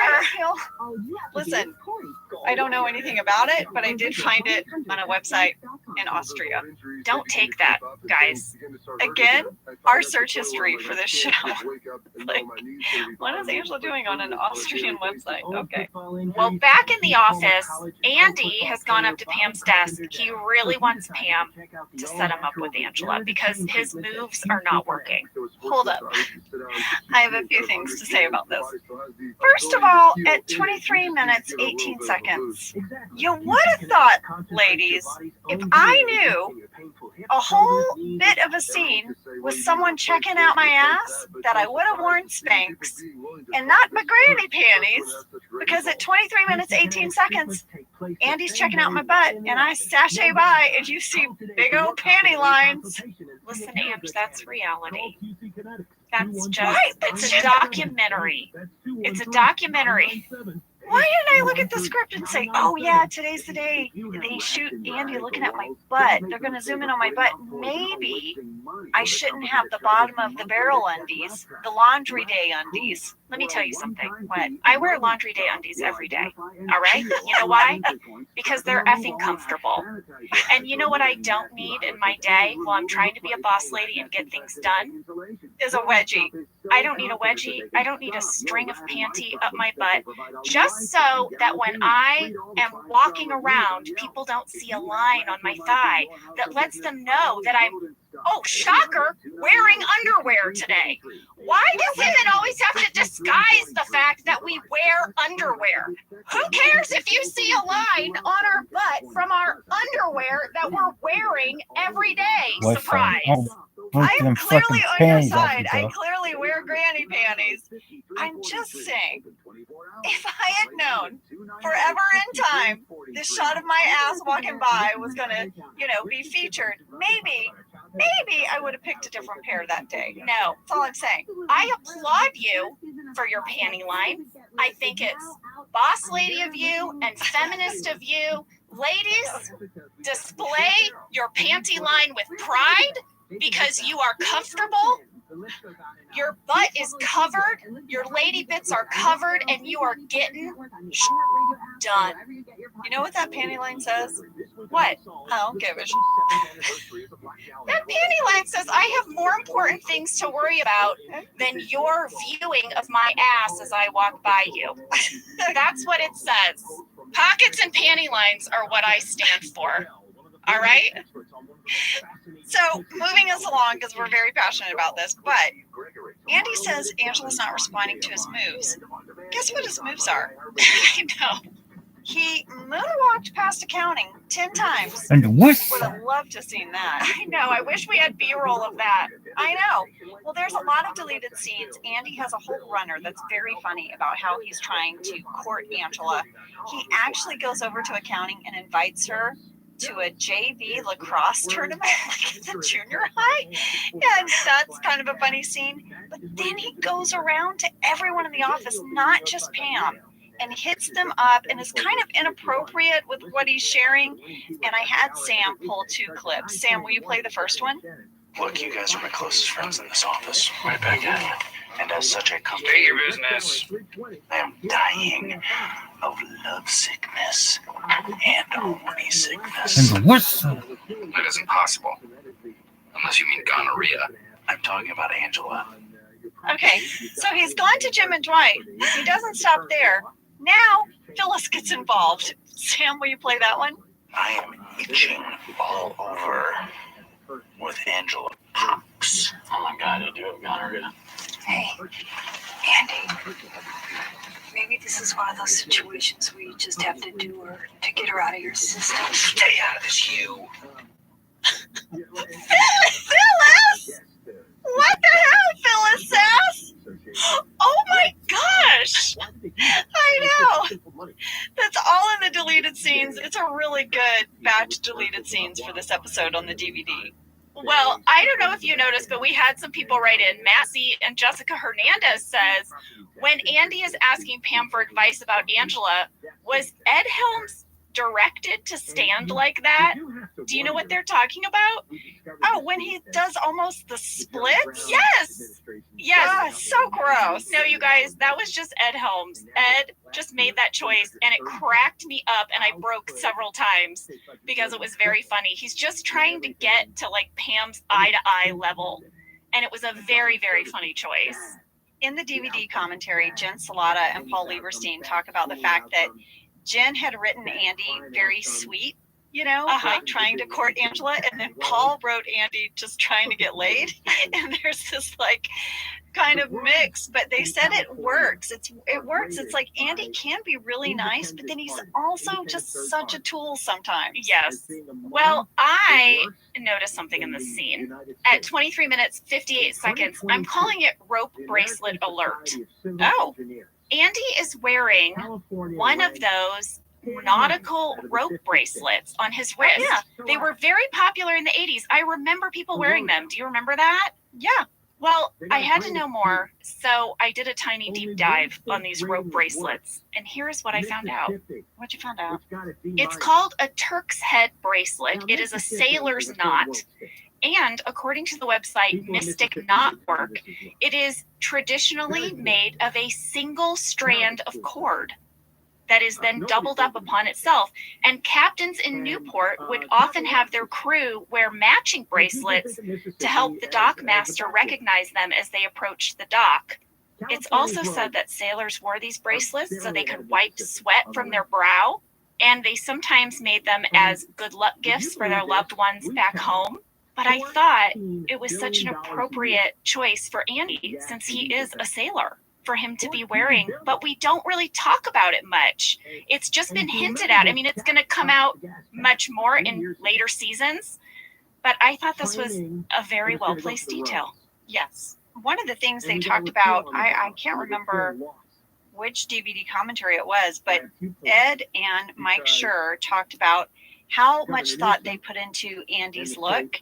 because he is sort of that East Coast prep school, goes sailing, kind of crowd, and that they really dressed him. His ties are different from the other guys, and his accessories. He has that sailor's bracelet. Yeah, is that what you call it? Sailor's knot. Sailor's knot. Yeah. So now Michael is going to approach Kevin because he needs money. And he's like, he knows Kevin gambles, and he's wondering if Kevin has any in on a fixed fight. Michael basically describes a movie, right? Yes. He goes into way more detail about why someone would throw a fight. And Kevin's like, no, I don't know anyone in the mob. So then he turns to Oscar and he's like, I need an advance. But there's also a deleted scene that would have come here where he hits up Phyllis at the water cooler for money. And it's so awkward and cringy. It's in the deleted scenes. Well, this just starts this amazing back and forth with Oscar, where Oscar is going to start coaching Michael or trying to help Michael with his finances. Oh, it's so good. They talked a little bit on the DVD commentary about what brought this whole dynamic up. And Mike said that they were looking at characters that hadn't been utilized. They felt like they hadn't seen enough of Oscar. And they loved how Oscar was always so pragmatic and Michael's so irrational. And so they thought this would be a great time to utilize the character of Oscar. It's so good. It's really good. I loved that about our show, and that we had this deep bench of talent, and that the writers would consider, who could we pair up? Who haven't we heard from in a little while? Whose history or story should we bring to the front this week? It always ends up producing some of my favorite storylines. Me too. It's a very thoughtful way to approach writing, right? It's like they would look at the big picture of the show and the different chemistry of the characters and dynamics. And I love Oscar and Michael. There's a lot more in the deleted scenes that didn't make it in, but it's just so fun to watch them. Well, speaking of fun to watch, Kelly is going to go to Daryl's office and give him an ultimatum. She wants to know, what are your plans tonight? And he says, I'm spending the evening with my daughter. And then she's like, okay, fine, me or your daughter? And he's just really matter of fact, is like, my daughter? Yeah. Well, we got a lot of mail about this scene, but it was an interesting thing. Katie Bowman, Kelsey Cundiff, Sarah Ellis, and Brittany McMahon all said in both Daryl's office and in Mr. Figaro's office, there is a flyer on the wall that says Terry's Diner. Is this a real place in Scranton? Yes, it is. Did you look it up? Because I looked it up because I noticed it too. I noticed it too. Also, it's a yellow flyer, so it's very, it catches your eye. Well, first of all, the phone number on the flyer is correct. Oh, no. So it's still working today. Did you call it? I didn't call it, but I thought maybe we should call it today. Right now? I don't know. Okay, why not? Sam, can you call Terry's Diner? Oh, my God. What are we going to say? We haven't talked about this at all. They have other ideas. Terry's, may I help you? Hi, this is Jenna Fisher and Angela Kinsey from the TV show The Office. We're rewatching the show, and we noticed Terry's Diner flyer in the episode The Money, and we just wanted to call and say hi. Hi. Did you guys know that your diner is... Do you really? Do people call? We have people that call from all over the world. Oh my gosh, and what is your name? Desiree. Desiree, it's so nice to meet you. What do people say when they call you? Is this really a diner? Is this really Terry's? I'm watching The Office. Oh my gosh, Desiree, you're like old hat to this. Well, thank you so much, Desiree, for taking time to talk to us today. We don't want to keep you from your job, but what is the special today? Do you have a daily special? Our blue plate special for today is beer battered cod with a cup of soup, fries, slaw, and tartar sauce. That's our blue plate. Then we have a few lunch specials and dinner specials. Well, that sounds fantastic. And Desiree, will you please tell everyone there we say hi? And I'm sorry, so many people call all the time. We appreciate you guys being such good sports. Nope, that's fine. No problem. Have a good rest of your day. Have a good day, Desiree. Okay, bye. Bye. Bye. Well, there you have it. Oh my God, she was Shout so out to lovely. Desiree, People call all the time from all over the world. all over the world. Oh my gosh. Maybe our props department should have like blacked out the phone number.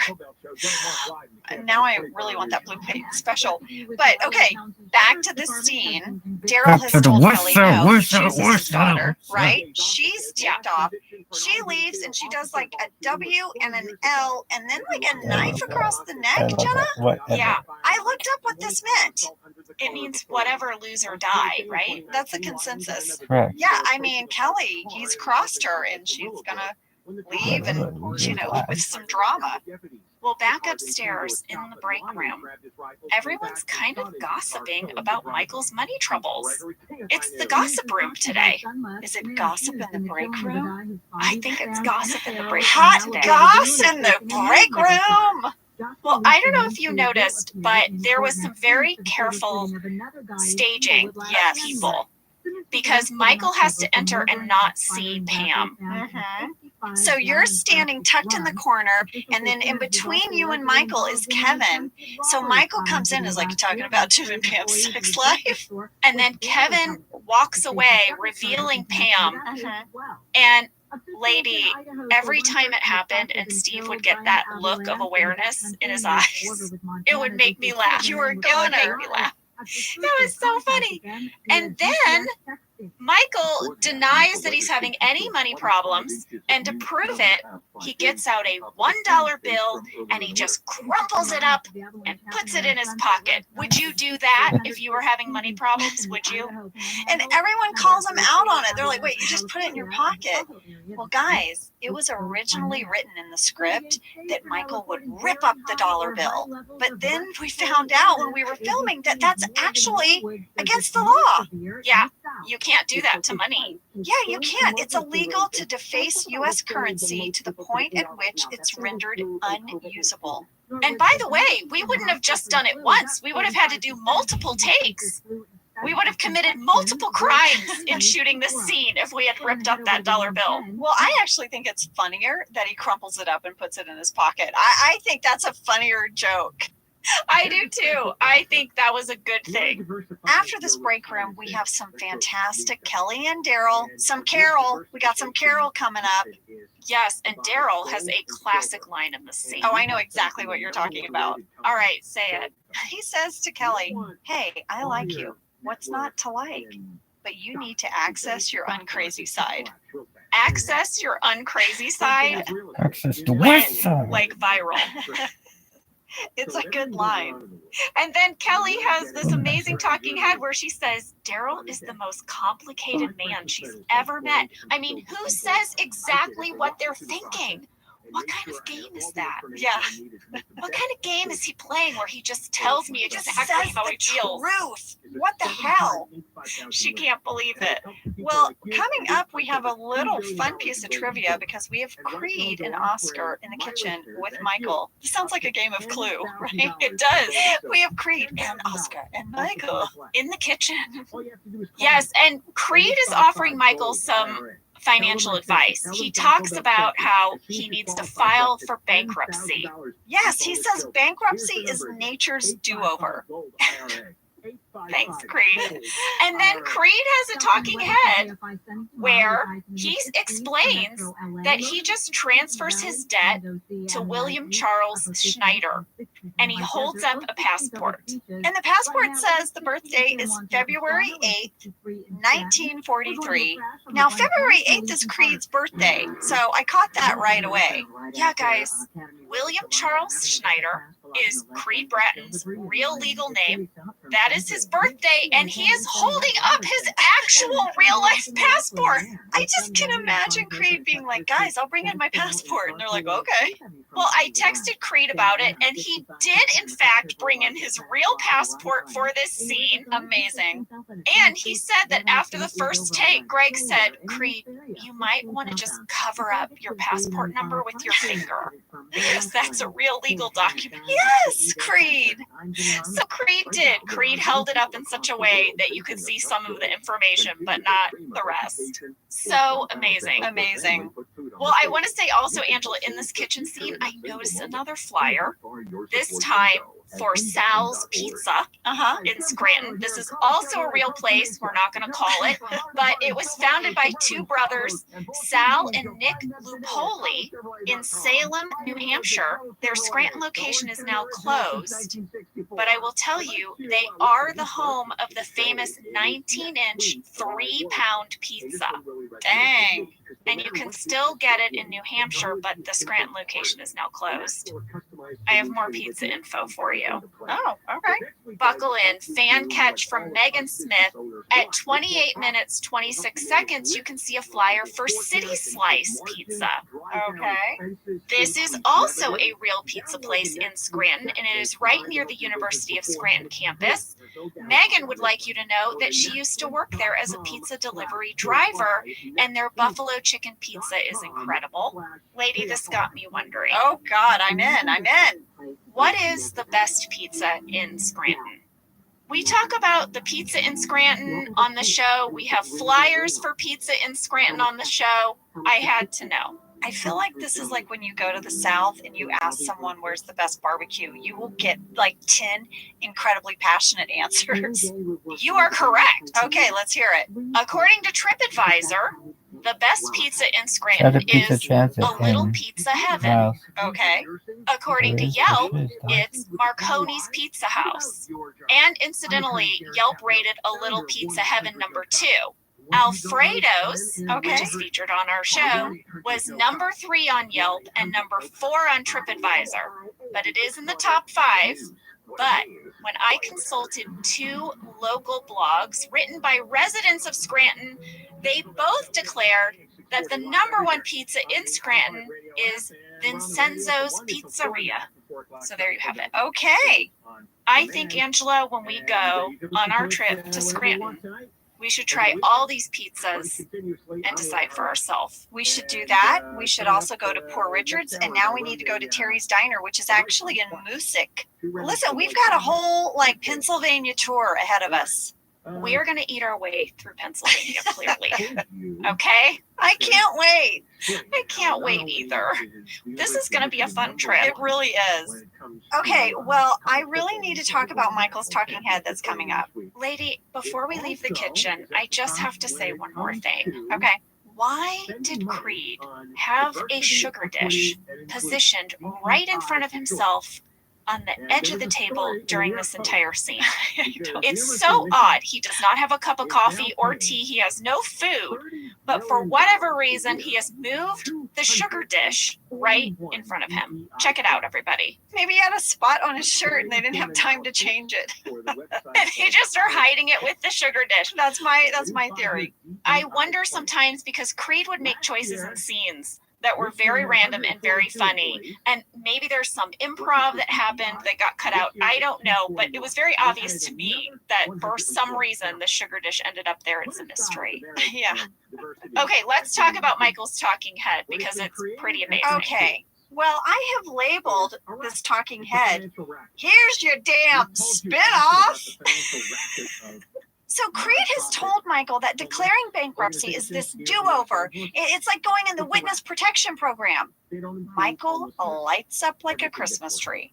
He has a talking head where he says he's always wanted to be in the witness protection program. He's even already picked out his other name, his other identity. Are you ready? He is Lord Rupert Everton. He is a shipping merchant who raises fancy dogs. I need to see it. There's your damn spinoff. Michael Scott pretending to be a shipping merchant who raises fancy dogs. It's a must see. I would watch that. And you know they would probably put him in Arizona, not near any water, but he's a shipping merchant raising fancy dogs. And he legally changes his name to Lord Rupert Everton. Peacock. Are you listening? Peacock. This leads to one of the most famous moments on The Office when Michael enters the bullpen and loudly declares bankruptcy. And Jenna, it was so hard not to laugh, and I knew I couldn't laugh because I was standing on a stool at the supply closet. Yeah, they moved you over. I am right by him. Yes. Well, we had a question from Hannah Yen, who had the idea for Michael to yell, "I declare bankruptcy" in the bullpen. Guys, this was a pitch from writer Lee Eisenberg. He told me that when he pitched the line, he actually performed it for Hall. And he'll never forget it. Well done. Well done, Lee Eisenberg. But yes, just classic line, so fun. And by the way, Steve did a little play on that for our New Year's message where he declared Happy New Year. He did. Just warmed my heart. I know, me too. Well, you guys, I declare a break. I love it. Yes. I declare a break as well. We'll be back to break down the second half of this episode in just a moment. But the percentage of students who feel they belong at the school dropped significantly. All right, we are back. Oscar and Michael are in the conference room, and Oscar is going through all of Michael's financial records. We are really going to get some insight into where all of Michael's money is gone. Well, you know, Jenna, leading up to this scene, there was a deleted scene where Michael is begging Oscar to sort of go through his finances with him. And Oscar does not want to do it. He's like, no, I'm not going to do it. And Michael says, if you help me with this, I will pay you $4,000 in coupons, credits, and back rubs, or I'll give you $5,000 cash. And Oscar's like, I am starting to see how you got in this situation. It's interesting because at the beginning of Money Part 1, it's sort of implied that Jan is the root of Michael's financial problems, that she's doing this renovation of the condo and she's spending a ton of money. She got a Porsche. They got a Porsche. But as we see in this scene, perhaps Michael has contributed to some of these problems. They certainly don't help each other out because in deleted scenes, Oscar also lists some of Jan's expenses. Oh, well, good. Yeah, good. Because it did seem like she was a big part of this problem. Oh, she is. Well, in this scene, we find out that Michael spent $125 on the Best of the Muppet Show DVD. I looked it up on Amazon. I could not find this DVD. I don't know if anyone cares, but I looked it up. I couldn't find it. I found a lot of other box sets, but none of them were $125. I looked up the Core Blaster Extreme. So did I. Which Michael spent $1,200 on. Yes. Could not find that either. I couldn't find it either, but you know what? It's so believable that this contraption would exist and that he would spend that money on it. Well, Michael says the Marine Corps uses this, and it's where they got the Corps in their name. It's from the Core Blaster Extreme, even though they don't spell it the same. Exactly. Michael's having a very hard time grasping the gravity of this situation, and ultimately Oscar encourages Michael to call Jan.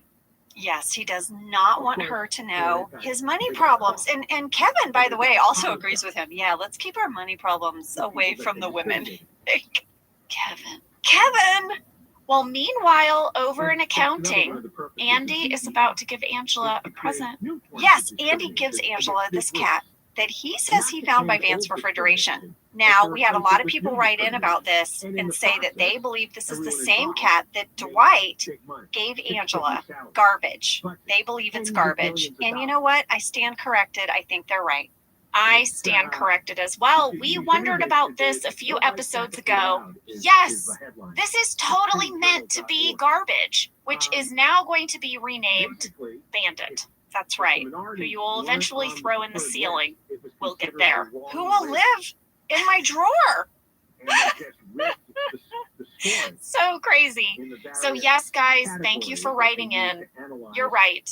We are watching this in real time, everyone. Yes. So we now agree with you. Here's something kind of interesting. If you watch the DVDs have like little screensavers, you know? Mm-hmm. If you go to like commentary or deleted scenes or bonus features, there's little screens. For this episode, there's a very cute DVD screensaver of a cat poking its head out of the box and meowing with Andy's it up on Office Ladies Pod. Now, what I don't know, Angela, is if we used the same cat actor.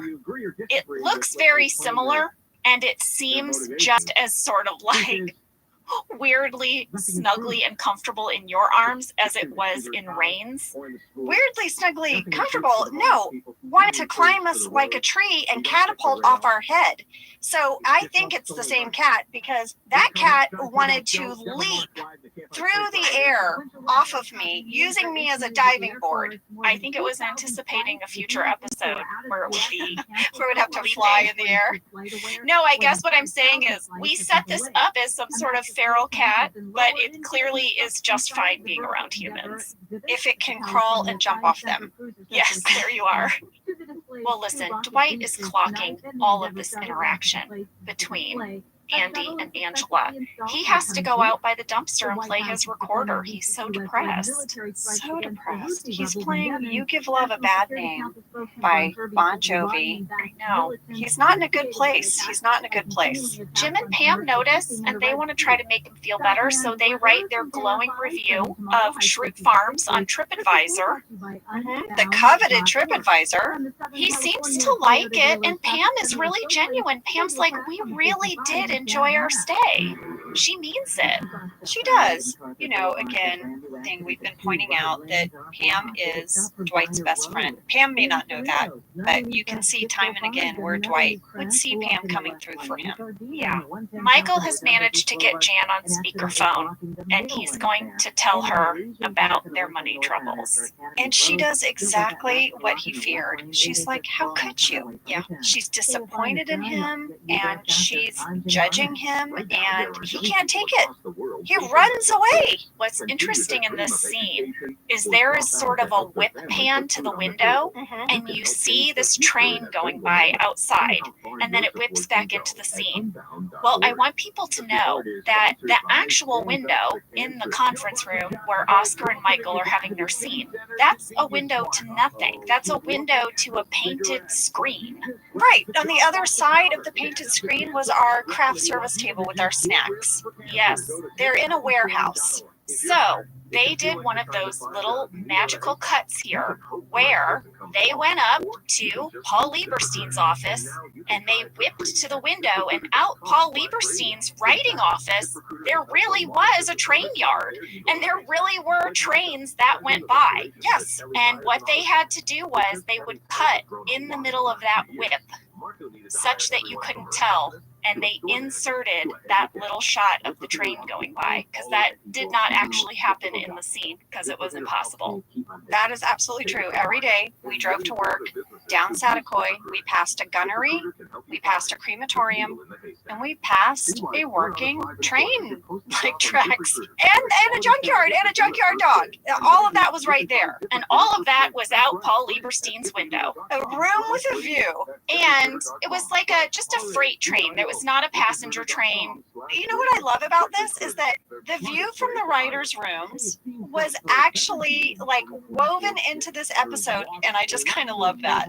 I used to say that if we were ever confronted with an actual zombie apocalypse in real life while working on The Office, we'd be in a great position because we could head over to the gunnery, arm ourselves, and then hop the train.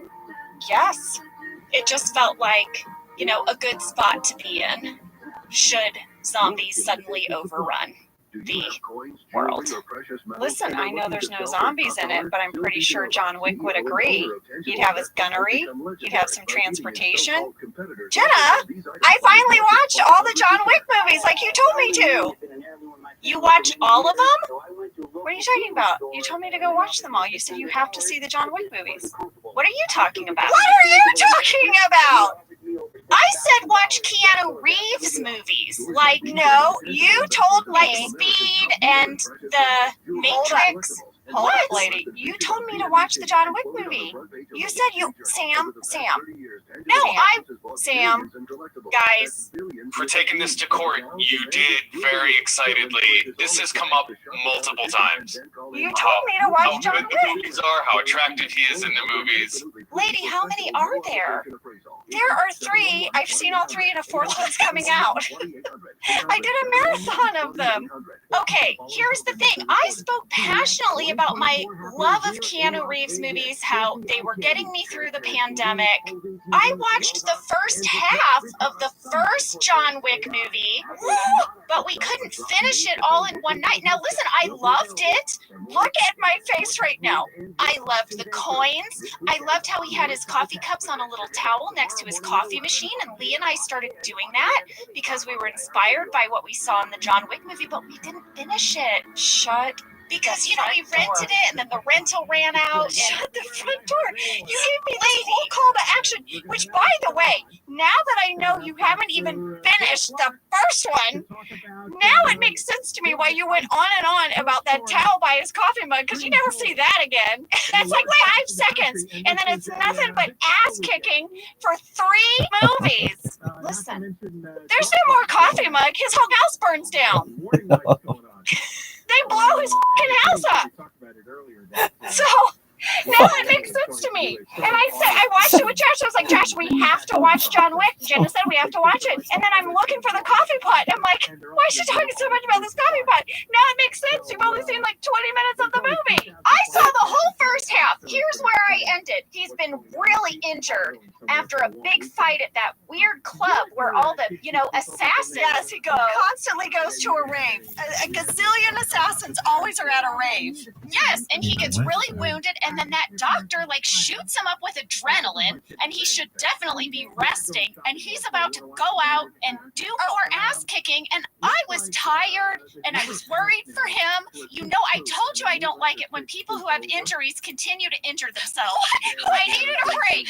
Well, then you might as well not watch the rest, because he literally gets stitched up, and then people punch him in the stitches. No! And also, he is running. He is limping through like Rome or somewhere. Rome? How does he get to Rome? Second movie. And I literally turned to Josh and I said, you know what I can't handle right now is if he gets hit by another car. And literally 3 seconds after I said that, a car runs over him and sends him flying in the air. Sorry, that was a really long tangent for us guys, but mouth agape? I am now the John Wick expert? How the hell did that happen? Well, I feel like I should watch them. Well, I think you should. I think I will. But get ready, because there's a lot of wound on wound. I don't like seeing wound on wound. Well, it's hard for me. Okay, I don't know. Where are we? Well, here we are. Angela walks over to Andy. She's holding the crazy cat, and she says, "You may ask me out to dinner." Yes, she says, nothing fancy or foreign, no bars, no patios, no vegetables, and no seafood. What's up with no vegetables? I don't know. She's a vegetarian. What does she eat? Are you going to eat, what, rice? Pasta? What will you eat? My cauliflower spaghetti. That's a vegetable. I know. Cauliflower spaghetti. Hold the cauliflower. She's not going to make it easy on Andy for sure. Well, Dwight is crushed. He runs to his stairwell. This is where he goes to pump himself up, or maybe where he goes to deal with sad feelings. This is his, I guess, little spot.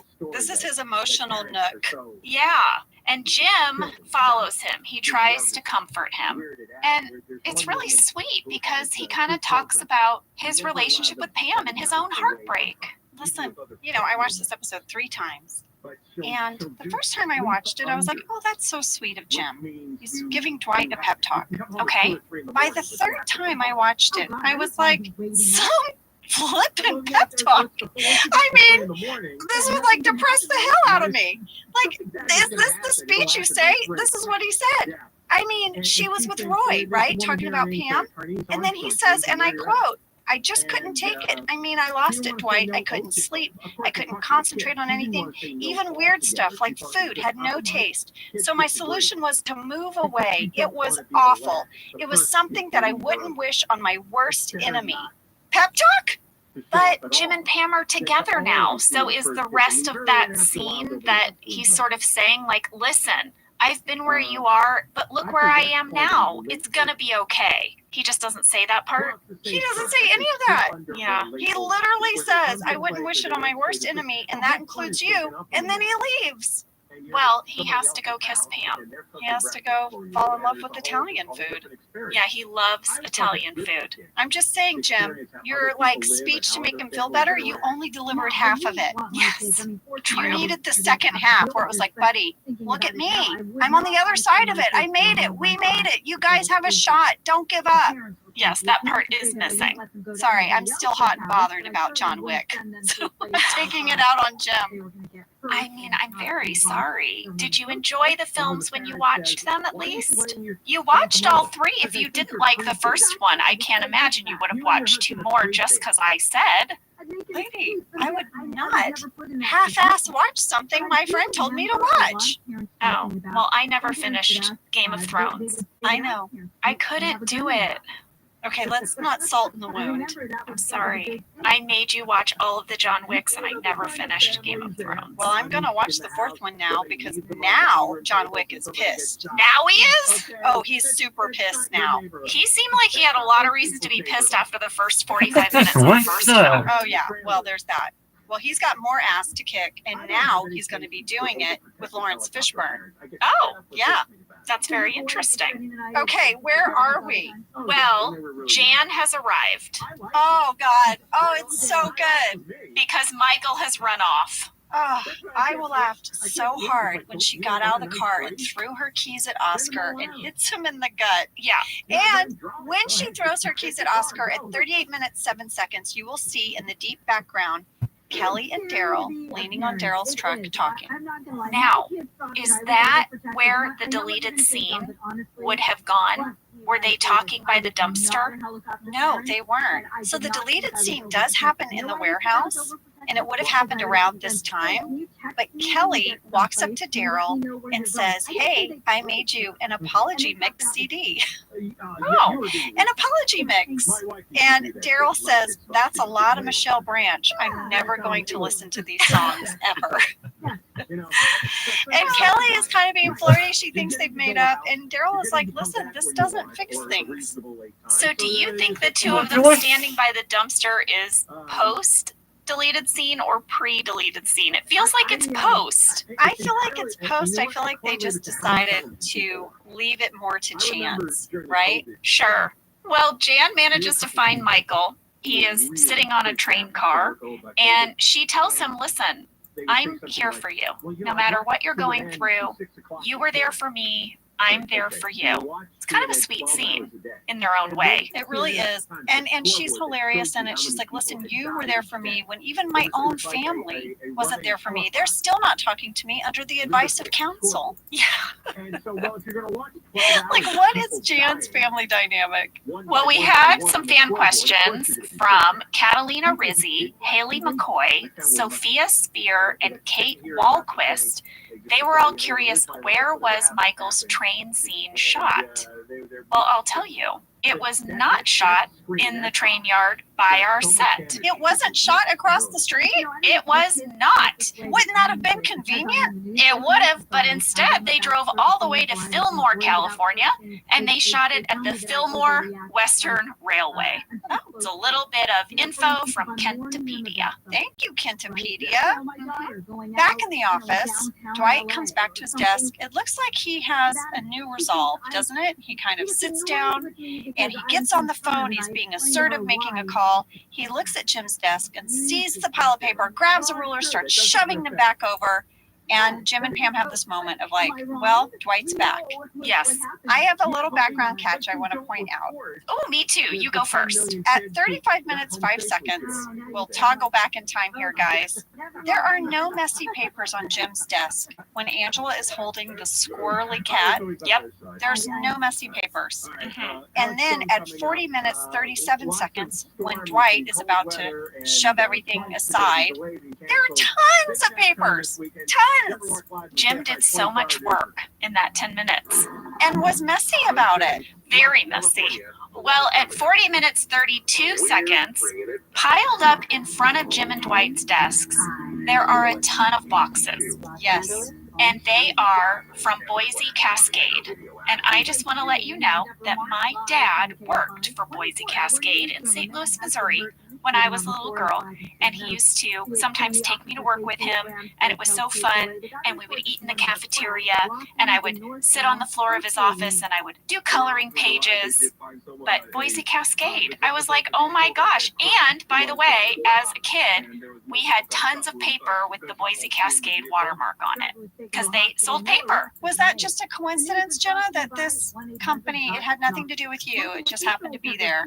Total coincidence, but I remember being on set and noticing this set decoration and then talking to those guys all about how my dad worked for that company. And it was sort of a fun thing then when my family would see the episodes. Yeah. It would be like, oh my gosh, Dad's company, Boise Cascade. Oh, that's so cute. I never knew that. Yeah. Well, our final scene is this really sweet moment. Michael and Jan, they're walking off, and Michael's saying, don't give back your implants. And she's like, I won't. I know you love them. And then they kind of have this back and forth. That was all improvised. Amazing. They are so great together. They're so great together. What great acting partners, Melora and Steve. Yes. It is such a blessing when you get paired with someone who you have that kind of chemistry with. They did such a good job casting the show. Allison Jones is just amazing, and we were all so lucky. So incredibly lucky. We say it all the time. We still feel lucky now. And we're just so thankful for you guys that listen in every week. We love this community. Jen, I just want to take a quick personal moment. You know, this is our first episode back recording since before the holidays. And my family and I got sick over the holidays. We had COVID, and it was a scary time. You know, the Office Ladies fans were so supportive and kind and wrote me messages. The Facebook Office Ladies account did a whole video, and I watched it. My mom watched it. My husband and kids watched it. It was very moving for us to see this wonderful community, and it meant so much to me. I will never forget it. Angela, you shared that video with me. I cried because you're my best friend, and I know what that experience was like for you. And these loving messages, just the sweetest things. They're just saying like, lady, get better, and sending pictures of hummingbirds to try to cheer you up. It's like, you know, it felt like a group of friends. Yes, it did.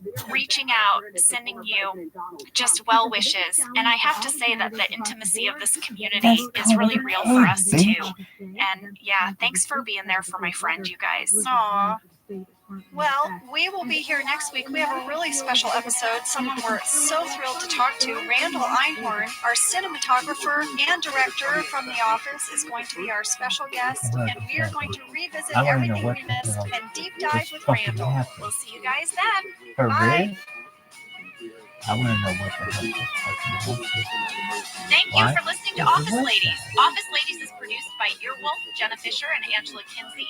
Our show is executive produced by Cody Fisher. Our producer is Cassie Jerkins. Our sound engineer is Sam Kiefer. And our associate producer is Ainsley Bubico. Our theme song is Rubber Tree by Creed Bratton. For ad-free versions of Office Ladies, go to StitcherPremium.com. For a free 1-month trial of Stitcher Premium, use code OFFICE.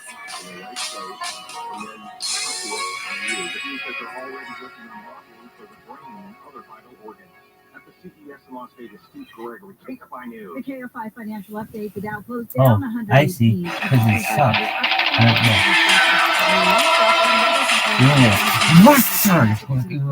What's up? Most people give up on their resolutions by mid-January. Walmart Plus can help save yours this year by saving you time and money. Walmart Plus is the membership with benefits like gas discounts, video streaming, plus so much more.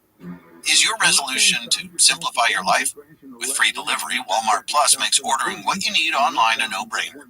Join now. New members get $50 in Walmart cash to get what they need to help save their resolution. Terms apply. See walmart.com/plus for details.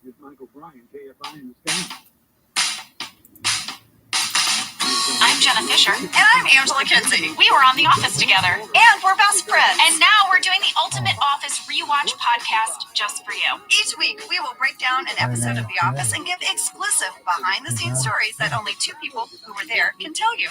We're the Office Ladies. SAS. Hello, everyone. Hello. Lady, we have a great day today. We have another revisited deep dive episode of Office Ladies. Yes, today we are going to go back over the second half of season 3. We're going to get to your questions, your comments about all the things we missed. We're doing everything from back from vacation to the job. Yeah, we are. And I want you to know I'm holding what looks like a small phone book in my hand because we went through so many questions and comments, and Jen and I both jotted a ton down, and we're excited to talk to you guys today. Yeah, it's like 19, 20 pages, I think. It is. But first, we have some exciting news. We are going to start this off with a deep dive with our awesome cinematographer and director, Randall Einhorn. Randall was the cinematographer for 64 episodes, and he directed the Accountant's webisodes, as well as 15 episodes of The Office. This man knows this show inside and out. We are so excited to talk to him. Guys, Randall was one of our original visionaries for the show. He really helped shape the world, the mockumentary style. He has also been amazing. I've been reaching out to him. You've been reaching out to him, Angela. You might remember he gave us all of the amazing details about Michael's car going into the lake. So we are really excited to get this deep dive interview with him for the pod. So you guys, when we all got on the Zoom with Randall, we were so excited to see each other. It's the first time the three of us, I mean, Jenna, I don't even know the last time the three of us were together. So we got super excited. We did all of our hellos and forgot to hit record. Yes. Sam was like, guys, are you recording? And I was like, oh, crap. Yeah, so when you hear this interview, we're going to jump right in. Because we talked for 20 minutes without hitting record. Yeah. Oh, Sam. Every week you're like, Ange, did you hit record? Every week. Sam, can you play that interview? Randall, we always start by asking people basically the same question, which is, how did you come to be on The Office? I was doing a reality TV show, kind of an extreme sports thing, where I had to ski with Shaun White and some other legendary skier, and I had to keep up with these guys skiing and film these extreme skiers in Jacksonville. It was kind of an extreme sports thing for Ben Silverman, and then at that time apparently decided that's the guy. Wait, when he decided this, were you flying down a mountain holding a camera? Yeah. I would say that's the guy too. Yeah, but I would say that's the guy for anything. Yeah. But it is a curious jump to go from guy filming on skis to filming a quiet, contained office cubicle. Yes. I went from outdoor adventure guy to the Office guy. Ben convinced Greg that that's the guy. I remember Greg and I met at a Starbucks. And Greg said, "Just meet me at the Starbucks on Santa Monica." I was new to Los Angeles, and I went to I hope this guy dies. one of the 50 Starbucks in Los Angeles. 50? And I got in touch with Greg, and I showed up like an hour late. And Greg is still sitting there, just waiting for me. And we had a fantastic meeting, and it was wonderful. And that's where Greg and I really hit it off. Did you bring Matt Sohn into the picture? He was the camera operator. Yes. Had you worked together before? Yeah, you guys knew each other, right? Matt and I knew each other from the outdoor adventure world, and also from Survivor and Eco Challenge. And we filmed scenes together. And when you're filming a scene together in kind of this verite style, documentary style, you really ascertain really quickly who's looking out for you and who's doing the complement of what you're doing. And that verite dance, Matt and I did really, really well. I remember just a couple times that we shot together, and he's like, "Oh, he gets what I'm doing, and I get what he's doing," and we can look at each other out of the eye that's not behind the camera and communicate. And I just felt Matt was the best person for me to do that dance with. Randall, were you so bored to be inside of this cubicle warehouse office space with these fluorescent lights after all you guys had shot? No, I mean, we had always shot things that we just reacted to. That's what cinema verite is. You're just reacting. You're just cleaning what's happening around you. And it was really cool to kind of reverse engineer that and actually have to make it look like you were just getting it. I never worked in narrative stuff before. I'd always done, reality and documentaries. And it was really cool to make scripted stuff look like a documentary because it took another layer of finesse. You know, normally you're just sitting there and you're filming what happens, and you're just sitting there on a tripod. Had we been sitting there on dollies or on a tripod, and I'm just know what everybody's going to say, and I'm just doing pans, yeah, it would have been boring. But to be able to react and you know, and play a character, you were a character. You were. Thank you. Yeah. You know what, though? I did always think of you guys. I mean, Jenna and I have talked about this because we knew, like, some of the adventures you and Matt had. You had shared with us on set. We always sort of chuckled when we would have a situation like a lit candle on stage. And Kelly Cantley, our AD, would be like, safety meeting, we're going to light a candle. And like Jenna and I knowing that you had a camera strapped to you, like going down like some like boat in a river in Borneo, and we're like, Randall's like, okay, lit candle, got it. Yeah, safety meetings over a candle are they're really something. It still gets me to this day. But I think it's all done under the name of safety, because safety never takes a holiday. So that's right. Yeah. Well, Randall, what were some of the early conversations you had with Greg about the look of the show or preserving the documentary style? Did you guys have sort of a game plan how you were going to shoot and what it was going to look like? Very much so. I saw the original Office, the British version, and when Greg and I met, I pitched him this idea. I said it's kind of like a tofu hot dog. So it's like good food that's wrapped like bad food, and it's kind of, you're putting this fake veneer on it so that people kind of lean in. And the one thing that we always did on shows like Survivor and all reality that I ever did in documentaries is when a conversation is intimate, you back away from it. You don't go to it like normal TV. You back away and you back away and you back away, because that makes the viewer think that they're privy to something that they shouldn't necessarily be privy to. So they feel in on the joke, they feel in on the moment, and I think it adds a level of intimacy that is really nice. As an actor, Randall, I loved how you would back that camera off for those intimate moments, because one of the hard things as an actor is blocking out the camera that is inches away from you. And it was very freeing. It was one of my favorite experiences, really, is how private those moments really felt because you guys were further away. Yeah. Yes. I've been on shows now since The Office. I did this scene and the camera was so close that when the other actor paused in talking, I could just hear because the camera was that close, and you're trying to like say, okay, I'm not hearing that mechanical noise. I'm in the moment with this other person. Yeah, I think there's something always to be said for just giving the set to actors. It's something I, as a director now, I always try to back away and just let it be. It shouldn't be my environment. It should be the actor's environment. That's something I absolutely learned on The Office from some of the great directors. Well, as an actor, I love it. Yeah, me too. Randall, can you tell us a little bit about how you would prep a scene with a director when you were in the role of cinematographer? Like a standard scene in the bullpen, and you're having to cover a bunch of reactions.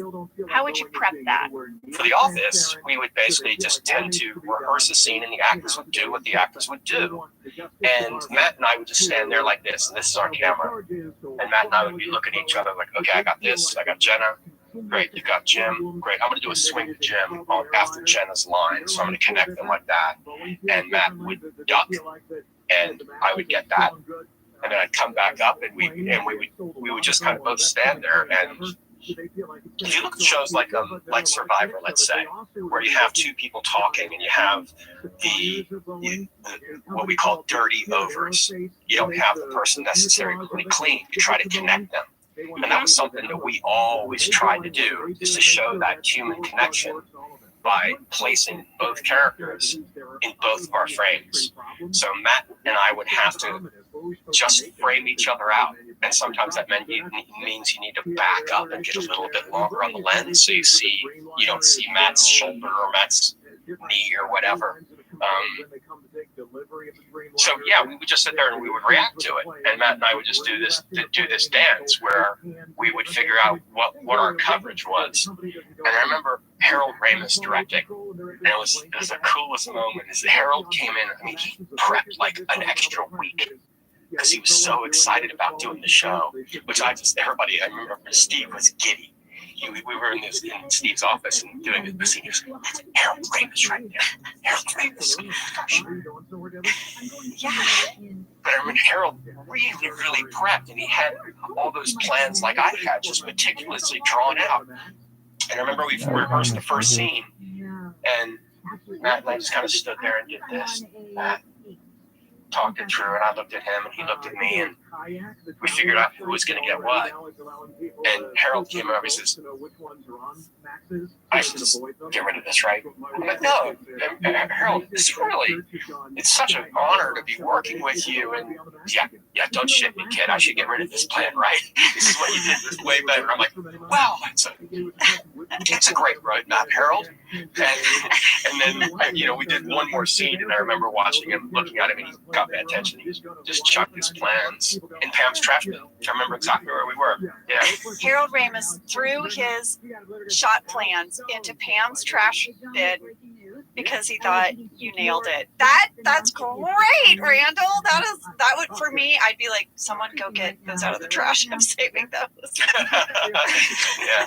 Yeah. Well, I have to say, I was really curious what your answer was going to be to that question, because my memory is that for the most part, it was you and Matt figuring out the shots during our rehearsal. And the directors were more focused on just actor performance, giving us notes, making sure we landed the jokes, making sure that the writers got their alternate jokes in. And really, there was this huge trust that you guys knew how to shoot the show. The directors didn't, for the most part, like micromanage you in any way. I don't recall anybody ever telling me, get to him on this line or miss this line. It was always, and you know what, when I went, and it's something I still do, when I'm talking to cameras, I talk to a camera operator like I'm talking to an actor. I will say, you think this, but you also suspect that she might do that. And that kind of gives the camera a little bit of a point of view, which for The Office is paramount. For other shows, I think is also interesting because you're trusting the intuition of the camera operator and you're giving them the basis to add some finesse to a scene, which I think is always really interesting. That's beautiful. I love that. Well, Randall, one of the things you guys were also so great at was catching these moments that weren't scripted. I think that the way we filmed it added a level of authenticity, as did the improvisational moments. And whether we used improvisational moments or not, it still put everybody in that space of this is happening. This is a real thing. There's an immediacy to this. It's not a rehearsed thing. It's something that is happening in front of us and around us. And for you all to be part of that was awesome. It was amazing to see, characters never drop character. They just Kevin kept being Kevin and Angela kept being Angela. And adding those moments in, to me, made it feel like a living thing and made it feel real and organic in a really meaningful and significant way that affected the overall outcome. That is so poetic. That is the best answer I have ever heard about improv on a set. Well, Randall, I know that we kept you in that office under the fluorescent lights most of the time, but occasionally we did cram you into the back seat of a car or we put you on a boat. What was it like? What were those shoot days for you like? I've shot in a lot of awkward places. Einstein said, in the midst of difficulty lies opportunity. And the harder it got, the better it got. Like, I just rewatched that scene in the car where we're driving to the lake. And the whole time I was just reacting to it. And I remember those, in the midst of everything happening, as difficult it was with the water coming in and me cramped in the back seat, when the GPS spoke, I panned to the GPS because it was a character in the scene. So those opportunities, I think, add another element in a really, really interesting way. But like, Mike O'Brien, KFI in the sky. His center hand of the 55 southbound MacArthur crash went to the right shoulder, with things snapped there pretty much from entire road, though. KFI in the sky helps get you there faster. I'm Randy Foley. At Mattress Firm's once-a-year sale and clearance, you can save up to 60% on select mattresses. Plus, score a free adjustable base on qualifying purchases. Here's to better sleep in 2024. The right mattress matters, and Mattress Firm will find yours. This report is sponsored by Fix Auto Collision Centers. Don't let a traffic accident ruin your day. cramped in the back seat. When the GPS spoke, I panned to the GPS because it was a character in the scene. So those opportunities, I think, add another element in a really, really interesting way.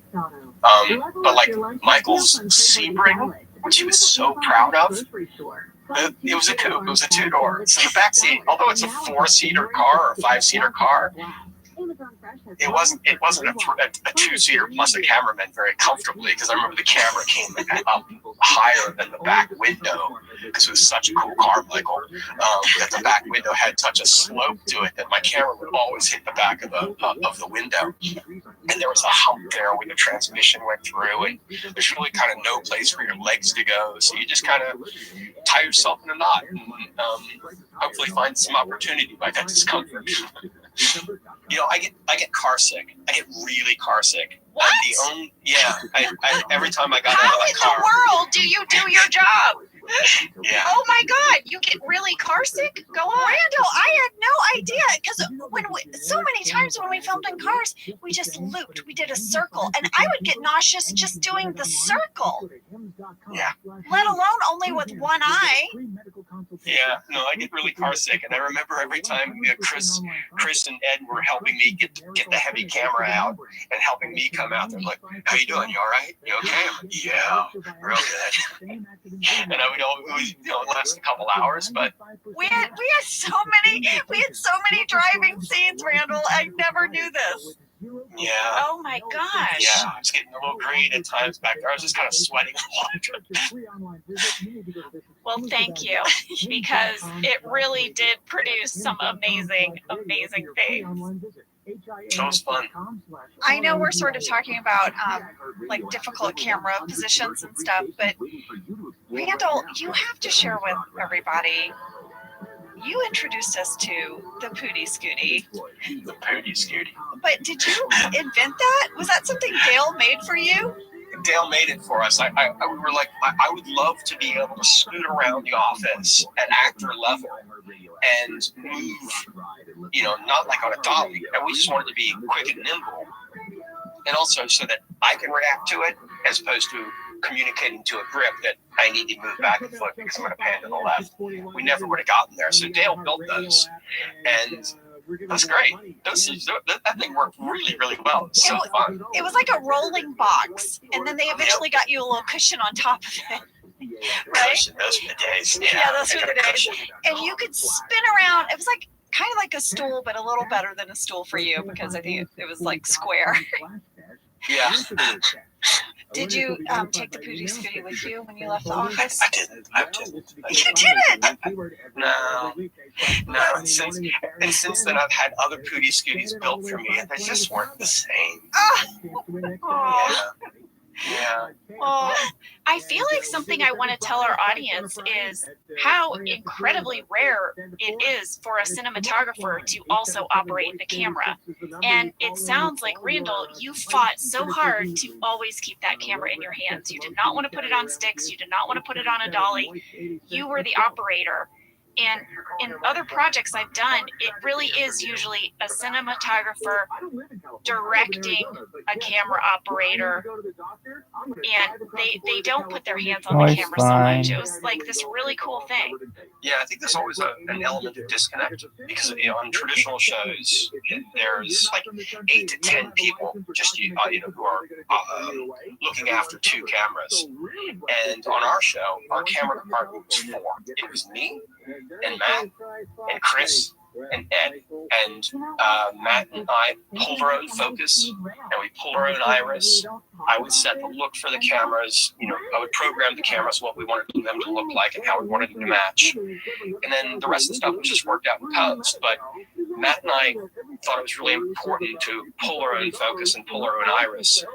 I also think there's, again, a level of intimacy when the operator is part of the scene and is also listening to the scene. And that's something that doesn't happen on a lot of shows. It's quite often a lot of shows, the DP doesn't listen to the words. And I wonder, how do you know what to do? Yeah. Because coming up in documentaries, I didn't know what to shoot until my sound man put the boom up and said, this is a relevant conversation. You should be shooting this, idiot. Don't shoot that. So I still, and when I operate, I wear an earpiece, so I'm hearing what's going on so that I can finesse what I'm doing. Now, Randall, sometimes on our set, things got a little physical. Who ran into you? Who did you collide with the most? I think I sent myself to the floor in the fire one. I remember that. I was backing up through the kitchen and I fell. And I think I hit the ground, but I'm not real sure. But I'm a 200-pound human being, and the camera's 38 pounds. And I remember Chris Workman, who's a very strong person. I think he picked me up with one hand, and I just kept rolling. He just picked me up with one hand, like, oh, did I fall? And I just kept going with the scene. So I think I fell. And Randall, that's the footage that stayed in. Yes, we used the take of you falling and getting back up. It was incredible. I remember being there and seeing it out of the corner of my eye and thinking, are we still going? Because Randall is on the floor. Oh, no, Randall's up. All right, we're going to continue. Yep, that was Chris Workman just lifting me up like a little rag doll, and I'm letting me go. I was just back on my feet. Anyway, one thing I remember is in Benihana, I fell on the Pootie Scooty. I remember the last thing I saw was Steve just going, no! and it was always that. It was always Steve like, no, I got you. I want to ask this question. In addition to saving your life in that scene, Chris Workman also used to bring you this drink on set. And Angela and I need to know more about it. It looked like it was like fruit and water. What was this drink? Was this your special camera operator fuel? You see, that's the difference between being out in the hot sun in Thailand and shooting people on a beach and being in the office. I would not get the same type of beverages out there. And that was one of the perks. I mean, season 3, I would have them. I like bubbly water. Yes, I was going to say, I remember it was fizzy. Yeah, I sound like such a fancy man. I like bubbly water, and I would have Chris bruise the fruit and put it in the in my water for me. And so I would have real fruit flavored bubbly water. Now, if that's not living, that's not a sign of success. I don't know what is. I love it. Chris made me one time because I was like, Chris, where do you keep bringing Randall? I want one. And then he just sort of slyly slid one on my desk. I was like, it was so refreshing. I stand by it, Randall. I think it's a great move. And you're not too fancy on your Pootie Scooty with your bubbly water. Yeah. Okay, Randall, we do ask our guests this. Did you take anything from the set when the show wrapped, when you were done? We all took a little something. Did you take something? I didn't take anything. What? Randall! I was always hoping for a season 10, so I just wanted to preserve that and make sure that I didn't screw it up. And if I took a pencil holder, that we wouldn't come back. I didn't take anything. I swear. In hindsight now, if you could have taken something, what would you have taken? Yeah, I put my plaque with my name on it. I think that was pretty cool. I don't know what I would take. Toaster oven from the fire. Yeah, there you go. Nice. Well, we should share with our listeners, and I think, a lot of Office Ladies fans will know this, that Randall, you went on and now are a prolific director, and you're directing all kinds of amazing shows. And I got to work with you post office on Wilfred. That was really fun. Weird little show, but such a fun group of people. I was just there one day, but I loved the vibe on that set. But you are just out there crushing it, as the kids say. Randall, do you have any upcoming projects or anything we can share with everyone to check out? I don't direct as much as I used to. I have an overall development deal, so I'm developing for ABC. Development is very cool. I love development. So we will be looking for your projects coming out. And I can't wait. Randall, your sparkly blue eye is a delight to see. Both of them. We normally saw one of them, but both of them are wonderful to see. Yes, Randall, thank you so much for taking this time to deep dive with us. I've been so looking forward to this. And thank you, too, for letting us email you and for when you've hopped on the phone with me to tell me tidbits behind the scenes. You've helped make this podcast even better, so thank you. Thank you. It was a really special time, and to get to relive it, I'll do that any chance I get. So keep calling. Well, we will. I was about to say, Jenna, we're not done calling him. It's nice that you're thanking him, but we have a lot more to ask you over these next, I don't know how many episodes. 2 more years?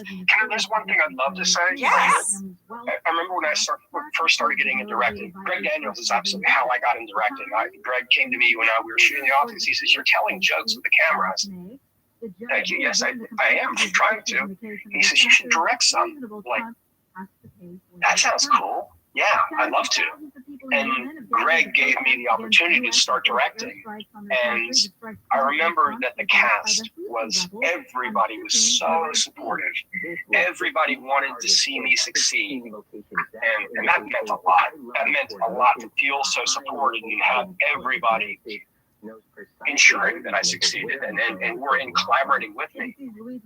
And that was very, very special. And then I remember when I wanted to start to do more directing elsewhere, the first thing I did was It's Always Sunny in Philadelphia. And I remember, wow, I'm gonna ask Greg if I can go direct another show. And I remember Greg's response was, "Absolutely, yeah, that's fantastic. You should totally go do that. You should definitely go direct some other shows. And when you come back, we'll be here. We'll be here. We'll open arms. Just go direct other shows and come back to us when you can."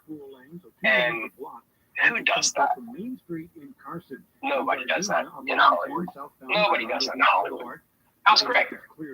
Yeah, Greg was always very, very, very excited for us to broaden our horizons.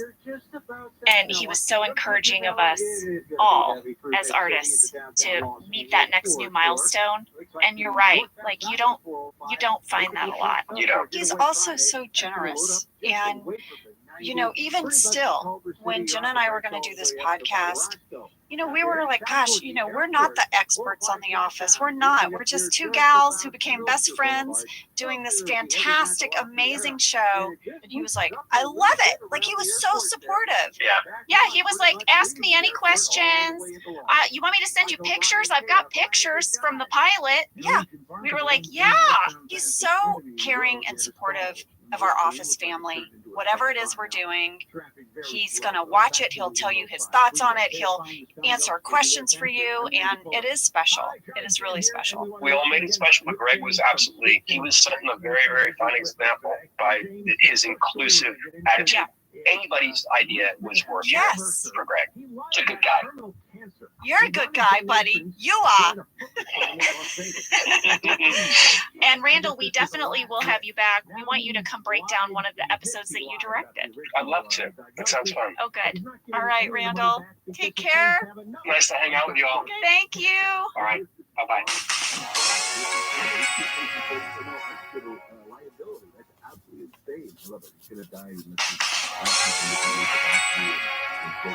Oh my gosh, Angela, so great getting to see Randall over Zoom. And guys, we'll post a picture of that on Office Ladies Pod so you can see the blue eyes we spoke so much about. Yes, and just like the cool vibe Randall always has. Oh yeah. Randall, thank you. That was fantastic. All right, well, lady, let's get started breaking down the second half of season 3, starting with Back from Vacation. We've got some spam news. Yes, we do. You guys might remember that spam featured very heavily in this episode. Michael throws a party in the warehouse, and he tells the party planning committee he wants a pig, but all they can find is spam. And we had a lot of questions about spam as we were breaking down this episode, and thankfully, we got a lot of mail. Yeah. Angela, yes. Did you know that spam is a popular food in Hawaii, according to Kristen Ordodi and Viola Lee? I did know that. But yes, ladies. Andrea Richardson wrote in to say that spam was introduced to Hawaii, Guam, and the other Pacific islands during World War II because soldiers received it to eat in place of fresh meat. And it has been a staple of the Hawaiian diet ever since. She said that at one point there was even a widespread hoarding of spam and toilet paper for fear that shipments would stop when the war ended. Toilet paper hoarding. That sounds familiar. Trigger warning. Yes. And this is maybe the biggest news, Angela. Peggy S. and Emily Childs said there is a spam museum in Austin, Hastings, Minnesota. I know that. You want to know how I know? You know there's a spam museum in Minnesota? Yes. How do you know? Okay, this is awesome. Listen to this. We got the loveliest letter from two sisters who are from Austin, Minnesota. I want to give a shout out to Laura and Amanda Instead, who said that Austin is the birthplace of spam. And in fact, the town is nicknamed Spam Town, USA. And They what? wrote this, and I quote, "In the spirit of the podcast, let's start with a couple of fast facts." How cute are these girls? I love it. They're going to give us some fast facts. I'm going to read them off. Ready? Yes. Fast fact number 1. On the days when spam is being processed, everyone in town wakes up to the smell of bacon wafting over from the factory. Sounds amazing. Oh my gosh! Michael would love that. Michael would have never burnt his foot on a George Foreman grill if he just lived in Austin, Minnesota. I know. Michael should have moved there instead of Colorado. Fast fact number 2. Apart from the lingering scent of bacon, spam plays a role in our lives in other ways, like our yearly Spam Jam Festival and the creative ways local restaurants incorporate spam into their menus. I am going to a Spam Jam Festival. You are going. We are going. We are adding the Spam Museum to our list. Yes, but we have to go to the festival. Well, yeah, we got to go for Spam Jam and then go tour the museum. I love it. Fast fact number 3. 90% of spam in 1941 went to the war effort. Our dad always tells anyone who will listen that, quote, "we wouldn't have made it through the war without spam." Those are amazing spam. Fast facts. Laura, Amanda, thank you. Applause. Applause. Applause. And I want you guys to know, Laura and Amanda sent me spam socks. Okay, they have like little spam. I love them. I've already worn them. They sent you a spam hat, so I got to bring it over to you. And they sent us a photo at the Spam Museum. We're going to put it in Office Ladies Pod Insta Stories. All right, here's our list. Are you ready? Okay. SAS Shoe Factory Tour. Got it. Hers Chip Factory Tour. That Watermark Paper Factory in Italy. Yes. Spam Museum. Oh, and Yacht Factory. And should we go fishing with a Bassmaster? 100%. Get me a Zero puppy on the line. Let's do it. All right. I don't even know what that is. I just remember that guy I dated in college had a Zero puppy or something when he went fishing, I think. What's a Zero puppy? I don't know. I think it was a hook that looked like a little fish that flopped around. Here's what I hear when you say that. I hear Zero puppy. Zero puppy. Give me a Zero puppy. I don't know. I have no idea. Well, I don't know who's in charge of these kinds of things, but somewhere out there, someone would want to like finance our factory tour. Nat Geo! Nat Geo! Nat Geo! Call us! Jenna, we could do a whole factories around the world with Jenna and Angela. Call us. We're in. We'd do it. Somebody must know someone there. Tell them. I would watch that show. Okay, lady, I think now you have some background catches for this episode. I do. I'm going to hit you up with them. All right. Christine Bird said at 12 minutes, 11 seconds, is Michael sitting in his office holding a bottle of chocolate sauce? Yes. Great catch. I went back to this episode. I went right to that time code. It looks like a bottle of Hershey's chocolate sauce. Like he's got it turned around so you don't see the label. He's holding that in one hand. But then if you look, there is the cap of it on his desk. Was he gonna take a big swig out of it, but then Dwight interrupted him? Like, Oh, that's good. I screen grabbed it. I'll put it in stories. Well, Rebecca Lee has a palm tree sighting at 5 minutes 4 seconds when the group is all out in the parking lot. And Samantha Tucker saw a palm tree at 7 minutes 21 seconds. Melissa C. wrote in to say that she is obsessed with looking for palm trees now because you guys remember we did not shoot this show in Scranton. We shot it in Southern California. Yeah. And we tried to remove all our palm trees using CGI in post, but we did not always get them. So Melissa C. would like to propose a new element to our rewatch called Palm Tree Spotter. Oh, Melissa, I like it. I want to give a shout out to the_ photographer. They shared some great details with us about the steel drum that Michael is playing when he sings "Feeling Hot, Hot, Hot." They said it's actually called a steel pan and is the national instrument of Trinidad and Tobago. Steel pan musicians are called panists, and it's widely regarded as the only major musical instrument to be invented in the 20th century. Wow, good fast fact there. I like that. All right, well, moving on to traveling salesmen. Lady, we got a lot of mail about laundry and betrayal. Yes, we did. We went on quite a tangent in this episode. Yeah. Shauna Z said, I have never laughed so hard at a podcast as I did last night driving home when you guys were talking about funeral poses. I spit tea all over my steering wheel and windshield. F you, Larry. I'm so sorry we made you spit out your tea, but I'm glad you enjoyed it. And Angela C. said, please make laundry and betrayal into something real. I mean, it would be kind of fun if we wrote a limited laundry and betrayal series and did it as a podcast. Amazing. We could get all of our friends to hop on and play roles. It'd be so great. Well, for those of you who haven't heard what we're talking about, the whole Larry and Marjorie bit, you can go to this episode, Traveling Salesman, go to 1 hour, 2 minutes, and 20 seconds, and you will hear the whole thing. All right, well, let's move on to The Return, which featured an interview with Ed Helms. So wonderful. So wonderful.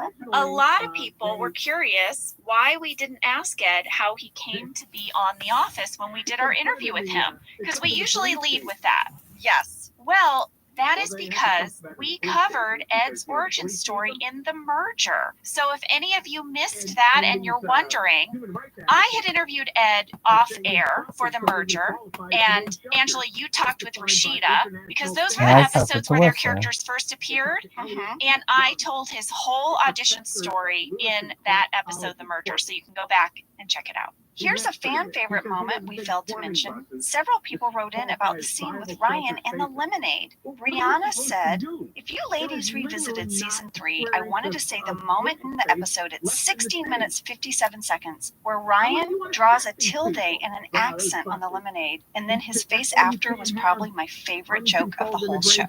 Do you remember this, Jenna? Okay, so in The Return, Oscar is back from his paid vacation that he was given because of Michael's offensive behavior. And Michael is going overboard with Oscar being back. He really wants him to feel welcome. So he decides, of course, we have to throw him a party. Michael says he wants it to be, and I'm quoting, a celebration of Oscar. And Oscar night, that he wants it to be Oscar specific, and that he wants to celebrate Oscar's Mexicanity. So at 16 minutes 56 seconds, you see the party planning committee. They're trying to decorate the conference room using Michael's ridiculous instructions. They don't know what to do. Ryan is using a Sharpie, and he puts a tilde over the N and an accent over the E on the big, bottle of lemonade, the soda bottle. Yes. And he looks to camera, and he's like, I don't know. And he sets it down next to a sign that says Mexican lemonade. I had completely forgotten about that moment. So, Brianna, thank you for bringing it up to the top. A lot of people also wrote in to say that they wished we had discussed this Phyllis talking head from this episode. Yes. Which I love, and I'm bummed we didn't.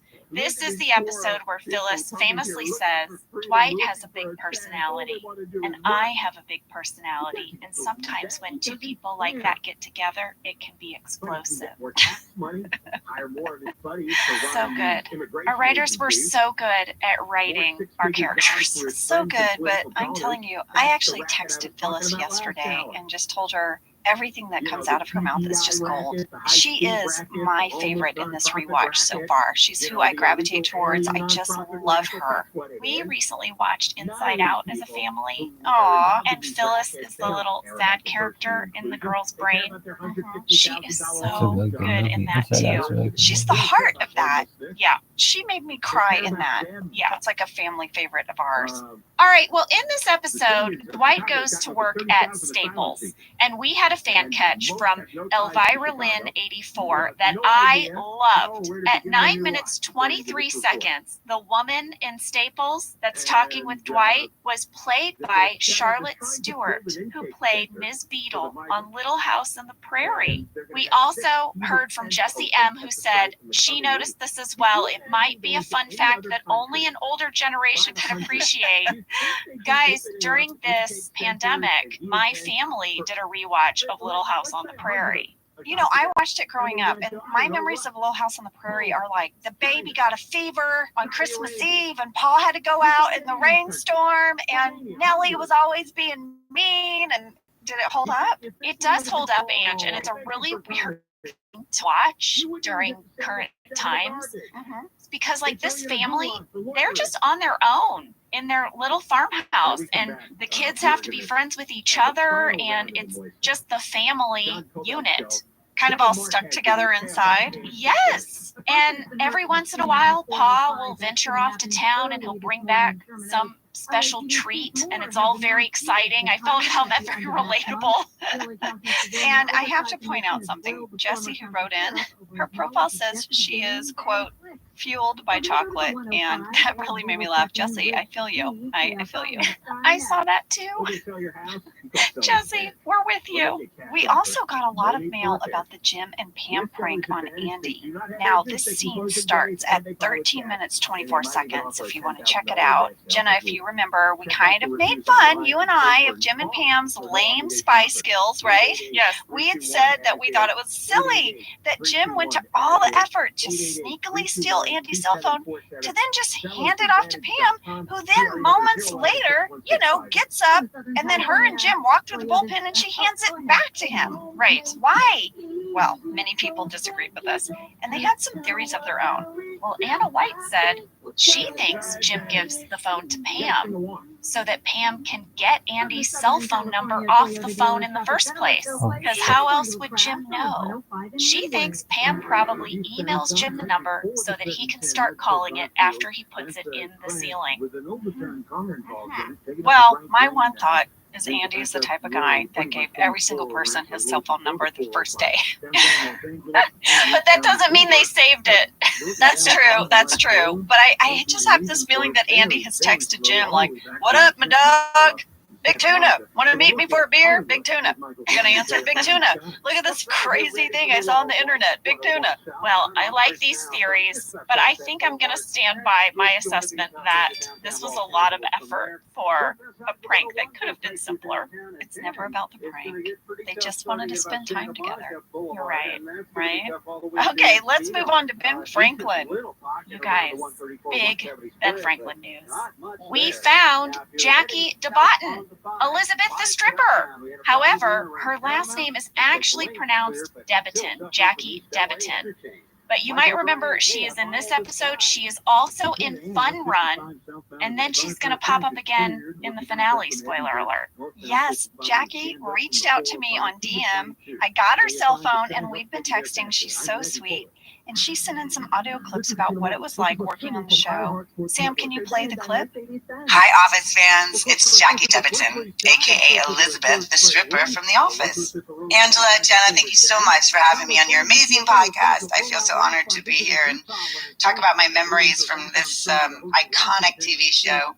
One thing I remember so clearly is just how warm and welcoming this entire cast was. You know, as a guest star actress, sometimes you come on and you feel like you're busting into somebody's family dinner. But these guys, from the second I got there, made me feel like part of the family, and so creative and collaborative and nice to me. It was really such a great memory in that perspective.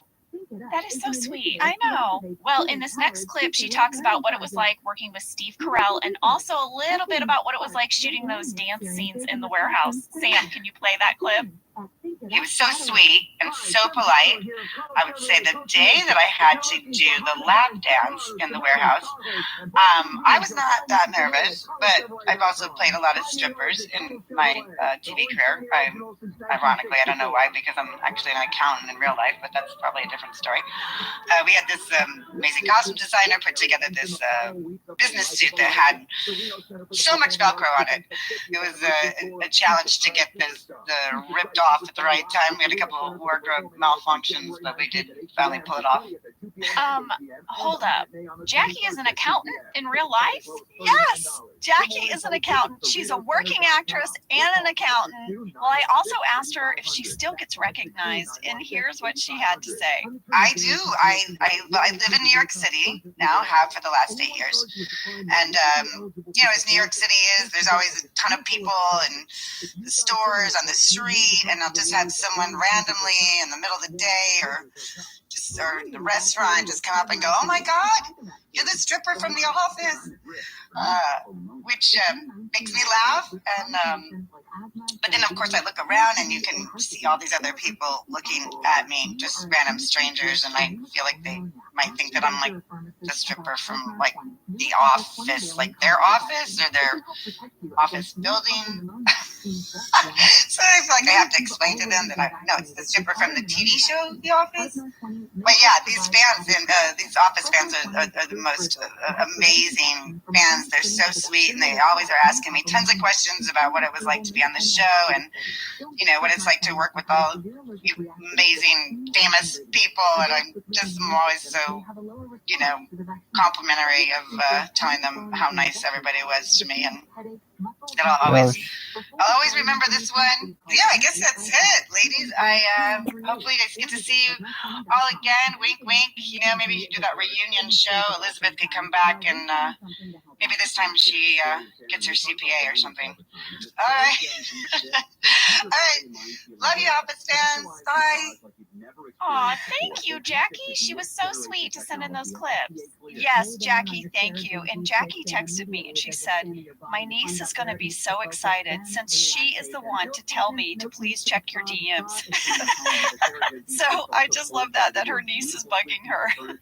So thank you to Jackie's niece for telling her to check her DMs, so we finally got to connect. And Jackie said you can find her in a fun indie movie called Crappy Mother's Day. And she's the lead. She doesn't know when or where it'll end up. They just finished it, but be on the lookout for Crappy Mother's Day. Up next is Phyllis's wedding. Chris DeLuca had a very interesting theory about who broke wind in Phyllis's dressing room. Chris says Phyllis gives a super quick glance right directly at the camera. Was she trying to blame the camera operator and trying to get them to take the blame? This is very interesting.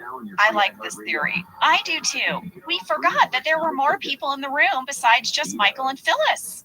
Yes, maybe a member of the documentary crew is the one who tooted. I think so. I love this idea. Chris, love it. Angela, we spoke a little bit in this episode about that fur handpiece. Lauren Ramirez wrote in to say it is called a muff. KK Watson went on to say they originally had a small zippered pouch inside where ladies could keep a handkerchief, lipstick, etc. in place of carrying a purse. Oh, I would like that. Well, dare I say we also needed this because we had no pockets? Perhaps we had to invent a muff. Oh man, just give us some pockets and all of our problems will be solved. Give us some dang pockets.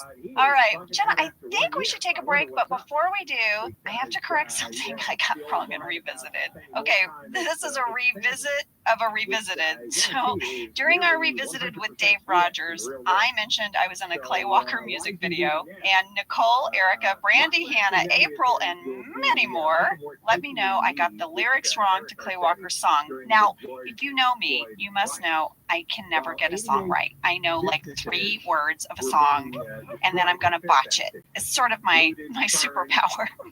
Like, I will drive you crazy on a road trip because I just always get the lyrics wrong. So here it is, Clay Walker's song, If I Could Make a Living Out of Loving You, not I Could Make $1 million out of loving you. Sam, can you play the clip? I can make a living out of it. I like this song. Love what you do. I can make a living out of loving you. To be fair, Angela, if he made $1 million out of loving you, he would also make a living out of loving you. So, right, maybe he could flip it.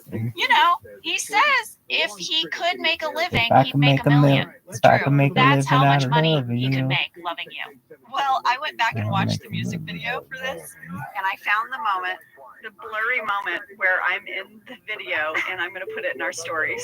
Oh my gosh, I love these early acting jobs because this is reminding me of when I was a background extra for the Jurassic Park ride at Universal Studios. Ah, what a gig! Amazing! It was a gig. It really was. I got paid $100 to ride the Jurassic Park water ride. By the way, it's a water ride at Universal Studios for 12 hours. No, 12 hours. And no, yeah. Oh, yeah. Oh, you guys, wait, I have to put some context in this. I have done this ride. It has got such a huge drop. Yep. I've done it with the kids. We bought the photo, you know, the photo when you do the drop, and the kids' faces, it's like horror. The drop is so much bigger than you can prepare for, and I got completely soaked. I had to go to the gift shop, and I had to buy a pair of sweatpants to wear around the rest of the day because I was drenched. Yeah, this was my first acting job when I arrived in Los Angeles. My friend and I both signed up. Oh my God. We were so excited when we got to Universal Studios. As we're walking in, we passed by Arnold Schwarzenegger shooting baskets outside of a sound stage. We were like, we have arrived! This is gonna be the best day ever! Woohoo! 12 hours later, did you cry as you left? The difference of us walking to the gig and walking from the gig at the end of the day, we were so beaten down. I want to say at a certain point, they felt like they weren't getting on camera enough water splashing on us to indicate that it was a water ride. No. So the first thing they did was they had guys with buckets of water that they would just throw on us as we scooted by in the little boat. Oh no. But at one point, not even that was enough. They got out what's called a water cannon. No. Yep. Oh my gosh. They shoot cannonballs of water at you. Can you? I can't believe I didn't just drive back to Missouri after that. This is being an actor. Yeah. 12 hours. I rode that ride one time and I was like, I'm never doing it again.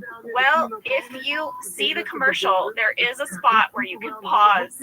And for 1 second, half of me is on screen. So, lady, while you were dancing to this Clay Walker music video, I was getting hit by a water cannon. That's showbiz, folks. Oh, man. Well, let's take a break and we will come back and we'll start with business school.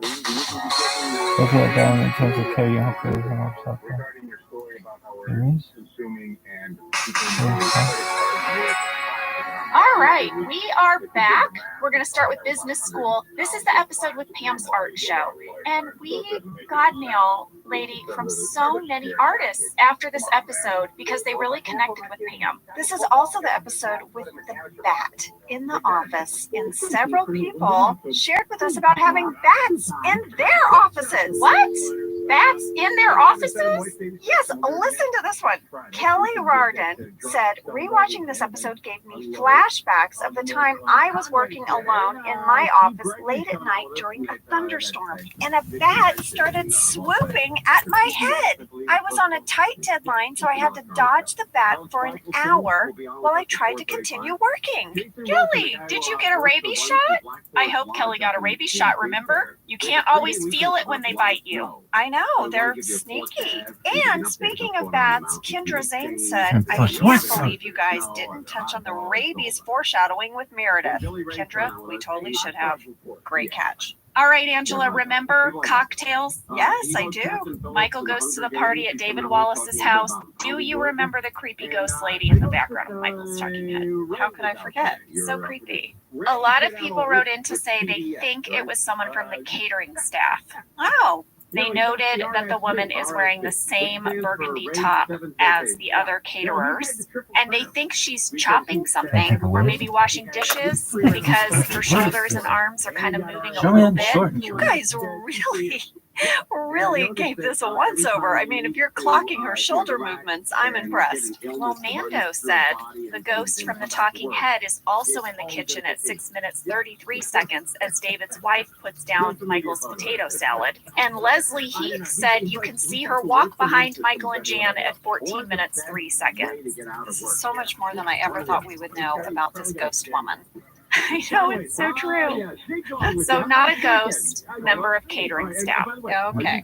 I've got a few more catches for you. Charlie said, I'd like to point out that when Jan presents Michael with their love contract, Michael says, I'm going to frame mine. In the later episode, The Deposition, when Jan is attempting to sue Dunder Mifflin, Michael presents the contract as evidence, and it's in a black frame. Nice. It's so good, isn't it? And Chris G says, you didn't mention the fact that Jan drove her own car to the party, but then rode home with Michael. What happened to her car? I had wondered about that, I have to say. I wondered, did they have to drive back to David Wallace's house, pick up her car? You know what I think she did? I think she sent Michael in a cab the next day to get her car. I think she drank too much wine. And oh, well, that's for sure why Michael drove her, but yeah, how she retrieved her car, I bet she made Michael go get it. And then I bet Michael made Dwight go get it. Exactly. Well, moving on to the negotiation, my pocket soapbox got a lot of mail. In support of my position, one of my favorites came from Melanie Vergara, who said, ladies, I feel so strongly about the symbology of pockets that I refuse to even consider buying a wedding dress without pockets. And I found the wedding dress of my dreams. It has pockets. She's going to wear it this year. I mean, a wedding dress with pockets is pretty phenomenal. Yeah. Well, Kenny, who is a historian, wrote in and had a correction for us. Kenny says women had pockets throughout history until the 1800s, when for various complicated and mostly sexist reasons, women lost their pockets. So yes, the lack of pockets is a sexist thing, but the 400 years ago thing is wrong. It's more like 200. Secondly, she says, corsets were not bad for you. In fact, they gave you great back support. The reason corsets hurt people today is because they either haven't broken them in, the same way you have to break in a stiff material shoe before they're comfortable, or because they are not fitted properly, because people today don't realize the absolute importance of a well-fitted corset, and that she would personally take a corset over a bra any day. Wow. There's a lot of information there. Kimmy, I could not love this letter more. Thank you very much. Although I do have to say, having worn many corsets for acting projects over the year, perhaps they were ill-fitted. I'm going to go ahead and take a bra. You're going to take a bra over a corset? I'm going to take a sports bra, if I'm being honest. I don't even want any of the underwire if I can avoid it. You're going to go uniboob and be fine with it. Here's the thing. When I get dressed in the mornings, I like to get dressed as if I might have to break into a full sprint at some point in the day. Okay? Your panic button is ready. If you need to run, if you need to haul ass. Yeah, I'm dressed for it. If there's an apocalyptic event, I'm ready. Men are naturally dressed this way. Truly, a man could pretty much break into a sprint pretty easily, right? Well, I want to survive end of times, a possible mugging, I don't know. So no corsets, no Spanx, no high heels for me. I need to run to my bag of expired medication, my book bag with my protein bars, my backpack with the solar panel so I can charge my phone. It's full. You know what I have in my emergency backpack, Angela? We live in Southern California, but I have 4 of those foil blankets that you wrap around yourself, like for extreme cold temperature, because you don't know. You don't know the weather shift that's going to happen if a meteor hits the Earth. This is like that Jake Gyllenhaal movie, The Day After Tomorrow, where, you know, all of a sudden this like crazy Arctic storm freezes all of New York City.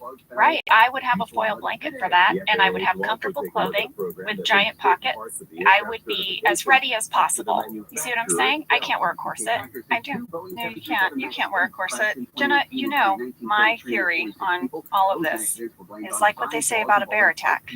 You only have to run faster than one other person. Oh my God. I only have to be faster than one other person in a pack, and I'll be okay. It's so interesting they didn't use that quote in the Edge. They went with what one man has done, another could do. But yours is also very inspiring. Okay. Well, Jenna, it was also during the negotiation that we discussed our love of Keanu Reeves movies. And last week we found out you have not been watching John Wick. I'm so sorry. Well, I guess there are a few Keanu Reeves / The Office crossover connections. What? We are like 6 degrees separation of Keanu Reeves. We almost know him. What? Ready? Wait, I could blow your mind right now. What? Have you met him? Jenna Fisher, have you met Keanu Reeves? No. But I was at a birthday party with him for a mutual friend. But I never got up the courage to cross the room and introduce myself. And this happened like recently, like before coronavirus. I have no words. Did I forget to tell you that? What is wrong with you? How could you forget to tell me this? We have talked for 6 months about Keanu Reeves. I know, and you know, it's really weird because when you told me I had a Keanu Reeves Office connection, I got really excited because I think I'd forgotten that I had actually been in the same room with him once. Well, I have one Keanu Reeves story. I guess I haven't shared it with you. I don't know why we don't share with each other about our Keanu Reeves stories. What's happened to us? We used to be best friends. What's going on? In my early 20s, I was performing improv at IO West in Hollywood, and I was at a red light crossing the street to go to the theater with Wyatt Cenac. Some of you guys might know Wyatt. He's a very funny, talented comedian performer. And we were standing on the street corner, and like an SUV pulled up, and in the passenger seat was Keanu Reeves. And I was prime Kinsey 20s, tank top, little shorts, right? And Wyatt Cenac goes, "Oh my God, it's Keanu Reeves." And I was like, "Huh?" And he goes, "He just checked you out." Kinsey, he just checked you out. I was like, "No, Wyatt, if you're making this up, you better not be messing with me." And then the car pulled away, but he was like, "No, Ange, Keanu Reeves looked you up and down." I was like, "No!" I don't know if this is true. No, you make that true. You make that true. That's true. It's now part of my personal history. It's your personal history, and you can hold that forever. Wyatt, thank you. All right, well, what are the Keanu Reeves Office connections? Yes, because I want to know. Here are our crossover connections. Allie Lincoln said, "I have a correction. Speed is fantastic, but peak Keanu Reeves' hotness includes David Denman in The Replacements. If you don't get the chills when David as Brian scores a touchdown, you're broken." Wait, so David Denman knows Keanu Reeves.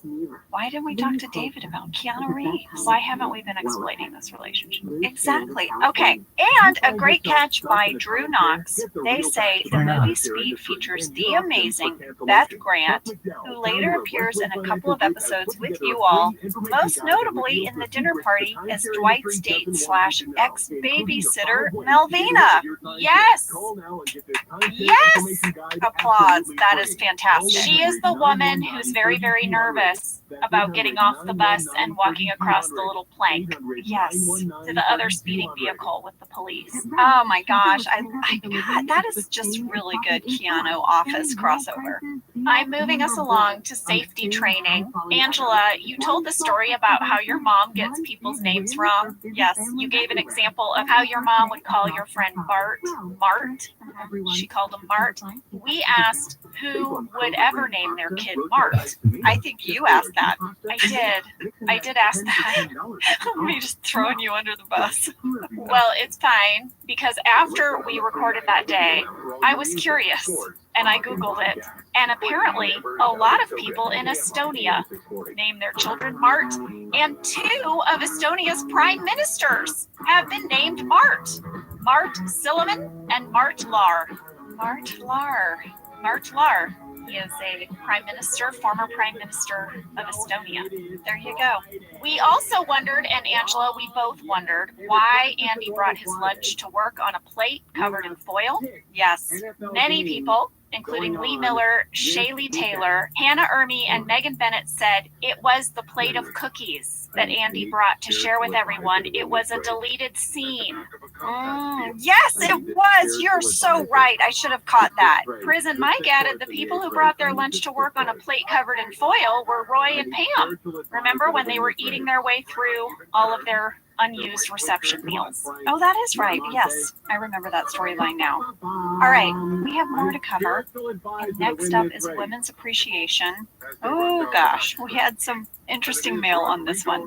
Yes, you might remember that in Women's Appreciation, Phyllis gets flashed in the parking lot. And this leads Dwight to setting up a hotline to find the predator. And he holds up a flyer in the episode, and it has a phone number very clearly printed on it. And when the episode aired, we shared that if you called that number, you heard a voicemail from Dwight.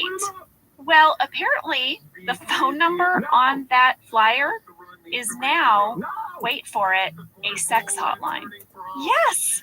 So I am filing this under, I don't know, what should I file it under? OMG. Sarah wrote in and said, I called the hotline number from this week's episode. It is a sex call line. Oh, the irony. Guess it's no longer to report flashing now. Jenna, what? I called the number too. You did not. I did. I had to know. Okay, it's the 800 number on the flyer that's on the prop, right? Yes. So, Sam, I want you to call this number.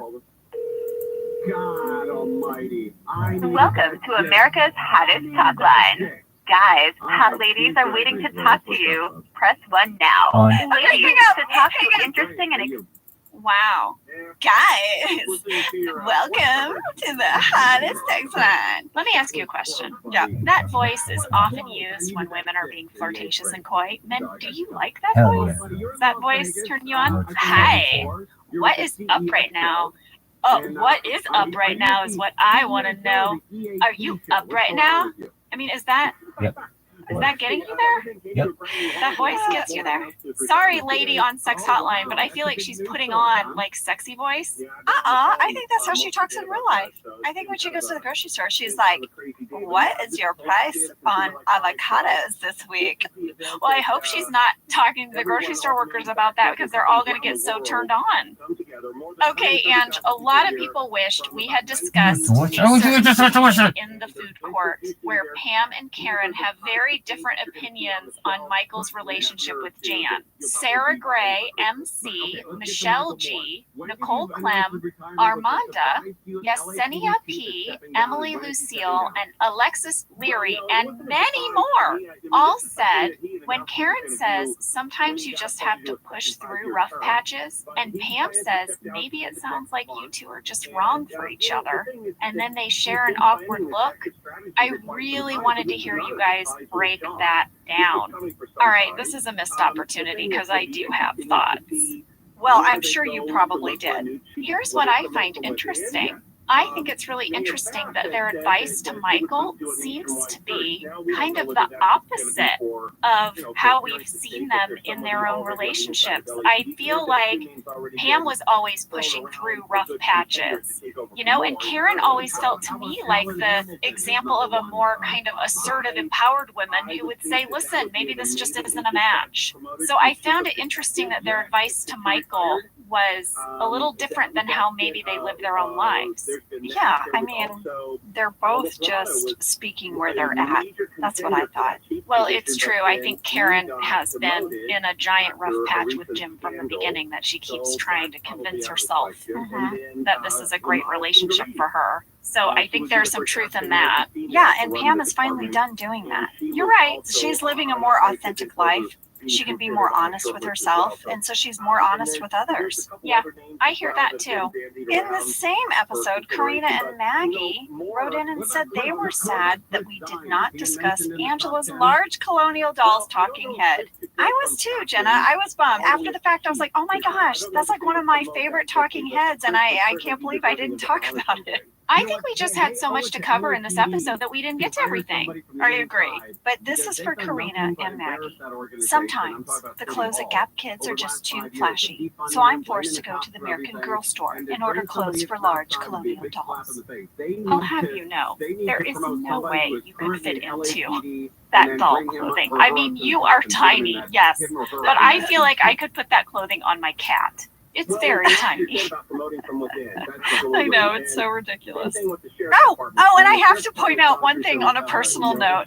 This is one of the only episodes that I actually wore pantyhose in. I knew I would be cold at this mall. Jenna, this was our mall. We know this mall. I always freeze. It's cold. And I decided to wear pantyhose. You can see them when I'm seated talking to Michael in Victoria's Secrets. Yes. Meanwhile, I've had pantyhose on for 3 years because I didn't know that you could just refuse to wear them. All right, moving into beach games. This was a very big episode, and we really did try to cover everything. Again, we missed a few things. We got some mail about the scene where the group arrives at Lake Scranton. So the bus has just parked. Everyone's filing off the bus. Fan question from Alyssa Jessel, Joel M., and Jen Seeley. As Michael gets off the bus, he says, "Watch out for snakes," and he kind of mugs for the camera. Well, this line actually comes from the movie EGAH. Let me spell that for you. It's EEGAH. This movie was featured on Mystery Science Theater 3000, and that line has become a running joke. So these guys want to know, was the line written or improvised? Do we think that Michael liked the movie EGAH? Or do we think maybe Michael is a fan of Mystery Science Theater 3000? Guys, we asked Jen Salata, writer of this episode, and she said this was 100% a coincidence. It was not intentional. When Michael says, "Watch out for snakes," getting off the bus, that line was written because she just thought it would be really funny if the first thing Michael says to us as we arrive at the beach is something that would make the beach completely not fun, which would be snakes. Right. She also said that I guess there was a real warning to watch out for snakes, the cast and crew. Yes. I wanted to take a second and mention one of my favorite deleted Phyllis talking heads from this episode. They're all talking about if Jim would be a good boss or not, right? Yes, because he's up for this job at corporate, right? That's right. He's up for the job. And Phyllis says in a talking head to camera, "I think Jim would be a good boss. Plus, he's eye candy."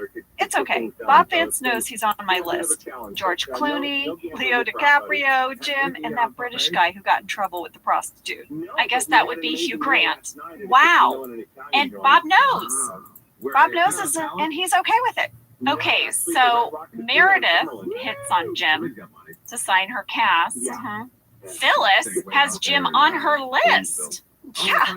Wow. Phyllis, the ladies are going after your fella.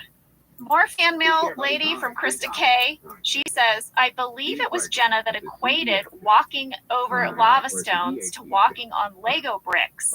I wanted you guys to know that doing a Lego walk, which is walking endlessly on Lego bricks, is actually a thing that happens during Lego fan conventions." Krista said she tried it once and failed miserably, but her husband did all right one year. And during last year's Philly Brick Fest, the Guinness World Record was set at 2,737 feet. But listen to this. That record was shattered on November 20th, 2020 by someone named LA Beast, who took a video of themselves walking 12,750 feet over a bunch of Lego. And there's a video on YouTube, and she said it's like an hour long. That is crazy. Someone walked on Legos for an hour. All I could think of as a parent was, oh my God, who had to pick up all those stinking Legos when it was done? Yeah, that's a lot of Lego pickup. It really is. Moving us along now to the job. Fan catch from Erica Jane. My thought was that maybe this episode is called The Job, not because of all the people who are vying for the corporate job, but because of Jan's boob job. I saw a few people sort of had this idea, and it cracked me up. I know. It is a bit of a double entendre. Double entendre. Yeah. This episode also featured a really great interview with Paul Lieberstein. We got a bunch of mail from people saying how much they loved hearing from him. And, lady, we also had people write in and say that they love our tangents, our soapboxes, our deep dives, because you apologized, because I think you felt a little self-conscious when you were sharing about the Limelight, the club inside of the Gothic cathedral. Yes, I went on for a long time, and then I realized, like, oh my gosh, am I talking too much about this? Well, this feeling of being self-conscious and trying not to apologize for things you don't need to apologize for really resonated with people, and I am very happy to see that we are all going to work on this together. Yes, we are. Well, guys, that pretty much wraps it up, but before we go, we did get a question for our sound engineer, Sam. Sarah Vicari would like to know, where are you from in Wisconsin? Oh, I am from Watertown, Wisconsin. It's halfway between Madison and Milwaukee, and our mascot was a gosling who was a very intimidating baby goose in a sweater. Oh, go baby goose in your little sweater. Angela's doing some candlesticks as she cheers that cheer for your tiny goose. Jazz hands. And speaking of local treasures, I wanted to give a shout out to Christy Adventures. She sent us a walking tour guide of Scranton. It's like a whole map. It's amazing, and I've already looked at it a few times. You gave me one, and I literally love it. Yeah, we will use that when we go. Well, there you have it, guys. We have revisited the second half of season 3. Thank you to Randall Einhorn for talking with us. And thank you to Jackie Deviton for sending in those audio clips. Yes, and thank you to you all for sending in your questions and comments. There were a lot. We tried to get to as many as we could. I know we missed some, guys. I know we did. But, you know, we'll just keep chipping away at them. If you want to send us a question or comments, head over to the Office Ladies Pod Instagram. We check all our comments there. And if you go to our website, officeladies.com, you can find little folders that correspond to each episode. That's where we pull the questions for our regular episodes and for our revisited. Yes, and on Office Ladies Pod, if you could put your question or comment to the episode it pertains to, that way it has a better chance of making it in. Wait, guys, that sounded like something I would say. Angela, am I rubbing off on you? You just directed people to an organizational technique. I've never been so excited. Well, gosh, I didn't know that would do it for you like that. I'll throw out some more of my home organization tips, okay? Please. All right, guys, we will be back next week with a regular episode. Love you. Love you guys. Take care.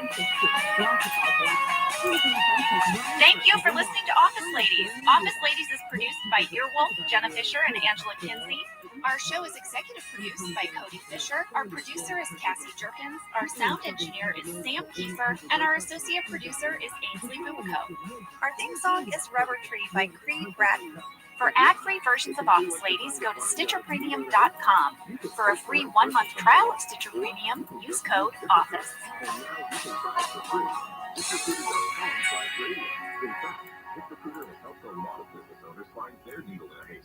Like Marco, president of operations at Telly Tires and Auto Centers. Because Telly Tires has grown a lot in the last few years, Marco needed to hire everyone from a receptionist to a store manager to a head mechanic. ZipRecruiter helps you find all the options. Take it from Marco and millions of other businesses who've used ZipRecruiter. Most people give up on their resolutions by mid-January. Walmart Plus can help save yours this year by saving you time and money. Walmart Plus is the membership with benefits like gas discounts, video streaming, plus so much more. Is your resolution to simplify your life?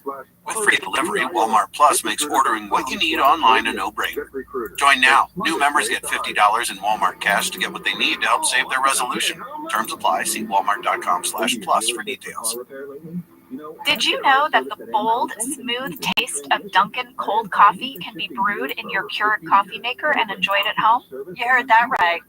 Dunkin's cold K-Cup pods were crafted to be brewed hot and enjoyed cold. Each Dunkin' cold K-Cup pod is packed with the smooth, bold Dunkin' flavor you crave. Pick up a pack of Dunkin's cold K-Cup pods and enjoy a Dunkin' cold coffee at home whenever you crave it. Just brew over ice and sip in seconds, because the home with Dunkin' is where you want to be.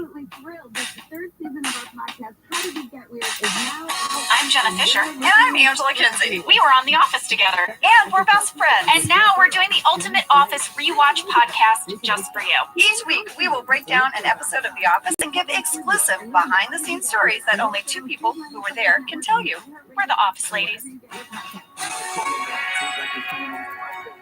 Welcome to Office Ladies, everyone. Hello. Hi. Good morning or good afternoon or maybe good evening. We don't know when you listen. No. So we're going to cover all of it. What if I was like, actually, we do? What? We are here today to talk about Local Ad, Season 4, Episode 9, which I'm going to declare a hidden gem. Whenever you say I'm going to declare, you know where my brain goes. I can't help it. Bankruptcy? Yes! For the rest of my life, I'm just going to walk this earth and someone's going to be like, I declare. And I'm going to think, bankruptcy. Yeah, can't help it. It's like, that's what she said. We can't help it. That's what she said. It doesn't work. It is a gem. Let's hear about it, Jenna. It was written by BJ Novak and directed by Jason Reitman. Here is a summary. When the Scranton branch is asked to participate in a Dunder Mifflin television ad, Michael seizes his chance to exhibit his creativity and enlists the help and talents of his employees. I mean, has Michael ever had a more exciting day at work? No, I can't imagine the giddiness that he had, how he woke up to his bacon on his George Foreman grill by his bed. He ate it real fast, nudged Jan because she was passed out, and went to work. He is on fire today. Also in this episode, Dwight explores the online world of Second Life as a means of escaping his real-life pain about his breakup with Angela. And Andy will not stop asking Dwight's advice in his pursuit of Angela. It's just torturing poor Dwight. It is. Have you ever had a crush where your friend was maybe liking the same guy but was doing better or something? And they'd be like, hey, he said this, what should I say back? And you're just like, oh, it's the worst. It is. Poor Dwight. Well, let's get into some fast facts. Fast fact number 1, like I said, this episode is directed by Jason Reitman. Jason Reitman, Golden Globe nominated for his movie Thank You for Smoking. He also won the Independent Spirit Award for Best Screenplay for that, and Academy Award nominated director of Juno, among many other things. I mean, amazing. Yeah. Now, when he came to direct The Office, he had finished Juno, but it had not come out yet, so all of those accolades were in his future. But one of the stars of Juno was Rainn Wilson. Yes, a little connection. And Jenna, I'm going to let you do your fast facts, but this whole episode for me is about crossover connections with people. Oh, local ad, crossover connections. Local ad, hidden gem / crossover connections. There it is. Hashtag. That's what she said. That's what she said. Jenna, I have been emailing with Jason over these last few months because Oscar and Brian and I were part of Jason's remake of The Princess Bride for Quibi. It was so good. It was so fun. And we all shot it, separately, like at our homes. And then Jason edited together all the dialogue. I played Vizzini, Oscar played Inigo, and Brian played Fezzik. It was so much fun. So we were trading emails, and I was like, hey, by the way, local ad is coming up. Would you send in some audio clips? And he was so generous. These are so great. I'm excited for you guys to hear them. Of course, the first thing we asked him was how he came to direct on The Office, and here is what he had to say.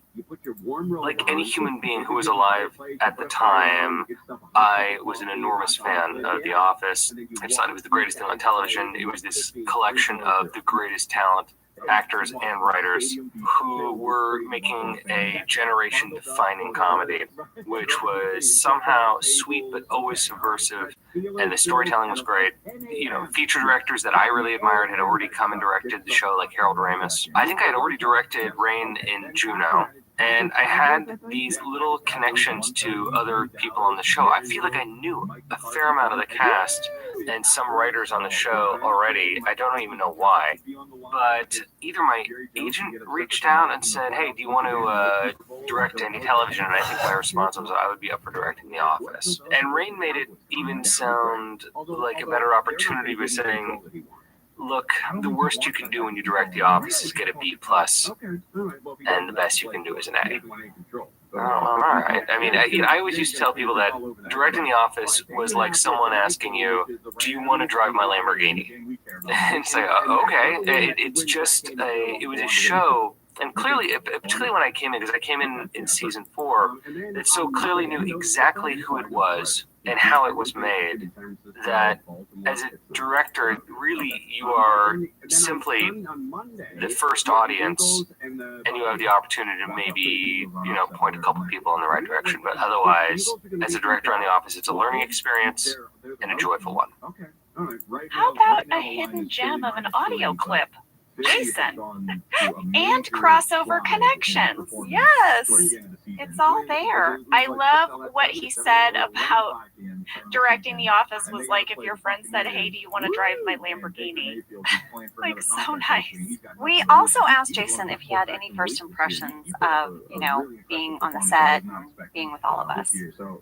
I remember getting there and I was just blown away by the directing process, that the camera operators were meant to be performers themselves. And unlike anything I'd ever directed in the past, I was given a floor plan and asked to draw out the performance of the camera operators, which direction they would go and which direction they would look, because the idea was that within a single take, you should be able to cover every camera angle that can be used in the editing of a scene. So this was a unique challenge as a director, and kind of a thrilling one, where you knew that there was 8 shots you wanted to get off, a wide, a couple mediums, close-ups, and you wanted to be able to pan into reactions. And that somehow you had 2 cameras, you had 2 operators, and they were going to need to catch all these things without catching each other, and they would duck under desks as one would pan by the other. It was like doing Sudoku, it was like this fun problem to solve, and at the same time, a thrill to watch the actual operators who knew how to do it. Remember, the set was freezing cold, which was Steve Carell's request, if I remember right, this whole cold is comedy thing. I love that. I love cold, so that was fine by me. Okay, here's what I have to say about that audio clip. But the 2 things that he mentions are, 1, just incredible, masterful choreography of the camera work, and that it was freezing cold. That should tell you how cold our set was. I mean, I have pictures of people that weren't in scenes, like hair and makeup, in full-on parkas, with hoods up and gloves. But I am really glad that Jason described the sort of dance that our cameraman did. I mean, we've talked about it a little bit, but I thought he was very eloquent in how he described it, because it was a really just fascinating, beautiful thing to watch. If you weren't in the scene, you could watch those guys, and I was like, always so impressed. And I imagine especially weird to see the first time. Walking onto our set and seeing all that they did to get the shot. Yeah. One of the things I remember about Jason is him breaking and laughing when we did Talking Heads.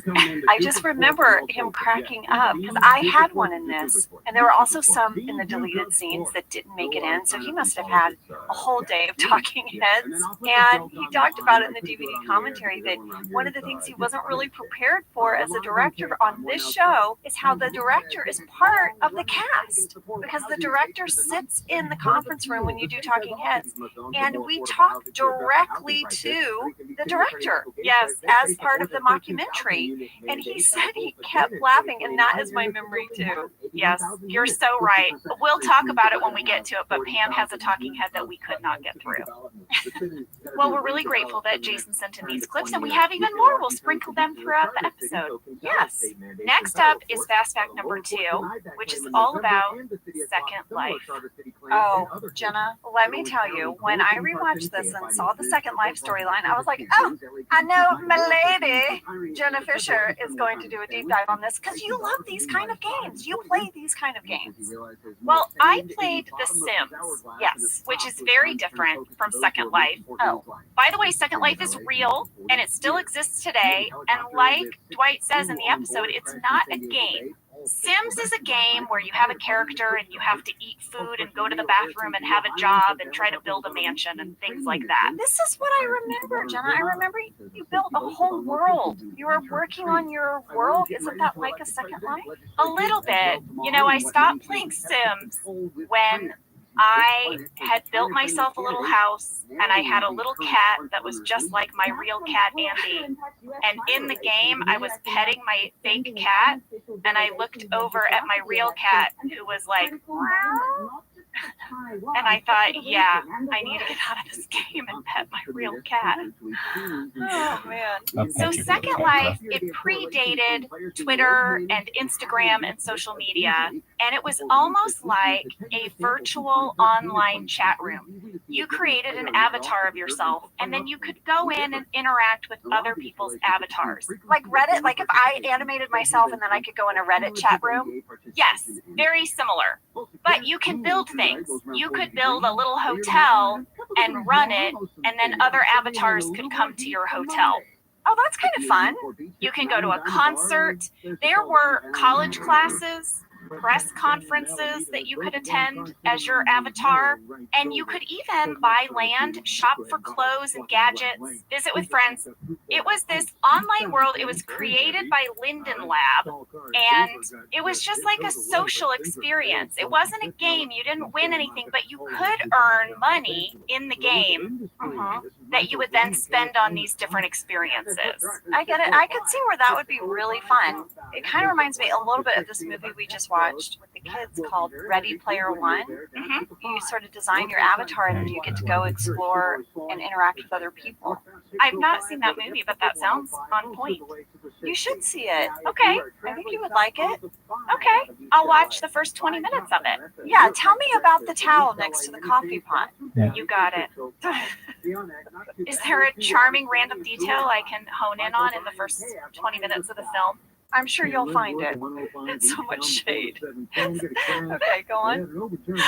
It's good you're still not bitter about it, though.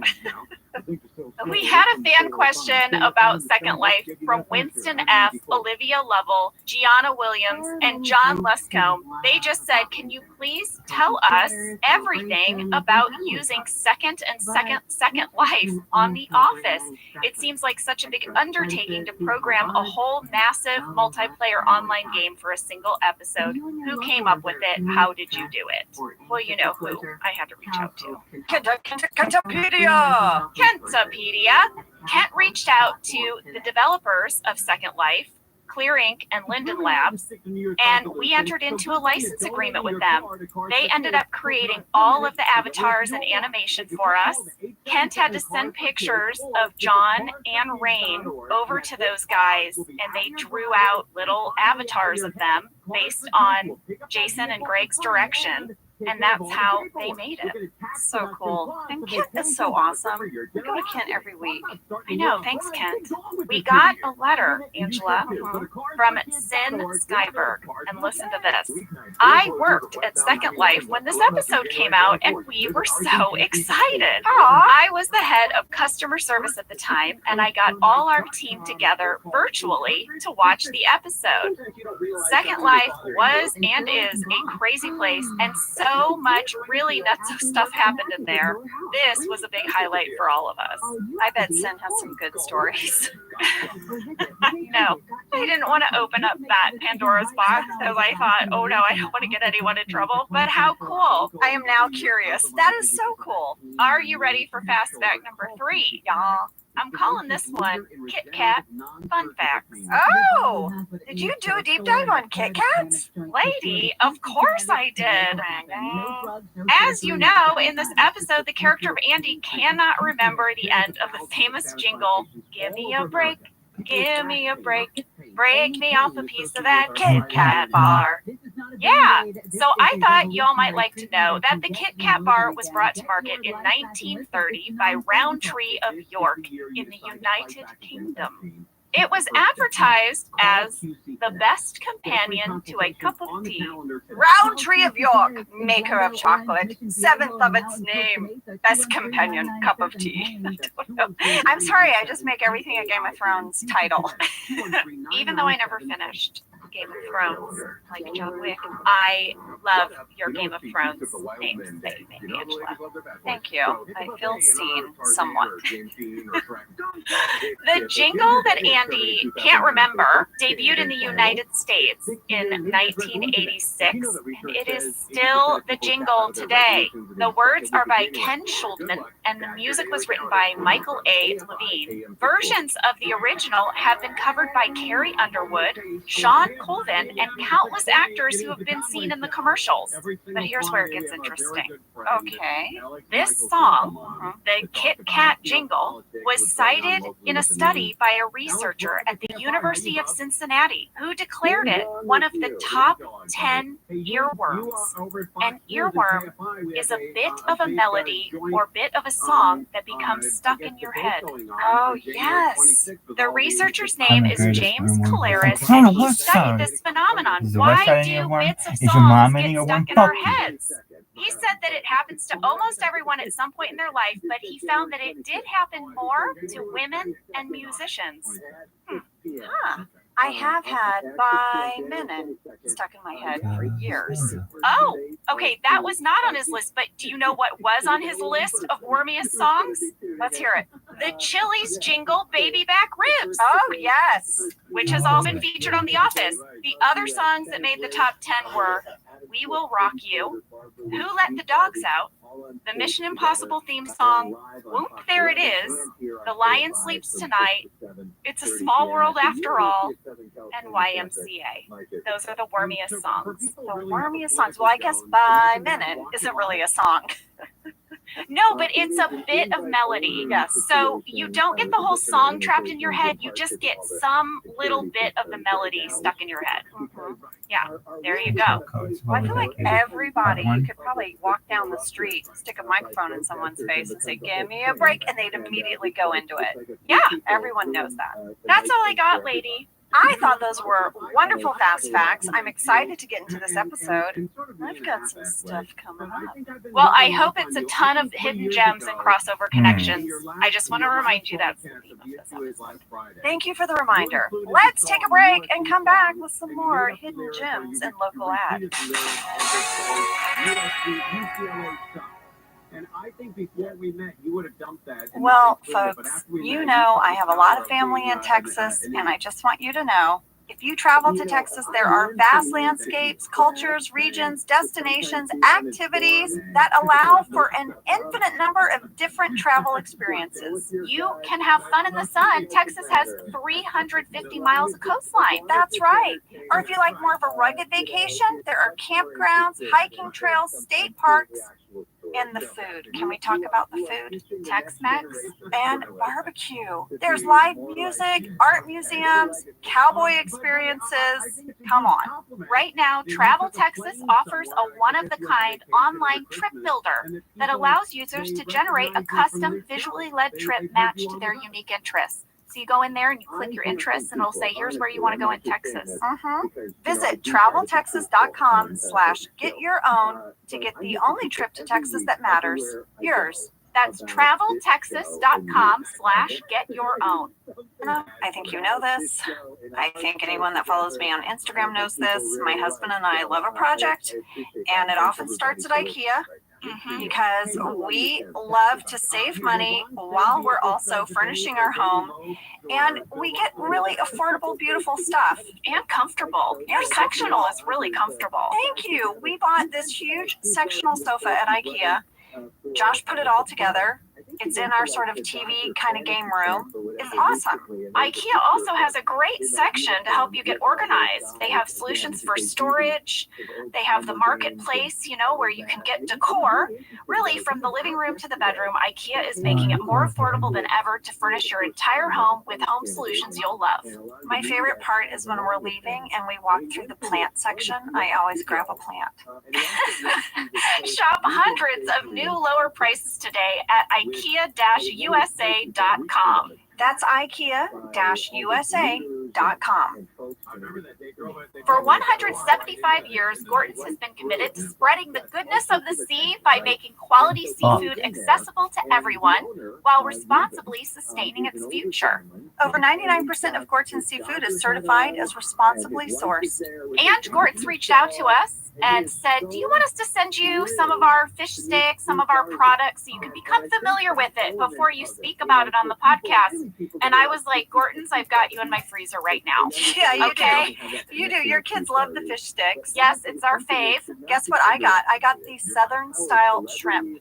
It is so good. Oh, yeah. Yeah. You know, when you're looking in the freezer aisle, the Gortons are in the yellow package. They've got the iconic fisherman on the cover.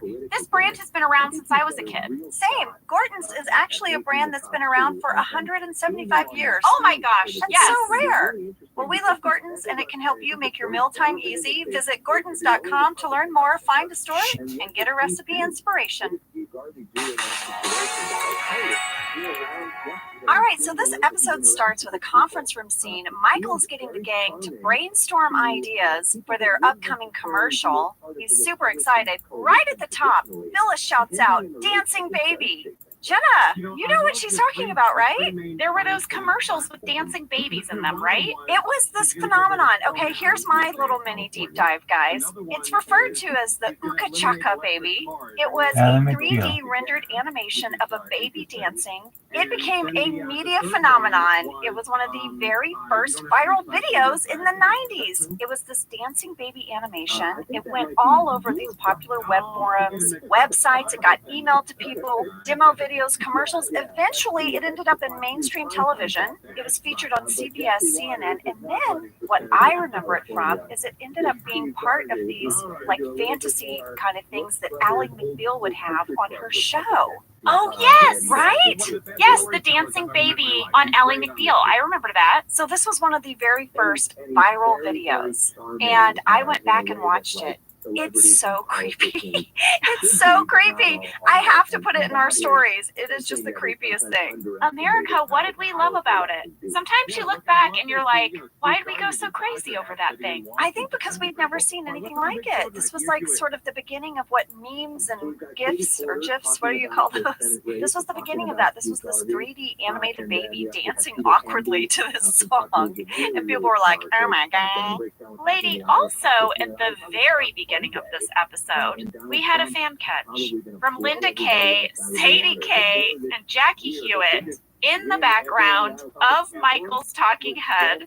Angela, you are way out of character. What is going on there? It's at 16 seconds, everybody. 16 seconds. I know. I have it. I took a screen grab of it. I am literally laughing, and then I just start chatting away. You see my mouth going? I am so out of character. I clearly didn't realize I was in shot. Sometimes they would have Steve do talking heads right outside the conference room, and we were in the background, but it was like a little blurry, you know? Yeah. And I didn't realize, but I looked, and it's Rain, Brian, me, you, and Ed. And I guess I'm telling a story. You are holding court. You are seated with your legs crossed, and we're all kind of standing around you, and you are clearly telling a very fun story. I know, I caught it too. It was amazing. Also, it sets up in this scene the great runner of Andy not being able to remember the end of the Kit Kat jingle, and Jim immediately says, "Don't help him." So no one helps him. I know. That is the worst. I know. It also sets up that Pam has volunteered to make a logo for Michael's commercial. She's going to design a logo. She's very excited. Well, she says she's taking an animation class. I love that. I know. I was like, go Pam. Next, the ad guys arrive. Michael runs out of the conference room and he is immediately going to start pitching them his ideas. He says he wants this commercial to be like MTV on crack. He goes around, he introduces them to everyone in the office. There's even more in the deleted scenes. He literally goes up to like every single person and does like a horrible introduction of all of them. The way only Michael can. If you want to see some more awkward, cringy Michael introductions, go to the deleted scenes. These two ad guys were played by Kyle Bornheimer and Tim Kang. You probably recognize these guys. Kyle has been on a ton of stuff. He was on Brooklyn Nine-Nine. He's done a bunch of commercials. Tim is the same way. He went on to be a regular on The Mentalist and the reboot of Magnum PI. Yes. Are you ready for some crossover connection? Lay them on me. Tim, who plays Tim, ready for this? His daughter and my daughter were on the same soccer team in 2019, the Falcons. I was the team parent. My ex-husband Warren was the coach. We make it work, y'all. We make it work. And the Falcons made it to the finals in our AYSO division. We went on to play in the regional playoffs, you guys, and then we advanced to the area playoffs. The girls came in third, and they were the runner-up team to go to state. Lady, I will never forget your messages to me during this time of Isabel's soccer team going so far. It was the never-ending year of soccer. It was. I would text you and I would say, what are you up to? And you're like, lady, we are still in this soccer tournament. Yes. But it was so exciting. I remember how excited those girls were. And Tim is one of the other parents of another girl. I love that. Yes. So Tim and I have sat on the sidelines together and cheered our girls on. Well, I have a connection to Kyle. It's not as exciting as that, but we were both in the movie Blades of Glory. He played the rink PA announcer. And so I guess in a way, we also both sat in stands and cheered on a sporting event of ice skating, though fictional. Yes. Well, I have another crossover connection for you, Angela. I think I know this one. This one's really weird, and it's going to be a runner through this whole episode. Like every guest star in this episode, Local Ad, has also had a guest appearance on Monk. It's so wild, isn't it? What is going on? Kyle played Uniform Cop in Mr. Monk and the Kid, and Tim played Mr. Brenneman in Mr. Monk is Up All Night. I know. It's so wild to me. We have more crossover connections coming up, but there's your first two. Now we get into this episode, and it opens with Dwight playing Second Life. And Jenna, at 3 minutes, 39 seconds, is it just me, or does Dwight fly like Mother and Raised by Wolves? I don't know. Raised by Wolves. I knew This you would sounds know it. very similar to Game of Thrones. Okay, Raised by Wolves is nothing like Game of Thrones. It is just the weirdest show on HBO Max. Here's the overview of Raised by Wolves. Two androids are tasked with raising human children on a mysterious planet as the human colony threatens to be torn apart by religious differences.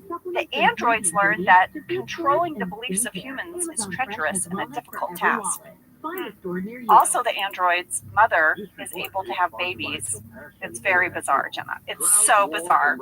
It is not a surprise to me that I'm watching Last Tango in Halifax instead of Raised by Wolves. Now listen, Last Tango in Halifax is right up my alley. You know I love any kind of like BBC programming. But I also love me some weird sci-fi. Okay, I'm going to show you. This is how Dwight flies in Simple Life, and this is how Mother flies. I see it. They both go upright with their arms out. It's very creepy. I know. Anyone else that watched Raised by Wolves, go to 3 minutes, 39 seconds. Watch how Dwight does his liftoff, and it will remind you of Mother. Angela will also put that on the pod. I'm going to put it in our stories. Guys, I looked up Dwight's profile on Second Life. You did? I did. It's still there. Here's what he has down as his interests: muscle cars, pop culture, and sci-fi buff. In parentheses, Harry Potter, The Lord of the Rings, Star Wars, 24, Alias, Smallville, The Apprentice, Lost, and Battlestar Galactica. His talents are listed as avid cornhusk doll maker, beat sculptor, and knot tying champion. He had to list a goal for his Second Life, and he wrote to calculate the exchange between Shroot Bucks and Linden Dollars. Linden Dollars are the currency in Second Life. Okay, so there you have it. When he's not flying like Mother, he is trying to calculate the exchange between Shroot Bucks and Linden Dollars. I love that. Up next, Michael is going to pitch his big idea to the ad guys. I want you guys to know a deleted scene would have come before this between Jim and Michael that is so delicious and fun. Basically, Michael wants to practice pitch to Jim. He brings Jim in the office, right? He has Jim sit behind his desk so he can practice pitch. And he says, this is his pitch to Jim. We start on a blank piece of paper. We widen to reveal ancient Rome. Jim's like, can't do that. Michael's like, okay. We widen to reveal a spaceship blasting out of a woman's womb. What? Then they do this very funny role play where Jim's like, get out of my office. It's like becomes a whole thing. But for real, the pitch Michael settles on is this one. And I thought we had to hear it. Sam, can you play it? Little girl in a field holding a flower. We zoom back to find she's in the desert. And the field is an oasis. We zoom back further. The desert is a sandbox in the world's largest resort hotel. Zoom back further. The hotel is actually the playground, the world's largest prison.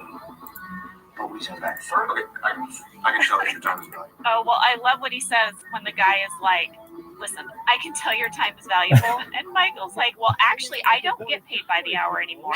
I get paid by the year. So basically, I can waste as much time as I want. It's not a problem. Yes. But I love that this is the pitch that he led with, and knowing that he had other ideas, but this is what he went with. The ad guys are great. They're so real in how they react to Michael. They say, listen, we made something for the Nashua branch. Why don't we show that to you? And it'll give you an idea of what we can do. So he plays this commercial, and then they explain the only part of the commercial they're allowed to alter is the last 5 seconds. Yeah, and Michael's like, what, we just wave at the end? He goes, you know, you could clap, you know, make it your own. Yeah, this is where you can really get creative. You can be inside, you could be outside. We had a fan question. Aaron Jassa, Harry Driscoll, Molly Coates, and many others, they wanted to know who directed this commercial that plays in the middle of the episode. Was it Jason Reitman? Yes, it was Jason Reitman. I texted with BJ about this commercial, and he told me that Jason Reitman had directed real commercials before this, and he remembers that it was so cool because Jason laid out this big circular track on the floor and had the camera going around in circles, and BJ was like, I had never seen anything like that before. It was so cool. Well, we asked Jason about filming this fake commercial, and here's what he had to say.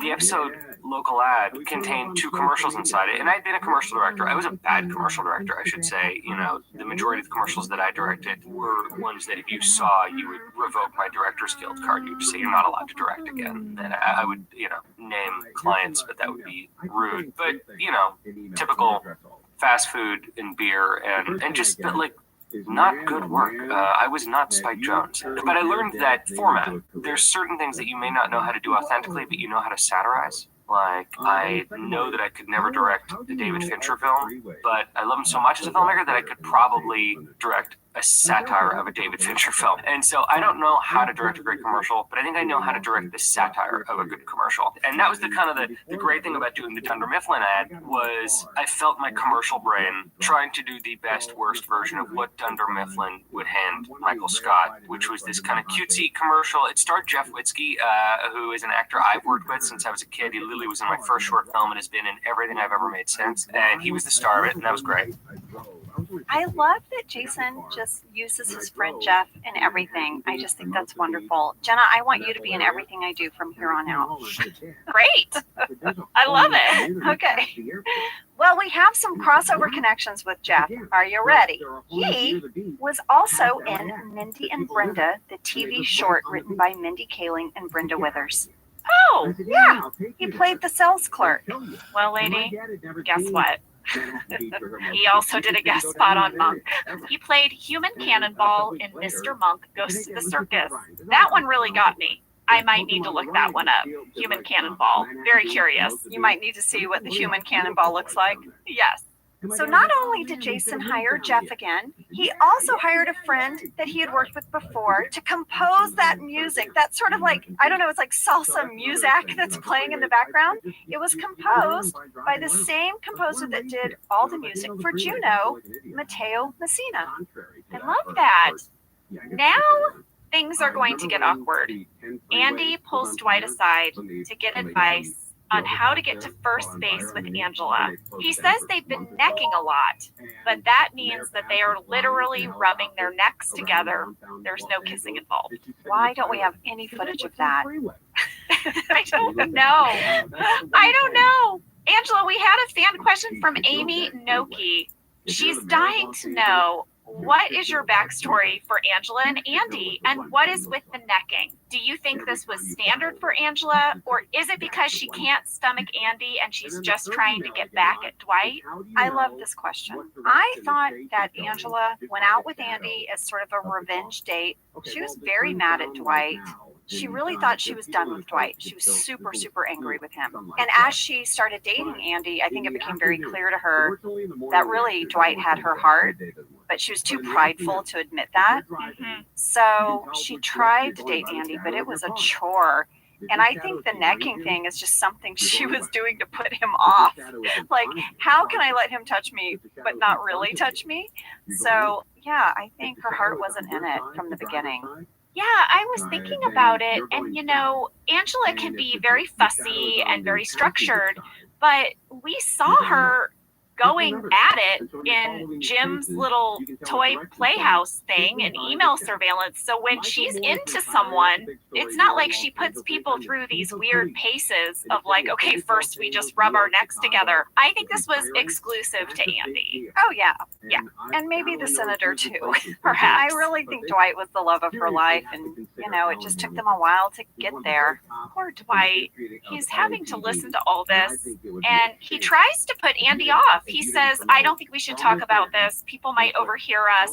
But then Andy just takes that to mean that they should come up with code names. Yeah. Dwight's like, okay, well, Angela can stay the same, but let's change Andy to Dwight. Okay. Yeah, and Andy's like, that's not how this works. Lady, this really reminded me of how you and I tried to come up with code names when we would have conversations and we were afraid other people could overhear us. And our code names were about this good. They were so obvious. It would be like a person's initials. So obvious. I know. We're not going to be spies, Jenna.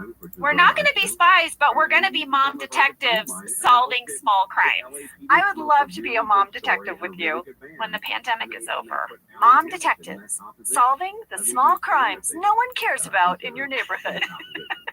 It's a hit. Who graffitied the construction cone at the intersection? Exactly. We'll find out. We'll tell you. We're on it. So coming up, we have a scene between Ryan and Michael that is so funny to me. When Michael calls him, you know, to Gry. First of all, he calls him Rye. Ryan is like, don't call me about small problems. What have I told you about that? Yeah, and he says, well, you don't like it when I call you about big problems either. So what do you want from me? What do you want? So Jason said on the DVD commentary that they shot this in real time. Now, Jenna, do you remember they had built a little office that was Ryan's office at corporate, right? Yeah, So they had BJ, you know, on the other side of the soundstage in this little room with a camera with him. And then they had a camera with Steve in his office as Michael. And that's the room Jason sat in. And they shot it simultaneously. And I think it really works because the chemistry is happening in real time. I always loved when we did that because it meant that you could improvise a little and the other person could react to you and you would get it on both cameras. Yes. And BJ said something I thought was so delightful because it's one of my favorite lines in this whole episode. BJ said he wrote the line, "I can't cook and I'm starting a restaurant." And the restaurant he says he's going to start is Mike's Cereal Shack. It's going to have every cereal you can get in the store. Yeah.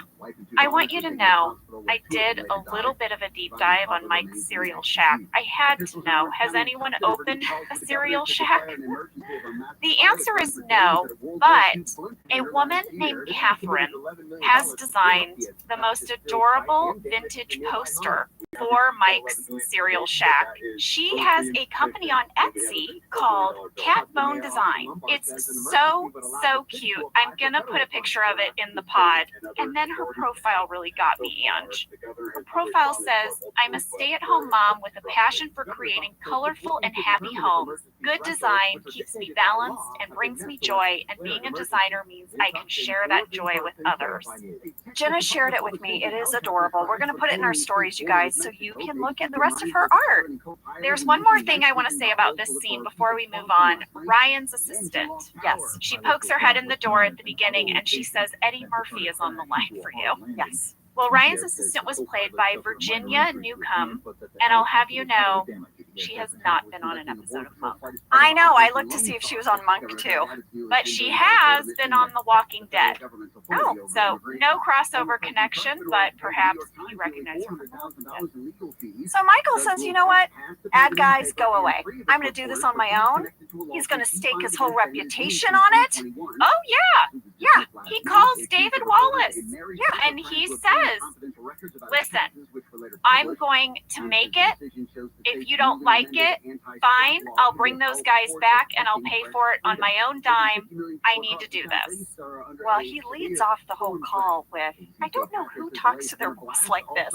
I would never talk to a boss like this." He's like, "Hey, yeah, Ryan's being a little bitch again." And Ryan goes, "I'm on the call, Michael." And he's like, "Hey, bro." Like, so awkward. I just love Ryan's matter-of-factness. He is never rattled by Michael being Michael, and he's so direct and honest with Michael. He is to Michael what Daryl is to Kelly. Yes! Just the straight truth. And I feel like neither one of them knows how to handle that. Not at all. This scene with BJ as Ryan just being very direct reminded me the most of who BJ is in real life.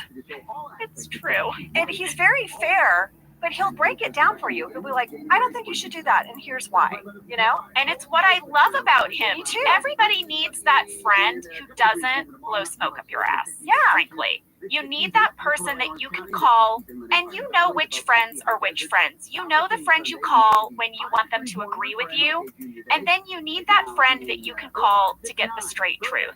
Right. And BJ is that friend. You can call him, but you have to be prepared to hear the real answer. Not what you want to hear, but what you need to hear. Yes. It's like having the friend that tells you the piece of broccoli's in your teeth. Yes. You need that friend. Yes. I have a little bit of a fan catch from this phone call scene coming in from Om Patel and Mina Hoyt. When David Wallace and Michael are on the call, the camera keeps swishing down to the phone. At first, the time on the phone shows that it is 9:38, but at the end of the call, the clock shows 9:22. Oh, that's a good catch. I want you to know that the date on the clock says October 3rd, 2007. That is when we shot this episode. I think that clock is the real time they were shooting this episode. They shot it in the morning around 9 a.m. on October 3rd, 2007. I'm positive of that. So Michael's about to gather everyone in the conference room, but maybe we should take a break, and then we'll come back and get into his big ideas for his big commercial. They have a huge shoot ahead of them. All hands on deck. I know. Sue Grafton. Sue Grafton. We'll be back.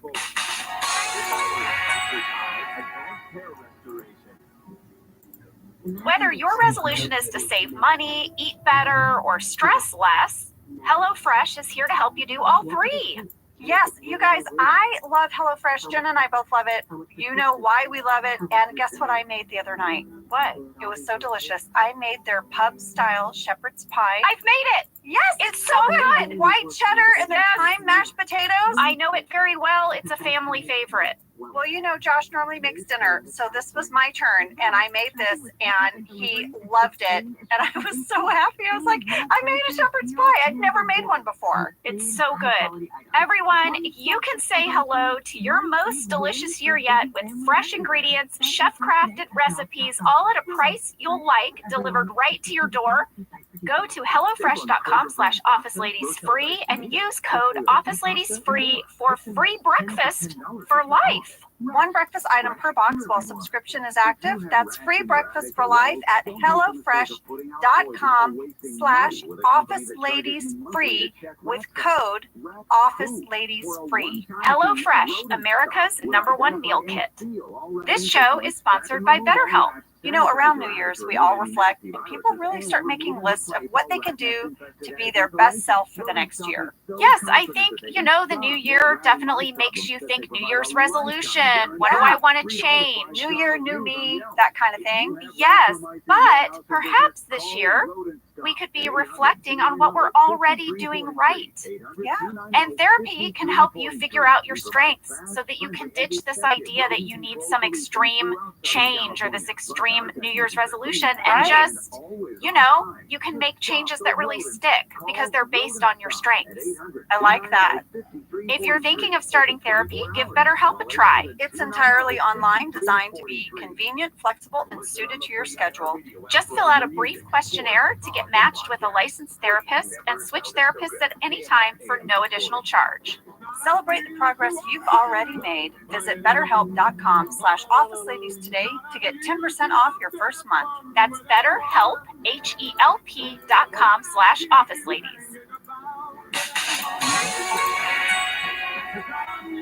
Okay, we are back and everyone is in the conference room. Michael is giving a big pep talk about how everyone is creative. Don't let anyone tell you that you're not creative.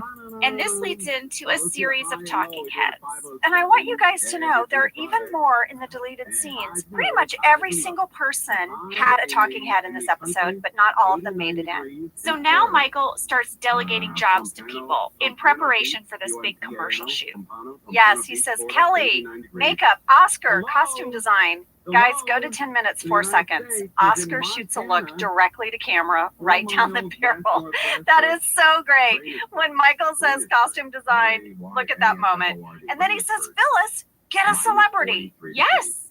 As we move out into the bullpen, this is when Phyllis learns that Sue Grafton, the mystery novelist, is at the Steamtown Mall doing a book signing. And Michael says, go, Phyllis, go. You go get her. You convince her to be in our commercial and don't take no for an answer. He says, yeah, this will be a big coup. Big coup.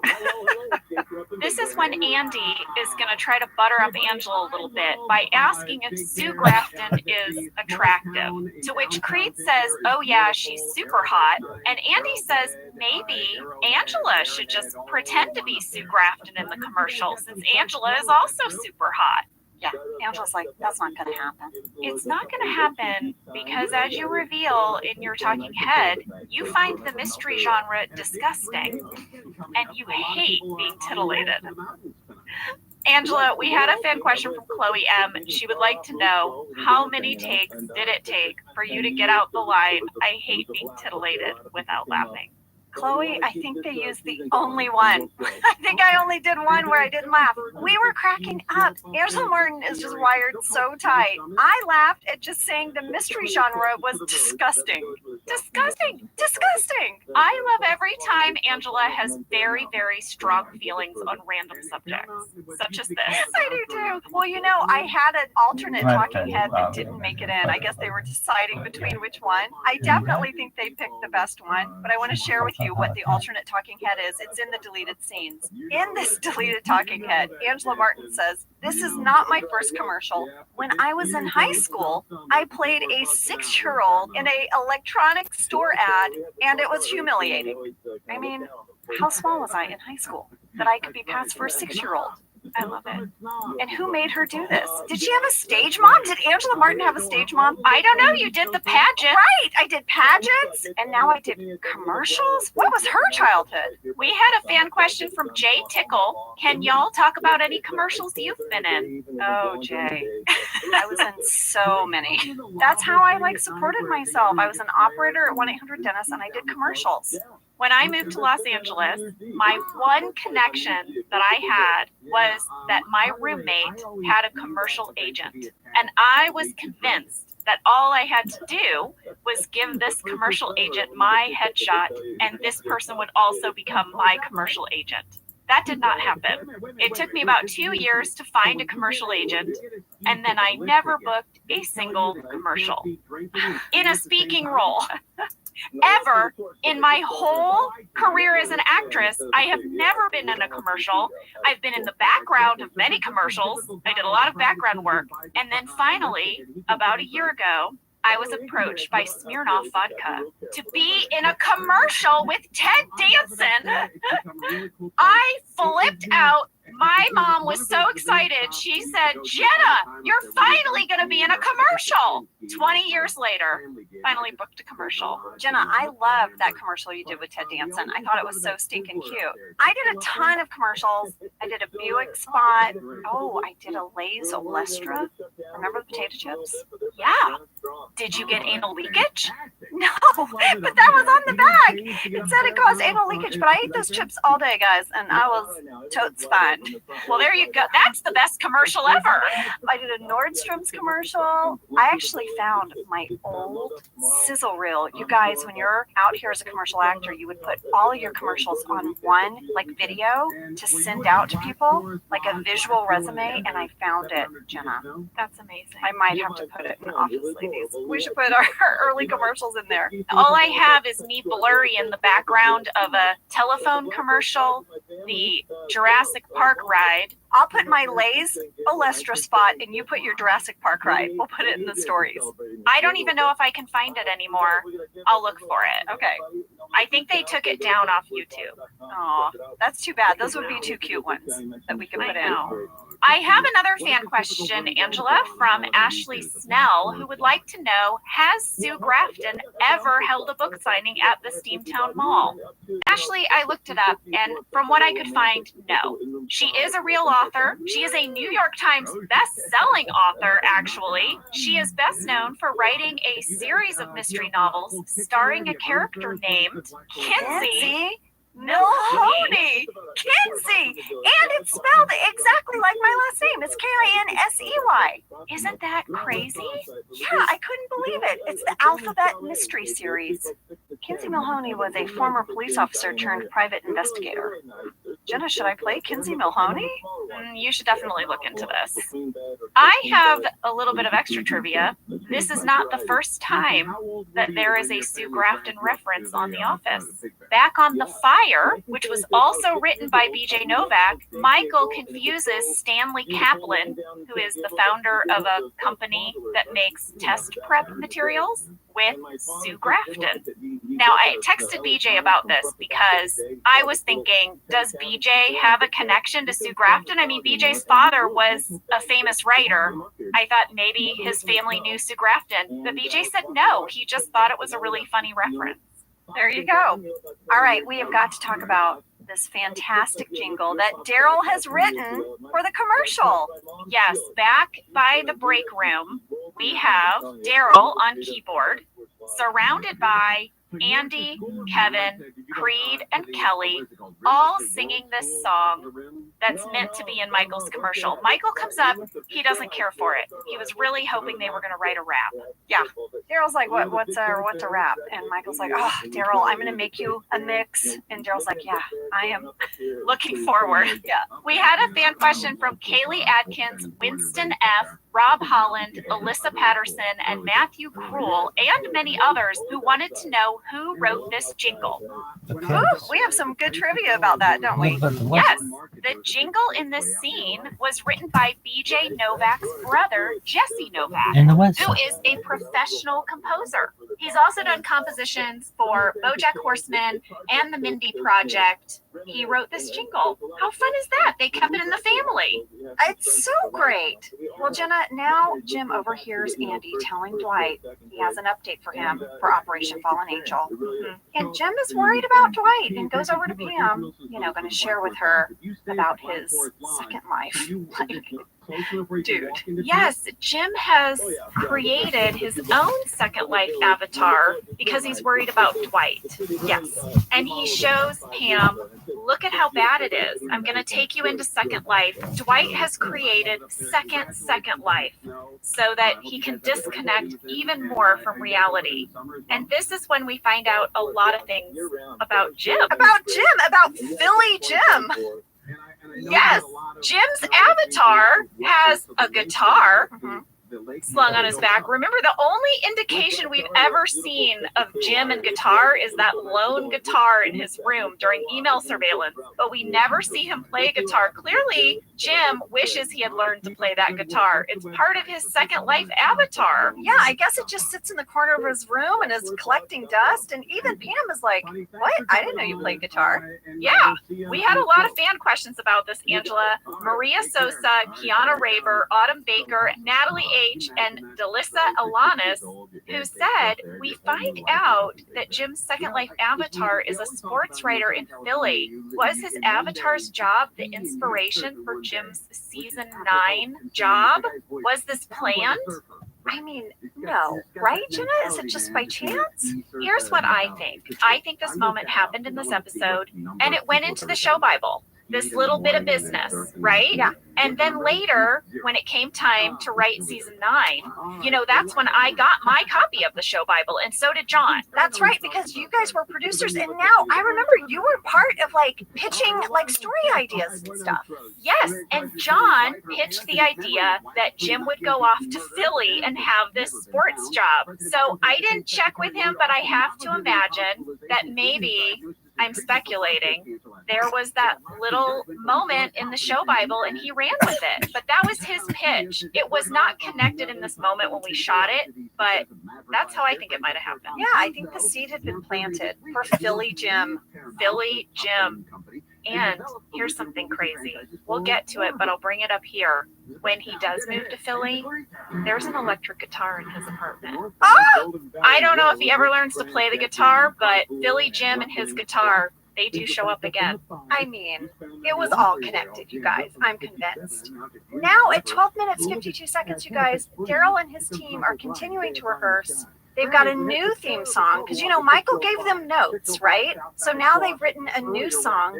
And guess who wrote this version? Tell us, Anne. Craig Robinson. Yes. And of course, we knew that Craig was an amazing musician. Oh, yeah. Craig is fantastic. He tours and everything. He's great. In the DVD commentary, they shared that there was a heated debate in the writer's room about which jingle they should use. And they ultimately were like, wait, the room was divided. They loved them both. So they found a way to have them both in the episode, which I thought was great. So fun. Yeah, BJ told me it was cool because it set up this idea that Michael was really obsessive and he kept making them write new versions of the song. Mm-hmm. There's a line from this scene that I love from Michael. He says, I hate it. I don't hate it. I just don't like it at all. It's terrible. I love that line. One other thing I want to share with you that Craig talks about on the commentary is that he only had an hour to rehearse with those guys. And he said they got it right away. Right away. It just fell into place. Except for maybe one moment. We had a fan catch. Rachel and Jeremy wrote in to say at 13 minutes, 15 seconds, Ed starts to sing at the wrong time and then he almost breaks. That's the best. Lady, let's move to the parking lot. Michael is really losing his patience with people. Yeah, well, he says, you know, this is a pivotal scene. If they don't get it, the whole thing will fall apart. Yeah, Andy is dressed in some sort of running gear. They don't get very far because Phyllis comes back from the mall. She is sobbing. She is so gutted. She is gutted. She got kicked out of the mall in front of her friends. All of her friends, I guess, love Sue Grafton. They were all there for autographs.